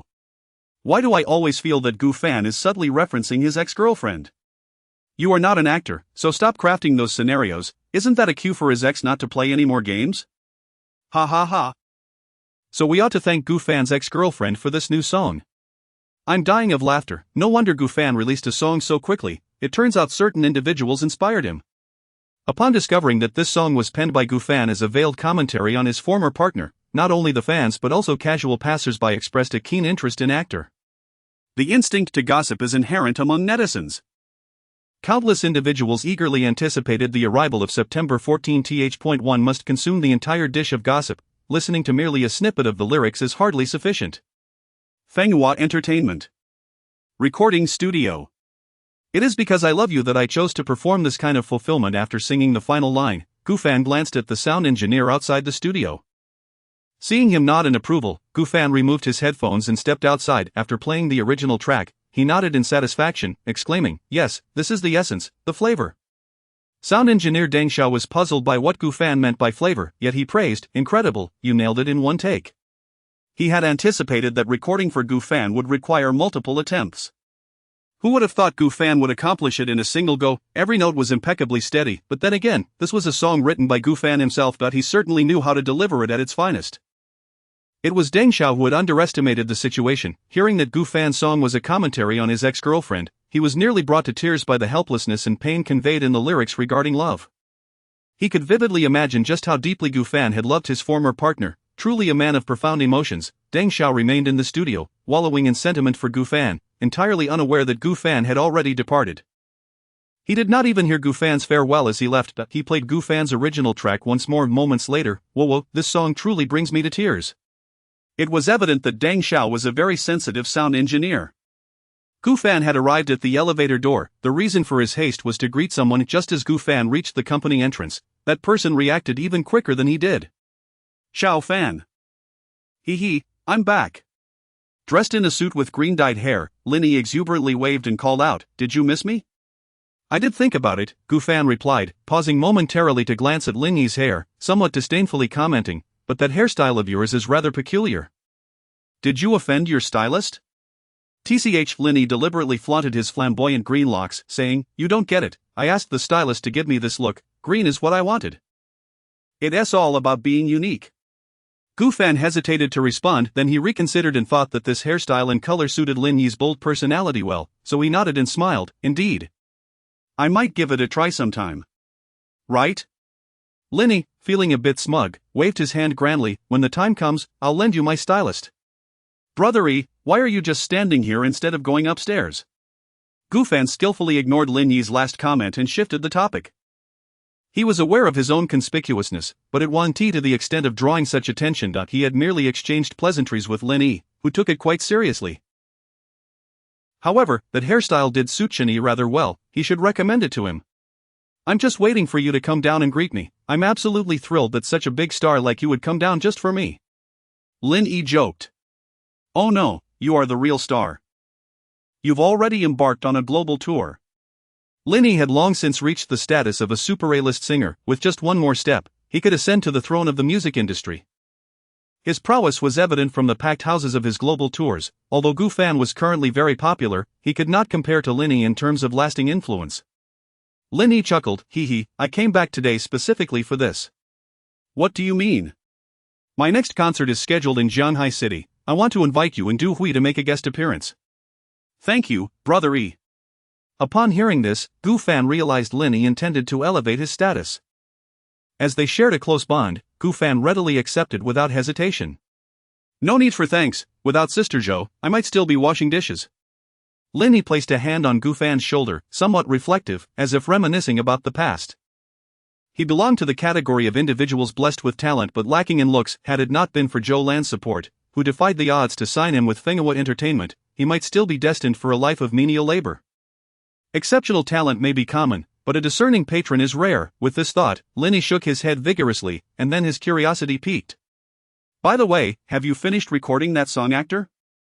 Let me hear it. I want to see how you subtly reference your ex-girlfriend." Gu Fan suddenly sensed that this was Lin Yi's true purpose for visiting, and could only acquiesce with a hint of resignation. "Let us go. I'll play it for you upstairs." Chapter 65. Are we not all actors? Woo, Xiao Fan, you have suffered so much. After listening to the song actor, Lin Yi appeared even more sorrowful than Gu Fan himself. The robust young man clung to Gu Fan's shoulder, on the verge of tears. Gu Fan was rendered speechless. He gently patted Lin Yi inside. "Well, Gu, stop pretending. Linny stole a glance at Gu Fan, his expression suddenly returning to calmness. He cleared his throat and inquired, "How did you find out?" Gu Fan couldn't help but roll his eyes. "You've been using this trick for over a decade, and you're still at it." In their childhood, whenever Gu Fan was mischievous and was chased by Zhou Lan, Linny would feign great concern for him, only to break into laughter once Gu Fan was out of sight. Gu Fan had caught him doing this several times. "Alas, it's no fun anymore." Linny pouted and, cradling his head, sauntered towards the exit, not forgetting to remind Gu Fan, "Remember to come to my concert." "I'm leaving now, no need to see me off." He had other matters to attend to. "Okay, got it." Gu Fan did not stop him and obediently refrained from following him. However, a closer look at the corners of Gu Fan's mouth would reveal a meaningful smile.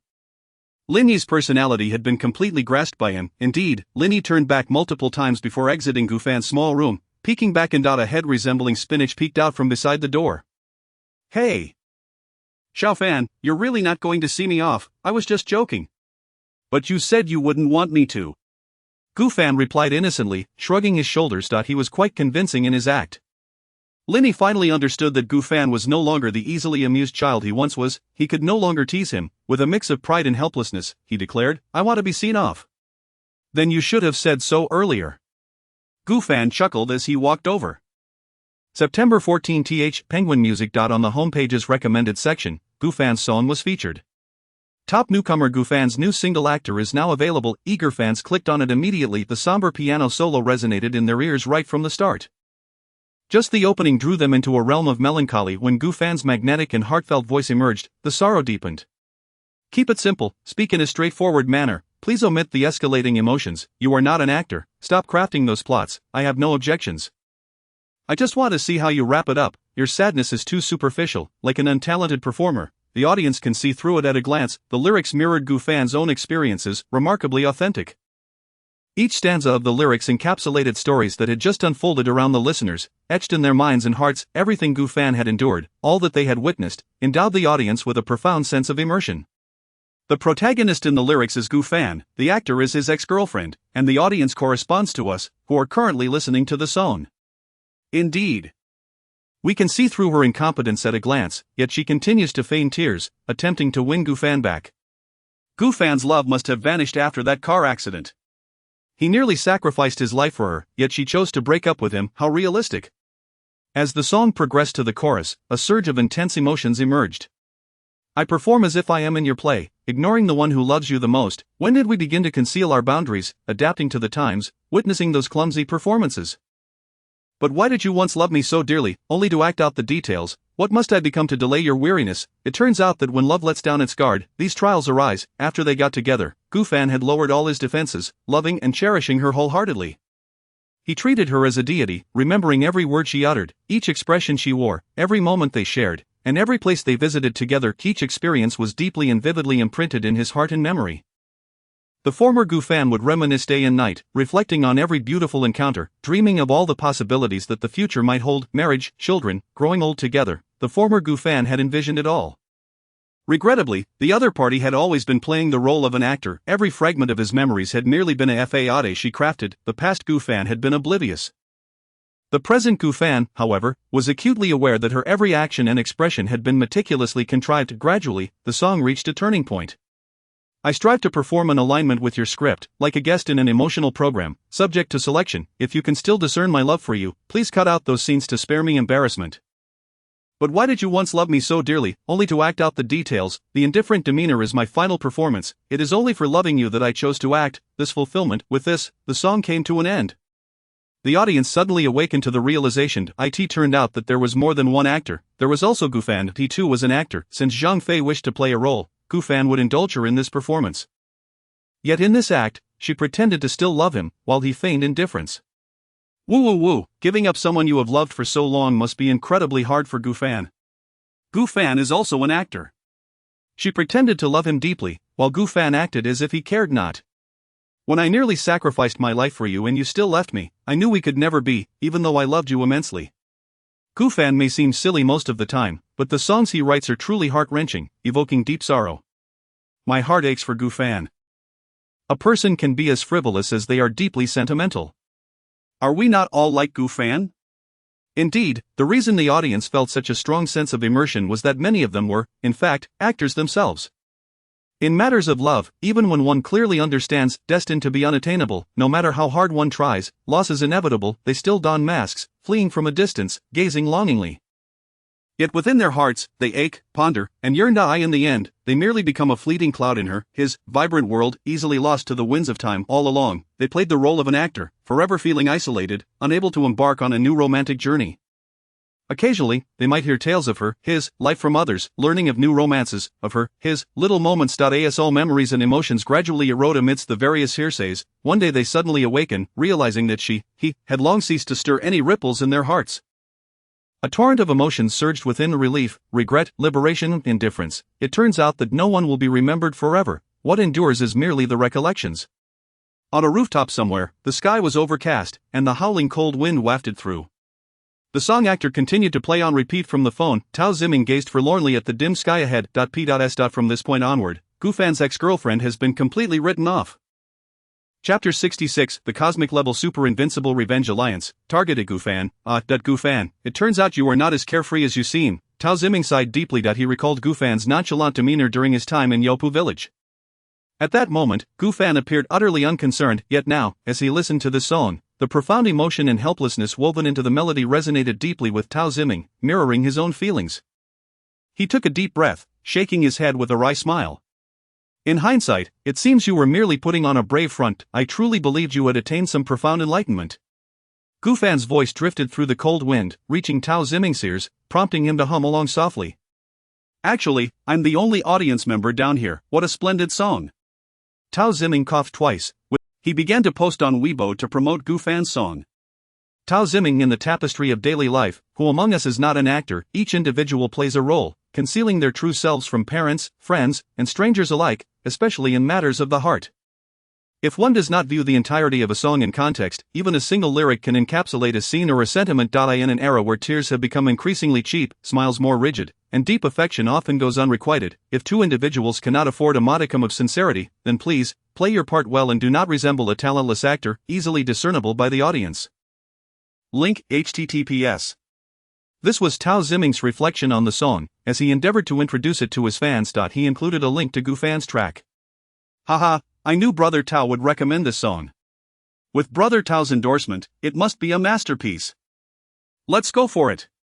TSK. Is Brother Tao secretly hiding there crying? This song is practically his doppelganger. Tao Ziming is once again championing new talent. Without a doubt, Tao Ziming is among the elite when it comes to nurturing younger artists.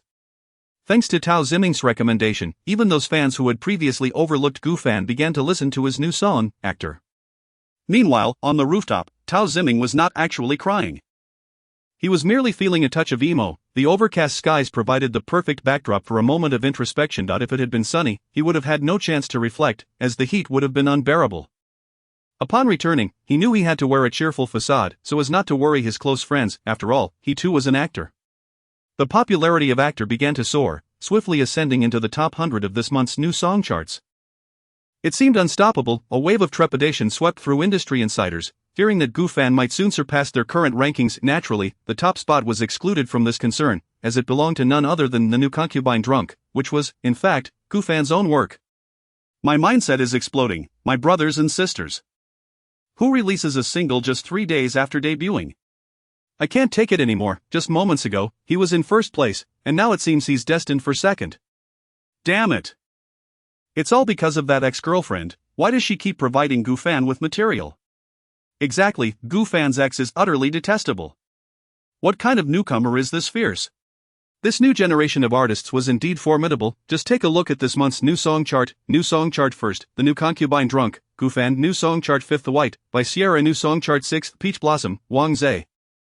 New song chart 10th, Gladly Accepting, Li Shiner. The previous month's top 10 also included names like Chen Yi and Zhou Su. Though the popularity of Do You Hear My Song certainly contributed, it was still quite extraordinary. Meanwhile, in a private QQ group that Gufan was blissfully unaware of, these so-called formidable newcomers were engaged in fervent discussion. A closer inspection of their group name revealed Frowny Face Cosmic Level Super Invincible Revenge Alliance, Target.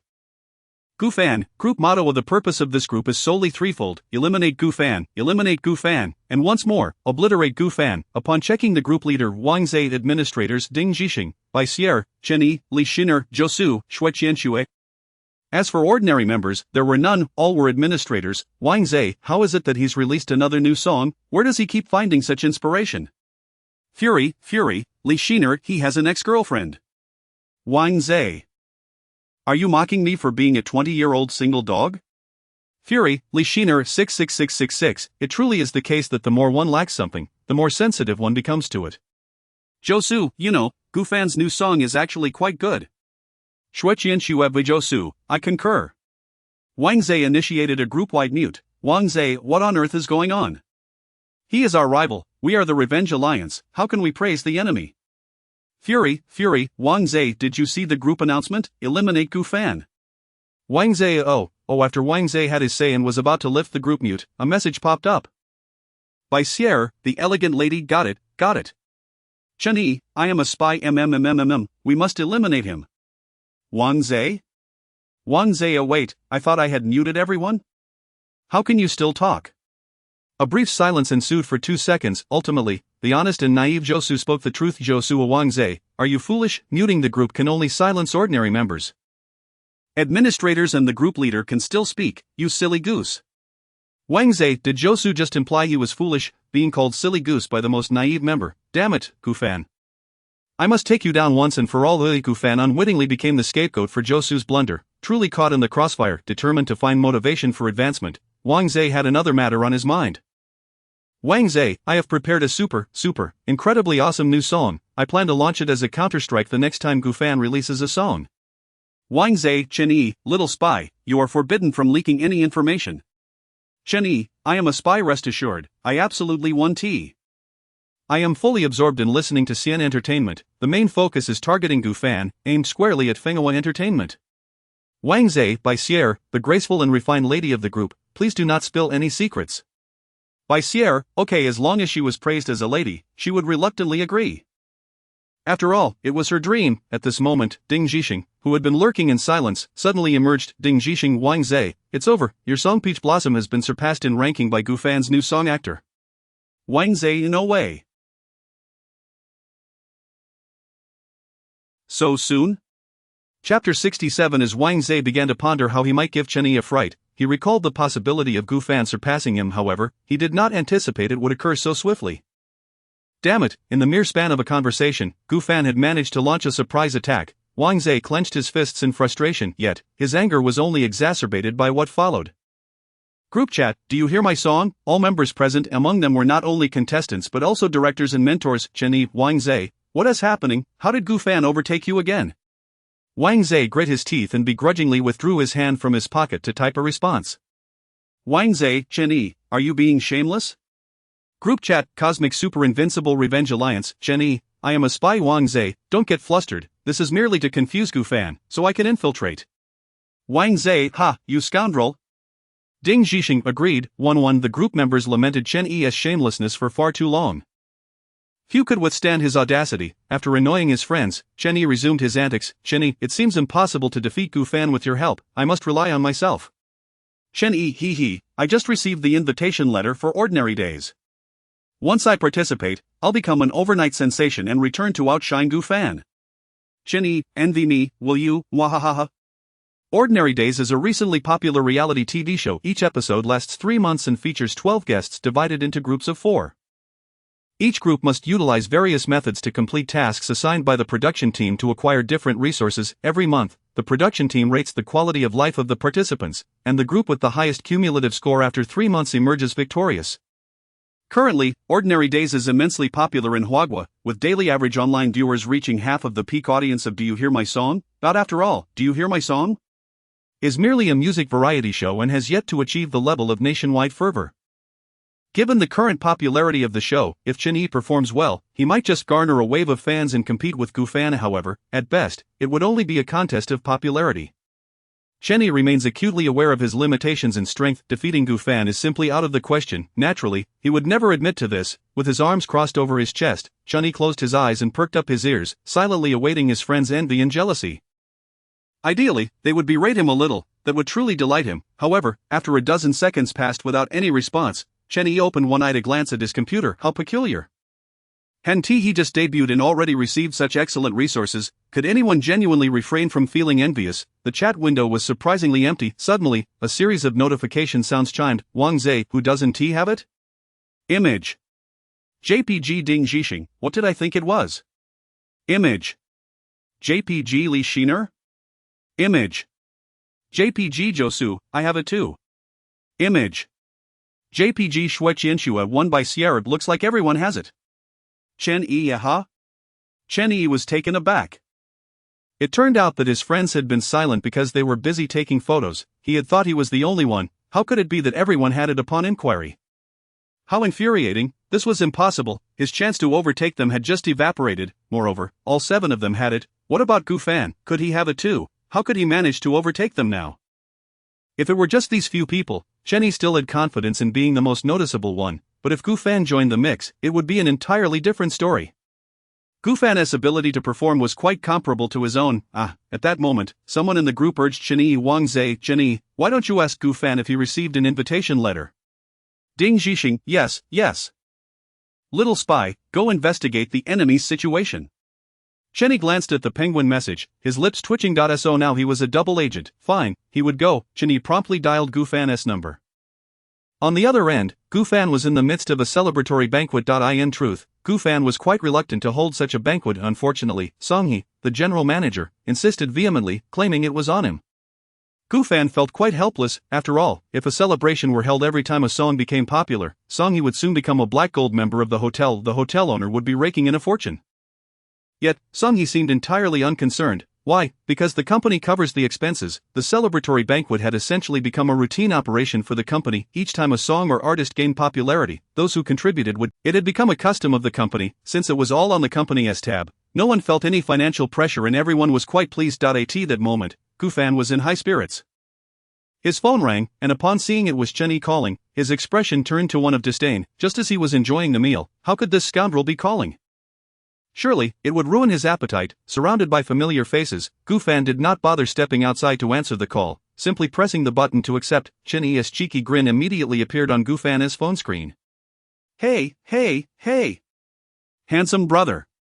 Hey, Gu Fan played along for 2 seconds before instantly changing his tone. Speak your mind or let it out, I still have to eat. Chen Yi was not in a rush. With a smile, he asked, what are you eating? Let me take a look. Gu Fan turned his phone, and Chen Yi clenched his teeth in frustration. Eating so well and you didn't invite me. Come on over, it's not far, just 2 kilometers. Not coming. It's all your Fenghua entertainment people there, I'm afraid I'll get beaten up. Then shut up. Around them, people listened with amusement as Gu Fan bickered with Chen Yi. Chen Yi then adopted a serious demeanor, getting to the point. Handsome brother, have you received any invitation letters recently, for a variety show? Gu Fan thought carefully and replied, I've received quite a few commercial performance invitations, but no variety show invites. Really? Chen Yi's eyes lit up instantly. Yes, really. Gu Fan nodded. He truly could not recall any variety show inviting him. Woohoo, all right. Beep beep beep, following a delighted cheer, Chen Yi abruptly hung up the phone. Gu Fan felt somewhat bewildered and casually remarked, Chen Yi is really something. Xiao Fan. Song He's voice rang out. Gu Fan looked at Song He with confusion. Song He chuckled and said, I actually have an invitation letter for a variety show for you. I was planning to tell you after dinner. Turns out there really is one? Gu Fan smiled and asked, what show? The recently popular Ordinary Days, and the price is quite reasonable. Gu Fan suddenly understood, a smile breaking across his face. In that moment, he finally comprehended why Chen Yi was so elated upon hearing he hadn't received an invitation letter. It turned out he intended to secretly astonish him. What a pity. He too had received it. Gu Fan began to ponder how he might surprise Chen Yi. Oh no, it should be a fright instead. Chapter 68 of the original cast returns for a limited time. Charismatic and impressive. The double agent Chen Yi begins to share good news. Chen Yi, all members, I've checked, Gu Fan has not received an invitation. Wang Zhe, great, Li Xan so happy. However, Ding Zhixing expresses skepticism. Ding Zhixing, Chen Yi, you aren't colluding with Gu Fan to deceive us, are you? Chen Yi, how could that be? If I were to deceive you, I would forever remain single, unable to find a girlfriend. Ding Zhixing, alright, I will trust you, Chenyi, good buddy. Witnessing Chenyi's solemn vow, the group reluctantly begins to believe him, yet, Bai Sierra maintains her doubt this shouldn't be the case. She quietly inquires with Gufan. Bai Sierra, Gufan, are you really not going to ordinary days? Gufan, of course I am. Bai Sierra, so you were lying to Chenyi just now. Gufan, no, at that time, I indeed had not received the invitation. Bai Sierra, then it seems Chenyi may be destined to remain single for life. Gufan, is that a good thing? Dressed in a white nightgown, lying on the ground while playing on her tablet, Bai Sierra's mouth slightly opens as she contemplates. Is this truly a good thing? Bai Sierra begins to roll on the ground, lost in her fantasies. She imagines Chenyi, old and grey, still without a girlfriend, sitting all alone in a desolate scene at his doorstep. Hiss, you must admit, that does sound rather delightful, yet, why do her visions always feature herself and Gufan? What kind of situation is this? Most absurdly, there is even a fish skeleton in this fantasy.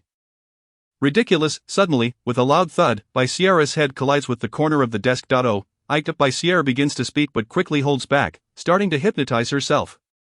Hold it in, I am a lady, I must not exclaim. I cannot be as foolish and crude as Gufan and Chenyi. I am a refined woman, a lady of distinction. Yes, exactly. Bai Sierra sits upright, one hand rubbing her head while the other sends a message to Gufan. Bai Sierra indeed. In the director's room of the Ordinary Day production team, He Chimin cheerfully remarks. Lao Lu, I told you, as long as you send invitations to others first and then to Gufan, he will definitely agree. He Chimin had long recognized that Gufan is a source of joy, the kind who would forsake money for happiness. Had it not been for Gufan sensing his affection for fish, he might have truly taken his fish away. 100,000 is certainly something Gufan would not accept. Director Lu Changqing of Ordinary Day smiles and replies, it's all thanks to you, you truly understand them. He had taken note of the charismatic and impressive group and other popular contestants in He Chimin's show Can You Hear My Song?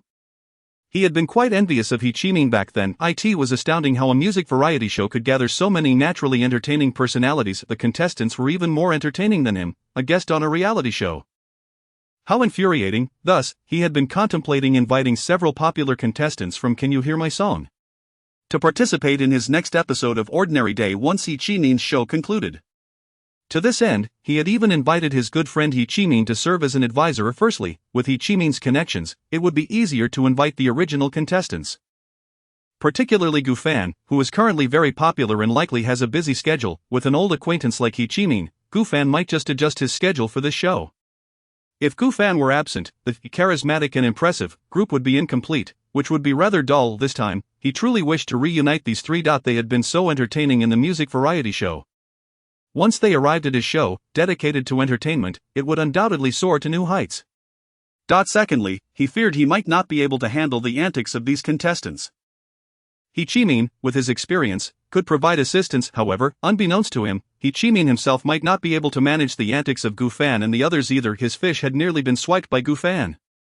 Lastly, Lu Changqing had also set his sights on He Chimin as a fish, as he observed that all other guest issues had been resolved. Only one guest remained. Lu Changqing coughed and tentatively asked, Lao He, I have a rather unreasonable request, would you care to hear it? Not interested. He Chimin immediately frowned and declined. Lu Changqing had already indicated it was an unreasonable request, it surely wasn't anything good.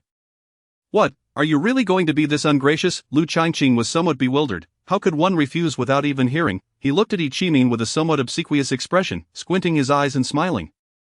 Lao He go, just listen, please. He Chimin looked at Lu Changqing with evident disdain that he truly could not tolerate Lu Changqing's demeanor. It was simply too greasy for a man in his 50s or 60s.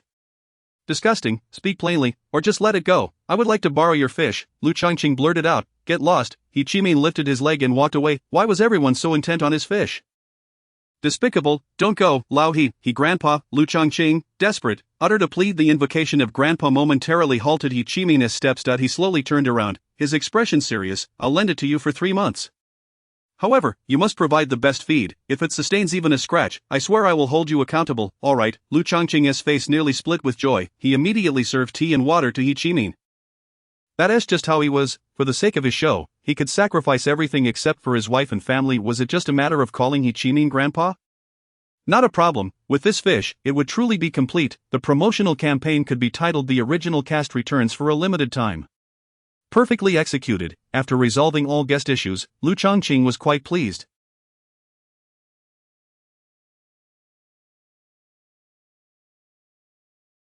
However, 2 seconds later, he fell into contemplation. Gu Fan had surprisingly requested that he refrain from announcing his participation in the show before it aired. Generally speaking, Lu Changqing would never agree to such a request, as it would impact the promotion. But considering Gu Fan's knack for entertainment, he decided to trust him this once. But how would he handle the promotional content? It could only be thus.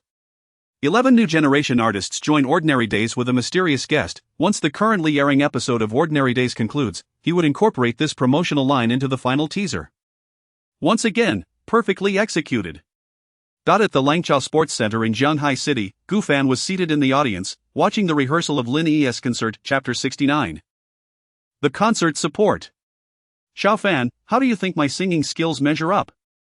On stage, Lin Yi grinned at Gu Fan after finishing a song. Gu Fan immediately raised his thumb in approval. Unbeatable. Around them, Wang Ping, Du Hui, and others chimed in with laughter and praise. As expected of Yi Gu. Awesome. In my opinion, far surpassing any singing king. Incredible. The best in the universe. At this moment, everyone present to witness Lin Yi's rehearsal were all familiar faces among friends. Boasting was perfectly acceptable. With the encouragement of his brothers, Lin Yi felt an overwhelming surge of confidence. He suddenly felt even more motivated for the official concert the following day. As the rehearsal progressed step by step, Gu Fan also figured out when and how he would make his entrance. After the rehearsal concluded, everyone retreated to Lin Yi's backstage. Gu Fan was glancing around, seemingly searching for something. Xiao Fan, Lin Yi patted Gu Fan's shoulder and inquired, "What are you looking for? Need my help? Yi Gu, where's your stylist? Looking for him?" Lin Yi's eyes lit up, and he winked mischievously. "Are you perhaps wanting to sport a hairstyle like mine? Good taste, come on, let me take you to find him." With that, Lin Yi led Gu Fan in search of his stylist. Wang Ping and Du Hui exchanged glances and hurried to follow. It would be quite amusing if Gu Fan decided to dye his hair green. Li Go, come quickly and give my bro a hairstyle. Just like mine. Lin Yi called out as they walked, attracting curious glances from the surrounding staff. However, no one found it strange. They were evidently accustomed to Lin Yi's carefree demeanor. Upon locating his stylist, Li Go, Lin Yi was about to have Gu Fan take a seat, but Gu Fan swiftly dodged away from Lin Yi and cheerfully addressed Li Go, do you have any dye left for my brother's hair? What color? Just that color of his. Sure, do you want it? I can give you a bottle. Absolutely. Gu Fan eagerly retracted his hand that was pointing at Lin Yi's hair and looked expectantly at Li Ge. Li Go retrieved a bottle of green dye from his toolbox and handed it to Gu Fan. If you're using it yourself, although this doesn't contain any irritating substances, do be cautious not to get it in your eyes, mouth, or nose. Thanks. Gu Fan said, taking the dye, and added with a smile, I'm not using it for myself. I am preparing it for someone else. He was gearing up to recommend Lin Yi's hairstyle to Chen Yi. He had promised to suggest this hairstyle to Chen Yi ages ago. Without the dye, how could he proceed? This was merely a prudent preparation. Moreover, he had specifically sought out Lin Yi's stylist for the dye. It was certainly of a higher quality than what Gu Fan could acquire elsewhere. Chen Yi would surely be grateful to him. He was truly being considerate. You're not dyeing your hair?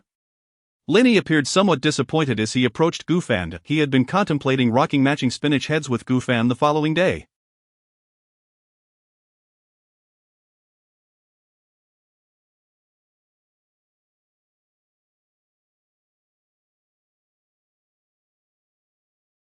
What a pity, Gu Fan shook his head with a smile. I'm not, I'm preparing it for Chen Yi. The following afternoon, at the Langchao Sports Complex in Jianghai City, Lin Yi's fans had begun to arrive in droves, orderly queuing to have their tickets checked.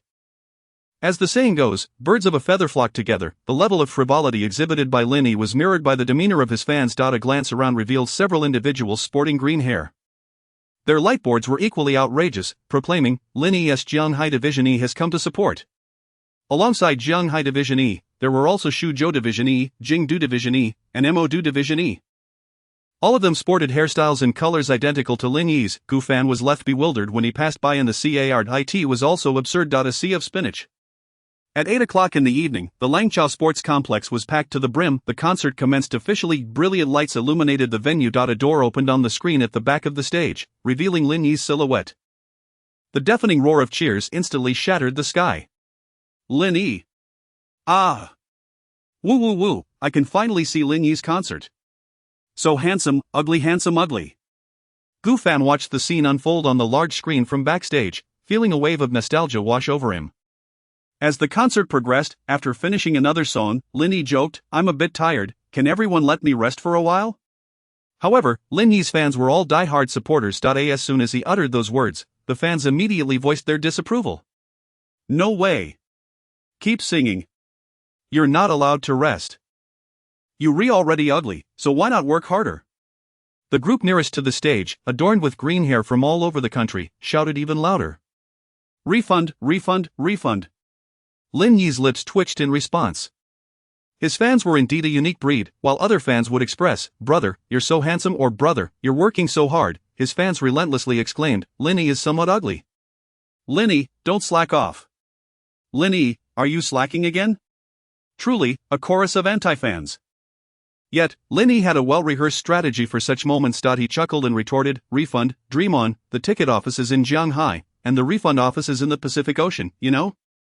Instantly, a chorus of boos erupted. Lin Yi decided to drop the jest, smiling as he continued, "I really do need a break, but I've brought in a substitute for you." The fans below buzzed with curiosity. Who is it? Is it Sister Yi Ziyue? That can't be, Yi Ziyue is still in Modu. Could it be Cui Jisheng? Could it be Gufan? I heard that Gufan's current manager is Lin Yi's former manager. I can't wait. A dim light shone on the center of the stage as a piano and a vague silhouette slowly ascended. As he appeared, the deep piano melody began to play. Fans who had never heard this song before were puzzled. Why haven't I heard this prelude before? It's definitely not Yi Ziyue or Cui Jisheng. Wow. Who is it? The blurry figure looks somewhat handsome. Fans familiar with the song immediately erupted with excitement. Actor, Gufan, this is Gufan. Wow, a dream collaboration, my two favorite singers are performing together. Yay, I knew it was Gufan. Yay. There is a handsome guy to watch now, finally, I don't have to look at Lin Yi's ugly face. On stage, Gufan gently nodded, slowly approaching the microphone. Keep it simple, let us speak simply, as his magnetic and soulful. The large screen displayed Gufan's deeply engaged profile as he sang with passion. Chapter 70, a 2-year concert packed. Gufan's chiseled features and deep, dark eyes exuded an extraordinary tenderness, complemented by his emotionally rich singing. In an instant, he captured the hearts of the audience. Gufan is so handsome. Ah, it's Lin Yi in sheer fabric. Tell Lin Yi I'm not going back anymore. This song is so beautiful. Is it called Actor? I'm going to loop it on repeat when I get home. Lin Yi stood at the edge of the stage, completely yielding it to Gufan. Listening to the playful banter of his fans, he smiled faintly. This was precisely the effect he desired, to elevate Gufan's popularity. As for whether his own fans might abandon him for Gufan, he remained indifferent. Those who genuinely cherished him would not waver, and those who would likely do so regardless of Gufan, as they might just as easily drift away due to Li Fan, Zhou Fan, or Wang Fan. All he could do was focus on being his best self. The rest was left to the fans' own choices. Gufan was well aware of Lin Yi's intentions to assist in boosting his popularity. However, this was someone else's stage. Gufan did not relish performing alone. He retrieved the microphone and, while singing, moved toward Lin Yi. His voice flowed forward with each step he took. When love lets down its guard, that is when the true test begins. As he sang these lines, Gufan reached Lin Yi's side, grinning as he held the microphone to Lin Yi's lips and asked, "Brother Yi, can you sing?" Lin Yi shrugged in resignation. His younger brother Gufan would always possess this mischievous nature. What could he do but sing? With a smile, Lin Yi immediately joined in. "No objections, you can do as you please." After finishing his line, Lin Yi passed the microphone back to Gufan, whose voice resonated once more. "Your acting skills are limited, no need for speeches, let us part ways." With a sense of calm, the two harmonized in unison. "I'll feign ignorance while you perform, please don't force the one who loves you most to improvise." The audience's gasps nearly lifted the stage off its foundation. Ah! They are so good together. This is it, I'm totally into this, it's so enjoyable. The proud older brother Lin Yi and the warm-hearted younger brother Gufan's stage story. Please make this pairing official, thank you. They both sing so beautifully. Is this the collaboration of two powerhouses? I absolutely love it. Fans felt that the price of admission today was well worth it. Not only did they hear Lin Yi sing, but they also enjoyed Gufan's performance. Most importantly, they witnessed the chemistry between them. It was simply fantastic. As the song concluded, Linny seized the microphone, exclaiming excitedly, "Do you all like our substitute heartthrob today?" The audience responded swiftly. Yes. Who do you think is the most handsome? Gu Fan. Cut it out, Linny pouted, a bunch of uncultured folks. Laughter erupted among the fans, clearly indicating that Linny's comment did not resonate with the crowd. He cast a quick glance at Gu Fan beside him. All right, perhaps he was only a billion times handsomer. The atmosphere was electric, and Linny seized the moment. Shall we now randomly select an audience member for a song request? Yes. Under the camera's gaze, a girl's figure appeared on the big screen. Staff members swiftly handed the microphone to her. The girl, a bit surprised, gazed at Linny and Gu Fan on the screen. Her name was Wan Xaner, a longtime fan of Linny. Since Gu Fan's emergence, she had become a fan of his as well. Attending Linny's concert already brought her immense joy, but seeing Gu Fan perform only doubled her delight.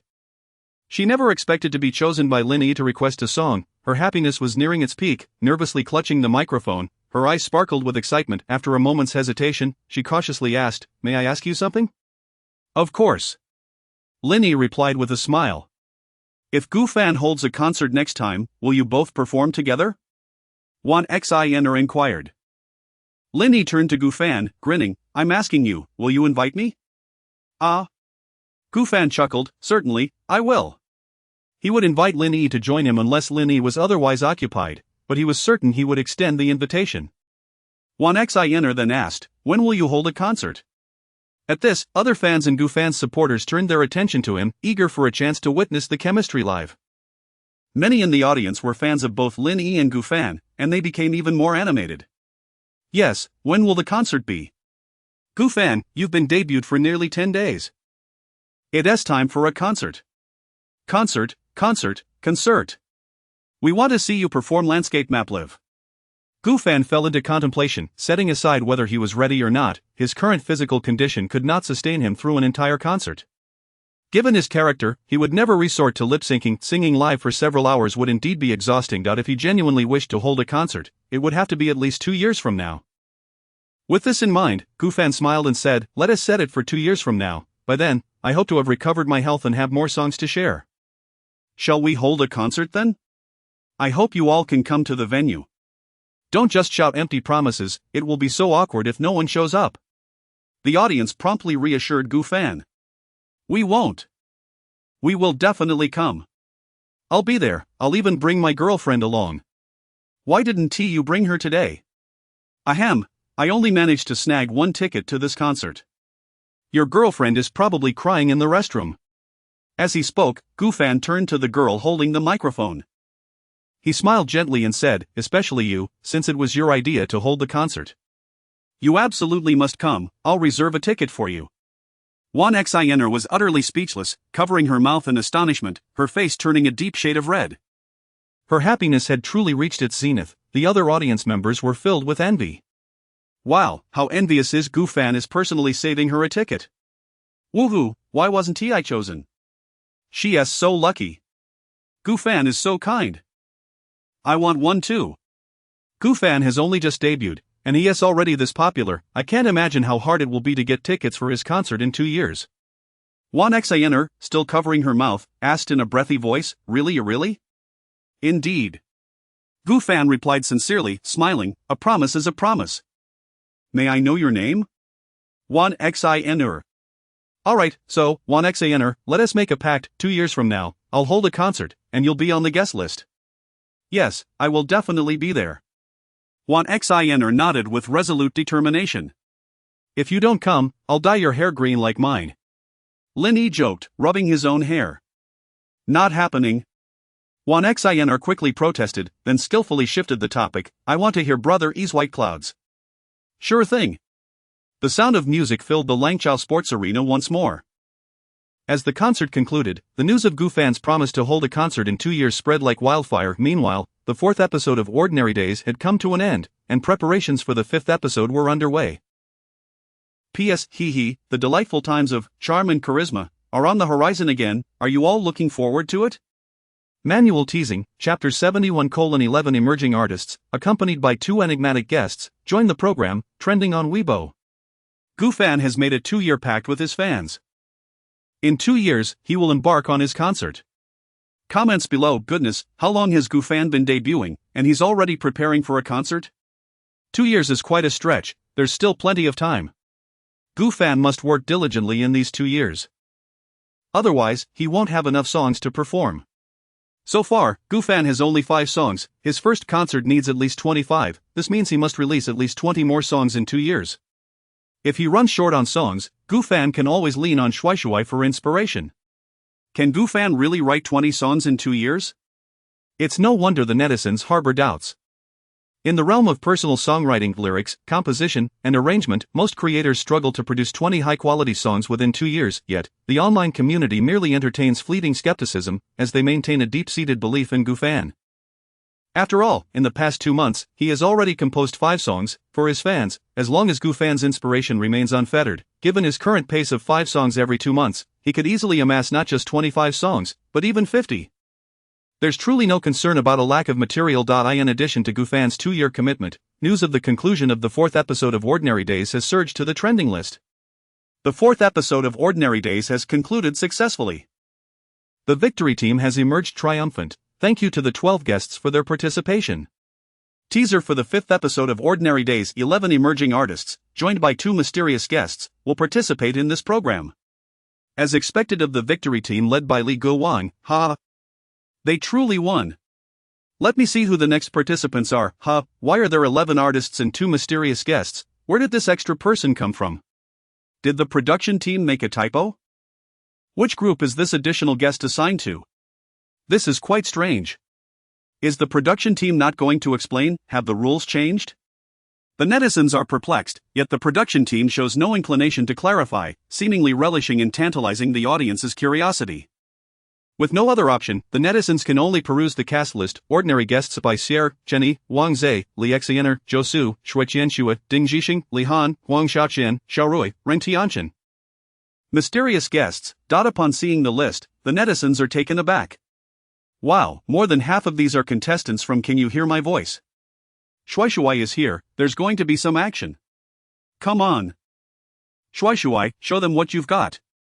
7 contestants from Can You Hear My Voice, 4 from Create 202, artists who debuted in the first half of the year and those from the latter half are all gathered. Recognizing these 11 ordinary guests, the netizens immediately start speculating about the identities of the 2 mysterious guests. Considering this, Bai Sierra and Chen Yi are both here. Doesn't that just leave Gufan missing from Shuai? Oh right, one of the mysterious guests must surely be Gufan. But wait, both mysterious guests have 3 character names, right? True. The netizens gaze at the 3 character placeholders for the mysterious guests and fall into contemplation. The production team designates each episode's mysterious guests with the number of asterisks indicates the number of characters in the guest's name. And now, seeing 3, it's clear the mysterious guests cannot be Gufan. Viewers of Can You Hear My Voice are immediately incensed. Is the production team foolish, inviting everyone but Gufan? Are they trying to break up Shuai? Exactly. I can't believe the production team. The charm of Shuai is diminished. How will it work now? It's fine, it's just one less Gufan, Shuai can still hold his own. This last comment was posted by Chen Yi using a secondary account. At this moment, he is truly elated. The opportunity for a spectacular comeback has indeed arrived. Chen Yi, with arms crossed and a radiant smile, internally exclaims, "Little handsome brother, you're nothing special. Just you wait. When I return, my popularity will surpass yours." In the director's room of Ordinary Days. Old He, do you think it's inappropriate for us to deceive the audience like this? Lu Changqing feels a pang of guilt for intentionally leading viewers to misinterpret. However, He Qimin shrugs it off nonchalantly. What is wrong with that? We aren't lying. But Gufan's name clearly has 2 characters. TSK, just change it to Guing Jun. Gufan has always referred to himself as Guing Jun. He Qimin passionately imparts his ideas to Lu Changqing. So it asks Guing Jun, Gufan, is there a problem? Absolutely none. We, as media personnel, thrive on being audacious. That does seem to make sense. Lu Changqing, stroking his bald head, suddenly finds merit in He Qimin's argument. After all, Gufan has always identified as Guing Jun, his friends and fans also refer to him by that name. It doesn't seem like deceit after all. Moreover, one of his guests is a fish. That would sound even more absurd. Thus, it is settled, no issues at all. Having perused the comment section under the Ordinary Days teaser, Goofan is thoroughly pleased and claps his hands. The netizens didn't anticipate his involvement. Chen-yi, that foolish one, surely couldn't have guessed. He might still be reveling in his own glory. As for the other informed party, by Sierra, she certainly won't divulge anything. Winning by Sierra over is far simpler than dealing with Chen-yi. A mere compliment on her grace will suffice. The Goofan has everything under control. Mission accomplished, time to pack my bags. Goofan cheerfully rises, immediately grabbing the bottle of hair dye from the table and placing it into his suitcase. He could forget everything else except for the green hair dye. This is his heartfelt gesture towards Chen-yi. Besides this dye, Goofan has brought nothing apart from clothes and shoes. The production team only permits guests to bring one consumable item, be it food or otherwise. As for toiletries, the team will provide each participant with a set on site. Thus, Goofan has packed everything he needs. After securely closing his suitcase, he grabs the guitar he had placed by the door. With 3 whole months ahead of him and no smartphones allowed by the production team, he was already on the verge of suffocation. Without Wi-Fi, without music, he would surely perish.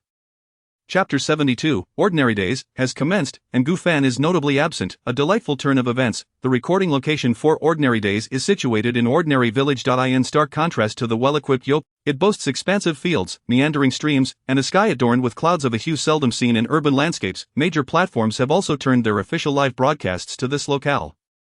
The camera is directed towards the village entrance. At the outset, host Jiang Shu swiftly appears before the camera. Her eloquent opening remarks immediately reach the ears of viewers across the globe through the live stream.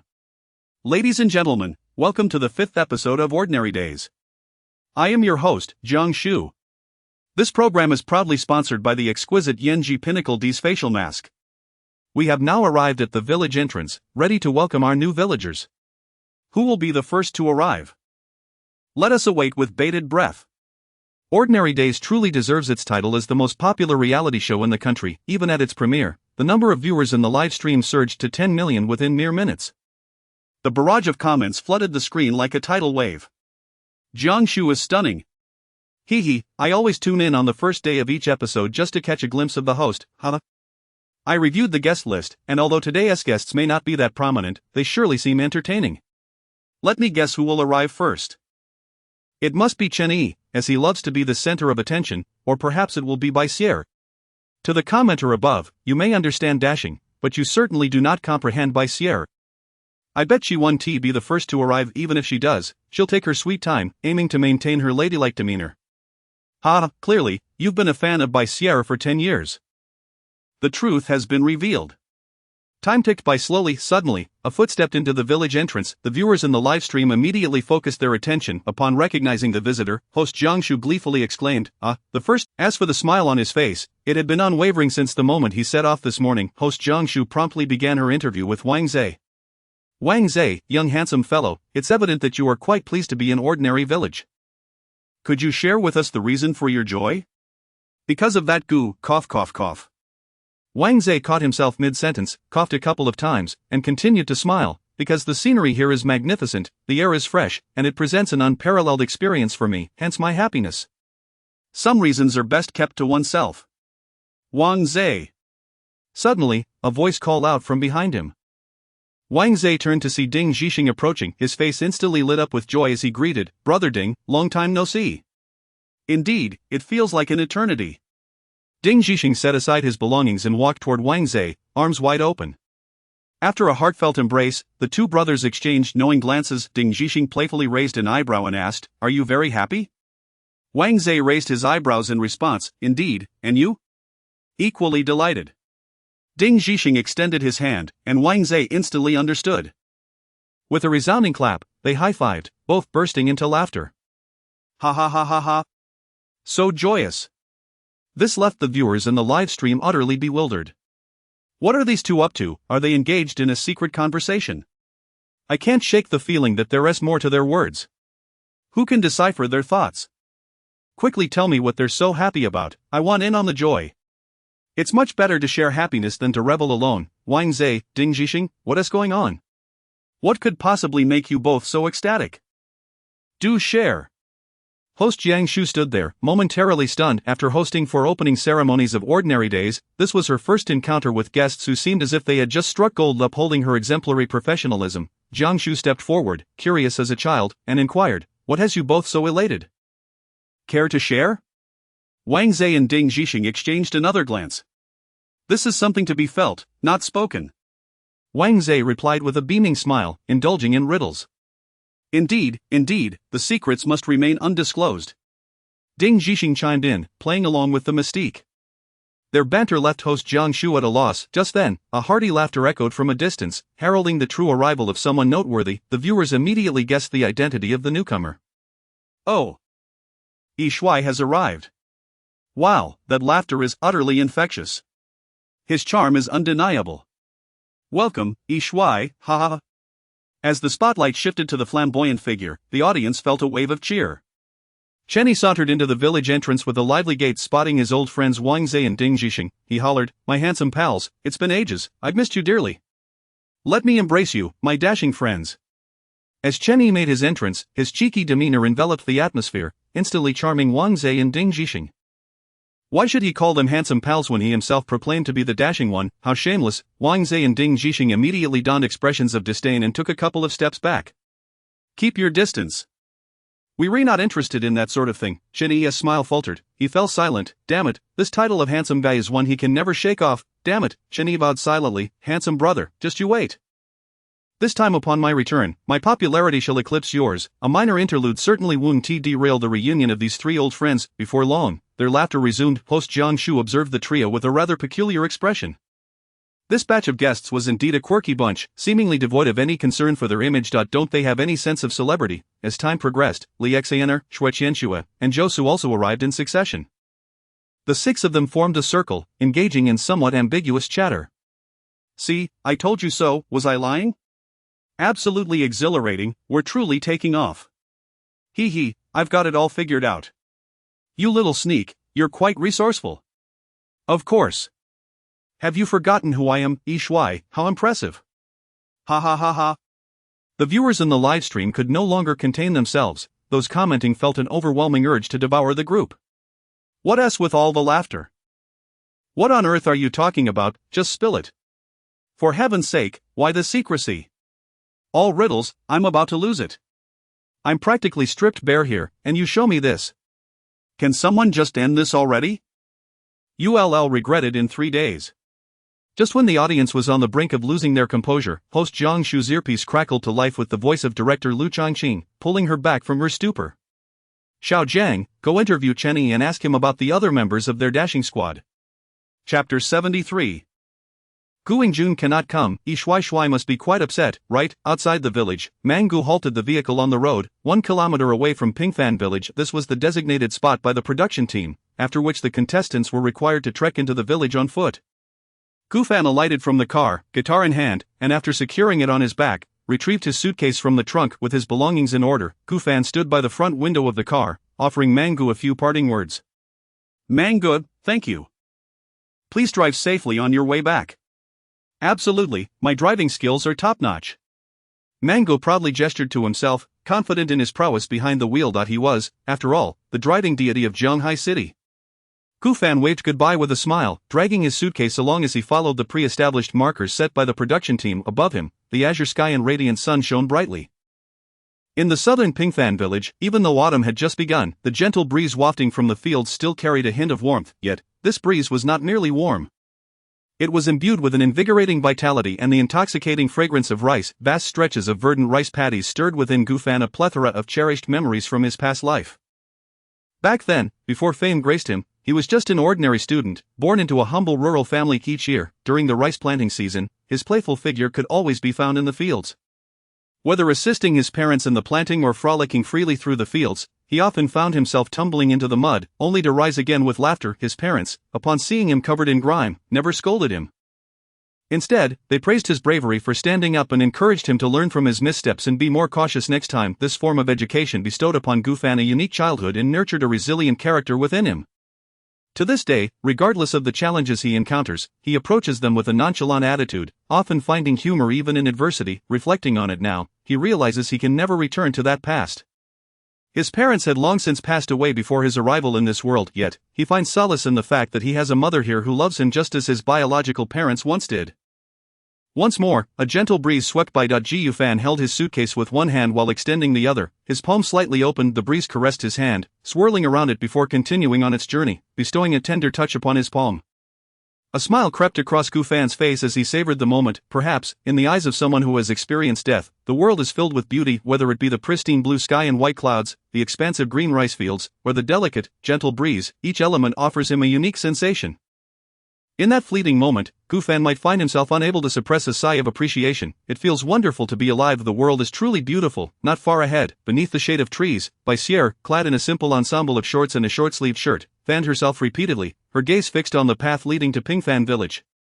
She was awaiting Gu Fan's arrival. Bai Sierra had actually arrived some time ago and had quietly peeked at the entrance of Pingfan village, where she witnessed the eccentric antics of several familiar faces.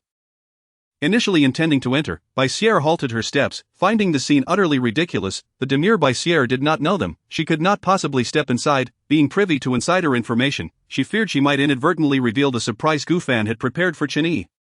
She was eager to witness Chen Yi's reaction at that moment. Moreover, with the new variety show on the horizon, she aspired to salvage her image as a lady. Thus, she remained here, waiting for Gu Fan's arrival.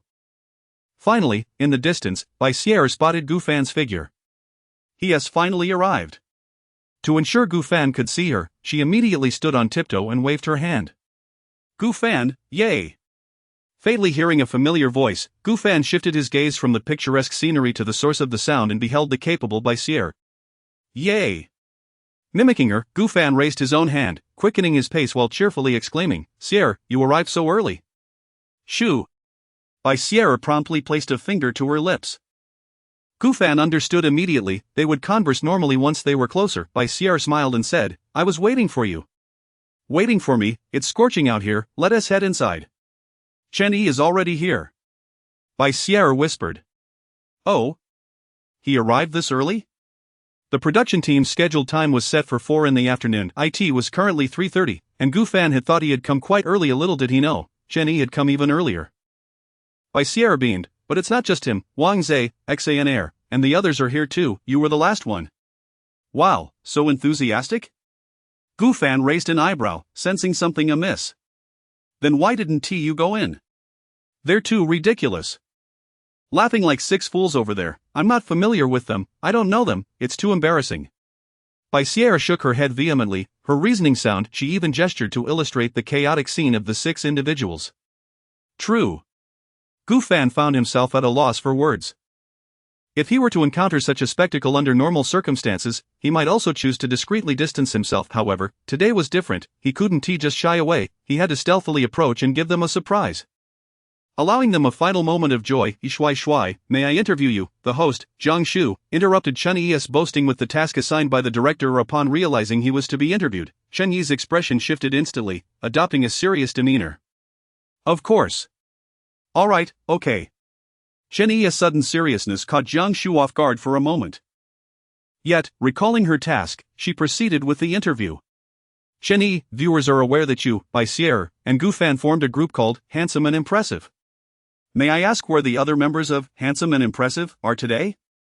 As soon as this question was posed, before Chen Yi could respond, the audience in the live stream erupted. How dare you ask that? It's not your fault for not inviting Gu Fan. Exactly, it's your production team that split up. Handsome and Impressive, despicable. Ridiculous production team. May director Lu Chongqing draw a hand of 3, 4, 5, and 6 without a 7. May director Lu face inflated prices when buying groceries. My, Handsome and Impressive, my Guing Jun. Woe is me. Guing Jun cannot come. Shui must be quite upset, right? P.S. Just a little tidbit in the south, rice planting begins with early rice sown in mid-April, transplanted in early May, and harvested in late July, immediately followed by the late rice planting, which is harvested from late October to early November. Of course, circumstances vary by region, so any discrepancies are perfectly normal. Chapter 74. Director Lu, you have changed, you weren't this shameless before. Will Chen Yi be heartbroken? The audience in the livestream truly holds Chen Yi in high regard. He is barely able to control his facial expressions now, on the verge of bursting into laughter. The other 5 companions, upon hearing the host's question, turned away, stifling their amusement. Chen Yi took a deep breath, attempting to calm his emotions, yet the feeling of unrest remained. He could only cough lightly before beginning to speak. Well, as everyone knows, I am recognized as the most handsome member of our group, so I am the first to present. And as for Sheer, she is the most beautiful in our group, perhaps delayed by some matters, but she should be arriving shortly. Lastly, regarding handsome brother, ahem, haha, at the mention of Gufan, Chen Yi's composure faltered, revealing a sad smile. The audience in the livestream could no longer contain themselves, calling Chen Yi shameless. What do you mean the most handsome? Handsome, you truly have no shame. Whoa, handsome is such a fool. Clearly, Gufan is more handsome. Actually, handsome is indeed handsome, just too foolish, it diminishes his charm. I acknowledge that Bai Sheer is the most beautiful. Chen Yi has matured, he has learned to mask his joy with sadness. Masking? He is clearly delighted, look at his uncontrollable expressions, why on earth is he so happy that Gufan isn't here, what is he plotting? The audience in the livestream was utterly baffled, unsure why Chen Yi would behave in such a manner. Meanwhile, Chen Yi continued. Handsome brother is the most ridiculous in our group. So, he couldn't come this time, our show requires serious individuals, how could we possibly have someone as ridiculous as handsome brother? Right? Host Jiang Shu's lips twitched in disbelief. It was her first encounter with such a shameless artist. Serious individuals, where are the serious ones who burst into laughter upon arrival? Chen Yi was oblivious to Jiang Shu's inner thoughts, continuing his banter. He even feigned a tone of regret. Sigh, I had long advised handsome brother to refrain from being so foolish, to be more composed like me, but he wouldn't listen. Now look at this. He can't even join me for the show. This truly saddens me. Ugh, haha, Chen Yi rambled on, attempting to feign sadness but utterly failing to suppress his genuine delight. The audience in the livestream was taken aback by Chen Yi's audacious remarks. Alright, the world's most shameless person has appeared. In terms of ridiculousness, you and Gufan are equally matched. I finally understand. Chen Yi is genuinely thrilled that Gufan cannot come, true comrades. These two are indeed the best of frenemies, one calls the other a gay partner, and the other grins widely knowing the other cannot attend. Suddenly, the live stream's comments momentarily halted. The audience spotted two heads peeking from the village entrance marked with the words Ordinary Village. They recognized these two, the comments erupted in excitement. Whoa, look at the entrance, isn't that Gufan and Bai Sheer? Ah! Handsome brother has arrived. Sheer is here too. Why, didn't the production team say Gufan wasn't invited? Oh no, Chen Yi's words must have been overheard by these two. The production team is too generous. They actually invited Gufan back for the audience. The viewers thought the production team had responded to their pleas, specifically bringing Gufan back. Aside from the live stream audience, the other 5 members of the Cosmic Super Invincible Revenge Alliance, who had turned away to chuckle, also spotted Gufan and Bai Sheer. Their expressions shifted from amusement to shock. Hadn't they been told Gufan wouldn't come? Who was this then? All their earlier mirth had been in vain, the production team had never mentioned Gufan. Chen Yi had claimed Gufan wouldn't be there, the netizens had speculated about Gufan's absence. What on earth was happening? Chen Yi, you big liar, never finding a girlfriend in your life. Gufan and Bai Sheer looked at the bewildered 5, simultaneously raising their fingers to their lips. Should the Revenge Alliance's 5 members, momentarily stunned, nodded in confusion, they then turned with fierce glares towards Chen Yi, who was still joyfully unaware. Their eyes were filled with menace. Wait, there was also Sheer, she was a spy as well. The group turned their attention to Bai Sheer beside Gufan. Bai Sheer, with her hands behind her back, glanced skyward and spoke quietly, you didn't ask me. Upon reflection, the group realized there was some truth to her words. After a moment of contemplation, they redirected their ire towards Chen Yi. Gufan, still puzzled by their reaction, pondered how Chen Yi had offended them. Could it be that his foolishness had made him unlikable? At that moment, Chen Yi's laughter echoed in Gufan's ears. Gufan felt he had discovered the answer, nodding slightly. Indeed, he is rather foolish. When Gufan and Bai Sheer's figures fully entered the frame, their information was simultaneously displayed beside them on the screen. Episode 5 Mysterious Guest Guingjun, Gufan, Representative Works Illusory Hearing New Concubine Drunk. Episode 5 Guest, Bai Sheer Representative Works White. Upon seeing the name Guingjun, the live stream comments exploded. The audience went wild. What the hell, Guingjun, is that Gufan's name? Production team, you are dead, I was wondering why Gufan would show up. Who uses a nickname as a promotional name? Director Liu, you have changed. You weren't this shameless before. I can't believe this is happening. Which fool suggested this idea? This marketing strategy reeks of something off. Director Liu, have you been possessed? As the audience realized they had been duped, they could no longer contain their emotions. Previously, they had lamented the loss of charm in Dashing, but now the production team revealed that Gu Fan was indeed present. Not only that, but he was supposed to be there all along. They had just praised the production team for accommodating the audience by inviting Gu Fan back. Now it seemed they were merely a pack of shameless producers. Behind Chen Yi, Gu Fan smiled at Jiang Shu, quietly placing his finger over his lips, signaling her to remain silent. Chapter 75. I truly thank you so much. My handsome brother. The host, Jiang Shu, nodded slightly. Chen Yi believed that Jiang Shu had acknowledged his words, such as, he is more handsome than Gu Fan is too foolish, and his smile grew even brighter. However, he was completely oblivious to the fact that Gu Fan had already positioned himself behind him, his right arm looping around Chen Yi's neck, preparing to rest on his shoulder. As Gu Fan's hand descended, he took a deep breath. The moment his hand landed on Chen Yi's shoulder, that deep breath was instantly released. Handsome brother, long time no see. The deafening female voice rang in Chen Yi's left ear. What the hell? The overwhelming sound startled Chen Yi, causing him to leap away. Who dares to ambush me? Chen Yi flailed his arms, unleashing a series of incomprehensible punches directed at Gu Fan. The previous shot from Gu Fan had been in a woman's voice, and Chen Yi failed to recognize it was Gu Fan. Thus, he still wore a radiant smile. However, as he caught a glimpse of the person through the gaps between his flailing arms, his punches slowed, and his smile gradually stiffened until it vanished completely. After a moment, Chen Yi ceased his wild flailing and pinched his own face hard. Ouch! The sharp pain provided a clear revelation. He was not dreaming. Gu Fan had truly arrived. How could he possibly overtake him now? Moreover, it was clearly a girl who had just spoken. Chen Yi's mouth hung open in disbelief, clearly struggling to accept this outcome. What is this? Is handsome brother surprised to see my dashing self? Gu Fan resumed his original voice and approached Chen Yi, grinning as he continued. Handsome brother, I heard you say you were sad about not being able to join the show, so I hurriedly rushed over from Jianghai City. Just to ensure you wouldn't be sad. See how good I am to you. Handsome brother, quickly thank my handsome self. I am truly wonderful. Don't be dazed. As he spoke, Gu Fan poked the petrified Chen Yi, cheerfully urging, handsome, quickly thank me. Chen Yi, with a sorrowful expression and a neck as rigid as a robot, turned to face Gu Fan. He glared at Gu Fan's seemingly harmless smile, gritting his teeth as he enunciated, I truly thank you so much. My handsome brother. No need for thanks, no need, we're all buddies. Gu Fan waved his hand dismissively, unable to contain his amusement. Yet Chen Yi was grinding his teeth in frustration. He was furious. How could he have rushed here from Jianghai City just because he sensed his sadness? Jianghai is at least 500 kilometers away. He had only finished expressing his sorrow a mere 3 minutes ago. Did Gu Fan think he was Superman? Chen Yi felt utterly deceived by his own good brother. Looking at the smiling face of Bai Sierra behind Gu Fan, Chen Yi was 100% certain. He had not only been tricked by Gu Fan but had also been jointly deceived by Gu Fan and by Sierra. The viewers in the livestream were nearly in stitches. Ha ha ha. Chen Yi's startled expression just now was so silly, lightning 5-strike. I'm dying of laughter. Gu Fan used a woman's voice to scare him. By the way, why did Gu Fan use a woman's voice? Are you foolish?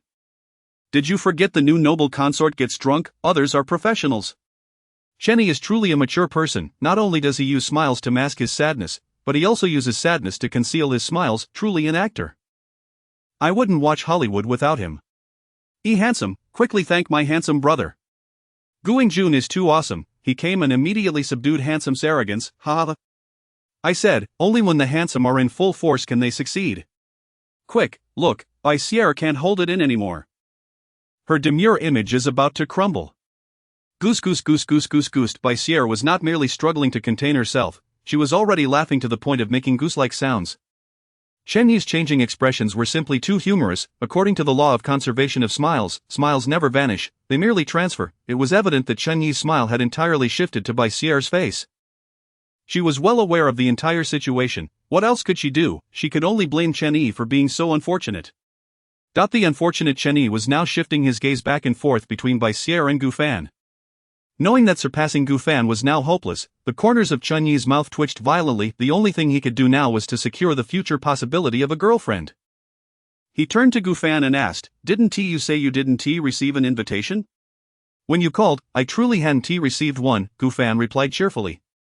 But the moment you hung up, our company's general manager informed me that it was indeed true. You can't blame me, I didn't deceive you. If only Chen Yi had called a bit later, or hadn't hung up so early, it wouldn't have come to this. As Gu Fan finished speaking, Chenny immediately turned to his 5-inch allies, desperately defending himself. Did you hear that? It's not me deceiving you, it's Gu Fan who didn't inform me. I didn't break my vow, being single for life doesn't count.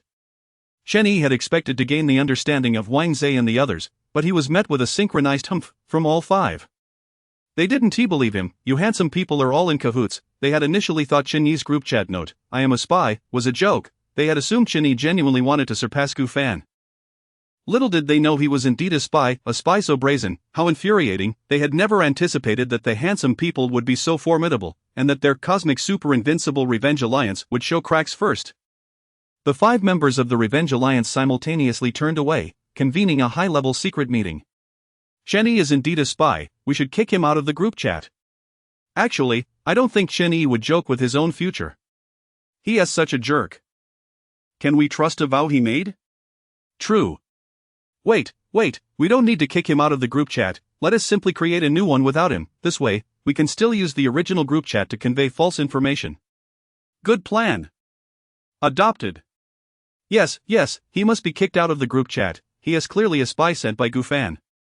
Just as the last voice rang out, a high-level meeting of the Revenge Alliance suddenly came to a halt.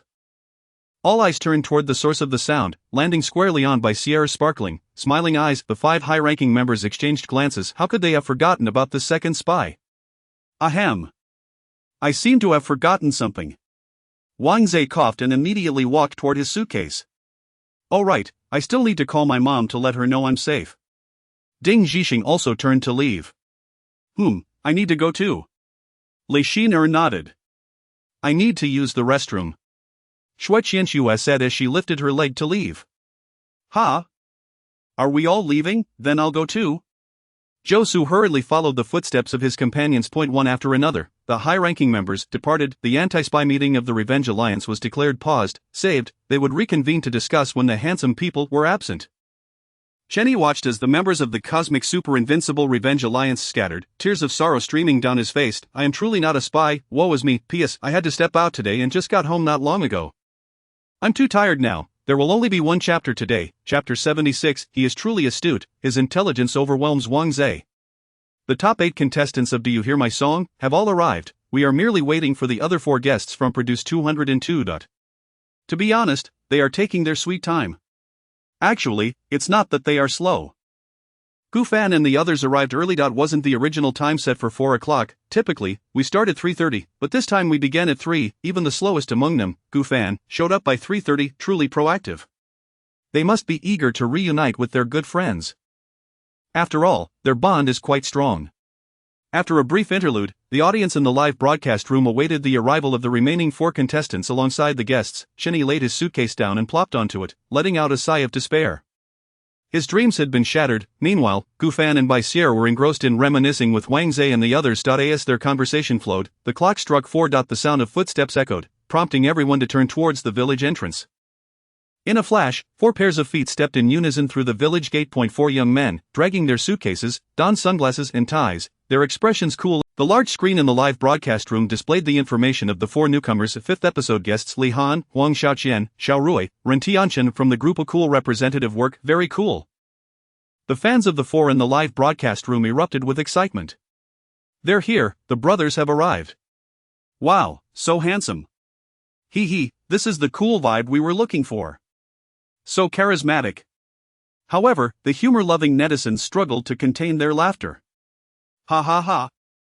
What an abstract boy band, all in sunglasses and ties, ha. Darn it, I actually think they're somewhat handsome. I find this quite amusing. Don't speak carelessly, our brothers are all cool people, how could they be funny? They are not dashing. Yet even the dashing crowd found it somewhat amusing. At the first sight of the 4, Gu Fan clamped his mouth shut, attempting to stifle his laughter, while also turning to pat the still melancholic Chenyi, pointing out the newly arrived 4 to him.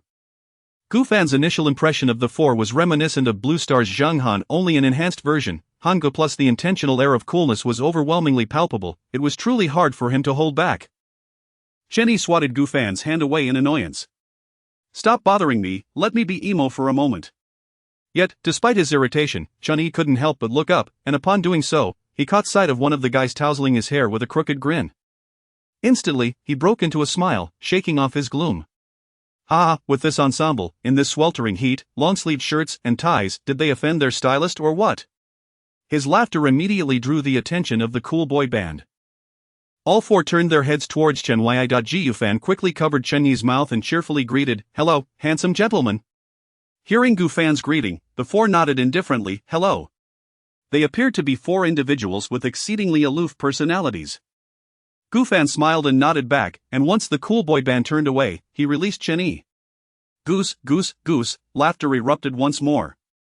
Save the laughter for later, others are standing right here. The camera is rolling. Just as Gu Fan was about to call Chen Yi to order, he turned to find Chen Yi gazing at him. They exchanged glances and realized the laughter persisted, but it was not just their voices.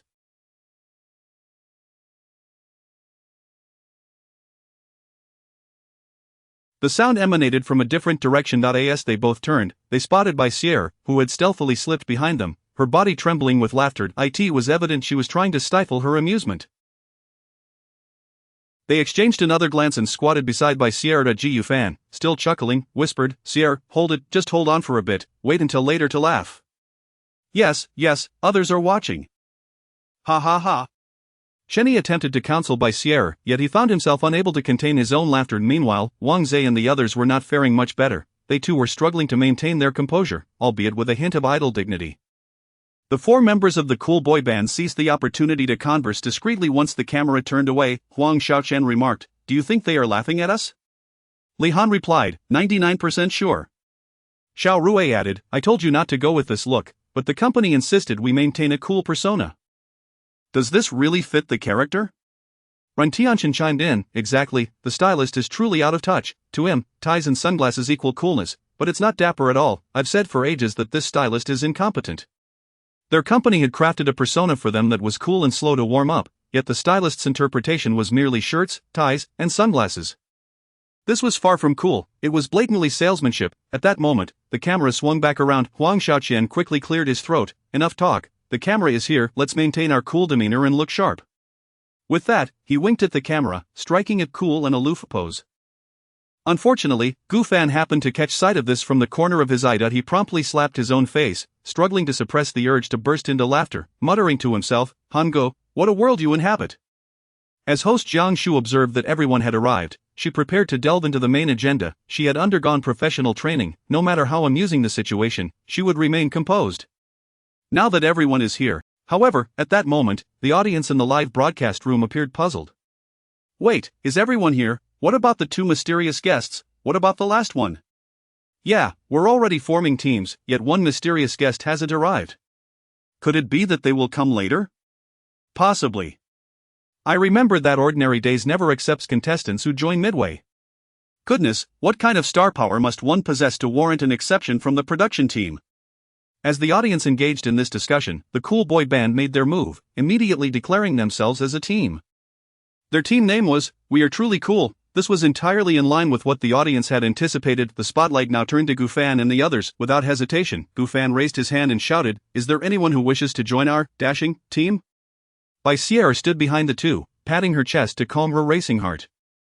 She had just lost her composure, she needed to regain her composure. The remaining five exchanged glances. Wang Zhe was the quickest to shake his head. He was determined to defeat the dashing team.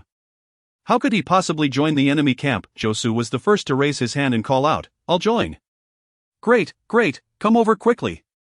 Gu Fan waved at Zhou beamed and jogged over, all the while feeling quite pleased with himself. He had watched previous episodes of Ordinary Days and knew that the guests could potentially go hungry. Gu Fan and his companions had previously worked as staff on Do You Hear My Song?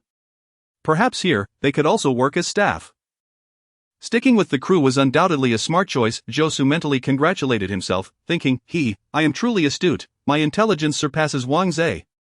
Chapter 77:3 Fools and One Simpleton. The fifth episode of Ordinary Days has officially established three teams.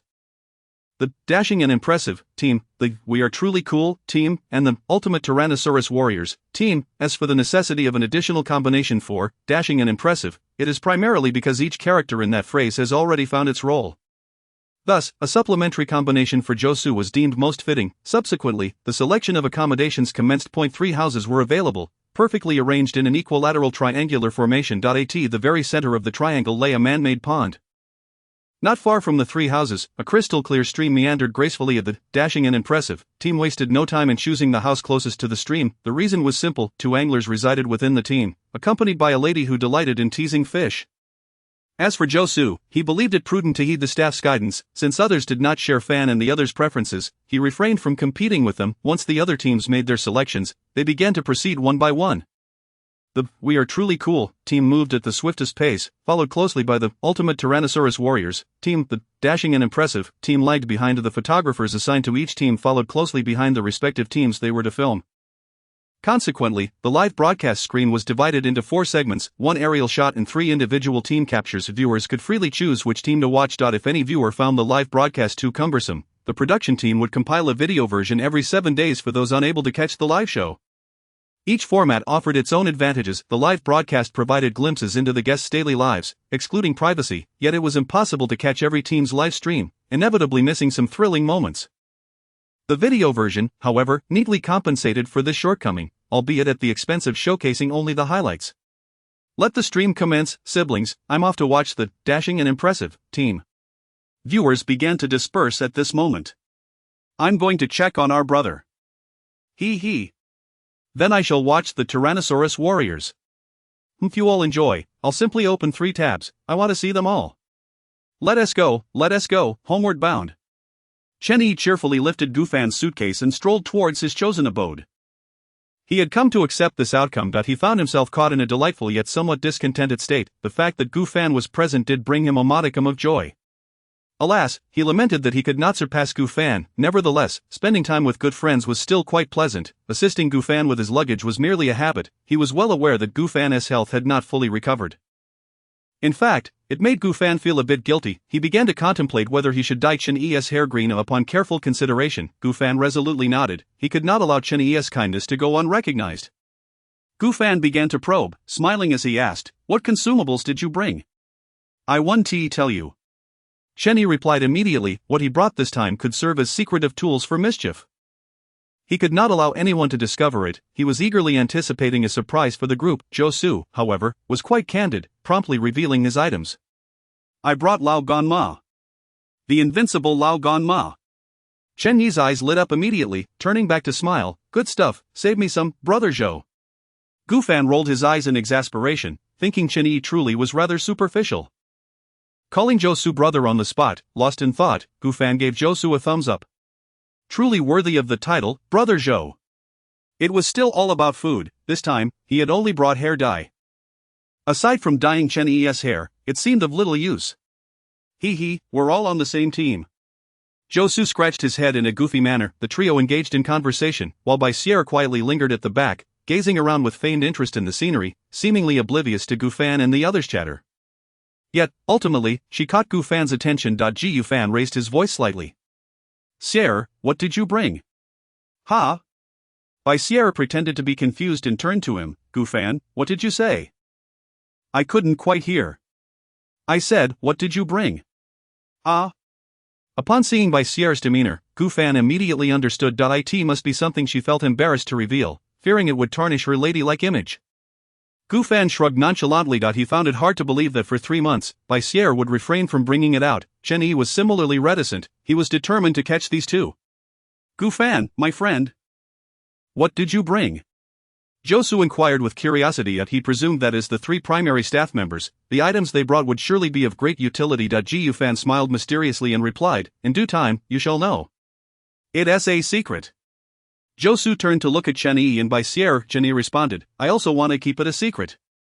If he revealed his items prematurely, it would lose its excitement. Sierra chimed in, I also want to keep it a secret." Revealing her items would compromise her image. She could only sneak out a little bit when absolutely unable to resist, and even then, it had to be done discreetly. In an instant, Josue's eyes brightened, filled with a clear naivety. He suddenly grasped the situation. The production team must have assigned a task to the Dashing and Impressive team. The consumables were certainly meant to enhance the show's effect. He could not disrupt their plans. He must cooperate with them. I understand, Josue declared, appearing quite pleased with himself, leaving Gufan momentarily speechless. "What exactly did you understand? Among the 4, you were the only one hoodwinked into revealing your items."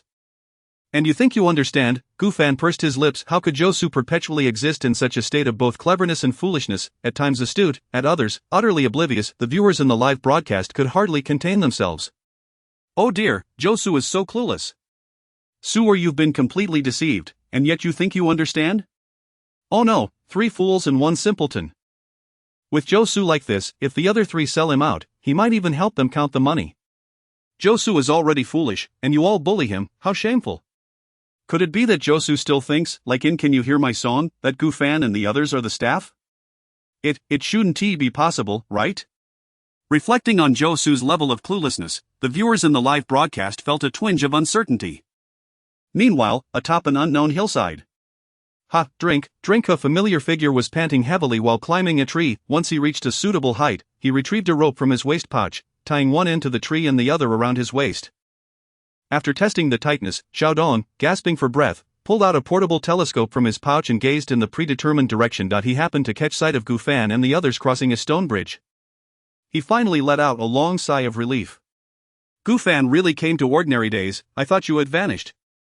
To think I didn't receive the first-hand news, and it's not as fast as the live broadcast. Xiaodong, you are truly pathetic. The paparazzo Xiaodong scolded himself fiercely. If only he had received news of Gufan's participation in Ordinary Days earlier, the buzz would have been monumental. All traffic, how infuriating, he needed to work harder, from this day forth, just a bit more effort. P.S. To the readers at the pinnacle of cosmic beauty, I must apologize, but I am feeling rather unwell lately, experiencing some nervous exhaustion, and the medication has made me quite drowsy. Hua Mei La Sai, Chapter 78. Sierre, come quickly, an old familiar fish. At the entrance of the handsome and charming squad, 4 individuals stood together. How delightful, nestled among mountains and rivers, with a charming 2-story building, this hardly feels like a venue for a show. It's practically a vacation. Shen Yi chuckled mischievously and dashed inside to explore the layout of the house. Gufan lingered at the door, casting a glance at the scenic view behind him and then at the 2-story building before him. Feeling somewhat bemused, he absent-mindedly ruffled his hair. He had never watched previous episodes of Ordinary Days, but he had heard whispers that guests who did not earn their keep would easily find themselves hungry. Yet, this hardly resembled a place where one would go hungry. Earning money here seemed remarkably effortless. In just 2 brief minutes, Chen Yi burst out of the house once more. Brothers, there are 4 bedrooms in total, just enough for each of us to have one. Which one will you choose? The excited Chen Yi had thoroughly explored the entire house. I'll follow your lead, Josu replied with a grin, scratching his head. From the moment he joined the group, he had resolved to obey all commands. I'm fine with anything. Sierre added with a smile. Gufan began to speak, but Chen Yi interrupted him. No need to choose. The injured should stay on the first floor to avoid unnecessary trips up and down. With that, Chen Yi started helping Gufan with his luggage. Gufan chuckled helplessly. It's not that serious. I'm not that incapacitated.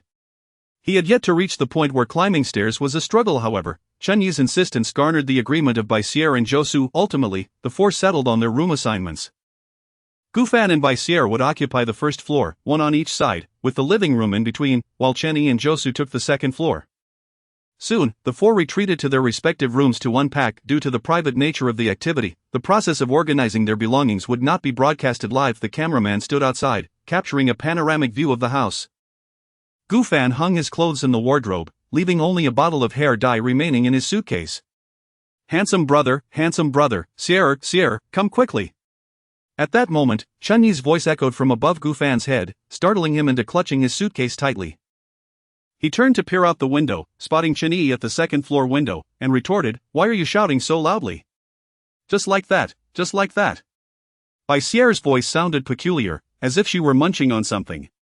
Gufan, puzzled, turned his gaze toward another window. In an instant, Sierre retracted her head and hastily covered her mouth. After finishing her morsel, Sierre concealed a large bag of Dadao meat spicy strips from her bedside table.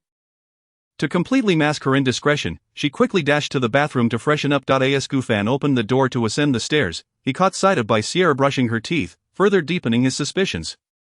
She was certainly sneaking food. How brazen to indulge alone. Gufan silently noted this, planning to find an opportunity to test her later.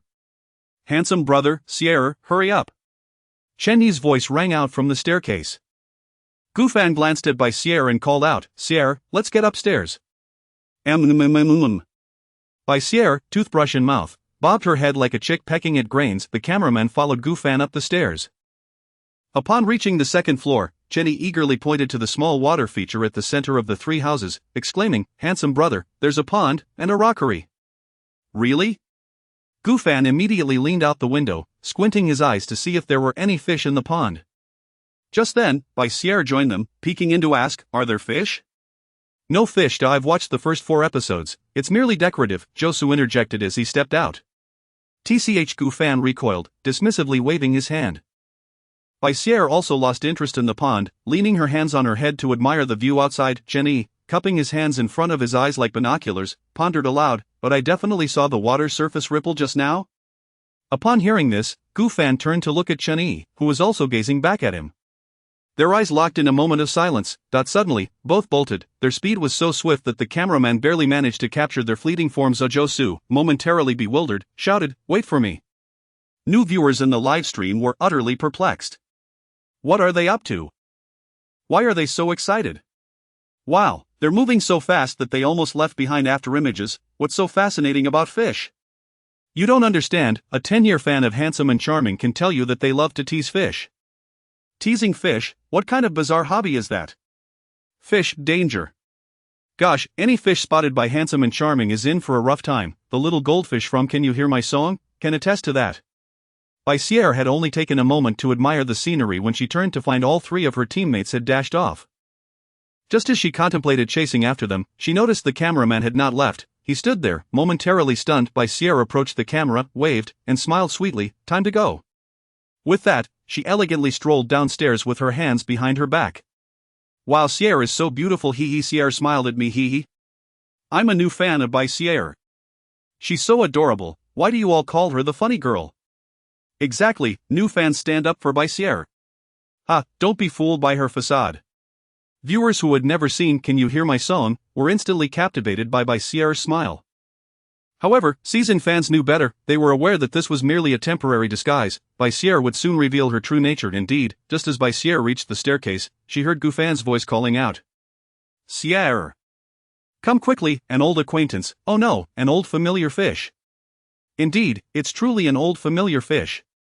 Jenny echoed. At that moment, Sierra found herself at the corner of the stairs, just one step forward and the cameraman would no longer capture her. She covertly glanced at the cameraman. The instant her figure vanished from the lens, she rushed out, slipping away. "Wait for me." The cameraman, Poignant, was taken aback as he turned the corner.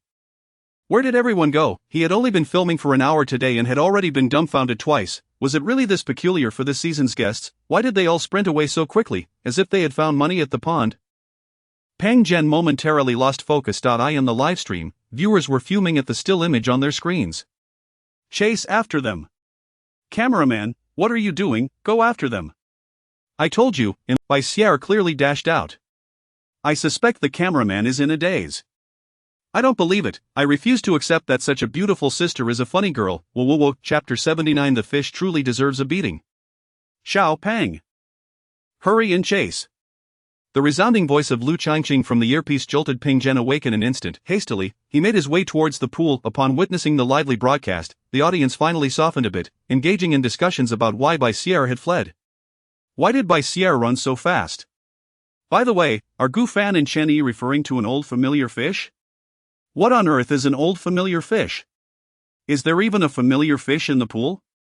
No way. Is it that fish from Can You Hear My Song?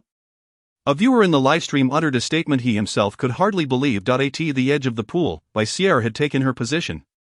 The 4 crouched by the bank, gazing at the old familiar fish in the water. The cameraman swiftly got into position, and the broadcast gradually panned towards the pool. The figure of a little goldfish came into view. Viewers who had seen Can You Hear My Song immediately erupted with excitement. "No way, it's really you, little goldfish.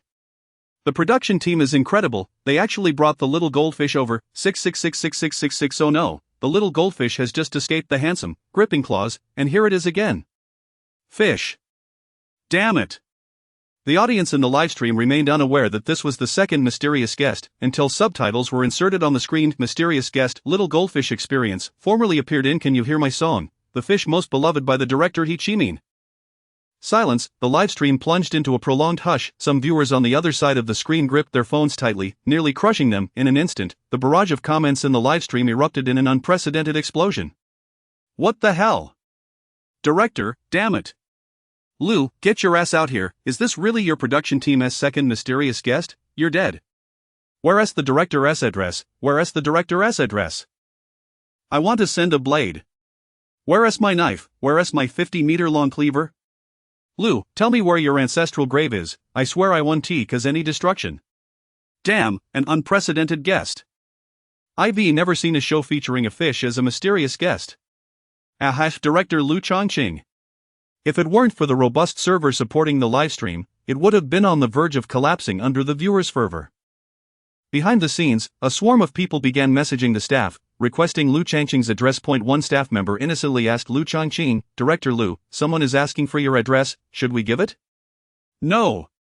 Lu Chongqing extended his hands, his anger palpable as he pointed at the staff member's head, saying, think with your pig brain, do you really need to ask me that? The audience was in a frenzy.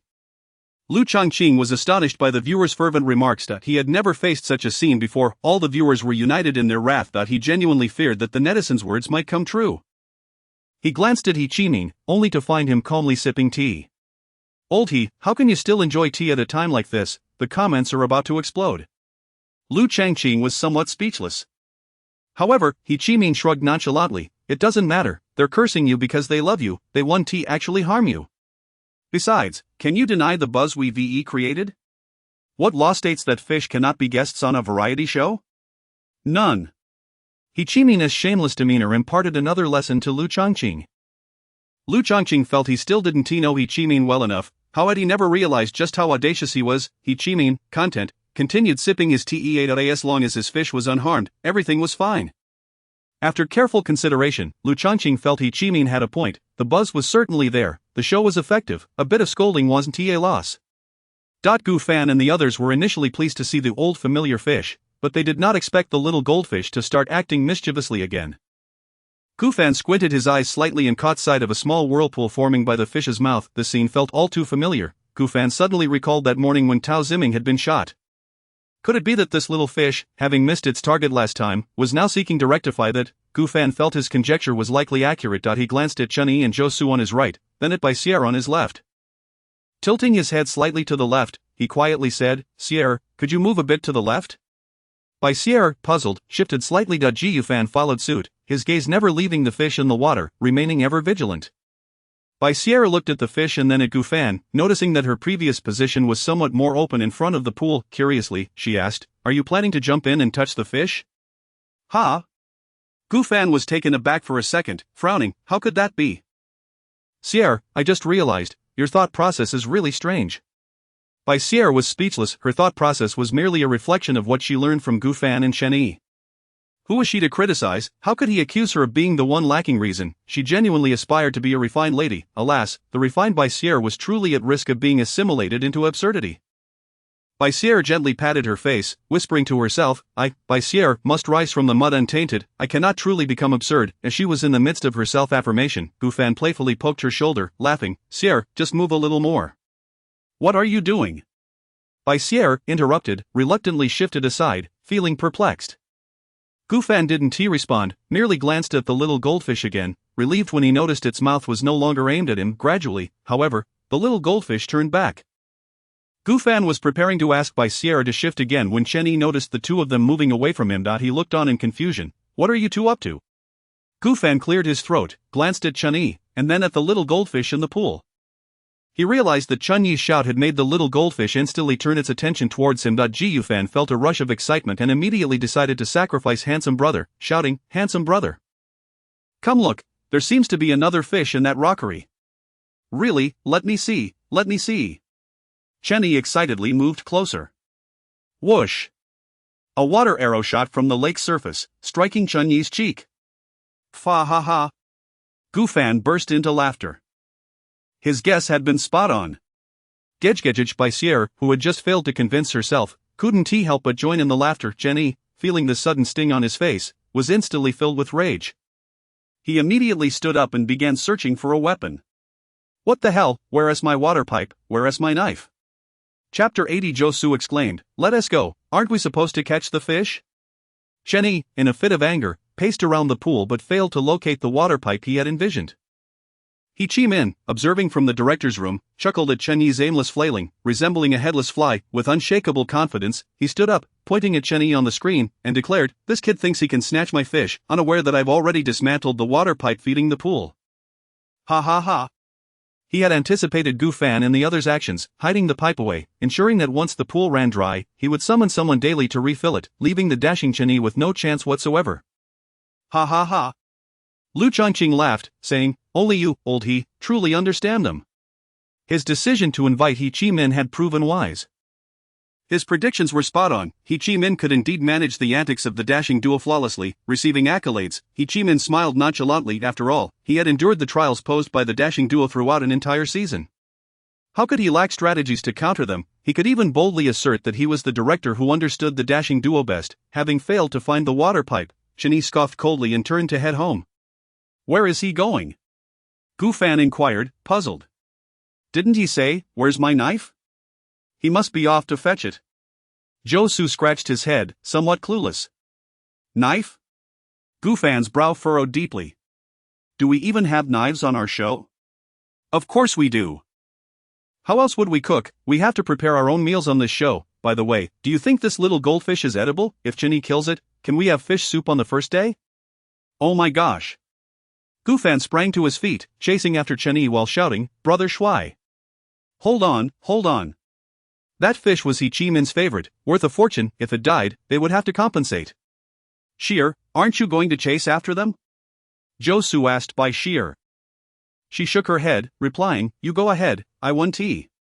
"Hee, then I'll go see, time for some fish." Josu took off after Chenyi, leaving by Sheer alone to watch the trio's retreating figures. She believed Gu Fan could persuade Chenyi. After all, what was so delectable about that little goldfish? Just look at its ridiculous appearance, certainly not appetizing. Better to have her spicy strips. Suddenly, a water jet erupted from the surface, splashing a strand of Baishira's hair and a few droplets onto her face. With a stiff neck, she turned to gaze at the pool, just in time to see the little goldfish joyfully rolling in the water, blowing bubbles as if wearing a smile, filled with mockery. Baishir glared at the goldfish through gritted teeth, her expression stoic as she turned to march homeward. Compared to the three in pursuit, her murderous intent soared to the heavens. The sky seemed to darken in response. She had only washed her hair that morning. Regardless of how unpalatable the little goldfish might be, she was determined to consume it today. The audience in the live broadcast room gasped at the departing dashing duo. Holy smokes! They can't really be going to get a knife to kill the fish, can they? Fish a danger, danger. Oh man, I think Baishir genuinely wants to kill that fish. That fish is asking for it. As if provoking Chenyi wasn't enough, now it's also inciting Baishir? Sheer's silence is deafening. Josu is so naive, he actually wants to eat that fish. It's worth $1 million. You can't deny it. Sheer's furious expression is quite captivating. He. Fish, captivating, you wish. In the director's room, someone's voice cracked. What, is he really going for a knife? Chi-Min gaped at the live broadcast screen. Just then, he witnessed the little goldfish shooting a water jet at Baishir. A chilling aura enveloped Chi-Min instantly. He could feel Baishir's murderous intent even through the screen. The teacup in his hand clattered to the floor, spilling tea everywhere. Oh no, my fish! Chi-Min turned on his heel and dashed out. The situation was dire. As he flung open the door to the director's room, he sprinted away with the speed of a rabbit. Despite being in his 50s, Lu Changqing's hand hovered in the air, wishing to stop Chi-Min. He thought to himself that the director's room was at least a kilometer away from the recording site. It was unlikely he'd make it in time. IT would be quicker to communicate with the on-site crew via intercom. 2 seconds later, every staff member's earpiece crackled with Lu Changqing's urgent voice. All crew members near the house, except for the cameraman, immediately head to room 3 to intercept the dashing duo. If the fish dies, he will come after me. Lu Changqing retracted his earlier statement.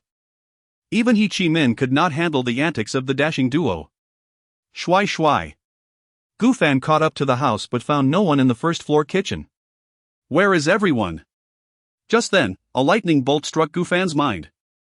Oh no, Shuai Wung Tia brought a knife in his suitcase. Would he? Gu Fan hurriedly dashed up the stairs to the second floor, arriving at Chenyi's door, and flung it open. Brother Shuai, don't take a knife. That fish is very expensive. Ha, when did I say I was going to take a knife? Chen-Yi, holding a pair of flip-flops, exchanged bewildered glances with Gu Fan. The air suddenly fell silent, and the atmosphere turned slightly awkward.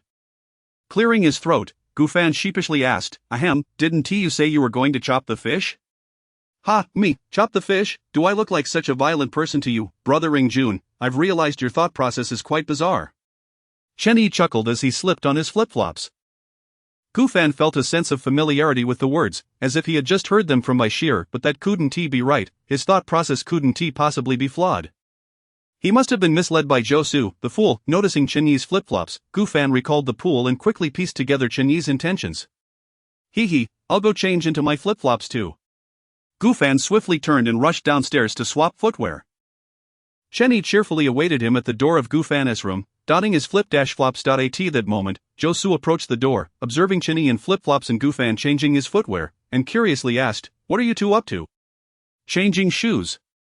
We don't want to get blood on them while killing the fish," Gu Fan joked, attempting to mislead Zhou. However, he forgot that Zhou was quite gullible. In less than 2 seconds, Zhou donned flip-flops and brandished a kitchen knife at Gu Fan's door, grinning widely as he exclaimed, "Let us go."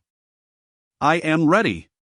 This moment left Gu Fan and Chen-Yi utterly flabbergasted. They stood there, mouths agape, incredulously staring at Zhou. Zhou, scratching his head innocently, said, "Let us go, aren't we supposed to kill the fish?" Gu Fan and Chen-Yi exchanged mechanical glances, both astonished by the sheer simplicity of this child. Chapter 81. A moment of immersion. Deceiving Ichiming today, this fish, it must be dealt with assertively. Gu Fan pressed his lips together, approached Zhou, and cautiously took the kitchen knife from his hands, saying, "Our director has just changed his mind. We won't be killing the fish anymore." "Oh, really?" Zhou's face fell in disappointment. "Then what are we going to do with the slippers?" He had been hoping to enjoy fish soup that evening. Gu Fan shook his head helplessly and dashed to the kitchen to put away the knife. The one to deceive Zhou had now become Chen-Yi. Chen-Yi grasped Zhou's shoulder, grinning. "Although we won't be killing the fish, we can still catch it and give it a good slap." As he spoke, Chen-Yi mimicked the motion of grabbing a fish with one hand and slapping its face with the other. "Slap it?"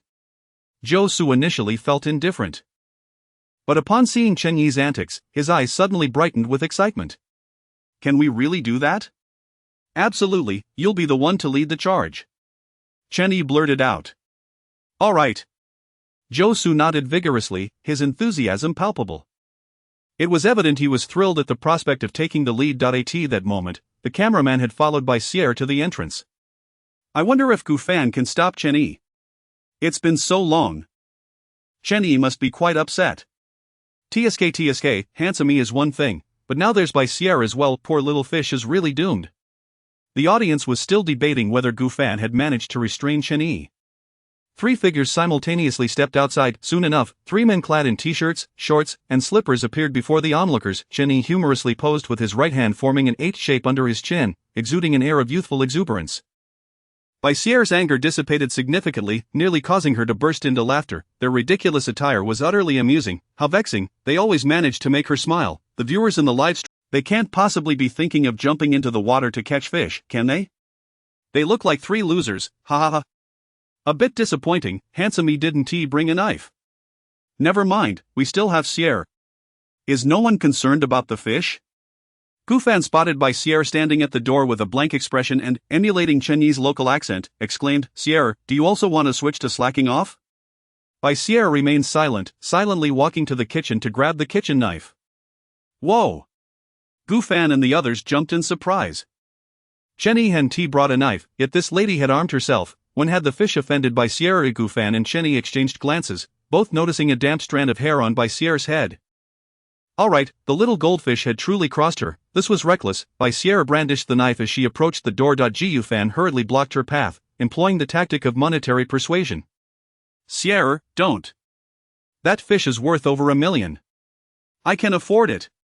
Bashir retorted softly, exuding confidence. The monetary tactic had failed. "Fine, Sierra was a little rich girl, time for a new approach." Chen-Yi chimed in, Yes. "Don't be angry, we'll help you vent your frustrations." As he spoke, he pointed at his shoes and declared, "Let us head down and give it a few good slaps." Well, the mention of slapping the fish made Bashir feel that perhaps letting off steam that way would suffice. Reluctantly, she nodded in agreement. "Alright then." The live stream audience was left speechless. "Give the fish a slap, how did you even come up with that?" A million can't deter Sierra, little rich girl. Sierra, notice me. Don't get your hopes up. Sierra said she won't date fans. Wah, I just started dating and got dumped. My rich lady. Wah, did Sierra really agree, huh? I told you, she's not a demure lady. Which demure lady would slap a fish? By Sierra's image in the eyes of her new fans was crumbling. Just as she was about to turn back to set the knife down, her peripheral vision caught sight of a familiar figure hurrying toward them. Immediately, Bai Sierra exchanged glances with Gu Fan and Chen Yi. They turned to see, oh no, He Chi-min was coming. This was not good. How could they continue to bully the fish with him around? The three exchanged a knowing look. A covert conversation was successfully established. Gu Fan quickly grasped Bai Sierra's wrist, pretending to wrest the knife from her, while loudly exclaiming, Sierra, don't kill the little goldfish. That's director He Chi-min's favorite. Step aside, I must slay it today. Bai Sierra's performance was commendable, her voice filled with feigned fury. Chen Yi cupped his hands to form a megaphone and shouted toward He Chi-min, Director He, hurry. If you don't come soon, your fish won't be saved. We can barely hold Sierra back. This seamless act left Josu utterly astounded. Hadn't Bai Sierra been ready to put down the knife? Why had the situation become so tense again? Josu began to doubt his own eyes. Had he imagined Bai Sierra's earlier concession? Unable to comprehend, he decided to join in the shouting like Chen Yi. Director He, hurry up. Don't. Have mercy, dear lady. Upon hearing the commotion, He Chi-min assumed Bai Sierra had already caught the fish and became increasingly anxious. Despite being drenched in sweat, his pace quickened. The confusion among the livestream audience was akin to Josu's. Gu Fan and the others were acting so convincingly that it shook their confidence. This isn't right, is it? Didn't Sierra already agree? What's happening? Wait, how did it suddenly escalate again? Did you see the look in Sierra's eyes compared to Gu Fan and Chen Yi? Whoa, a covert conversation? Were they really just acting? Wow, if this is acting, that's impressive, Oscar-worthy performances right here. My goodness, a moment of immersion. Their acting outshines other new generation actors. In the director's room, Lu Changqing stared in disbelief as He Chi-min's figure entered the livestream. It took him only 3 to 4 minutes to cover a full kilometer. His own staff hadn't even arrived yet, and He Chi-min was already here. If it were a young person, it could be understood.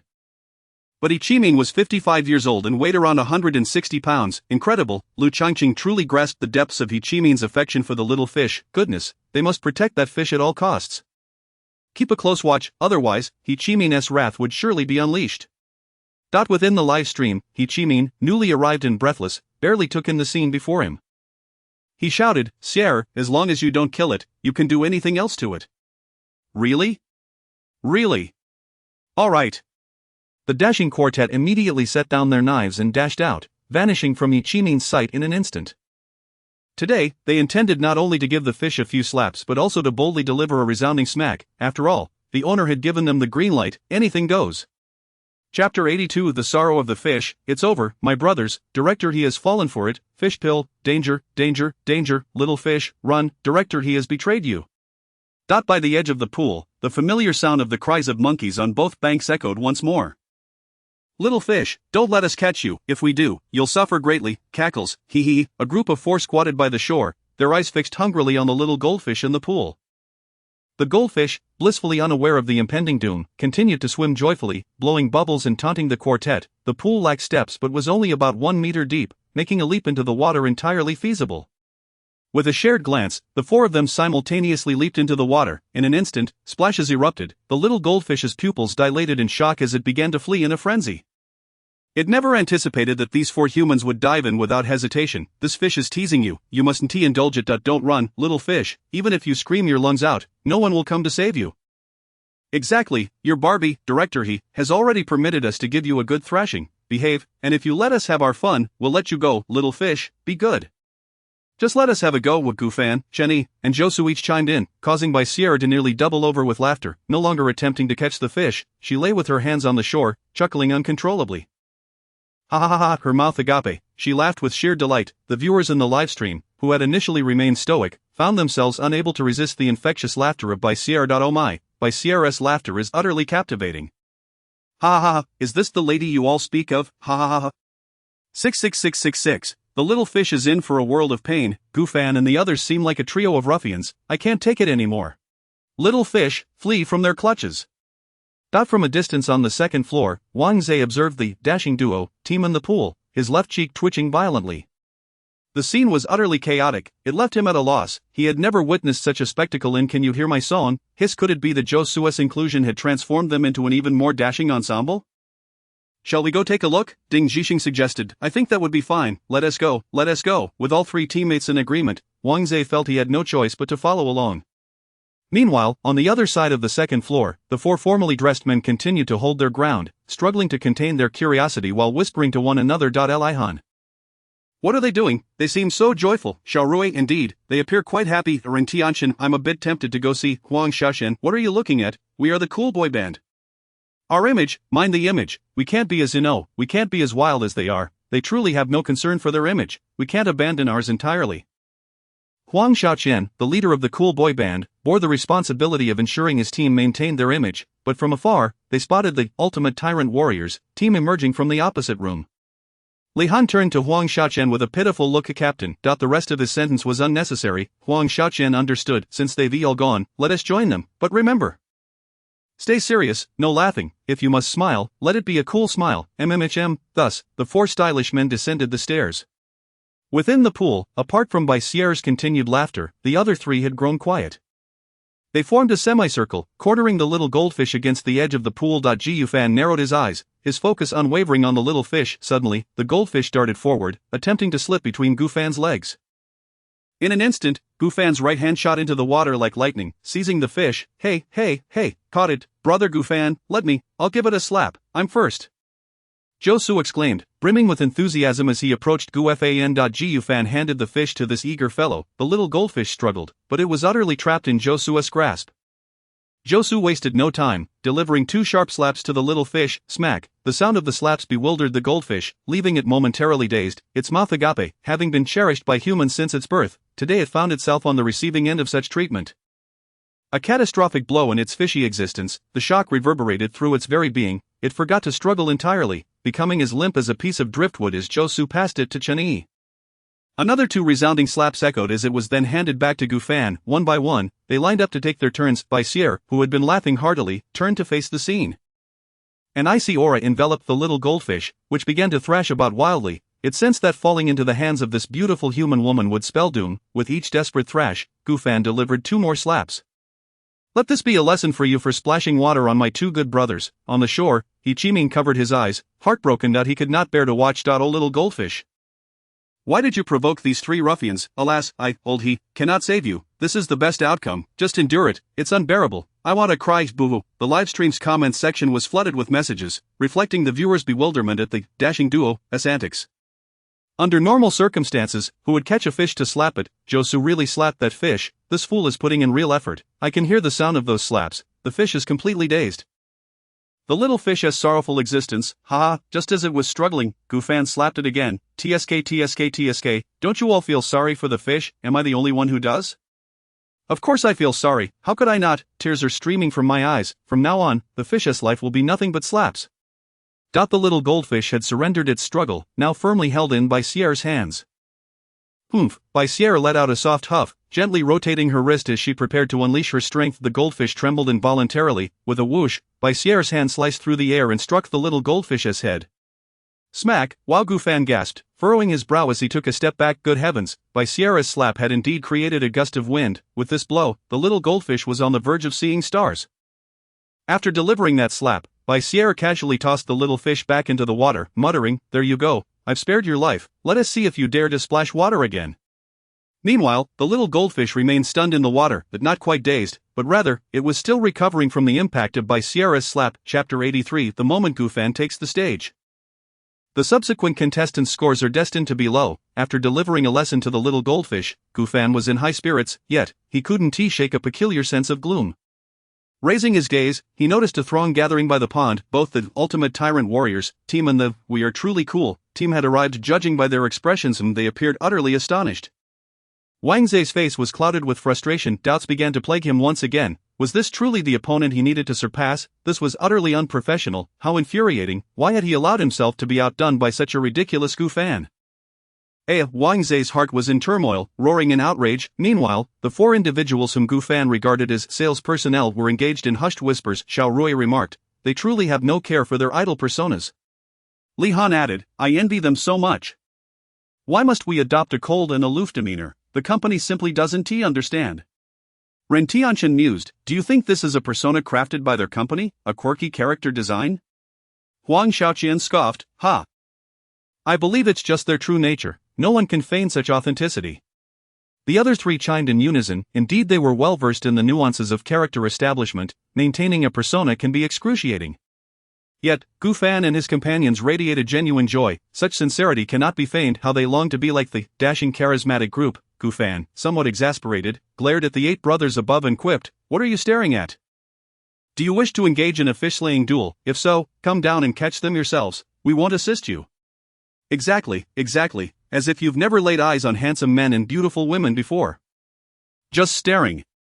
Chen Yi remarked, disregarding his image as he exerted himself to climb ashore. Precisely. Zhou Su echoed, already embodying the very essence of dashing charisma. Among the 4, only Bai Sierra remained silent, quietly scaling the height. The elegance of her descent contrasted sharply with the clumsiness of her ascent, a sight far from aesthetically pleasing. This awkward maneuver must remain unnoticed. The shameless banter of the 3 elicited numerous eye rolls from the others, who inwardly lamented, they truly have no sense of shame. Excuse me, handsome ladies and gentlemen, could you assist in moving some items? At that moment, the host, Jiang Shu, appeared with a microphone in hand. Just as Gu Fan clambered up, he glanced behind Jiang Shu and was taken aback to see a vehicle laden with an array of exquisite food. With a hint of confusion, Gu Fan inquired, where in tea we supposed to cook for ourselves? This is what we call the final meal. Zhou Su contemplated why Gu Fan, as a staff member, was unaware of this arrangement. Then he realized Gu Fan must have intentionally posed that question, aiming to elicit a response for the benefit of the new viewers in the livestream. It had to be that way. The astute Zhou Su saw through the ruse immediately. He continued, each episode of Ordinary Days prepares a dinner for the contestants on the first night. The purpose is to foster communication and connection among the participants. Singing, dancing, showcasing talents, and all that. Brother Zhou, you truly are remarkable. Chen Yi praised, giving Zhou Su a thumbs up. Zhou Su, feeling a tad shy, scratched his head and muttered, Chen Yi, you won't be upset that I've taken your role, will you? In his view, Gu Fan's inquiry warranted a response from either Chen Yi or Bai Sierra. Ha? Chen Yi looked bewildered at Zhou Su. What do you mean? What role did you take? I understand. Zhou Su, with a teasing eyebrow raise, adopted a confidential demeanor. Chen Yi hesitated, ultimately choosing silence. Fine, he thought that he was too lazy to explain. Let this fool continue to misunderstand. Even if he spoke the truth, Zhou Su probably wouldn't believe it, thinking he was still trying to play coy. And now that everyone was aware of the purpose, they promptly followed the program's instructions, hauling tables from the house and setting them up on the platform by the rice field. As everything was prepared, the sky gradually darkened. Gu Fan and the others changed into fresh clothes. After all, their previous outfits were nearly soaked. In front of the dining table lay an expanse of open ground, with the production team thoughtfully illuminating the area with lights and providing microphones and sound equipment. This was the designated space for the guests to showcase their talents. As it was an entertainment performance, the program had no strict rules. Guests could perform whatever they desired, singing, dancing, acting, or even skits. Anything was permissible, as long as the guests were willing. Even a rendition of the Caddis Flea would be acceptable. Host Jiang Shu cheerfully called out, which gentleman or lady shall go first? I will. As soon as Jiang Shu finished speaking, Chen Yi instantly raised his hand. Midway through, Wang Zhe begrudgingly lowered his hand. Both were astute and cunning. They had deciphered the underlying truth of participating in a variety show alongside Gu Fan. The key was to perform before Gu Fan took the stage. People dread comparisons. If they waited until Gu Fan had performed, even if they did well, the audience would inevitably feel something was lacking. It was better to take the stage first and capture the audience's favor. Once Gu Fan performed, they would likely only acknowledge his brilliance without deeming them inadequate. Chen Yi thought this way. With a sly grin, he moved to the spotlight and began to sing his rendition of Gu Fan's song, Actor. Before he began, he couldn't resist teasing Gu Fan. Hey, handsome, you won't be upset that I'm singing your song, will you? You're not going to ask me for royalties, right? Just sing. Gu Fan waved his hand dismissively, clearly annoyed. Chen Yi relished in annoying others. He hadn't asked for royalties when Gu Fan sang his songs, so how could he expect Chen Yi to pay for singing his? Moreover, the songs performed on the show wouldn't be officially released on music platforms for profit. Of course, it was casual for friends to sing each other's songs, but if a third party sought to profit from this, they would need to negotiate a price.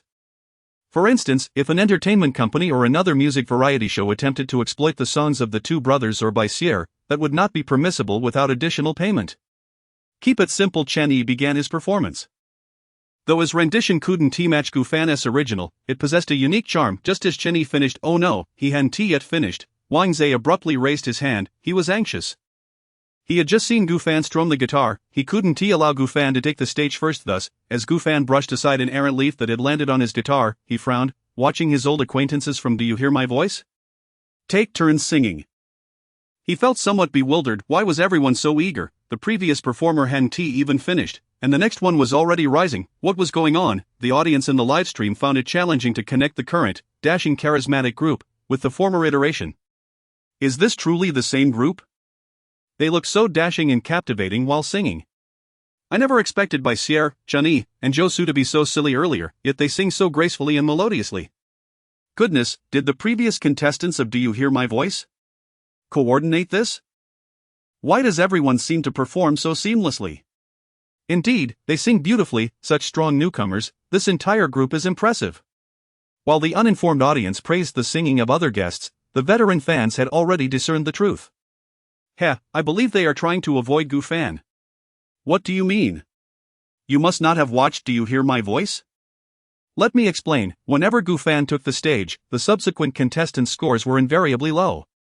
Why is that? Because Gufan is exceptionally formidable. Chapter 84 of The Night Breeze brought refreshment and the fragrance of rice for good brothers. Are you not going up? After finishing his song, Ding Zhixing returned to his seat, still taking the time to kindly urge the four members of the cool boy band. If Gufan ascended the stage first, it would be all over. Huang Shaoqian pushed up his sunglasses, his tone indifferent as he replied, we still need to prepare. The company had long assigned them a task. They were required to be the last to perform, ensuring they left the audience in awe. Upon hearing this, Ding Zhixing let out a silent sigh. This is the consequence of not having witnessed Gufan's live prowess. He understood the four brothers' intentions. After all, they merely wished to make a grand entrance to In truth, it was not just the cool boy band members who harbored such desires, they too yearned to be the final act. But there was a Gufan among the guests. Once he took the stage, the others would have no chance left. The cool boy band was simply too young. The comments in the livestream began to flow. The audience of Can You Hear My Song expressed their astonishment at the bravery of the cool boy band. Alright, the only contestant left for Can You Hear My Song is Gufan. Is the cool boy band not going up? If Gufan performs, there will be no chance left for them. So bold, they dare to perform after Gufan? You are truly courageous. Upon hearing such remarks, the cool boy band's fans naturally felt displeased. Humph, we don't believe Gufan is that formidable. Our brother is the strongest. Exactly, the cool boy band ranked among the top 4 and produced 202, they have champions just like Gufan, why should they fear him? That may be true, but Gufan is truly no ordinary champion, is he? Then what kind of champion is he? No matter what kind of champion he is, my brothers are no less impressive than him. The discourse between the two groups of fans remained relatively gentle. No one openly belittled the other's idol. Gufan and the fans of Can You Hear My Song had already chosen to remain silent, refraining from further comments. They had merely spoken the truth. Since others did not believe them, there was no need to continue the discussion. It would only lead to unnecessary conflict. After all, they trusted that Gufan would prove their words were not in vain through his undeniable talent. Although Gufan might be a bit of a goofball, in the eyes of his fans, his professional abilities were always impeccable, flawless. All the fans eagerly gazed at the live stream camera, as did the fans of the cool boy band. They were curious to see if Gufan was truly as extraordinary as the rumors suggested. In the camera's view, Gufan surveyed the surroundings and, noticing that the cool boy band had not yet made a move, slung his guitar over his shoulder and stood up. As he walked, he did not forget to take his stool with him. After placing the stool properly, Gufan turned to the front and noticed Wang Zhe, his face tense, his legs unable to stop trembling. Gufan felt a bit puzzled and wished to say, "What are you so nervous about? I'm not even anxious." Gufan settled onto the stool, guitar in hand, his fingers resting on the strings, momentarily uncertain of what to sing. It was the same old problem, too many songs, and he didn't know how to choose. What type of song would everyone like to hear? Gufan handed the choice over to his brothers and sisters before him. Goodness! Wang Zhe couldn't help but sigh. He found Gufan's words quite audacious. If Gufan had asked, what song, it would imply selecting from his released songs, but with what type of song, it meant they could choose freely, and he could sing any song. Moreover, this was a live broadcast. One could not casually sing songs without copyright. Singing was considered a commercial act, necessitating payment of royalties. Thus, Gufan's implication was that they could choose any genre, and he had a song for it. How extravagant! Wang Zhe, however, did not believe it, yet he wouldn't specifically undermine Gufan's reputation. To save face for Gufan, Wang Zhe even suggested a genre Gufan excelled in. How about an R&B song? Fortunately, Gufan had a super impressive R&B track.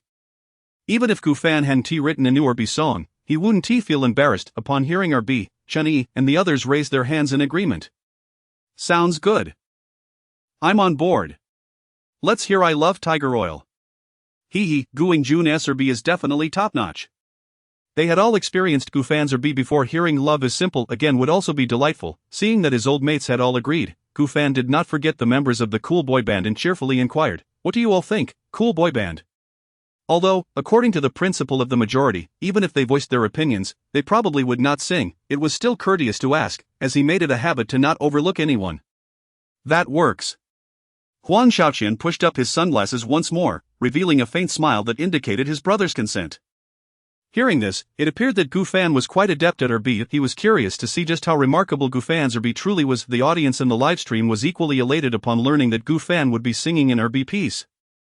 Woohoo, my favorite R&B. Gufan's R&B is truly delightful. It hooks the heart like a lure. Hurry up, I can't wait. Is it really that good? Absolutely, I recommend listening to Love is Simple, it's amazing. While the live stream buzzed with excitement, the scene had quieted down. Only the sounds of summer insects remained. Under the gentle moonlight, Gufan softly murmured, "R&B, huh?" To be honest, he could not count the number of R&B songs in his mind. However, currently, the only two songs registered for copyright that had not been released were titled Ordinary Friends and Fragrance of Rice. It was not that he did not wish to register the copyrights for all his songs.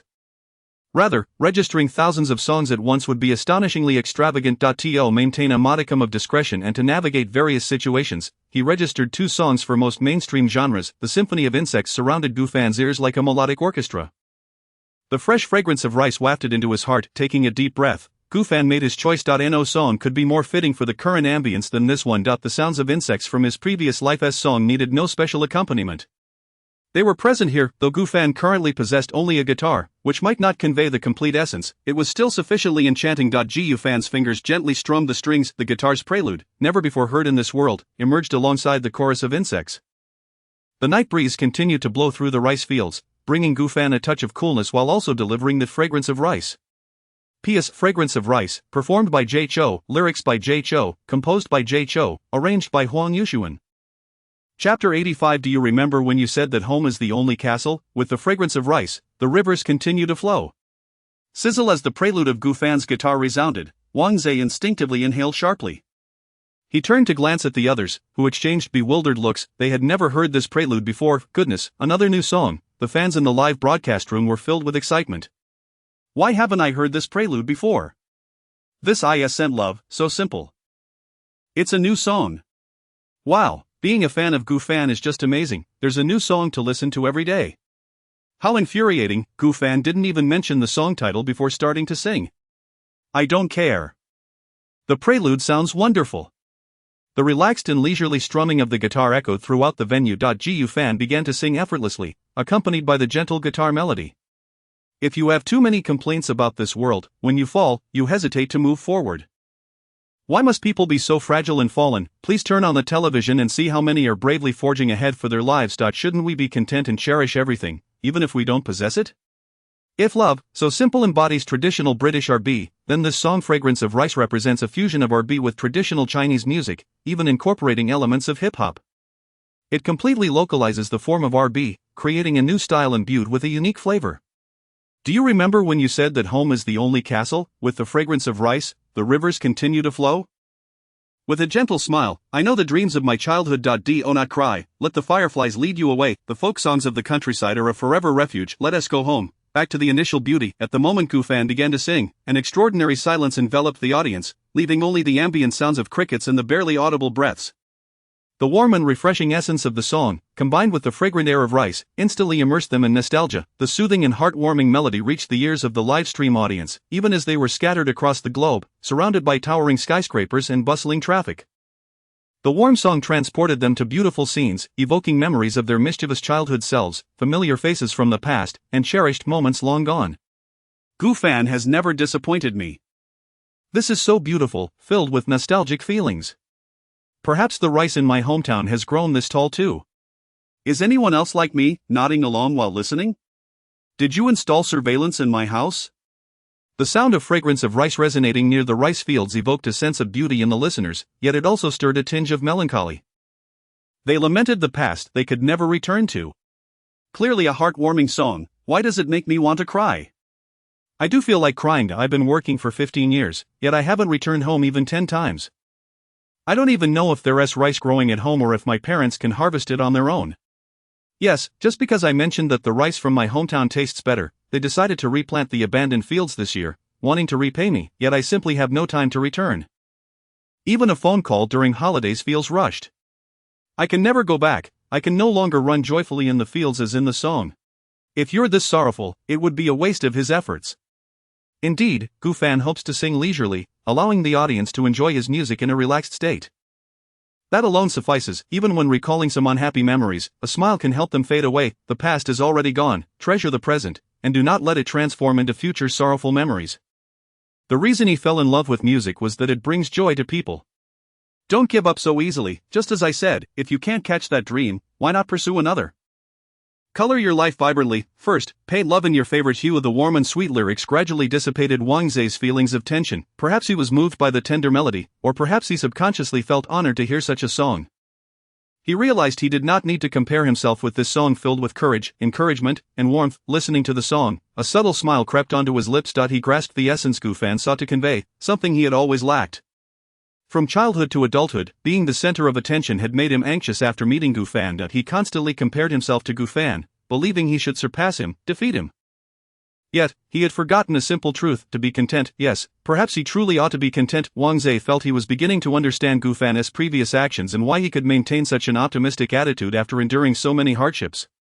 The essence of being human is to find joy. Smile, for achieving fame and success is not the goal, finding joy, that is the true meaning. Childhood paper airplanes finally returned to my hands. That so-called joy, running barefoot in the fields chasing dragonflies until exhausted, stealing fruits and fearing the bees' stings, who was laughing, leaning against the scarecrow, feeling the breeze, singing, and falling asleep. Oh, the afternoon guitar is clearer amidst the chirping of insects. Oh, the sunlight on the road makes one unafraid of a broken heart. Before Gufan could finish singing, the fans of the cool boy band in the livestream had already begun to grasp the gravity of the situation. Oh my goodness, Gufan looks so handsome while singing. Yes. I didn't like him before because of his silliness, but now I genuinely adore how he sings. This song is also so lovely. Oh, such a gentle feeling. Oh no, ladies, Gufan's fans weren't lying. I feel like our boys are truly in trouble. The fans of the cool boy band not only recognized the seriousness of the issue, but some had even contemplated switching allegiance. Ahem. Ladies, I genuinely feel Gufan is amazing and so handsome. I want to temporarily switch my support, but I'll return once he finishes singing. Me too. Hee, a brief betrayal for a few minutes doesn't count as betrayal, right? Even if I like Gufan, I am still a diehard fan of the boys. Originally, Gufan's fans were exceedingly proud, brimming with confidence in the livestream. This is Gufan. Ignoring the old fans' warnings will lead to regret, ladies. Our fan possesses this kind of talent. What can we do? The cool boy band is strong too. They just happened to encounter this little anomaly named Gufan, so ladies, don't be disheartened. Gufan's loyal fans even took the time to console the opposing fans. This is the confidence brought forth by an idol who excels in talent, character, and looks. They need not fear their idol's inability to express himself, nor worry about the scandals surrounding their artist. They would never engage in disputes with outsiders who belittle their idol because they know, regardless of the circumstances, their idol will always deliver a satisfactory answer. Supporting a virtuous and talented star is nothing to be ashamed of. Having someone of such caliber as a role model is commendable, and Gufan is that person. Thus, even when faced with their comparatively traditional parents, the fans can proudly declare that their idol is Gufan. P.S. Everyone must remember to be happy every day. Chapter 86. Our elder brother can be exceedingly greasy. Can your Gufan? Let us return home, back to the initial beauty. As the cool summer evening breeze mingled with the melodious chirping of insects, the song approached its conclusion. When Gufan ceased strumming his guitar and rose to his feet, the assembled guests appeared to be lost in the blissful reminiscence of their childhood. Even the staff responsible for filming seemed momentarily enchanted, as if ensnared by a spell. The lyrics evoked images of paper airplanes, scarecrows, and swings, truly transporting them back to their youthful days in the fields. The golden grains of wheat transformed into the essence of rice fragrance, and memories were imbued with the warmth of sunlight. The aroma of rice wafted gently, evoking a sense of nostalgia. The concluding melody resonated like a gentle breeze. The scent of rice carried whispers of youthful memories, yet as they stood at the end of the rice field, the past remained elusive, leaving them with a sense of melancholy. It was not until Gufan bowed in gratitude that Baisier was the first to regain her composure, placing her hands on her right cheek and smiling as she softly applauded. In this moment, she truly resembled a lady of grace. As her applause echoed, the other guests joined in unison, and even the staff could not resist offering their applause. "I love it, it's so beautiful." Yet, the more fervent applause resonated from afar, echoing across the globe, emanating from the audience in the livestream. "It's genuinely delightful. This song is like a sip of sweet spring water, refreshing and joyous. I absolutely adore it. Oh my, who would have thought that after all he has been through, Gufan could write such uplifting songs. He truly radiates positivity. Thus, we must emulate Gufan. No matter what we encounter, we must bravely forge ahead. Even through the screen, I cannot help but applaud him." As the song concludes, "So do my memories, farewell to my fellow viewers, I must return to work for a living." The four members of the cool boy band, after listening to the song, applauded while whispering to one another. Li Han remarked, "It's over, Captain, this song is so enchanting, how can we compete?" Ren Tianchen replied, "Indeed, had I known, I would have heeded that somewhat endearing Wang brother's advice." Xiao Rui chimed in, "Exactly." Huang Xiaochen's expression darkened, feeling as though this group of fellows were subtly mocking his earlier reluctance to heed Wang Zai's suggestion. "Humph, what does it have to do with him? There is nothing that can't be solved by shifting the blame," Huang Xiaochen coolly stated. "We should blame the company, they insisted we go on last. They didn't even bother to investigate the other guests properly, they just wanted us to put on a show. With Gufan's talent, how can we possibly pretend to be impressive?" Li Han concurred, right. The captain is spot on." Xiao Rui echoed, "Exactly." Ren Tianchen added, "This song is truly captivating, I feel like I'm about to become a fan of Gufan, I want to ask him for an autograph." Upon hearing his teammate say this, Huang Xiaochen's expression turned icy as he huffed, "No asking for autographs during the show. Mind your image. MHM. Ren Tianchen nodded in agreement, his demeanor still cool yet pleased. No asking for autographs during the show. He could certainly request one after the recording. The cool boy band was indeed steadfast.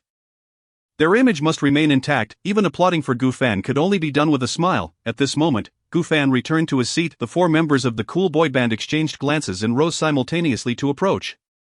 They would fight, even if they could not win, they could not back down. Besides, it wasn't a genuine competition. Winning or losing was inconsequential. They would just blame the company for their haphazard arrangements.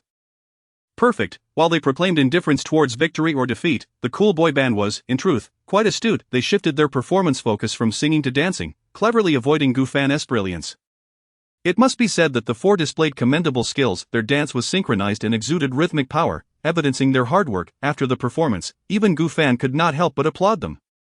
Having originated from an idol boy band himself, he understood the time and effort required to reach their level of proficiency. They were indeed talented, not merely coasting on the name of a boy band. The only drawback was their somewhat greasy demeanor. Indeed, right after their dance, they collectively struck poses in an attempt to appear suave. Gufan could hardly bear to watch, he was momentarily perplexed, unsure if this was a choreographic choice or merely the quartet's unique taste. If it was a choreographic decision, Gufan felt sympathy for the cool boy band. If it were their distinct flavor, he could only express respect, understanding, and best wishes. The live audience simultaneously began to praise the cool boy band. "I've always thought boy bands were all effeminate and pretentious, but this cool boy band is surprisingly impressive. Though they are a tad greasy, their talent is undeniable. Indeed, their dance is powerful. To be fair, their styling isn't overly delicate. They resemble bodyguards and salespeople." Yet, just then, the cool boy band began their greasy posturing once more. The live audience nearly fell silent. Yikes, forget I said anything. Ugh. So greasy, brothers. Even the fans of the cool boy band hesitated to speak, as their idol's greasiness was no new revelation. However, after this performance, their fans regained some confidence. At least their idols were marginally better than Gufan in dancing. "Our brothers dance exceptionally well. Indeed, I love Gu Fan's singing, but I also appreciate our brothers dancing. It's a pity that Gu Fan is still a bit lacking in the dance department. Yet, at this moment, the 10-year-old loyal fans of Gu Fan resurfaced. Let us just say, is it possible that Gu Fan's dancing is also commendable, but he simply can't perform due to his current health? Exactly. Gu Fan is a successor of Peking opera. Is there dancing in Peking opera? Of course, have you not seen the water sleeve dance in Peking opera? It's classical dance. The old fans were truly well versed in Gu Fan's life story. The cool boy band's fans were on the verge of tears. Why was it that their idol seemed to fall short in every aspect compared to Gu Fan's? Wait, no, there was one area where Gu Fan could not compete with their idol. That was oomph. Your Gu Fan isn't as greasy as our cool boy band. Exactly, our brothers can be exceedingly greasy. Can your Gu Fan match that? With such words exchanged, even Gu Fan's longtime supporters could find no rebuttal, only expressing agreement. Indeed. Certainly, our Gu Fan has but this one flaw: he is not greasy. Sigh. Why can't Gu Fan be a bit greasy? How infuriating. Exactly, we've been surpassed. Woe is me, the 10-year-old loyal fans have already fainted in the restroom. Chapter 87 of the Nocturnal Whispers. Someone is stealing fish. In the warm embrace of Gu Fan's fans, the supporters of the cool boy band joyfully concluded the entire live broadcast. At least their idol triumphed over Gu Fan in this regard. Regardless of how the victory was achieved, a win is a win. The live stream came to a close at 10 o'clock in the evening. As the hour grew late, coupled with the fatigue from travel, weariness set in, and with no mobile devices to occupy them, the guests began to retire early. Some staff members, along with director Lu Changqing and He Chimin, also settled into their beds. Only a small contingent of staff remained on duty, either attending to responsibilities or editing videos. Most of the personnel in the staff dormitory were sound asleep. However, within one newly furnished dormitory, a solitary figure was tossing and turning, unable to find rest, his mind consumed with thoughts of my fish. The more He Chimin pondered, the more anxious he became. He rolled over, sitting up, casting his gaze towards the dimly lit window. Feeling a pang of thirst, He Chimin poured himself a glass of water and stood by the window, looking up at the moon. To his astonishment, the luminous orb began to take on the shape of a small goldfish. He rubbed his eyes, and the goldfish vanished, yet, that fleeting vision left He Chimin in a state of unrest. Was he truly hallucinating? It felt as if the little goldfish was beckoning him, imploring him to rescue it from that dreadful lair. Frustrated, He Chimin downed the water in one gulp. The cup was slammed onto the balcony. A transfer was imperative. He could not allow it to remain in proximity to the charming and dazzling group. Dressing swiftly, He Chimin quietly opened the dormitory door and approached the large and small fish tanks, stealthily lifting the smaller one and making his way downstairs. Every step was taken with utmost caution, as he refrained from making a sound. Such professionalism. Only after exiting the entire building did He Chimin exhale in relief. What a spectacle it would have been to be spotted sneaking out at this late hour. All was well now, a flawless escape. He embraced the fish tank, a contented expression gracing his face as he strolled towards his destination, blissfully unaware of the shadow observing him from the upper window. Lu Changqing stood at the window, furrowing his brow in confusion. Residing next door to He Chimin, he had been roused by the sound of the cup clattering. Upon investigation, he spotted a figure behaving suspiciously, not appearing to be up to any good.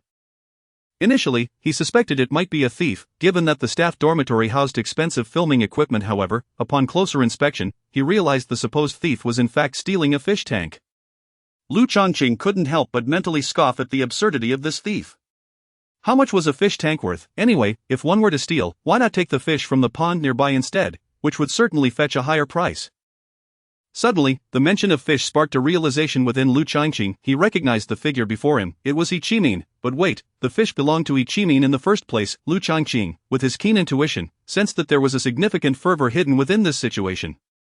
Yet, He Chimin was his friend. Would it be appropriate to expose him during a live broadcast? Lu Changqing found himself torn in contemplation. Just then, He Chimin's words echoed in his mind. Old Lu. As media professionals, we must be utterly shameless. Just ask yourself if there's any buzz. Damn it, Lu Changqing slapped the wall, a decision crystallizing in his mind. This was wisdom imparted by his dear friend. He must brazenly seize the moment of excitement. Surely, He Chimin would be pleased if he could leverage this heat to their advantage. Perhaps that earlier noise was He Chimin's way of alerting him. He could not let down his friend's good intentions. With a serious expression, Lu Changqing sprang into action. The staff dormitory was soon abuzz with activity. The live broadcast department commenced streaming immediately. Camera operators, mobilize and conceal yourselves beside the rice fields in night vision mode. Ensure a comprehensive live coverage of He Chi Min as he embarks. Director, the live stream may be challenging. He Chi Min has already departed, and we cannot pursue him openly. Not an issue, we will temporarily utilize surveillance footage for the broadcast. Hurry, we must honor Director He's selfless sacrifice. Lu Chongqing's mobilization skills were remarkably effective. Before He Chi Min had ventured far, plans for his live event were already set in motion. The entire production team sprang back to life. On Douyin, the promotional short video featuring the guests from Ordinary Days was released shortly after the live broadcast concluded. Essentially, it served as a promotional video, formally announcing the lineup of guests involved. The title read Frowny-Face Dreamy Collaboration. The charming and dazzling team from Do You Hear My Song makes a limited time return. The video not only showcased the appearance of the little goldfish but also included scenes of it being fanned and flung. Original cast of the fish? What on earth? Good heavens, even the fish are guests. What a show you have. What a grudge, fanning a fish. What kind of feud is this? The brief footage of the fish being fanned left viewers stunned for an entire year. It provided a shocking revelation from charming and dazzling that had never been witnessed before. Reviewers immediately shared it with their friends. Thus, the cycle of sharing ignited an avalanche of likes and comments, which in turn spurred further shares. The video's popularity skyrocketed. Marketing accounts began to capitalize on the trend, with headlines such as, "Absurd, Goldfish as show guests." "Shocking, guests of Ordinary Days fan fish collectively." "Crying, the world's most unfortunate fish makes an appearance." Countless Night Owl viewers were drawn in by Douyin's recommendations. Even in the dead of night, the video garnered over 1 million likes. After all, witnessing stars consecutively fanning fish was a first for them. It sent shockwaves through the entire entertainment industry. While countless netizens were engrossed in the spectacle, they suddenly discovered that just a few hours after the live broadcast ended, Ordinary Days had gone live again. The production team had never aired a late-night broadcast before. What could this possibly mean? Curiosity piqued. Many viewers clicked in, and upon entering, they found themselves gazing at a high-altitude camera angle, resembling a surveillance position. The screen was dim, illuminated only by the faint light of the moon and stars, revealing a vague silhouette cradling something as it traversed a mountain path. What's going on? What's the point of this live stream? Wait, look at the top left corner of the surveillance. There's a figure. Oh no, they're about to exit the monitoring range. The viewers' comments began to materialize. The video footage abruptly shifted, seemingly transitioning to another surveillance angle, which allowed a clearer view of the figure's outline. Who is that? A bit portly, doesn't seem like a guest. Isn't that Director He? What's he doing up at this hour? Quick, look, the object in his hand is reflecting light? Is that a fish tank? Chapter 88. The four brave warriors capturing thieves. He Chi Min remained blissfully unaware that he had been broadcasted live. As he leisurely strolled along with a fish tank in his arms, he hummed the tune of Rice Fragrance, previously sung by Gu Fan. However, he often misremembered the lyrics. Although Gu Fan was a bit mischievous, his songs were undeniably melodious. Even this 55-year-old man found them delightful. The viewers in the live stream gazed at this relaxed old gentleman with curiosity. What on earth is Director He planning to do with that fish tank? Who knows? Is he perhaps attempting to steal fish? Indeed, Director He's fish are right there in the pond. Stealing fish, how could one possibly label such an act as theft when it pertains to an intellectual?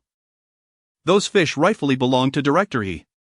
Initially, the audience was bewildered about He Chi Min's intentions. However, upon the mention of fish, comprehension dawned upon them, as they had originally been drawn to the stream by the videos featuring Gu Fan and others slapping fish. Immediately, a viewer chimed in. Could it be that He Chi Min also wishes to catch fish and give them a slap? 66666, my dear friend. Your thought process is explosively remarkable even across the entire internet. Those fish are Director He's favorites. What else could he possibly intend? To take them away and safeguard them? This generation of netizens is truly challenging to understand. Director He has a soft spot for the little goldfish. I am genuinely moved, sob. He truly does, I am in tears. Have you all forgotten that it was precisely because of Director He's consent that the little goldfish faced that slap? The netizens had a point, albeit a tenuous one. Under the watchful gaze of the crowd, He Chi Min stealthily approached the edge of the pond. After a thorough observation, and upon realizing that the three houses were devoid of light, he placed the fish tank on the bank and commenced his operation. He had devised a cunning plan. As long as he could retrieve the fish, as long as he could take the fish back, he would feign ignorance about their whereabouts the following day and then erupt in anger. A clever ruse against Gu Fan and the others. While mulling over his scheme, He Chimin settled by the pond's edge, propping himself up with his hands and gradually extending his feet downward. The bank of the water was not high, merely 1.3 meters, for someone standing at 1.6 meters. Even a direct leap into the water would pose no danger. However, it was nighttime. Should he make too much noise upon landing, it could rouse the guests within the house, which would be quite undesirable. Furthermore, such a plunge would undoubtedly startle his fish. He had to be gentle. Proceeding slowly, He Chimin carefully descended to the bottom, retrieved the fish tank that had been placed on the shore, filled it with water, and then set it back down. Once all preparations were complete, He Chimin activated his phone's flashlight and began his search for the little goldfish. Yet, the little goldfish was not cooperating at all. Each time his flashlight illuminated the fish, it would swiftly dart away. He could not catch it, not at all. Even after enduring a vigorous chase earlier that day, the little goldfish remained as sprightly as ever. Originally, Lu Changqing had installed several strategically placed cameras atop the rockery in the pool to protect this fish. Now, they had inadvertently become the tools for broadcasting this grand escapade of fish theft. The viewers in the livestream watched anxiously as He Chimin struggled. Is Director He going to manage it? After such a long time, he hasn't even touched the little goldfish. That fish is indeed showcasing some impressive moves. Director He ought to consider that this afternoon, Gu Fan and his trio spent ages trying to catch it. How could an elderly man like him possibly succeed? TSK, do you think the commotion from Director He might wake others? He Chimin remained exceedingly cautious in his pursuit, fearful of making even the slightest sound. Yet gradually, he realized that if he did not act more swiftly, he would never catch the little goldfish. The larger his movements, the louder the noise would inevitably become. Little gold, be good, come with me, he softly coaxed, his gentle words echoing around the pool. Meanwhile, Sierra sat at the edge of her bed, munching on spicy strips, her cheeks puffed out like a squirrel's. Listening to the faint sounds of splashing water, she muttered to herself, the little fish is quite mischievous, still awake at this late hour, not at all behaving like a proper fish. It deserves to be scolded. Gradually, the sound of the water grew increasingly pronounced. Sierra suddenly realized something alarming. Could such a tiny goldfish create all this commotion? Her eyelids twitched, and she hastily set down her spicy strips, using her little finger to pry open a corner of the curtain. Dim light flickered erratically in the pool. Instantly, Sierra's heart raced. There was a thief. Someone was attempting to steal Director He's little goldfish. Sierra opened her room door and hurried out, knocking on Gu Fan's door. Gu Fan, dressed in pajamas and rubbing his eyes, looked at Sierra in bewilderment. What's up, looking to go fish hunting at midnight? Someone is stealing the fish. Sierra spoke in a whisper, though urgency laced her tone. The moment Gu Fan heard fish theft, he perked up instantly. Who dares to steal a fish that our dashing ensemble has dealt with? The two rushed upstairs, waking Chen Yi and Zhou Su, informing them of the gravity of the situation. The four began strategizing, intending to rescue the little goldfish while ensuring their own safety. Let us see who dares to steal the little goldfish. I wonder if they have any weapons. Should we grab something for self-defense? There's stuff in the storage room on the second floor. What do you have? Sickles, shovels, rakes, hoes. Chenny listed off a plethora of weapons in one breath. He had truly explored every nook and cranny of this house. Let us go, protect the little fish. Gu Fan immediately entered the storage room and picked up a long shovel. Chen Yi chose a rake. Zhou Su took a hoe, while Sierra opted for the smallest sickle of the four. Armed with their makeshift weapons, quietly opened the door and stealthily approached the pool. As they drew closer, they entered the line of sight of the surveillance cameras. The sudden appearance of the four startled the viewers in the live stream. What the hell, who are these people? Where did these four pop up from, and why are they wielding so many farming tools? Goodness, isn't that the dashing ensemble? What are they up to? Why are they acting so suspiciously? What's going on? Could it be they mistake Director He for a thief? Oh no, if Gu Fan and the others don't recognize him and swing that shovel, Director He might be in serious trouble. As the viewers in the live stream saw the equipment Gu Fan and his companions were carrying, they immediately became concerned for He Chimin's safety. However, Gu Fan and the others were not as oblivious as they seemed. As they approached, they had overheard the murmured voices from the pool. The four exchanged glances, realizing who was inside. If this could be considered a theft, it was certainly a case of domestic thievery. Gu Fan sighed silently, crouching behind the moonlight, ensuring he did not obstruct the light so that He Chimin would not notice the change. Chen Yi crouched beside Gu Fan with his rake, Sierra with her sickle next to Chen Yi, and Zhou Su with his hoe beside Sierra. The plan to catch the thief had been thwarted, and thus, the quartet of would-be fish catchers quietly observed as He Chimin endeavored to catch the fish. Chapter 89. Director He, do not fear, we are all good people. Gu Fan gazed at He Chimin, who was submerged beneath the water, and in his mind, he instinctively accompanied him with a background melody. I am like a fish in your lotus pond, waiting solely to bask in the radiant moonlight with you. Having traversed through the 4 seasons, the lotus still exudes its fragrance, waiting for you to appear in the midst of the water. Is there a more fitting song than this? Absolutely none. It seems that Gu Fan and the others have already recognized Director He. The 4 of them look so ridiculous. I can't take it anymore. How do these 4 always manage to be so humorous? I really want to see He Chimin's expression when he discovers the 4 of them. It must be quite a spectacle. The actions of Gu Fan and his companions were keenly observed by the livestream audience. While they sighed in relief, their anticipation grew as well, eager for He Chimin to uncover the presence of the 4.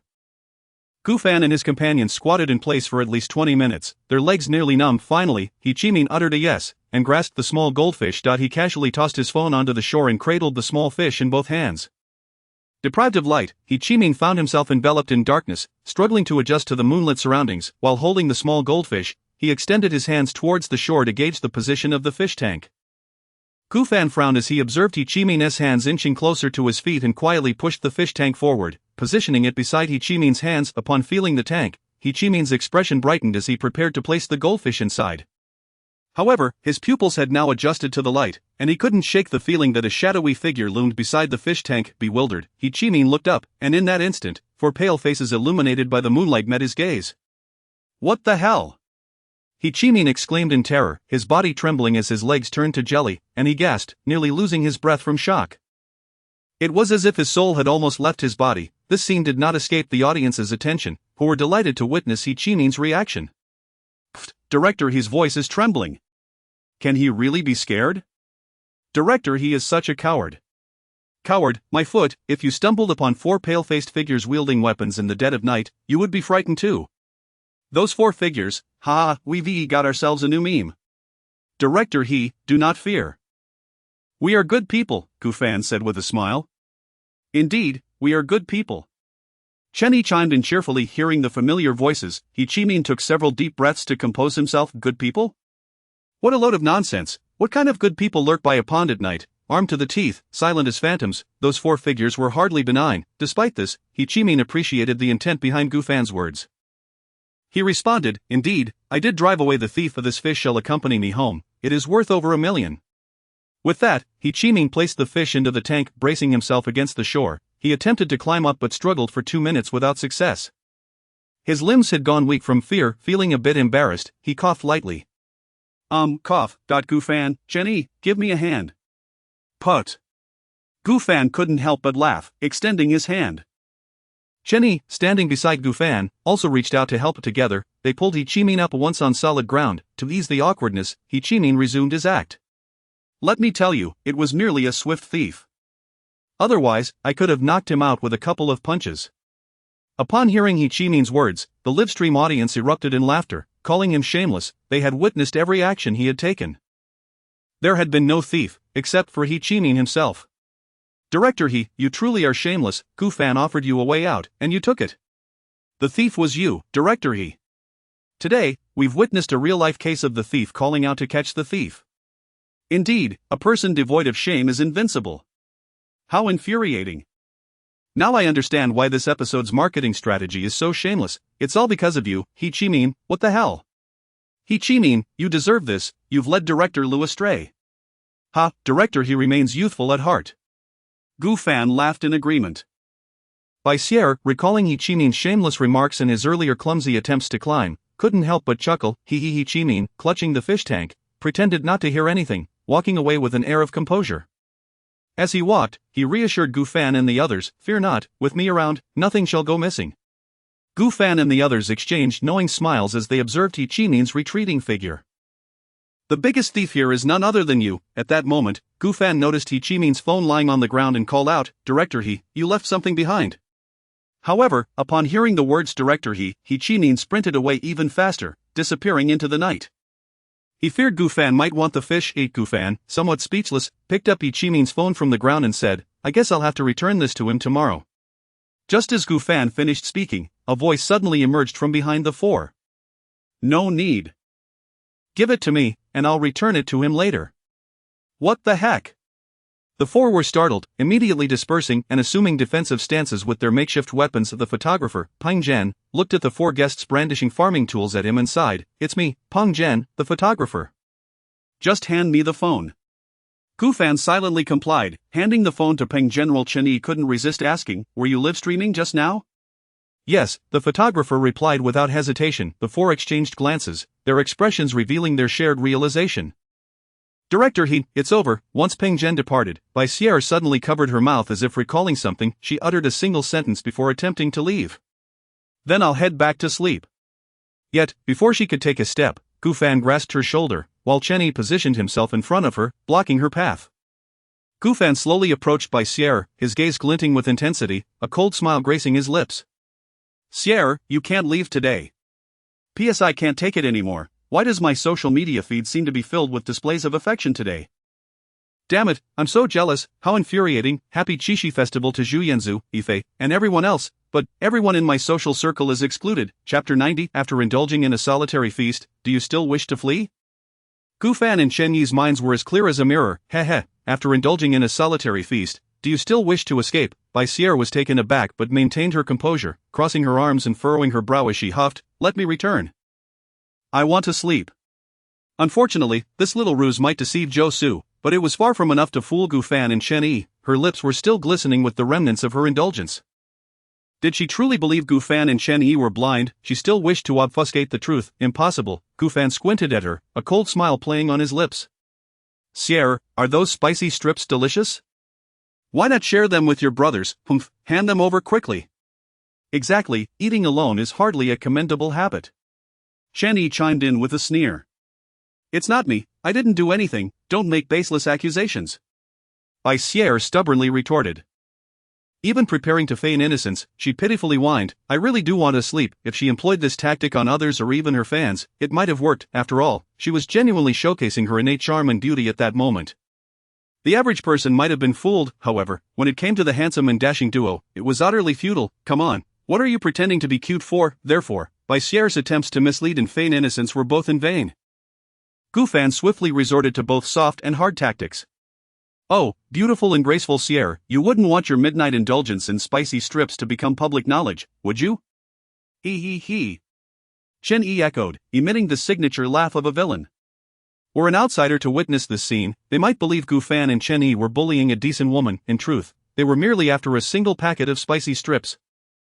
Gu Fan's words struck at the very core of Bai Sierra's vulnerability. Given her understanding of these two brothers, she was certain they were not jesting. If she failed to produce the spicy strips, they would undoubtedly broadcast the incident to everyone.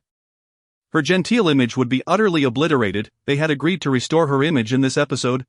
Cursed little goldfish, cursed director He. If it weren't for these two, she wouldn't have been discovered. What a loss. Reluctantly, Bai Sierra capitulated. "Each person can only take a little bit, okay? That essay given. I promise." Gu Fan and Chen Yi quickly patted their chests in assurance. Only Zhou Su remained silent.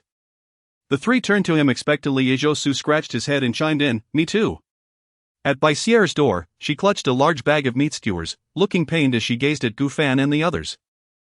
It was as if she wanted to write "take less" on her face. Gu Fan stared at the sizable bag, momentarily dumbfounded. A typical bag of skewers contains only 38 pieces, yet Bai Sierra's must have at least 150.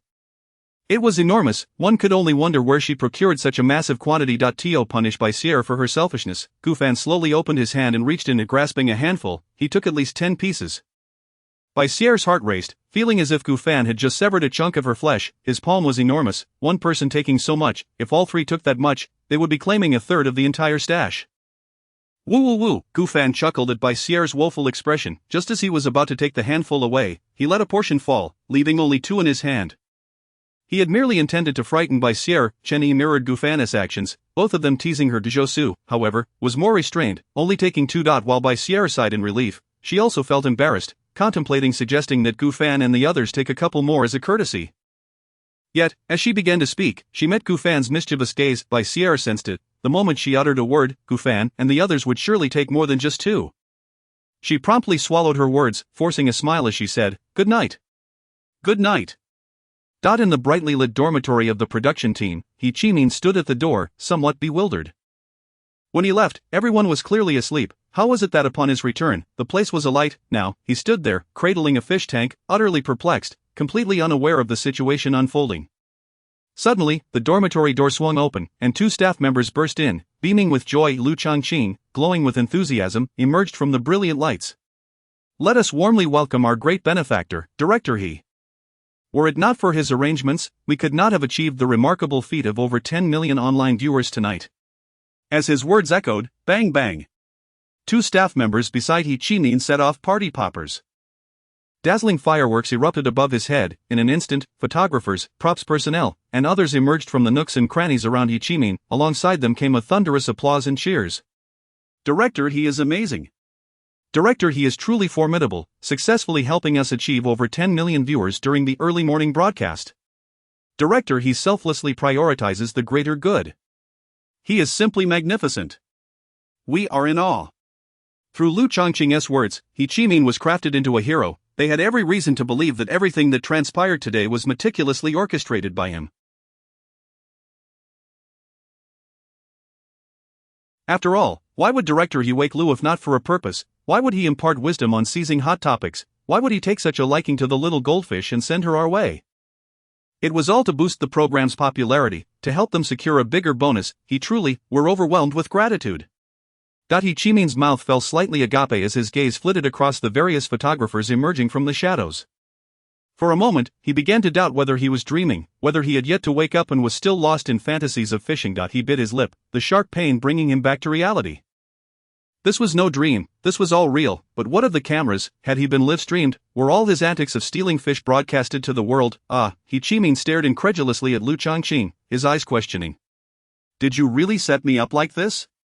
He fixed his gaze on Lu Changqing, a torrent of unspoken curses swirling in his mind, unsure whether to voice them.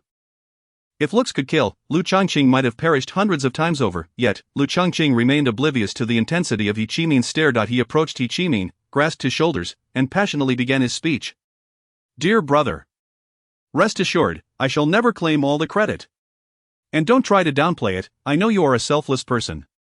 But I too am one who knows how to repay kindness.